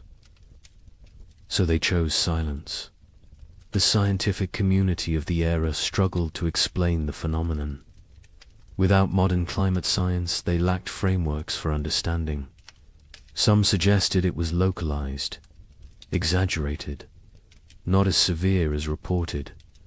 Others proposed natural cycles, temporary aberrations, nothing to worry about long term. A few recognized it as significant climate event, but their voices were minority, were drowned out by those who preferred simpler explanations, who preferred not to see pattern, not to acknowledge that this could happen again. Meteorological records from the period are incomplete. Weather stations were sparse. Record keeping was inconsistent. The data that exists shows temperature anomalies, shows unusual patterns, but gaps in the record allow for interpretation, allow for doubt, allow for dismissal. Later research, looking at the fragmentary data, could conclude it was not that bad, could argue the survivors exaggerated, could minimize the catastrophe. The incomplete record became excuse for incomplete acknowledgement. By 1850, just 12 years after the final winter ended, the 3 winters were rarely mentioned. Textbooks focused on westward expansion, on Oregon Trail, on Gold Rush. on the exciting narrative of American growth. The dark years from 1836 to 1838 were footnote at best. More often, they were completely absent. A generation of children learned American history without knowing thousands had died in the supposedly empty territories, without knowing their parents or grandparents had survived horror. The erasure was nearly complete. The Civil War cemented. The forgetting. After 1861, the nation had new trauma, new deaths, new catastrophe to process. The frontier winters seemed distant, irrelevant. Why dwell on old suffering when new suffering was everywhere? The few survivors who tried to tell their stories found no audience, found a nation consumed by present crisis. Unwilling to hear about past pain, they gave up, accepted that their experience would die with them, that no one would remember, that no one cared.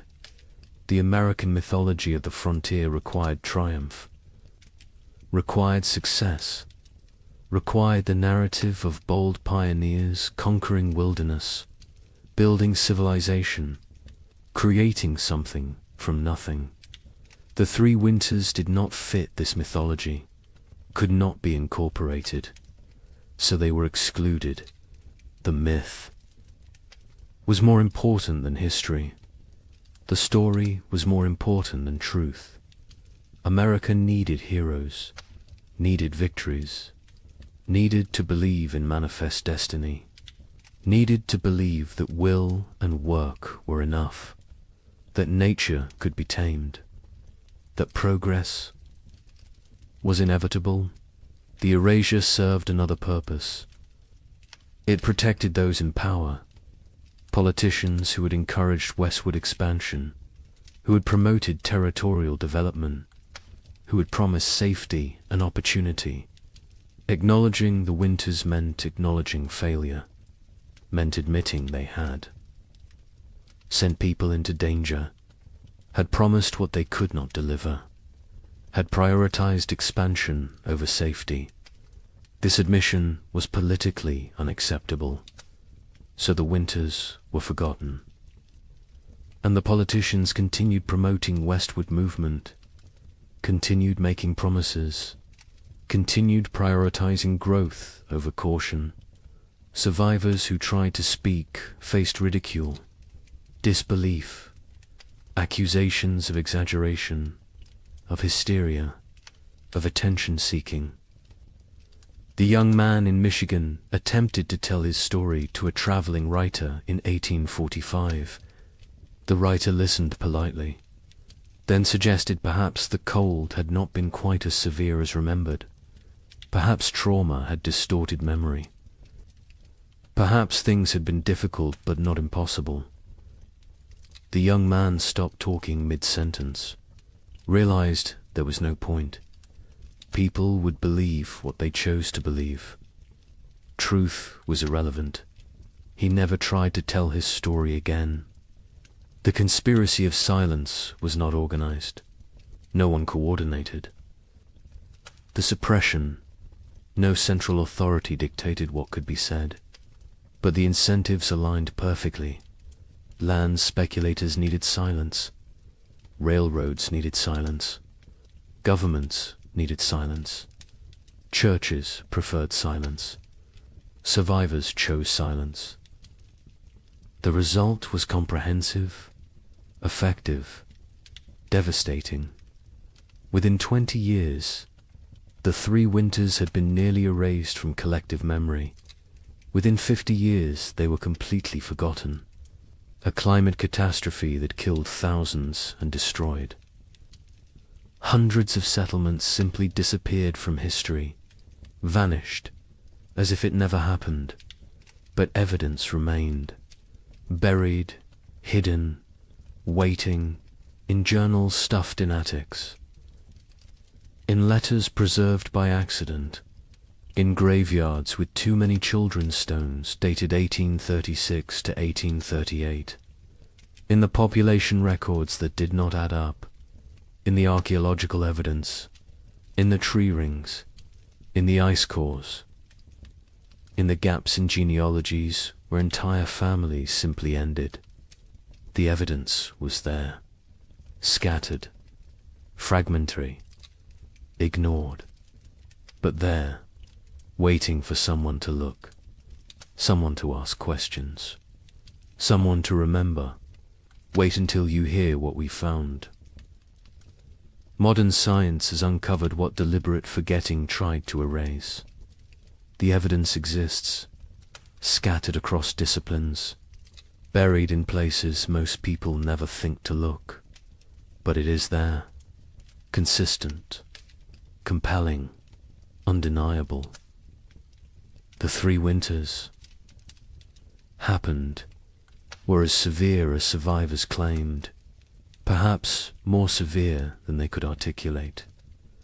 The truth has emerged slowly, piece by piece, building into a picture that validates everything the survivors tried to tell us. Tree ring analysis provides the most objective evidence. Trees record their growing conditions in their rings. Wide rings mean good growing seasons. Narrow rings mean stress, cold, drought, poor conditions. Researchers examining old-growth trees across the Midwest discovered something remarkable. The rings from 1836 to 1838 are extraordinarily narrow, some of the narrowest in the entire record.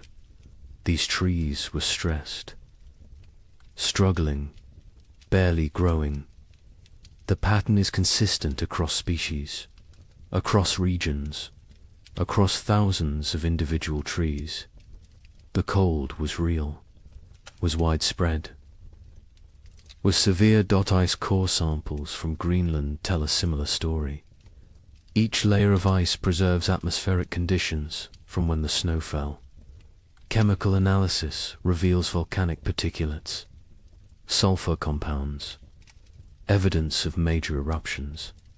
The layers from 1835 and 1836 show unusually high concentrations, multiple eruptions.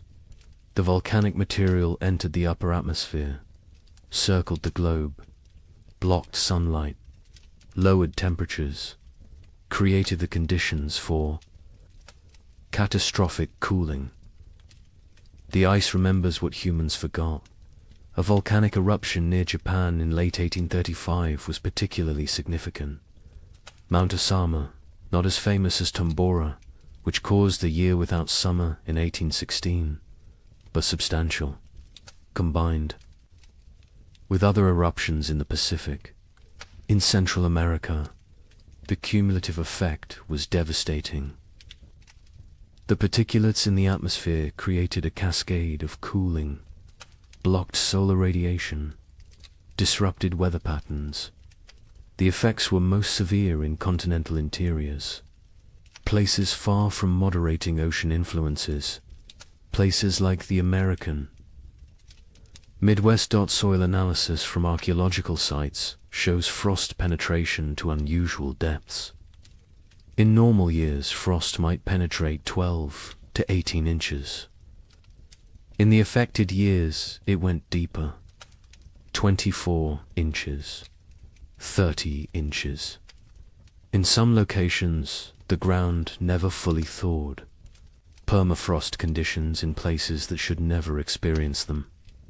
The soil remembers, holds evidence of cold that survivors described but scientists initially dismissed as impossible. Mass grave sites have been discovered during modern construction projects. A housing development in Michigan in 1985 uncovered a burial site. 47 bodies, men, women, children, no markers, no records. Carbon dating placed them in the late 1830s. The bones showed signs of extreme malnutrition, scurvy, rickets, starvation. Some showed evidence of violent death. circumstances no one wants to examine too closely. The site was quietly reburied, a small memorial placed. Most people who drive past have no idea what lies beneath. Cabin sites across the frontier show evidence of desperate measures. Archaeological excavations reveal layers that tell stories. Burned furniture, charred cabin walls, butchered animals that would normally never be eaten. Rats, squirrels. In one site in Indiana, researchers found evidence suggesting the inhabitants had eaten leather. Boot leather, harness leather, anything that might contain nutrition. The desperation is written in the debris, in what people consumed, in what they burned, in how they died. Historical Society archives contain survivor accounts, journals that sat ignored for over a century.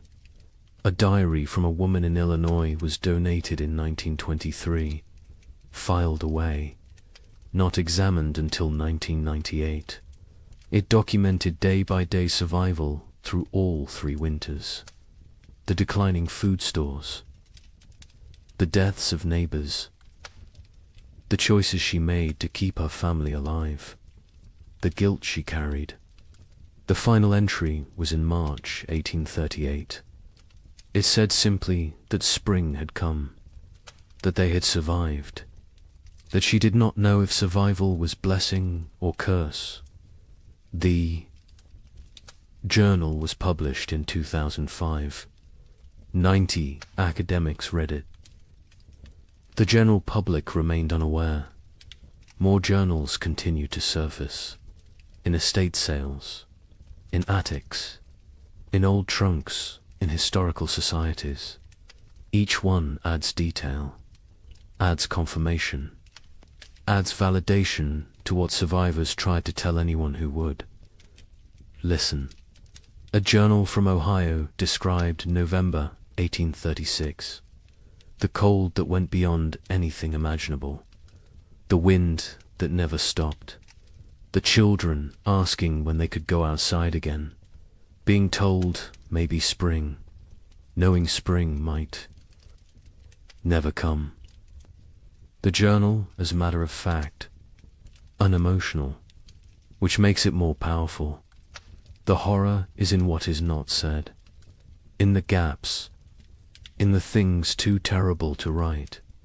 Census records show the truth when examined carefully. The 1840 census recorded population in the affected territories. Researchers comparing it to 1830 projections found massive discrepancies. The expected population based on immigration rates and natural growth should have been far higher. Tens of thousands of people were simply missing, not relocated, not accounted for, gone. The census takers noted the discrepancies at the time.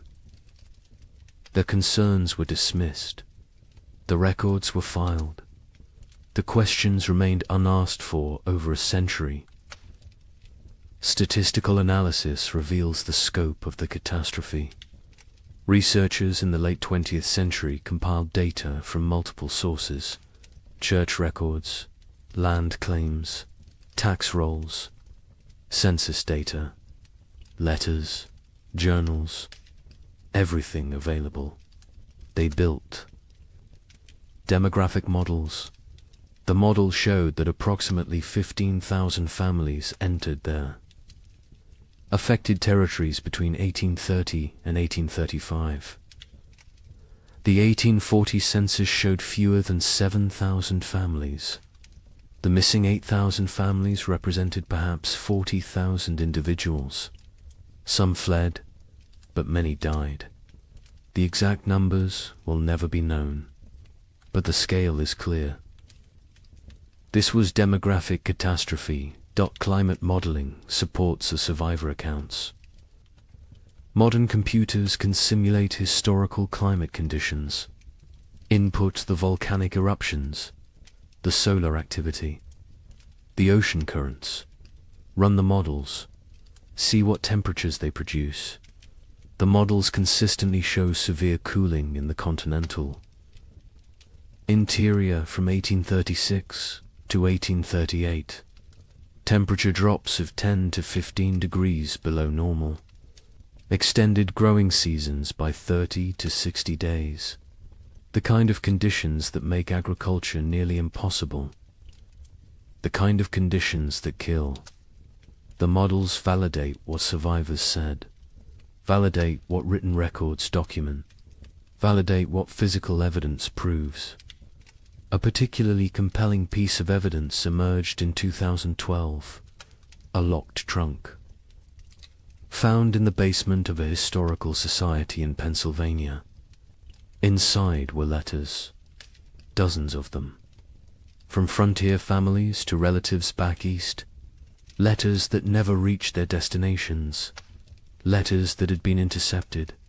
Saved by the postal clerk who could not bring himself to destroy them, but could not deliver them either. The letters describe starvation, death, terror, desperate pleas for help that never came. Because the letters never arrived. The trunk sat unopened for 170 years. The stories inside died with those who wrote them, until the trunk was finally opened, finally read, finally acknowledged the letters paint a consistent picture. Cold that started early, that would not end. Food running out. Neighbors dying. Children dying. The grinding daily battle to survive another day. One letter from a mother in Michigan described watching her daughter grow thinner, watching her stop playing, stop laughing, stop being a child, becoming instead a small, starving creature focused only on survival. The letter was dated January 1837. It is unclear if the daughter survived. The mother's name appears in no later records. She likely died. The letter is her memorial, her testimony, her proof that she existed, that she suffered, that she tried. Genetic evidence provides another layer of confirmation. Population geneticists studying Midwest families found bottleneck events in the late 1830s. Sudden reductions in genetic diversity, indicating that populations declined rapidly, that only certain family lines continued, that many lines ended completely. The genetic record shows what historical records obscured, shows the true impact, shows that entire family trees simply stop, branch after branch ending in the same narrow window. 1836 to 1838. Native American oral histories mention the hard years. Tribes in the affected regions have stories of the time when winter would not end, when buffalo disappeared, when people starved. The stories were not prominent, were overshadowed by other traumas, removal, disease, war, but the stories exist. Another source of validation, another voice confirming what happened, confirming that the cold was real, was widespread, was catastrophic for everyone in its path. European records provide external confirmation. Observers in England and France noted unusual weather patterns in North America, received reports from travelers, from ships, from traders. The reports described severe cold, crop failures, humanitarian disaster. These reports were published in European scientific journals, were discussed in academic circles, were known at the time, but were forgotten in America, were not incorporated into American historical narrative, were treated as foreign observations of foreign problems, not as documentation of American catastrophe. The evidence is overwhelming, undeniable, consistent across every discipline. every source, every method of inquiry. The 3 winters happened, were as bad as survivors claimed, killed thousands, destroyed hundreds of settlements, set back westward expansion by years, changed the trajectory of American development, and was systematically erased from memory, deliberately forgotten, buried under more palatable narratives. But the evidence remained, waiting, and now it speaks, loudly, clearly, demanding that we remember, demanding that we acknowledge, demanding that we ask why this was forgotten, and what else we have chosen to forget. Societies choose what to remember, what to forget, what stories to tell about themselves. America chose to remember triumph, chose to remember westward expansion as inevitable, as heroic as the march of civilization across wilderness. The 3 winters did not fit that story, so they were extruded, erased, forgotten, not through conspiracy exactly, but through collective decision that some truths are inconvenient, some realities undermine necessary myths, some histories are better left buried, but forgetting comes with costs. Modern Americans facing climate uncertainty have no cultural memory of how quickly weather can turn catastrophic, how fragile our systems truly are, how thin the line between civilization and survival. We believe we are insulated, protected, that technology and infrastructure make us safe. The pioneers believed they were prepared to. They had survived winters before, had skills, had experience, had confidence. They were wrong. Confidence is not armor. Preparation has limits. And nature does not care about human expectations. The pioneers who survived demonstrated extraordinary resilience. But resilience came at prices we can barely fathom. Psychological trauma that lasted lifetimes, physical damage that shortened lives, moral compromises that haunted until death, relationships destroyed, innocence shattered, futures altered. They survived, but survival was not triumph, was not victory, was simply continuing to breathe, to move, to exist. Some days that was enough. Other days it was not. The Illinois family that lost their daughter eventually prospered. Their farm became successful. They appeared to outside observers as model frontier family, hard-working, productive, respectable. But the father never spoke of the hard years, not to his children, not to his neighbors, not to anyone. When he died in 1871, his wife burned his journal. She said it contained nothing anyone needed to know. The children did not question her, did not push. The family maintained silence until the last of them died. The story died with them. As so many stories did, the young couple in Michigan who nearly starved in February 1837 lived into old age. They watched their children grow, saw grandchildren born, built prosperity from the ruins of trauma, but they never truly healed. The wife developed hoarding behaviors, stored food obsessively, could not throw anything away, could not trust that abundance would continue. The fear never left. The husband, startled at sudden noises, had nightmares until he died, woke, screaming about cold, about hunger, about his daughter dying. They lived together for 40 years after the winters ended. But part of them never left those years, never fully returned to the present, always remained trapped in the cold, in the fear, in the desperate fight for survival. We need to remember their stories, need to understand what they endured, not to glorify suffering, not to romanticize hardship, but to recognize truth, to acknowledge that American expansion was built on uncounted graves, unforgotten tragedies, unerased catastrophes. The triumphant narrative is incomplete, is dishonest, is disrespectful to those who suffered, who died, who survived but carried wounds forever.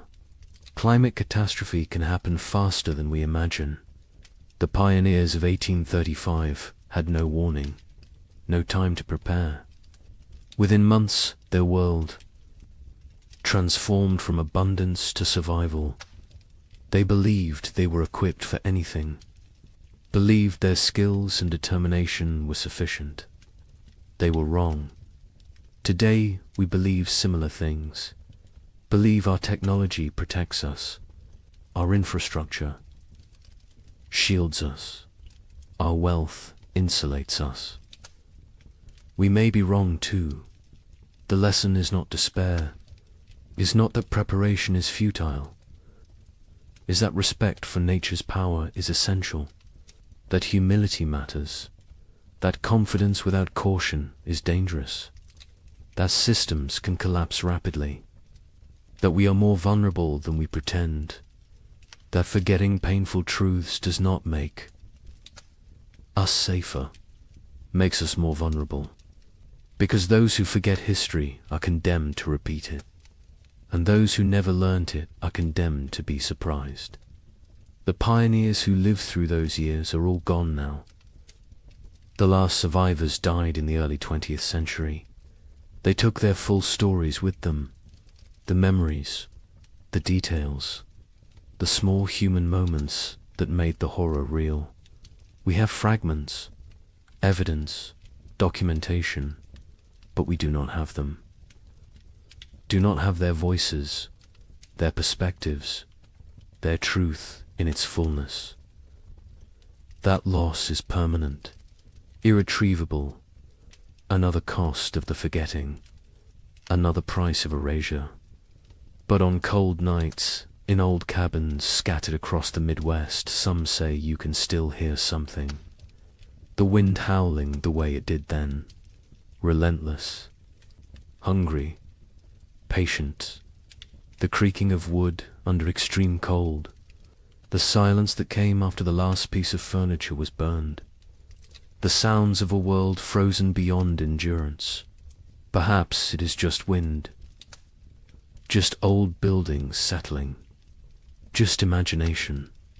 Or perhaps the land remembers, perhaps the earth holds memory, perhaps those who suffered left something of themselves in the soil, in the trees, in the stones, a presence, a witness, a reminder. Winter always remembers, even when we choose to forget. The sky changes first. It loses its depth. The blue becomes pale and thin. The sun rises later each morning. It sets earlier each evening. The warmth drains away slowly. Day by day, the world transforms. The tribe notices. They always notice. Their survival depends on reading these signs. An old woman stands at the cave entrance. She watches the horizon. Her skin remembers 50 winters.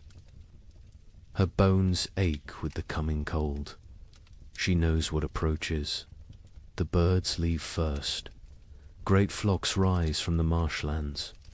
They circle once, twice, then disappear southward. Their cores fade into silence. The sky empties.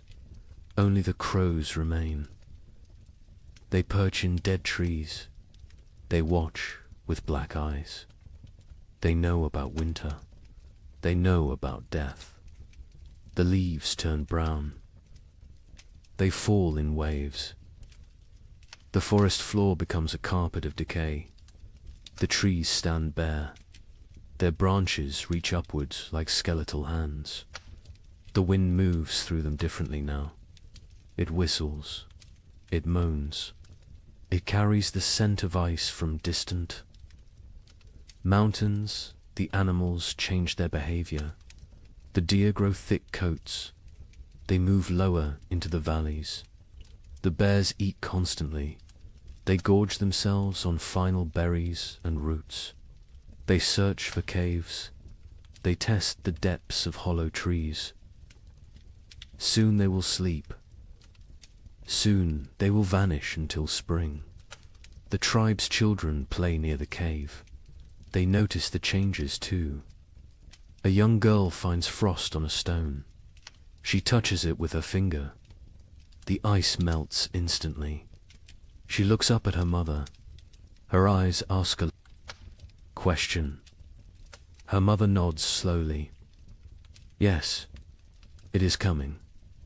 The hunters return from their scouting. They gather around the central fire. Their news is grim. The herds are moving. The massive beasts that sustained the tribe are leaving. They migrate to warmer lands. The hunters saw their tracks leading south. Hundreds of prints in the soft earth. All heading away, the chief stands. He is a broad man with greying hair. Scars cross his chest and arms. Each one tells a story of survival. He speaks slowly. His voice carries weight. The tribe must prepare. They must gather. They must hunt. Winter shows no mercy to the unprepared. The women begin their work immediately. They repair the leather hides that cover the cave entrance. They check every seam. They patch every hole. Cold air finds the smallest gaps. It sneaks in like a predator. It steals warmth. It steals life. The children are sent to gather firewood. They work in groups. They drag dead branches back to the cave. They pile them high against the rock walls. Never enough. There is never enough wood. The fires must burn for months. The fires are life itself. An elder man sits working stone. He shapes a new blade. His hands move with practiced skill. The flint chips away in precise flakes. This blade will skin animals. It will cut meat. It will help the tribe survive. Tools matter. In winter, everything matters. The temperature drops. Further, morning brings white breath. Puddles freeze overnight. They crack under footsteps. The ground hardens. Digging becomes difficult. The tribe works faster. Urgency replaces the lazy pace of summer. A young hunter climbs the high ridge. He looks north. Dark clouds gather on the horizon. They build like mountains. They promise snow. He returns quickly. He reports what he saw. The tribe has perhaps 10 days, maybe less. The chief calls a meeting. Every adult attends. They discuss strategy. Who will hunt? Who will gather? Who will fortify the shelter? Who will watch the children? Roles are assigned. Arguments are brief. Survival requires cooperation. Personal disputes wait for spring. The women process the last of the autumn harvest. They pound roots into paste. They dry strips of meat over smoky fires. They collect every edible plant within walking distance. Nothing is wasted. A handful of seeds might mean the difference between hunger and starvation. Night falls earlier now. The darkness lasts longer. The tribe sits closer to the fire. They eat their evening meal in silence.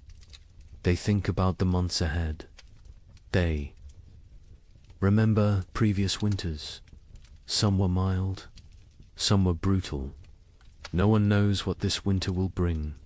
A baby cries. Its mother holds it close.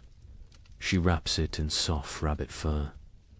The infant is barely 2 months old. This will be its first winter. The mother's face shows worry. The other women gather around. They offer reassurance. They share wisdom. They have kept babies alive through cold before. The old woman who watches the sky speaks. She tells of a winter.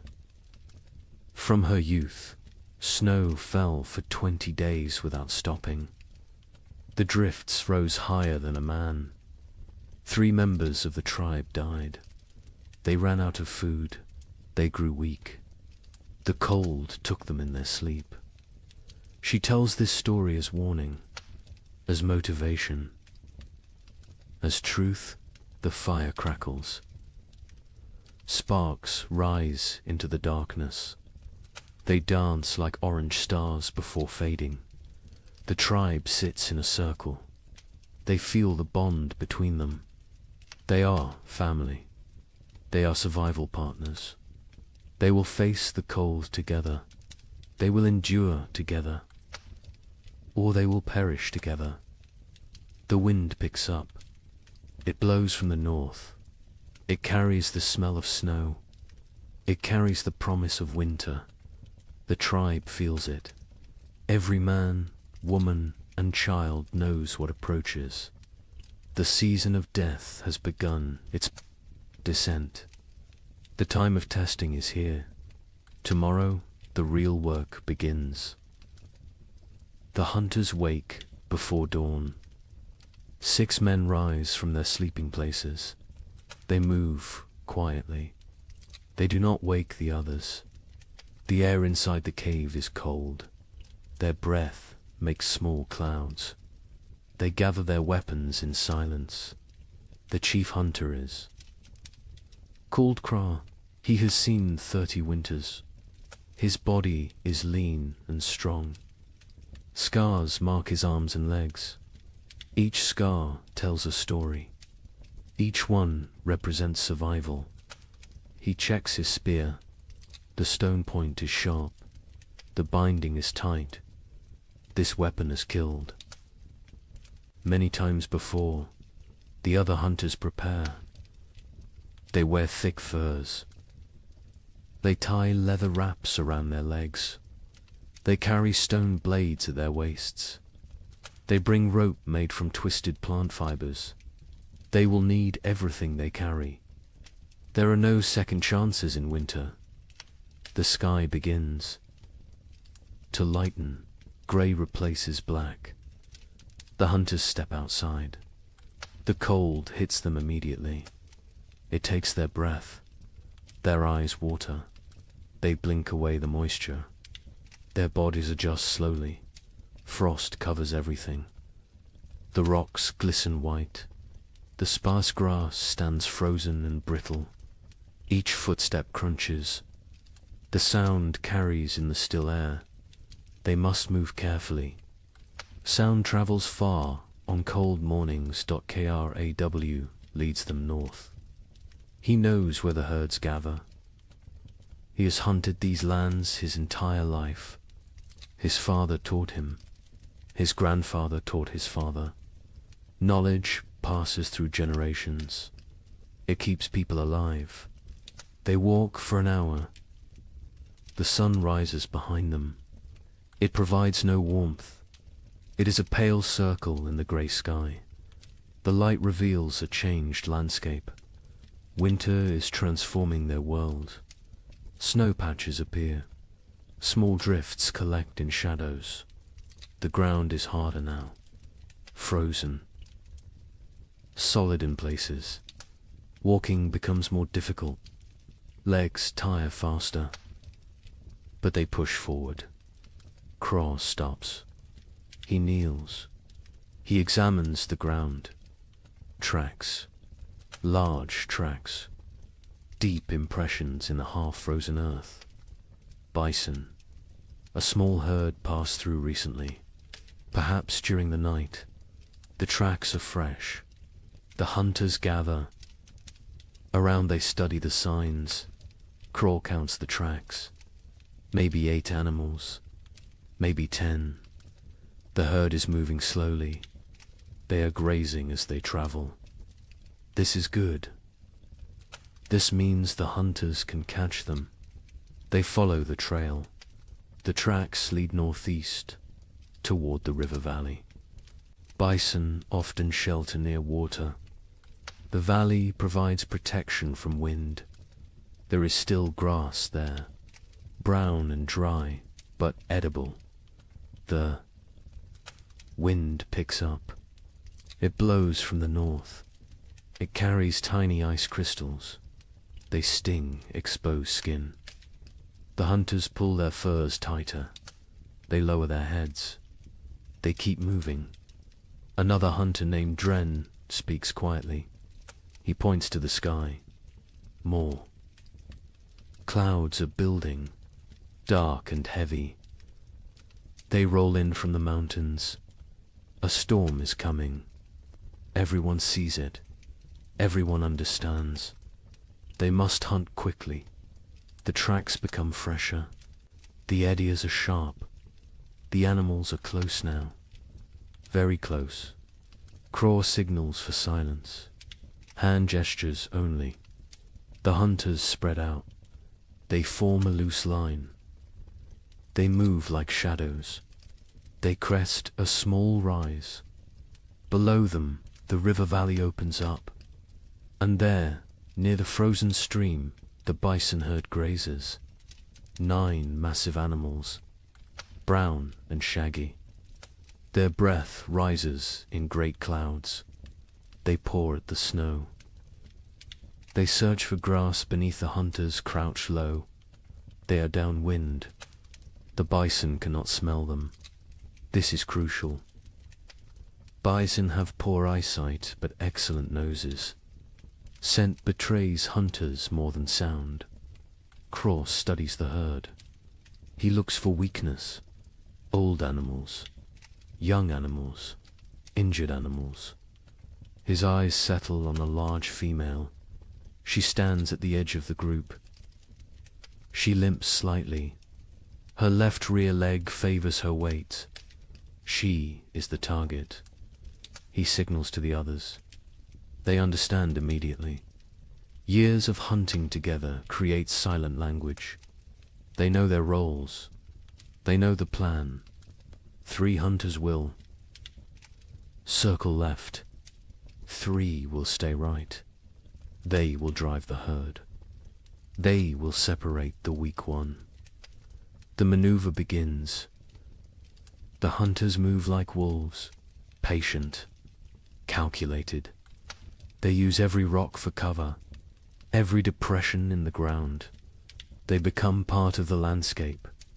The left group reaches position. They wait. Timing matters. Rush too soon and the herd scatters. Wait too long, an opportunity vanishes. Craw watches. He feels the moment. He rises. His shout breaks the silence. The other hunters echo him. The bison startle. Their heads snap up. Panic floods through the herd. They bunch together. They begin to run. The injured female falls behind. She tries to keep pace. Her bad leg betrays her. The gap widens. The hunters close in. Their legs pump. Their lungs burn. The cold air sears their throats. Craw is fastest. He closes the distance. The female sees him. She turns. She tries to change direction. Too slow. Crow throws his spear. Years of practice guide the weapon. The stone point strikes true. It sinks deep into her shoulder. The bison bellows. Pain and rage combine. She spins. Blood sprays across the snow. bright red against pure white. She charges at Craw, massive and furious. Death approaching on 4 legs. Craw dodges, barely. The bison's horn scrapes his side. His fur tears. He rolls away. Another hunter throws his spear, then another. Both strike the animal's flank. She staggers. Dren moves in close, very close, dangerous close. He thrusts his spear upward, into the chest, between the ribs, toward the heart. The bison's front legs buckle. She goes down. The hunters surround her. They wait. She kicks twice. Her breath comes in gasps. Her eyes roll, then stillness. The fight ends. The hunt succeeds. The hunters stand panting. Their bodies steam in the cold. Sweat freezes on their skin. They look at each other. Grins break across their faces. They survived. They won. They have meat. But celebration is brief. Craw points at the sky. The storm clouds are closer, much closer. The wind grows stronger. Snow begins to fall. Light flakes at first, then heavier. They must work fast. Butchering takes time.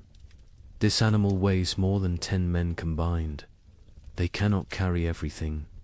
They must choose. They must prioritize. Stone blades come out. Sharp edges gleam. The hunters begin cutting. They work with practiced efficiency. The hide comes off in sections. The best meat is removed. Organs are carefully extracted. The liver, the heart, the kidneys. These provide vital nutrition. Blood stains the snow. It pulls and freezes. The hunter's hands go numb. They ignore the pain. They keep cutting, keep working. Their survival depends on speed. They bundle the meat in the animal's own hide. They create packs they can carry. Each hunter takes a load. Heavy loads, impossibly heavy. But fear provides strength. The storm provides motivation. The journey back begins. The snow falls. Harder. Visibility drops. The wind howls. It pushes against them. Every step requires effort. The meat weighs them down. Their legs shake. Kraw leads by memory. He knows these lands, but the snow obscures landmarks. Everything looks the same, white and grey and endless. He trusts his instincts. He walks steadily south. One hunter falls. The weight and exhaustion combine. The others help him up. They redistribute his load. No one is left behind. This is the unspoken rule, the absolute law. Hours pass. Terrible, grinding hours. Cold seeps through their furs. Their fingers lose feeling. Their faces go numb.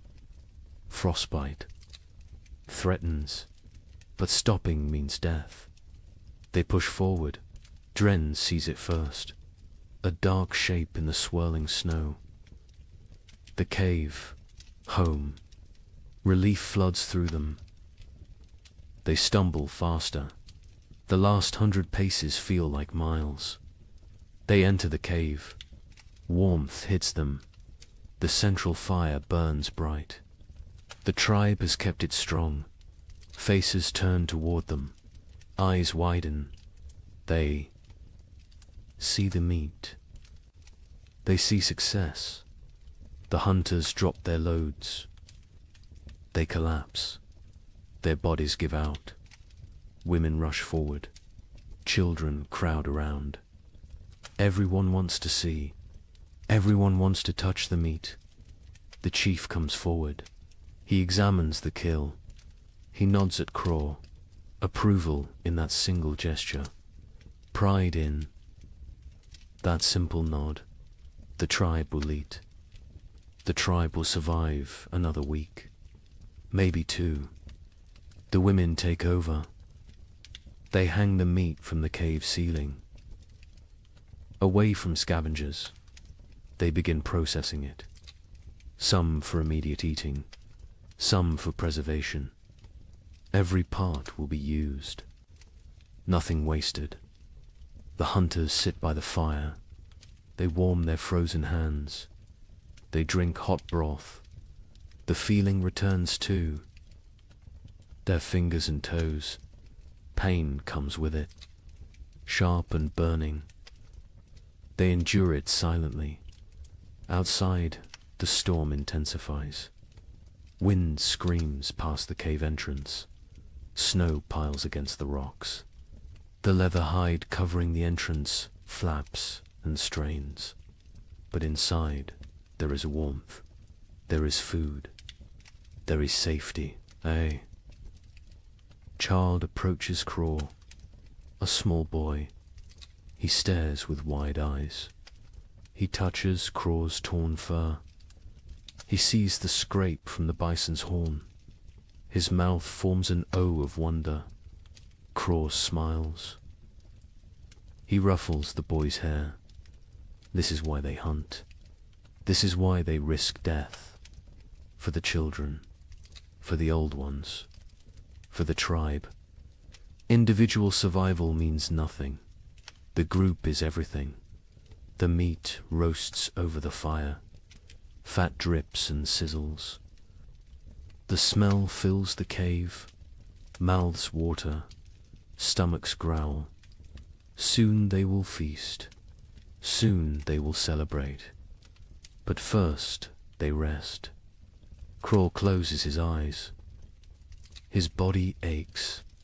Every muscle protests. But satisfaction fills him. They succeeded. They brought food home.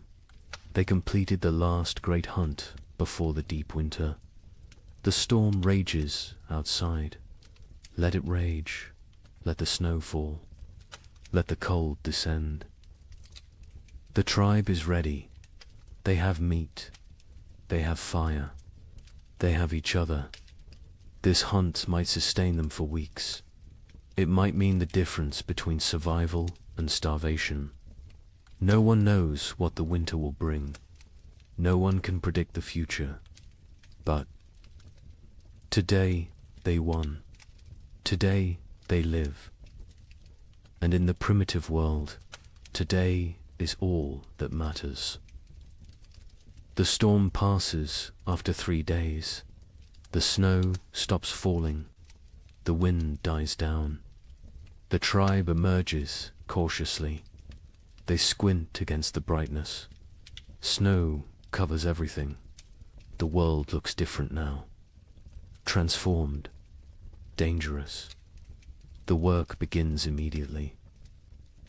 Winter preparation cannot wait. Every day matters. Every hour counts. The tribe divides into groups. Each group has specific tasks. Organization means survival. The women examine the cave entrance. The leather hide covering took damage in the storm. Wind tore several seams. Snow forced its way through gaps. Cold air invaded their shelter. This cannot happen again. An older woman named Mira leads this work. She has repaired shelters for 20 winters. Her hands know the work. Her eyes spot every weakness. She directs the younger women. They listen carefully. They learn by doing. They take down the damaged hide. It is stiff with ice. They carry it to the fire. The heat makes the leather pliable again. They can work with it now. They can repair the tears bone needles come out. Thread made from animal sinew, the women sit in a circle. They stitch the tears closed. Their fingers move quickly. They push. Needles through tough leather. They pull thread tight. Each stitch must be perfect. Weak stitching means cold air. Cold air means death. While they work, others gather moss. They find it on the north side of rocks. They peel it away carefully. Moss provides insulation. They stuff it into cracks in the cave walls. Every tiny gap gets filled. The cave must become a sealed chamber. The men focus on firewood. They need mountains of it. What they have is not enough. It is never enough. They venture into the forest. They search for dead trees. Dead wood burns best. Green wood smokes and sputters. A young man named Torg swings a stone axe. He strikes a dead trunk repeatedly. The impacts echo through the forest. Chips of wood fly. His arms burn with effort. Sweat forms despite the cold. He ignores the discomfort. The work must continue. Other men drag fallen branches. They create trails through the snow. Long paths marked by dragged wood. Back and forth. Trip after trip. Their backs ache. Their hands blister. They keep working. Children help too. Even the smallest ones. They gather kindling, dry twigs and bark, pine cones that will catch fire easily. They fill baskets. They carry them back to the cave. Everyone contributes. Everyone has value. By afternoon, wood piles grow. They stack it along the cave walls, high stacks that reach toward the ceiling. The cave begins to shrink. Storage takes space, but space is less important than fuel. Inside the cave, women organize food storage. The meat from the hunt hangs from the ceiling. They wrap it in bark. This protects it from insects, from moisture, from mold. Preserved meat can last months if stored correctly. Dried roots go into leather pouches. They stack these near the back wall, the coldest part of the cave. Natural refrigeration. The cold preserves. It prevents rot. Nuts and seeds fill clay pots. These pots are precious. Making them takes skill and time. They seal with wooden lids. They keep contents dry. They protect from rodents. A woman counts the supplies. She uses stones to track quantities. 1 stone for each pouch of roots. 1 for each bundle of dried fish. The counting is important. They need to know what they have. They need to ration carefully. The chief watches this inventory. His face shows concern. They have food, but is it enough? 6 months of winter stretch ahead, maybe 7. No one knows how harsh this winter will be. He makes a decision. Starting tomorrow, 1 meal per day, not 2. Rationing begins now, while they still have surplus. Better to be cautious early. Starvation at winter's end kills many tribes. The sleeping areas need attention. The tribe sleeps in a specific arrangement. This is not random. This is survival strategy. The weakest sleep closest to the fire. Infants and small children. The very old. Those who are sick. Adults sleep in the middle ring. They provide a barrier. Their bodies block drafts. They generate warmth. They protect the vulnerable. The strongest hunters sleep near the entrance. They endure the coldest positions. They wake first if danger approaches. They are the first defense. This hierarchy never changes. Women spread fresh pine boughs on the ground. These create mattresses. They provide insulation from the cold stone floor. They replace old bows that have compressed and lost their cushioning. Furs are distributed. Each family gets a share. Thick bear hides for the children, wolf pelts for the adults, rabbit skins sewn together for extra layers. Everyone must stay warm through the night. The fire pit requires work. It sits in the center of the cave. Stones ring it. These stones were carefully chosen. They hold heat. They radiate warmth long after flames die down. But some stones have cracked. The extreme heat damages them over time. Cracked stones can explode, send sharp fragments flying, cause injuries. The men remove the damaged ones. They bring new stones from the river, smooth and solid. The warning comes at dawn. The air feels wrong, too still, too heavy. The pressure changes. Animals sense it first. Birds that remained through autumn flee. They rise in frantic groups. Their calls sound panicked. Even the crows abandon there. Perches, got KRAW, stands outside the cave. He tastes the air, metal on his tongue, the taste of coming snow. His joints ache. Old injuries throb. His body predicts weather better than his eyes. A massive storm approaches, perhaps the worst of the season. He returns to the cave quickly. He finds the chief.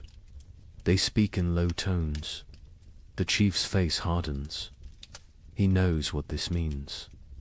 He has survived 40 winters. He recognizes the signs. This storm will trap them inside. For days, maybe a week. The chief raises his voice. Everyone stops.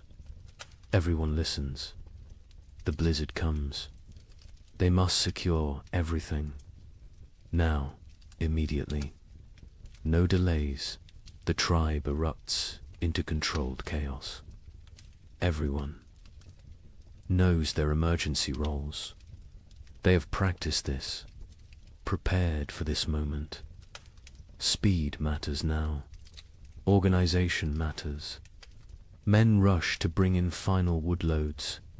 They grab everything nearby. Dead branches, split logs, even green wood. Anything that burns.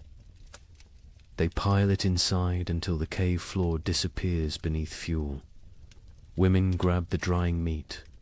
Some pieces are not ready, still moist, still vulnerable to spoilage. But leaving them outside means losing them.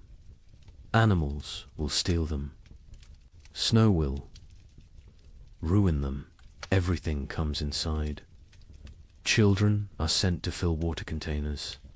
They run to the stream. They use hollowed gourds, clay pots, animal bladders, anything that holds liquid. Once the storm hits, leaving the cave becomes impossible. They need water for days. The wind begins gentle at first, a whisper through the trees. Then stronger, a moan, a howl. It builds like a living thing, like a predator circling. Temperature plummets. The drop is sudden, shocking. Breath becomes visible fog. Exposed skin stings. Fingers go numb within minutes. The cold announces the storm's arrival. The first snowflakes fall, large and soft. They drift lazily, almost peaceful, but more follow than more. Within minutes the air fills with white. Visibility shrinks. The forest disappears. The world becomes a swirling void. The tribe retreats inside. The hunters enter last. They pull the leather hides tight. They secure every fastening. They add the extra layer. The interior darkness deepens. Only firelight remains. The storm intensifies. Wind screams past the cave mouth. It sounds almost human. Anguished wails and shrieks. The leather hide strains against its bindings. It flaps and snaps.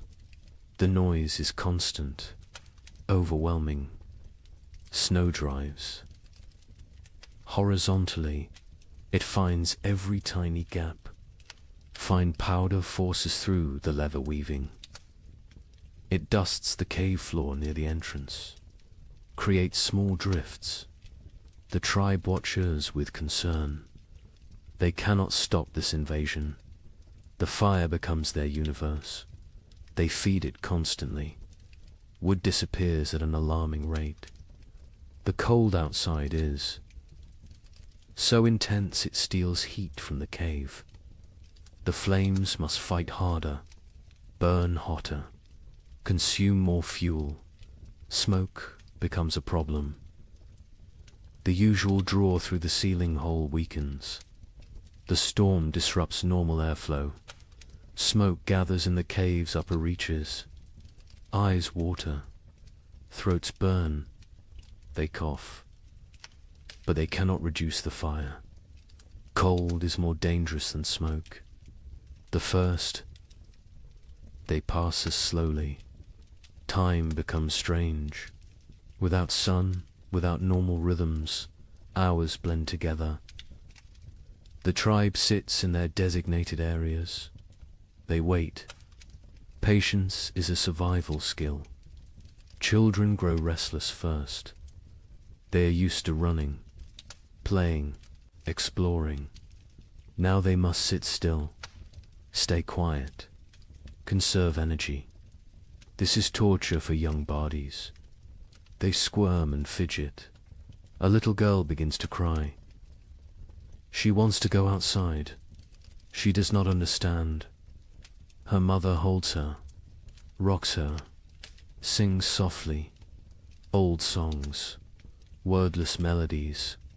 The girl eventually quiets. She falls into fitful sleep.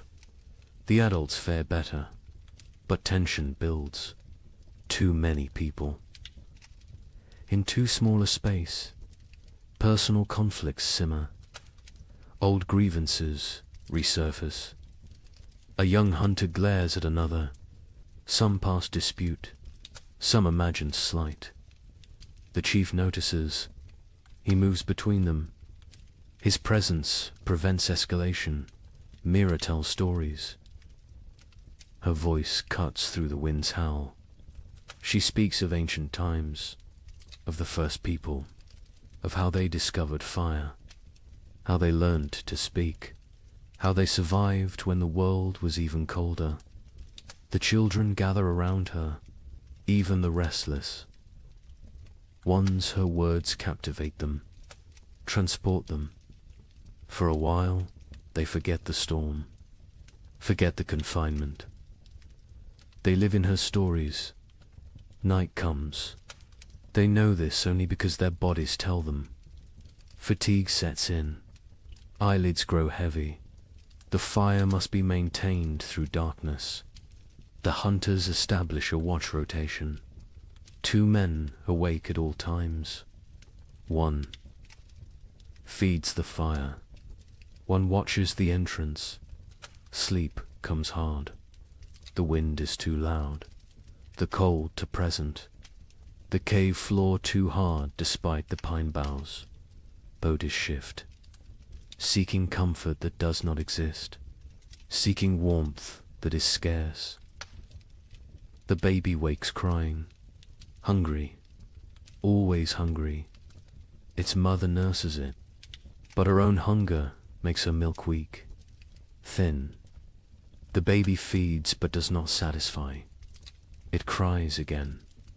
Other children wake. The mother's face shows exhaustion, desperation. An older woman brings warm broth. made from bones and snow water. She encourages the mother to drink. Liquid helps produce milk. The mother drinks. The broth is barely warm, barely flavored, but it is something. The second day brings no relief. If anything, the storm worsens. The wind reaches new levels of fury.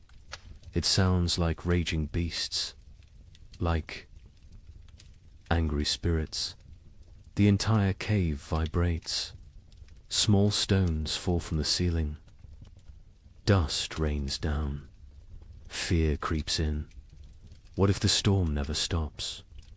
What if they run out of wood? What if the cave collapses? These thoughts spread silently, visible in worried eyes, in tense shoulders, in clenched jaws. The chief sits straight. Projects. Confidence. But privately he worries. The woodpiles shrink rapidly. Too rapidly, he calculates. 3 more days, maybe 4. Then they burn sleeping firs. Then they face choices. Terrible choices. Food rationing becomes stricter. 1 small meal, barely enough to sustain. Stomachs growl constantly. Children whimper. Adults endure silently. Hunger is familiar. Hunger is survivable. For a while, Torg's hands have healed from the axe work. Now they crack from the dry cold. Blood seeps from split skin. He wraps them in leather strips. The bleeding stops, but the pain remains. He says nothing. Complaining helps no one. A hunter notices moisture on the cave walls, condensation from their breath, from their bodies. This moisture freezes, creates a thin layer of ice. The cave becomes a frozen chamber. Beauty and danger combined. Mira leads. The women in work. They cannot hunt, cannot gather, but they can prepare. They sort through supplies. They repair torn clothing. They sharpen stone blades. Idle hands create despair. Work provides purpose. The women sit together. They speak quietly. They share memories of other winters.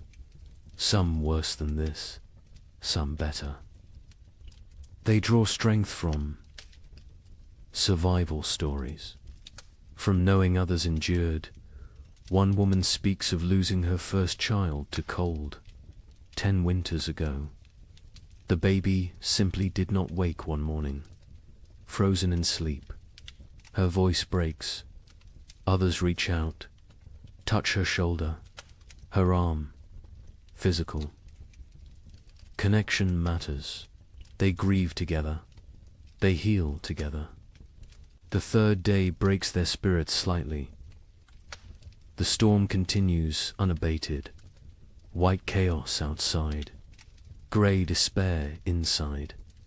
Hope becomes harder to maintain. Faith in survival wavers. A young child develops a cough, deep and wet. The sound echoes in the cave. His mother's face shows terror. Winter. Coughs kill. They start small. They grow. They steal breath. They take lives. The healer examines the child. An old woman with knowledge of plants, of remedies. She has dried herbs, stored carefully. She makes a tea, bitter and strong. The child refuses it. She forces him. He must drink. He must fight. The child drinks. He gags.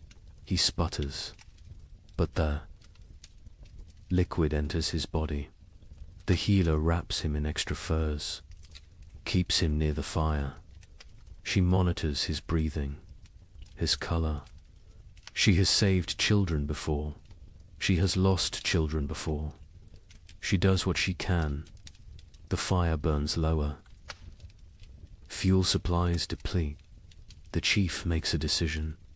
Smaller fire, colder cave, extended resources, survival over comfort. The tribe huddles closer. They share body heat. They become one organism, one survival unit. Stories continue, but energy for telling wanes. Voices grow hoarse. Throats hurt from smoke and dryness. Still they persist. Stories are medicine. Stories are hope. Stories are memory. Kraw dreams fitfully. He dreams of the hunt, of running through snow, of warm blood on cold ground, of meat and plenty. He wakes to cold and hunger. Reality disappoints. But reality is what they have. The fourth day brings a subtle change. The wind decreases slightly. Not much, but enough to notice. Enough to spark hope. Ears strain, listening for further improvement. Praying for silence. By afternoon, the wind drops to a steady roar instead of a scream. The leather hide stops its violent flapping. Stillness seems possible, seems real. The tribe exchanges glances, cautious optimism. The chief crawls to the entrance. He carefully lifts the hide edge, a tiny gap. Snow immediately blows in, but he can see outside. Barely. The world is still white, still falling, but less violent, less deadly. He drops the hide. He turns to face the tribe. His expression gives them their answer before he speaks. The storm weakens, not over, but weakening. They will survive. They will see the end. Relief flows through the cave, visible, tangible. Shoulders relax. Faces soften. Tears form in some eyes. The trial continues, but the worst has passed. That evening, the coughing child breathes easier. The healer's tea worked, or luck worked, or sheer will worked. The reason does not matter. The child will live. This small victory lifts everyone. The tribe eats their meager ration with less complaint. The end approaches. They can endure. They can last. The wood will suffice. The food will suffice. They are strong enough. The fifth morning brings silence. Actual silence. The wind has stopped. The storm has ended. The sudden quiet feels strange, wrong. Ears ring in the absence of noise.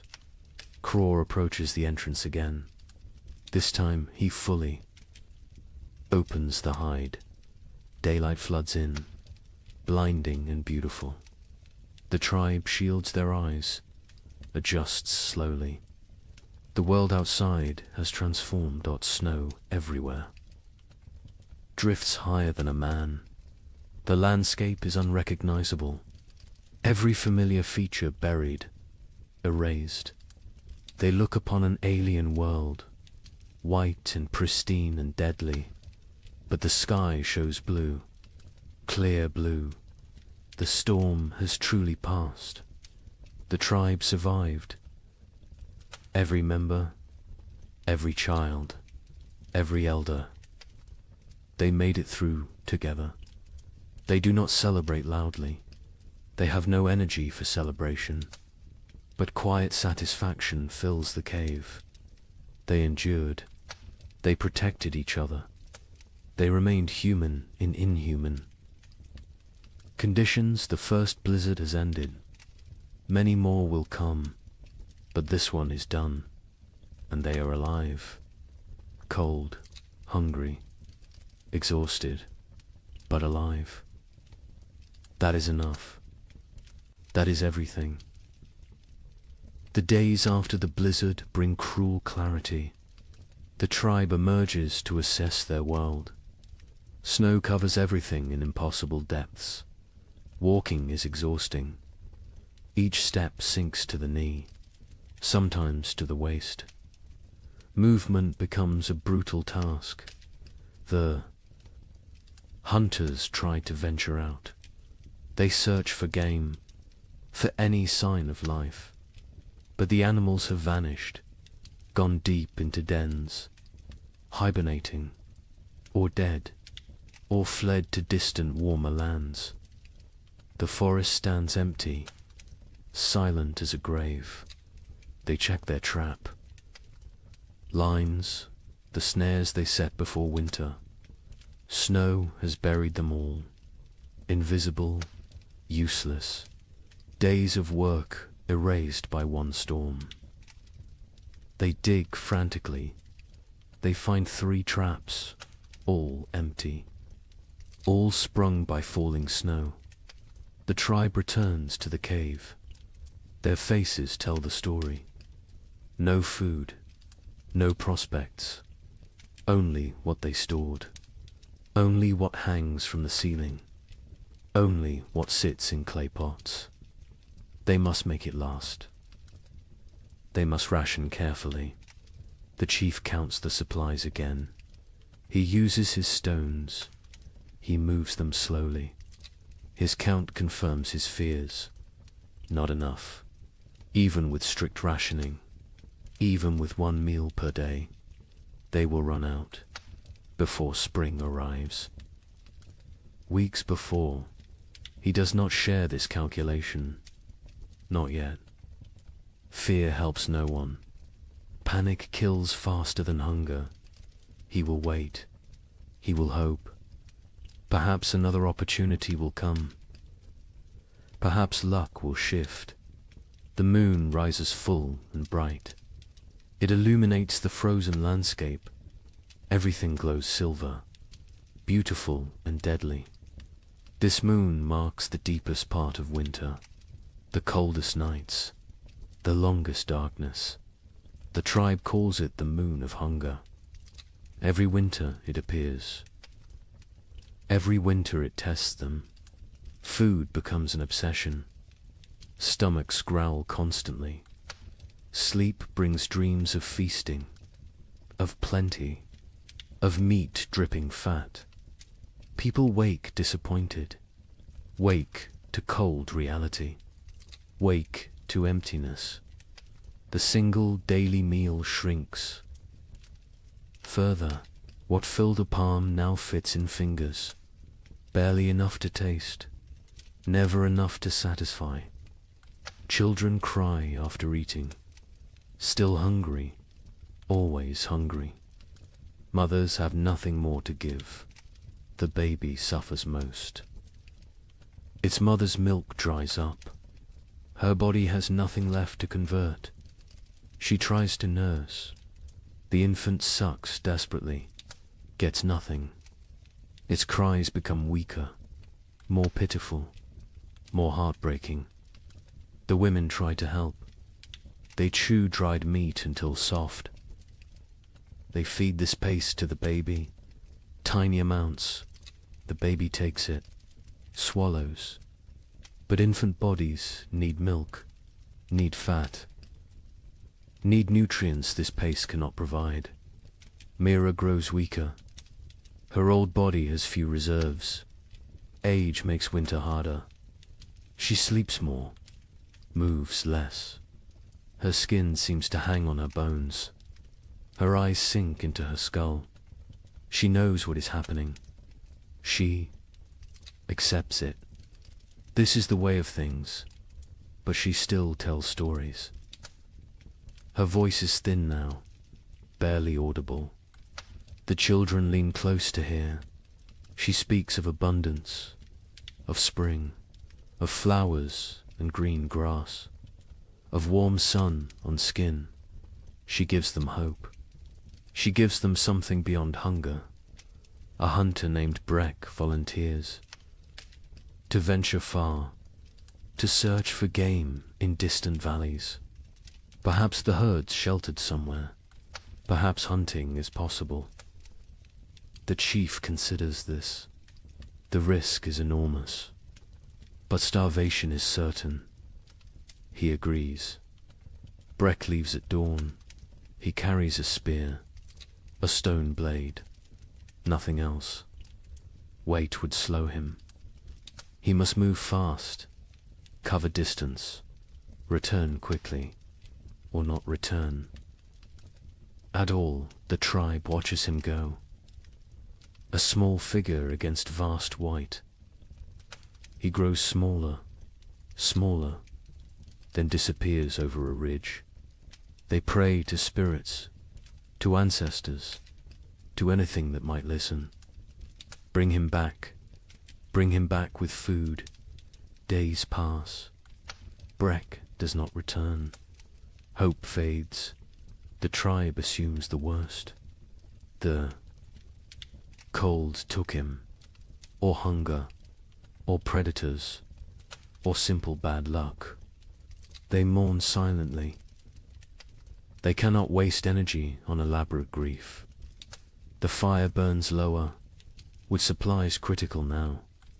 They cannot gather more easily. The snow is too deep, the cold too intense. They burn less. The cave grows colder. Ice forms on interior walls. Breath becomes visible even inside. People huddle together constantly. Sharing warmth is survival. Personal space disappears. Bodies press against bodies, creating human walls against cold, creating collective heat. It helps. Barely, but barely is enough. Torgs. Mother develops a fever. Her body shakes. Her teeth chatter.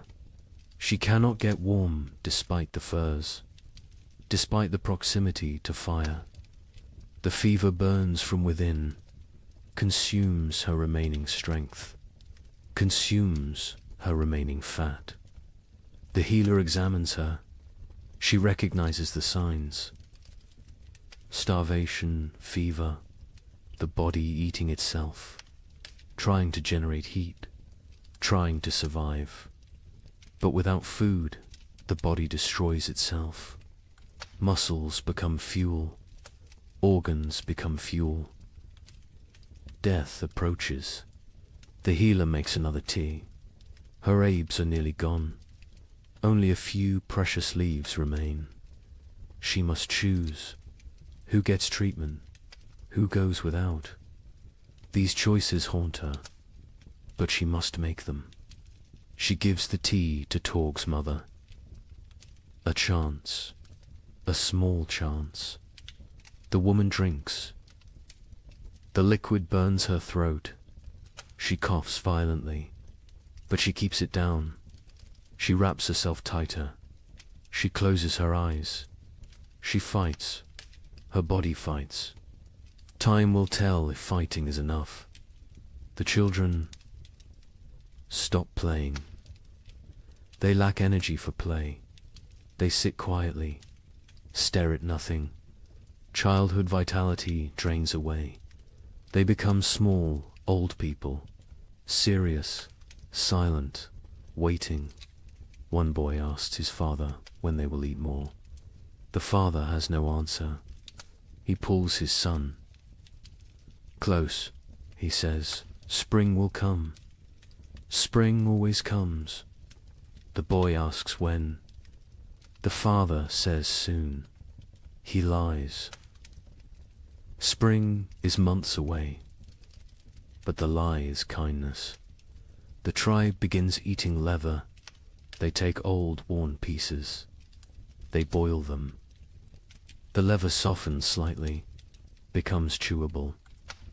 It provides almost no nutrition, but it fills the stomach, tricks the body temporarily, delays the inevitable. They scrape hide scraps, collect tiny bits of dried meat, particles that fell, that were missed.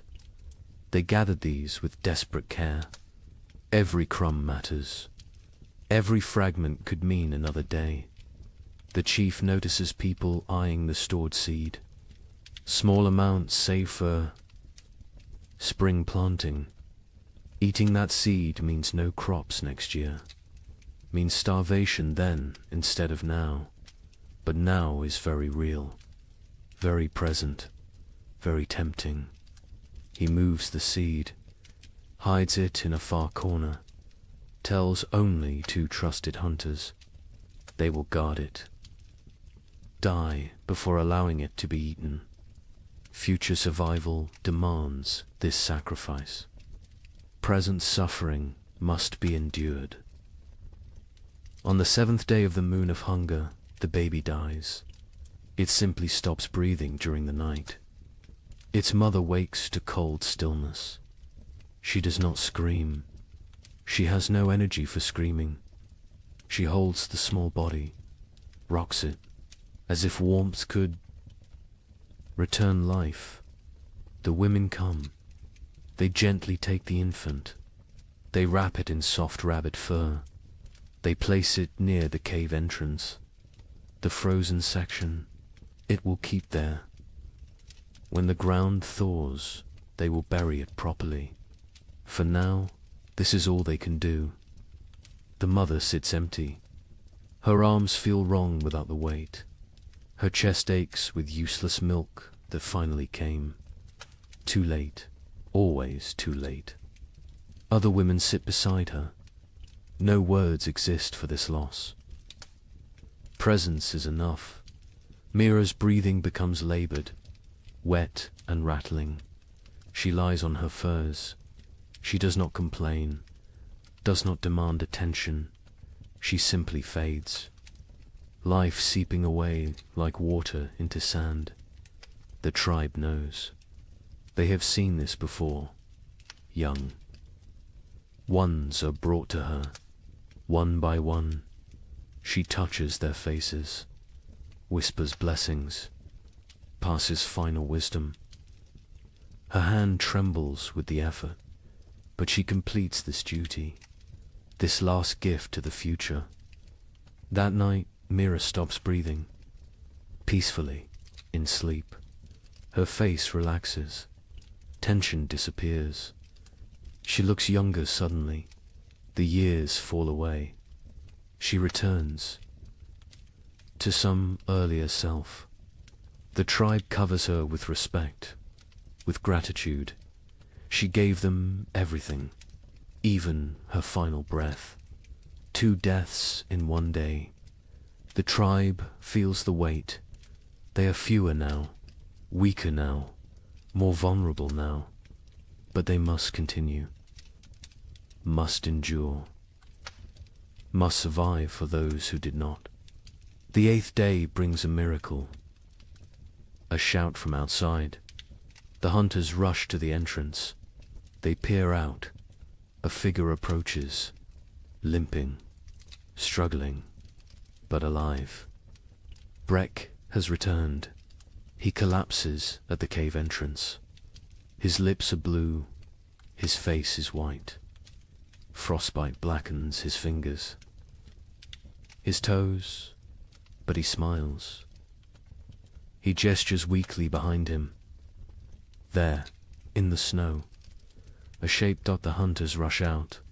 They find his kill, a mountain goat, not large, but fresh, real, actual meat. Breck tracked it for days, followed it to high cliffs, killed it with a desperate throw, then dragged it back. Somehow, against all odds, they bring the goat inside. They bring Breck inside. The tribe crowds around.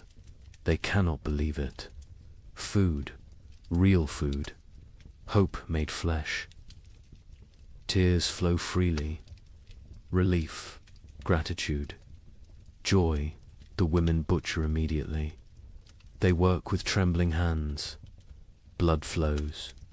Precious blood. They catch it. Blood soup will feed many. Nothing wastes. Nothing spares. They roast small pieces. The smell fills the cave, mouths water, stomachs cramp with anticipation. The wait is agony, but the meat must cook. Raw meat brings sickness. Patience is required. Finally, the meat is ready. The chief distributes it. Tiny portions, barely a bite each. But that bite is everything. Rich, warm, nourishing. People chew slowly, savor every second. Some cry while eating. Breck receives his portion, receives gratitude, receives respect. He risked everything. He saved them, not permanently. This meat will last only days, but days matter. Days a lifetime when death looms close. The healer tends his frostbite. His blackened fingers will probably fall off. His toes are lost. He will be crippled, but he will live. He made the trade willingly, his pain for their survival. No one will forget this sacrifice. Torg's mother survives. The tea worked, or her will worked, or the tiny bit of meat worked. Perhaps all three. She is still weak, still fragile, but alive, improving. The fever breaks. She sleeps naturally. Healing sleep. The tribe settles that night with fuller bellies. Not full, but fuller. The difference is profound. Mood lifts. Energy returns slightly. Conversation resumes. Small jokes are made. Laughter sounds strange, foreign, but welcome.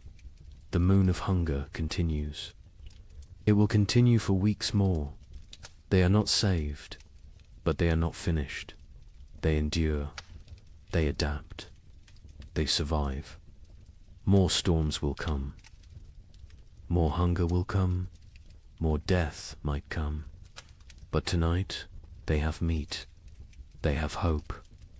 They have each other. The fire burns a bit brighter. Wood is still rationed. But they allow a slightly larger flame. Warmth spreads. Bodies relax marginally. Sleep will come easier tonight. Outside, the moon hangs cold and distant, indifferent to human suffering, indifferent to human triumph. It simply shines, marking time, marking the season. The moon of hunger watches all, judges none. The tribe learned again what they already knew. Survival requires sacrifice, requires courage, requires the few to risk for the many. Breck proved this. Mira proved this. The baby's mother proved this. They carried these lessons. They teach these lessons. They live these lessons. This is how humans persist. This is how they conquer impossible odds. Not through strength alone, but through sacrifice, through love, through unwillingness to surrender. The moon of hunger is not over, but they will face it together. They will face it standing. They will face it human. And that makes all the difference. They step onto the plain. The wind hits immediately. Ferocious, brutal. It steals breath. It pushes them backward. They lean into it. They fight for every step. Progress becomes measured in body lengths, not miles. The cold is different here. Worse. It penetrates every layer, finds every gap in clothing, numbs exposed skin within seconds. Their eyes water. The tears freeze on their cheeks. Ice crystals form on their wrappings. They walk in a tight group, close together, sharing body heat, creating a mobile shelter. The the strongest on the outside, taking the worst of the wind, rotating positions regularly, sharing the burden, sharing the pain. Hours pass. Time loses meaning. There is only the next step, the next breath, the next moment of survival. Nothing beyond that, nothing behind that. Just the eternal present of suffering. Sira stumbles. She catches herself. But barely. Her legs shake. Exhaustion shows. Others are the same. Everyone reaches their limits, but limits must be exceeded, must be pushed beyond reason. Survival demands the impossible. They come to a frozen river. Ice covers it completely. Thick. Ice. Strong ice. Probably safe. Probably. But ice is treacherous. Currents flow underneath. Weak spots form. One wrong step means freezing water, means death. Crawl tests the edge. He stamps hard. The ice holds. He ventures further, still solid. He waves the others forward. They cross one at a time, spreading out, distributing weight. Every step careful, every movement calculated. Halfway across, the ice groans. A deep, ominous sound. Everyone freezes. They wait. The groaning continues, but no cracking, no breaking. They breathe again. They continue, faster now. Urgency overcoming caution. They reach the far side. Relief is brief. More walking awaits. More suffering. The plain continues endlessly. Horizon meets horizon in white emptiness. No landmarks, no reference points. Only Craw's memory guides them. Only faith in his knowledge. Afternoon brings no warmth. The sun is visible but distant, cold. Its light provides no comfort, no heat, just illumination of their misery. Of the vast emptiness surrounding them, Ren falls. He does not get up immediately. Others stop. They help him, pull him upright. His face is white, his lips blue. Hypothermia begins. They force him to walk. Movement generates heat. Stopping means dying. He walks, stumbling, barely conscious. But walking, they find a small depression, a slight dip in the endless plain. It blocks some wind, not much, but some, enough. They stop briefly. They need rest, need water, need to check their bodies. They huddle together. They share warmth. They drink from water skins. The water is partially frozen. They break ice with their teeth. The cold liquid burns going down. But hydration matters. Dehydration kills in cold. Silently, quickly, Sura checks everyone's extremities. Fingers, toes, noses, ears. Looking for white patches, for frozen flesh. She finds some on Ren. His fingers are too pale. She rubs them vigorously, trying to restore circulation, trying to save his digits. Pain shoots through Ren's hands as feeling returns. He gasps, bites down. The pain is good. Pain means life, means the tissue still functions. He flexes his fingers. They move, stiff but mobile. He survives this test. They rest for half an hour, no longer. Their bodies cool quickly without movement. Already the cold seeps deeper. They must continue. Must reach the valley before nightfall. Darkness on the plain means death. Certain death. The afternoon trek is harder. Fatigue accumulates. Muscles refuse commands. Minds grow foggy. This is dangerous. Clear thinking preserves life. Confusion kills. They focus on simple goals. Next 100 steps. Then next 100. Then next, they see shapes ahead. Dark forms against white. Rocks. Trees. Hope. Surges, but distance deceives. The shapes are far, so far. What looked like minutes away takes hours to reach. The plane plays tricks, tests sanity. Finally, they arrive. Not trees, just large boulders. But boulders provide shelter. Wind breaks around them, creates calm pockets. They can rest here. They can survive the night here. Relief is overwhelming. They collapse against the rocks. Their bodies give out. They have nothing left.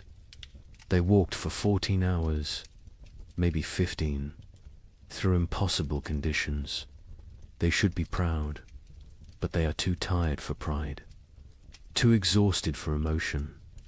They must make fire, must create warmth, but they have no wood.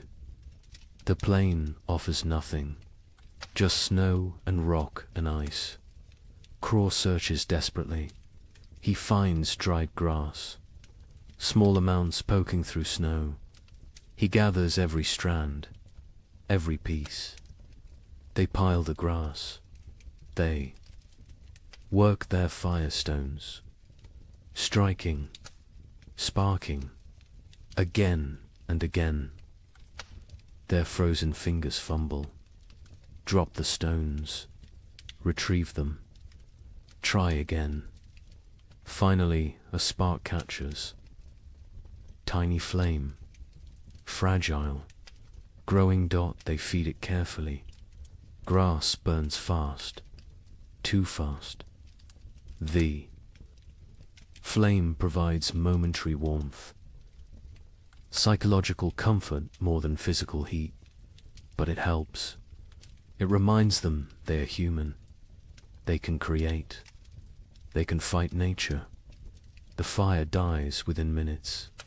No fuel remains. Darkness settles completely. Cold intensifies. Night on the plain is brutal beyond measure. They huddle together, all 10 bodies pressed close, creating a human ball. Preserving core warmth, sleep comes in fragments, minutes at a time. Someone must stay awake, must watch, must ensure everyone breathes, must prevent the final sleep that never wakes. They rotate this duty, share this burden. The night lasts forever. Time becomes meaningless. There is only cold, only suffering, only the desperate clinging to life. Some pray to spirits, some think of family, some think nothing. Just exist, just breathe, just survive. Dawn arrives, grey and grudging. They survived. All 10, frozen, hurting, but alive. They check each other. Frostbite has spread. Fingers are white. Faces are damaged. But they can walk. They can continue. They eat tiny portions of dried meat. The food is frozen solid. They soften it in their mouths. It provides minimal energy, but enough. Enough for another day. Enough for more walking. The valley must be close. Croft feels it. He cannot explain how, but he knows. A few more hours, maybe half a day, they can make it. They must make it. They walk again, Bodhi's screaming protest. Every joint aches, every muscle tears. They walk anyway. They walk because stopping is death, because the tribe needs them, because they are human and humans endure.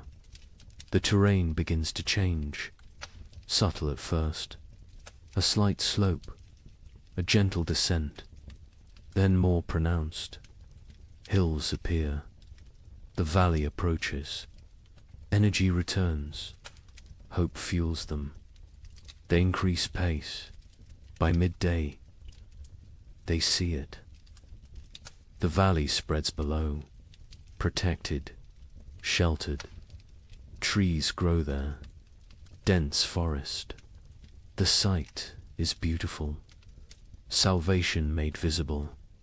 They almost run, almost forget their exhaustion. They enter the valley, wind stops, silence surrounds them. The temperature feels warmer immediately, still cold, still winter, but survivable, bearable. They made it. Against impossible odds, against nature's fury, they made it. Now they must find food, must justify the journey, must save the tribe. The trek was only half the battle. The real test begins now. The valley delivers on its promise. The hunters find game within hours, deer sheltering in thick forest. A small herd, 5 animals, healthy and fat. They have survived winter well, protected by the valley's embrace. The hunt is successful. 2 deer fall, 2 coordinated spears. The hunters work efficiently. They butcher, they preserve, they prepare for the return journey. Success tastes sweet, sweeter than the meat itself. They saved the tribe. They accomplished the impossible. The journey back takes 4 days. They carry heavy loads, meat wrapped in hide, dragging it through snow. The weight slows them, but spirits are high, high enough to overcome exhaustion, high enough to push through pain. The tribe spots them from a distance, 10 figures approaching, all walking, all alive, and carrying something, carrying hope. The cave erupts in celebration, crying, shouting, relief pours out. They feast that night, controlled feasting, rationed celebration, but feast nonetheless. Meat fills bellies, strength returns to limbs, color returns to faces. The tribe steps back from death's edge, not far, but enough days pass into weeks. The meat lasts longer than expected. Careful rationing, careful preservation. The tribe survives, continues, endures. Then something changes, subtle at first, easy to miss, but Craw notices. He always notices. The air feels different, less sharp, less cutting. The quality of cold has shifted. He mentions it to the chief. The chief feels it too. Something is coming, something changing.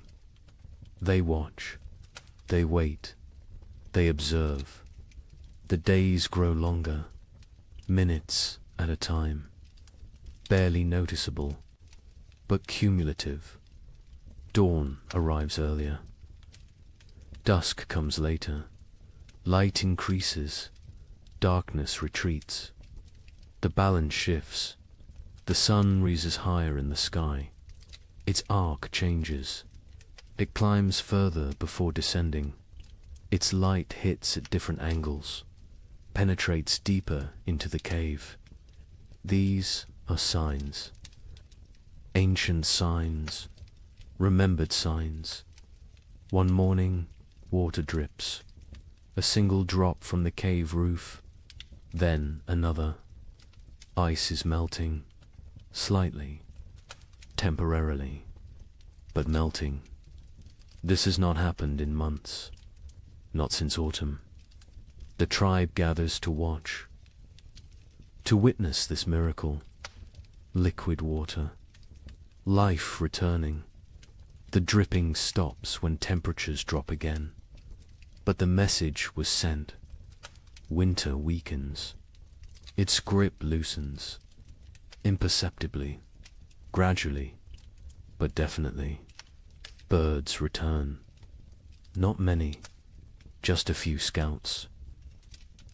Ravens first. Always ravens. They circle overhead. They call to each other. Their voices break the silence of months. The sound is jarring, almost forgotten, but welcome. So welcome. The snow begins to change. Its texture alters. Morning crust forms. The surface freezes hard overnight. Supports weight. Walking becomes easier. No more sinking to the thighs. Progress quickens. Movement improves. But afternoons bring different snow. Soft, wet, heavy. The snow absorbs sunlight, converts it to water. Slowly, drop by drop, the snow level decreases. Patches of ground appear, brown and dead, but ground, actual earth. The hunters venture out more frequently. They find tracks, fresh tracks. Animals emerge from dens, from hibernation, from wherever they sheltered. Life stirs again, cautiously, tentatively, but undeniably. A child sees something green, a tiny shoot, pushing through melting snow. Green, the color is shocking.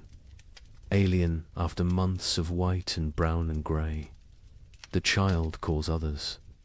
They gather around this small miracle, this proof of continuation, this promise. The tribe's energy shifts. Desperation eases. Not gone, but reduced. They can see the end now. Not tomorrow, not next week. But eventually, spring will come. They will survive. They endured the worst. They can endure the rest.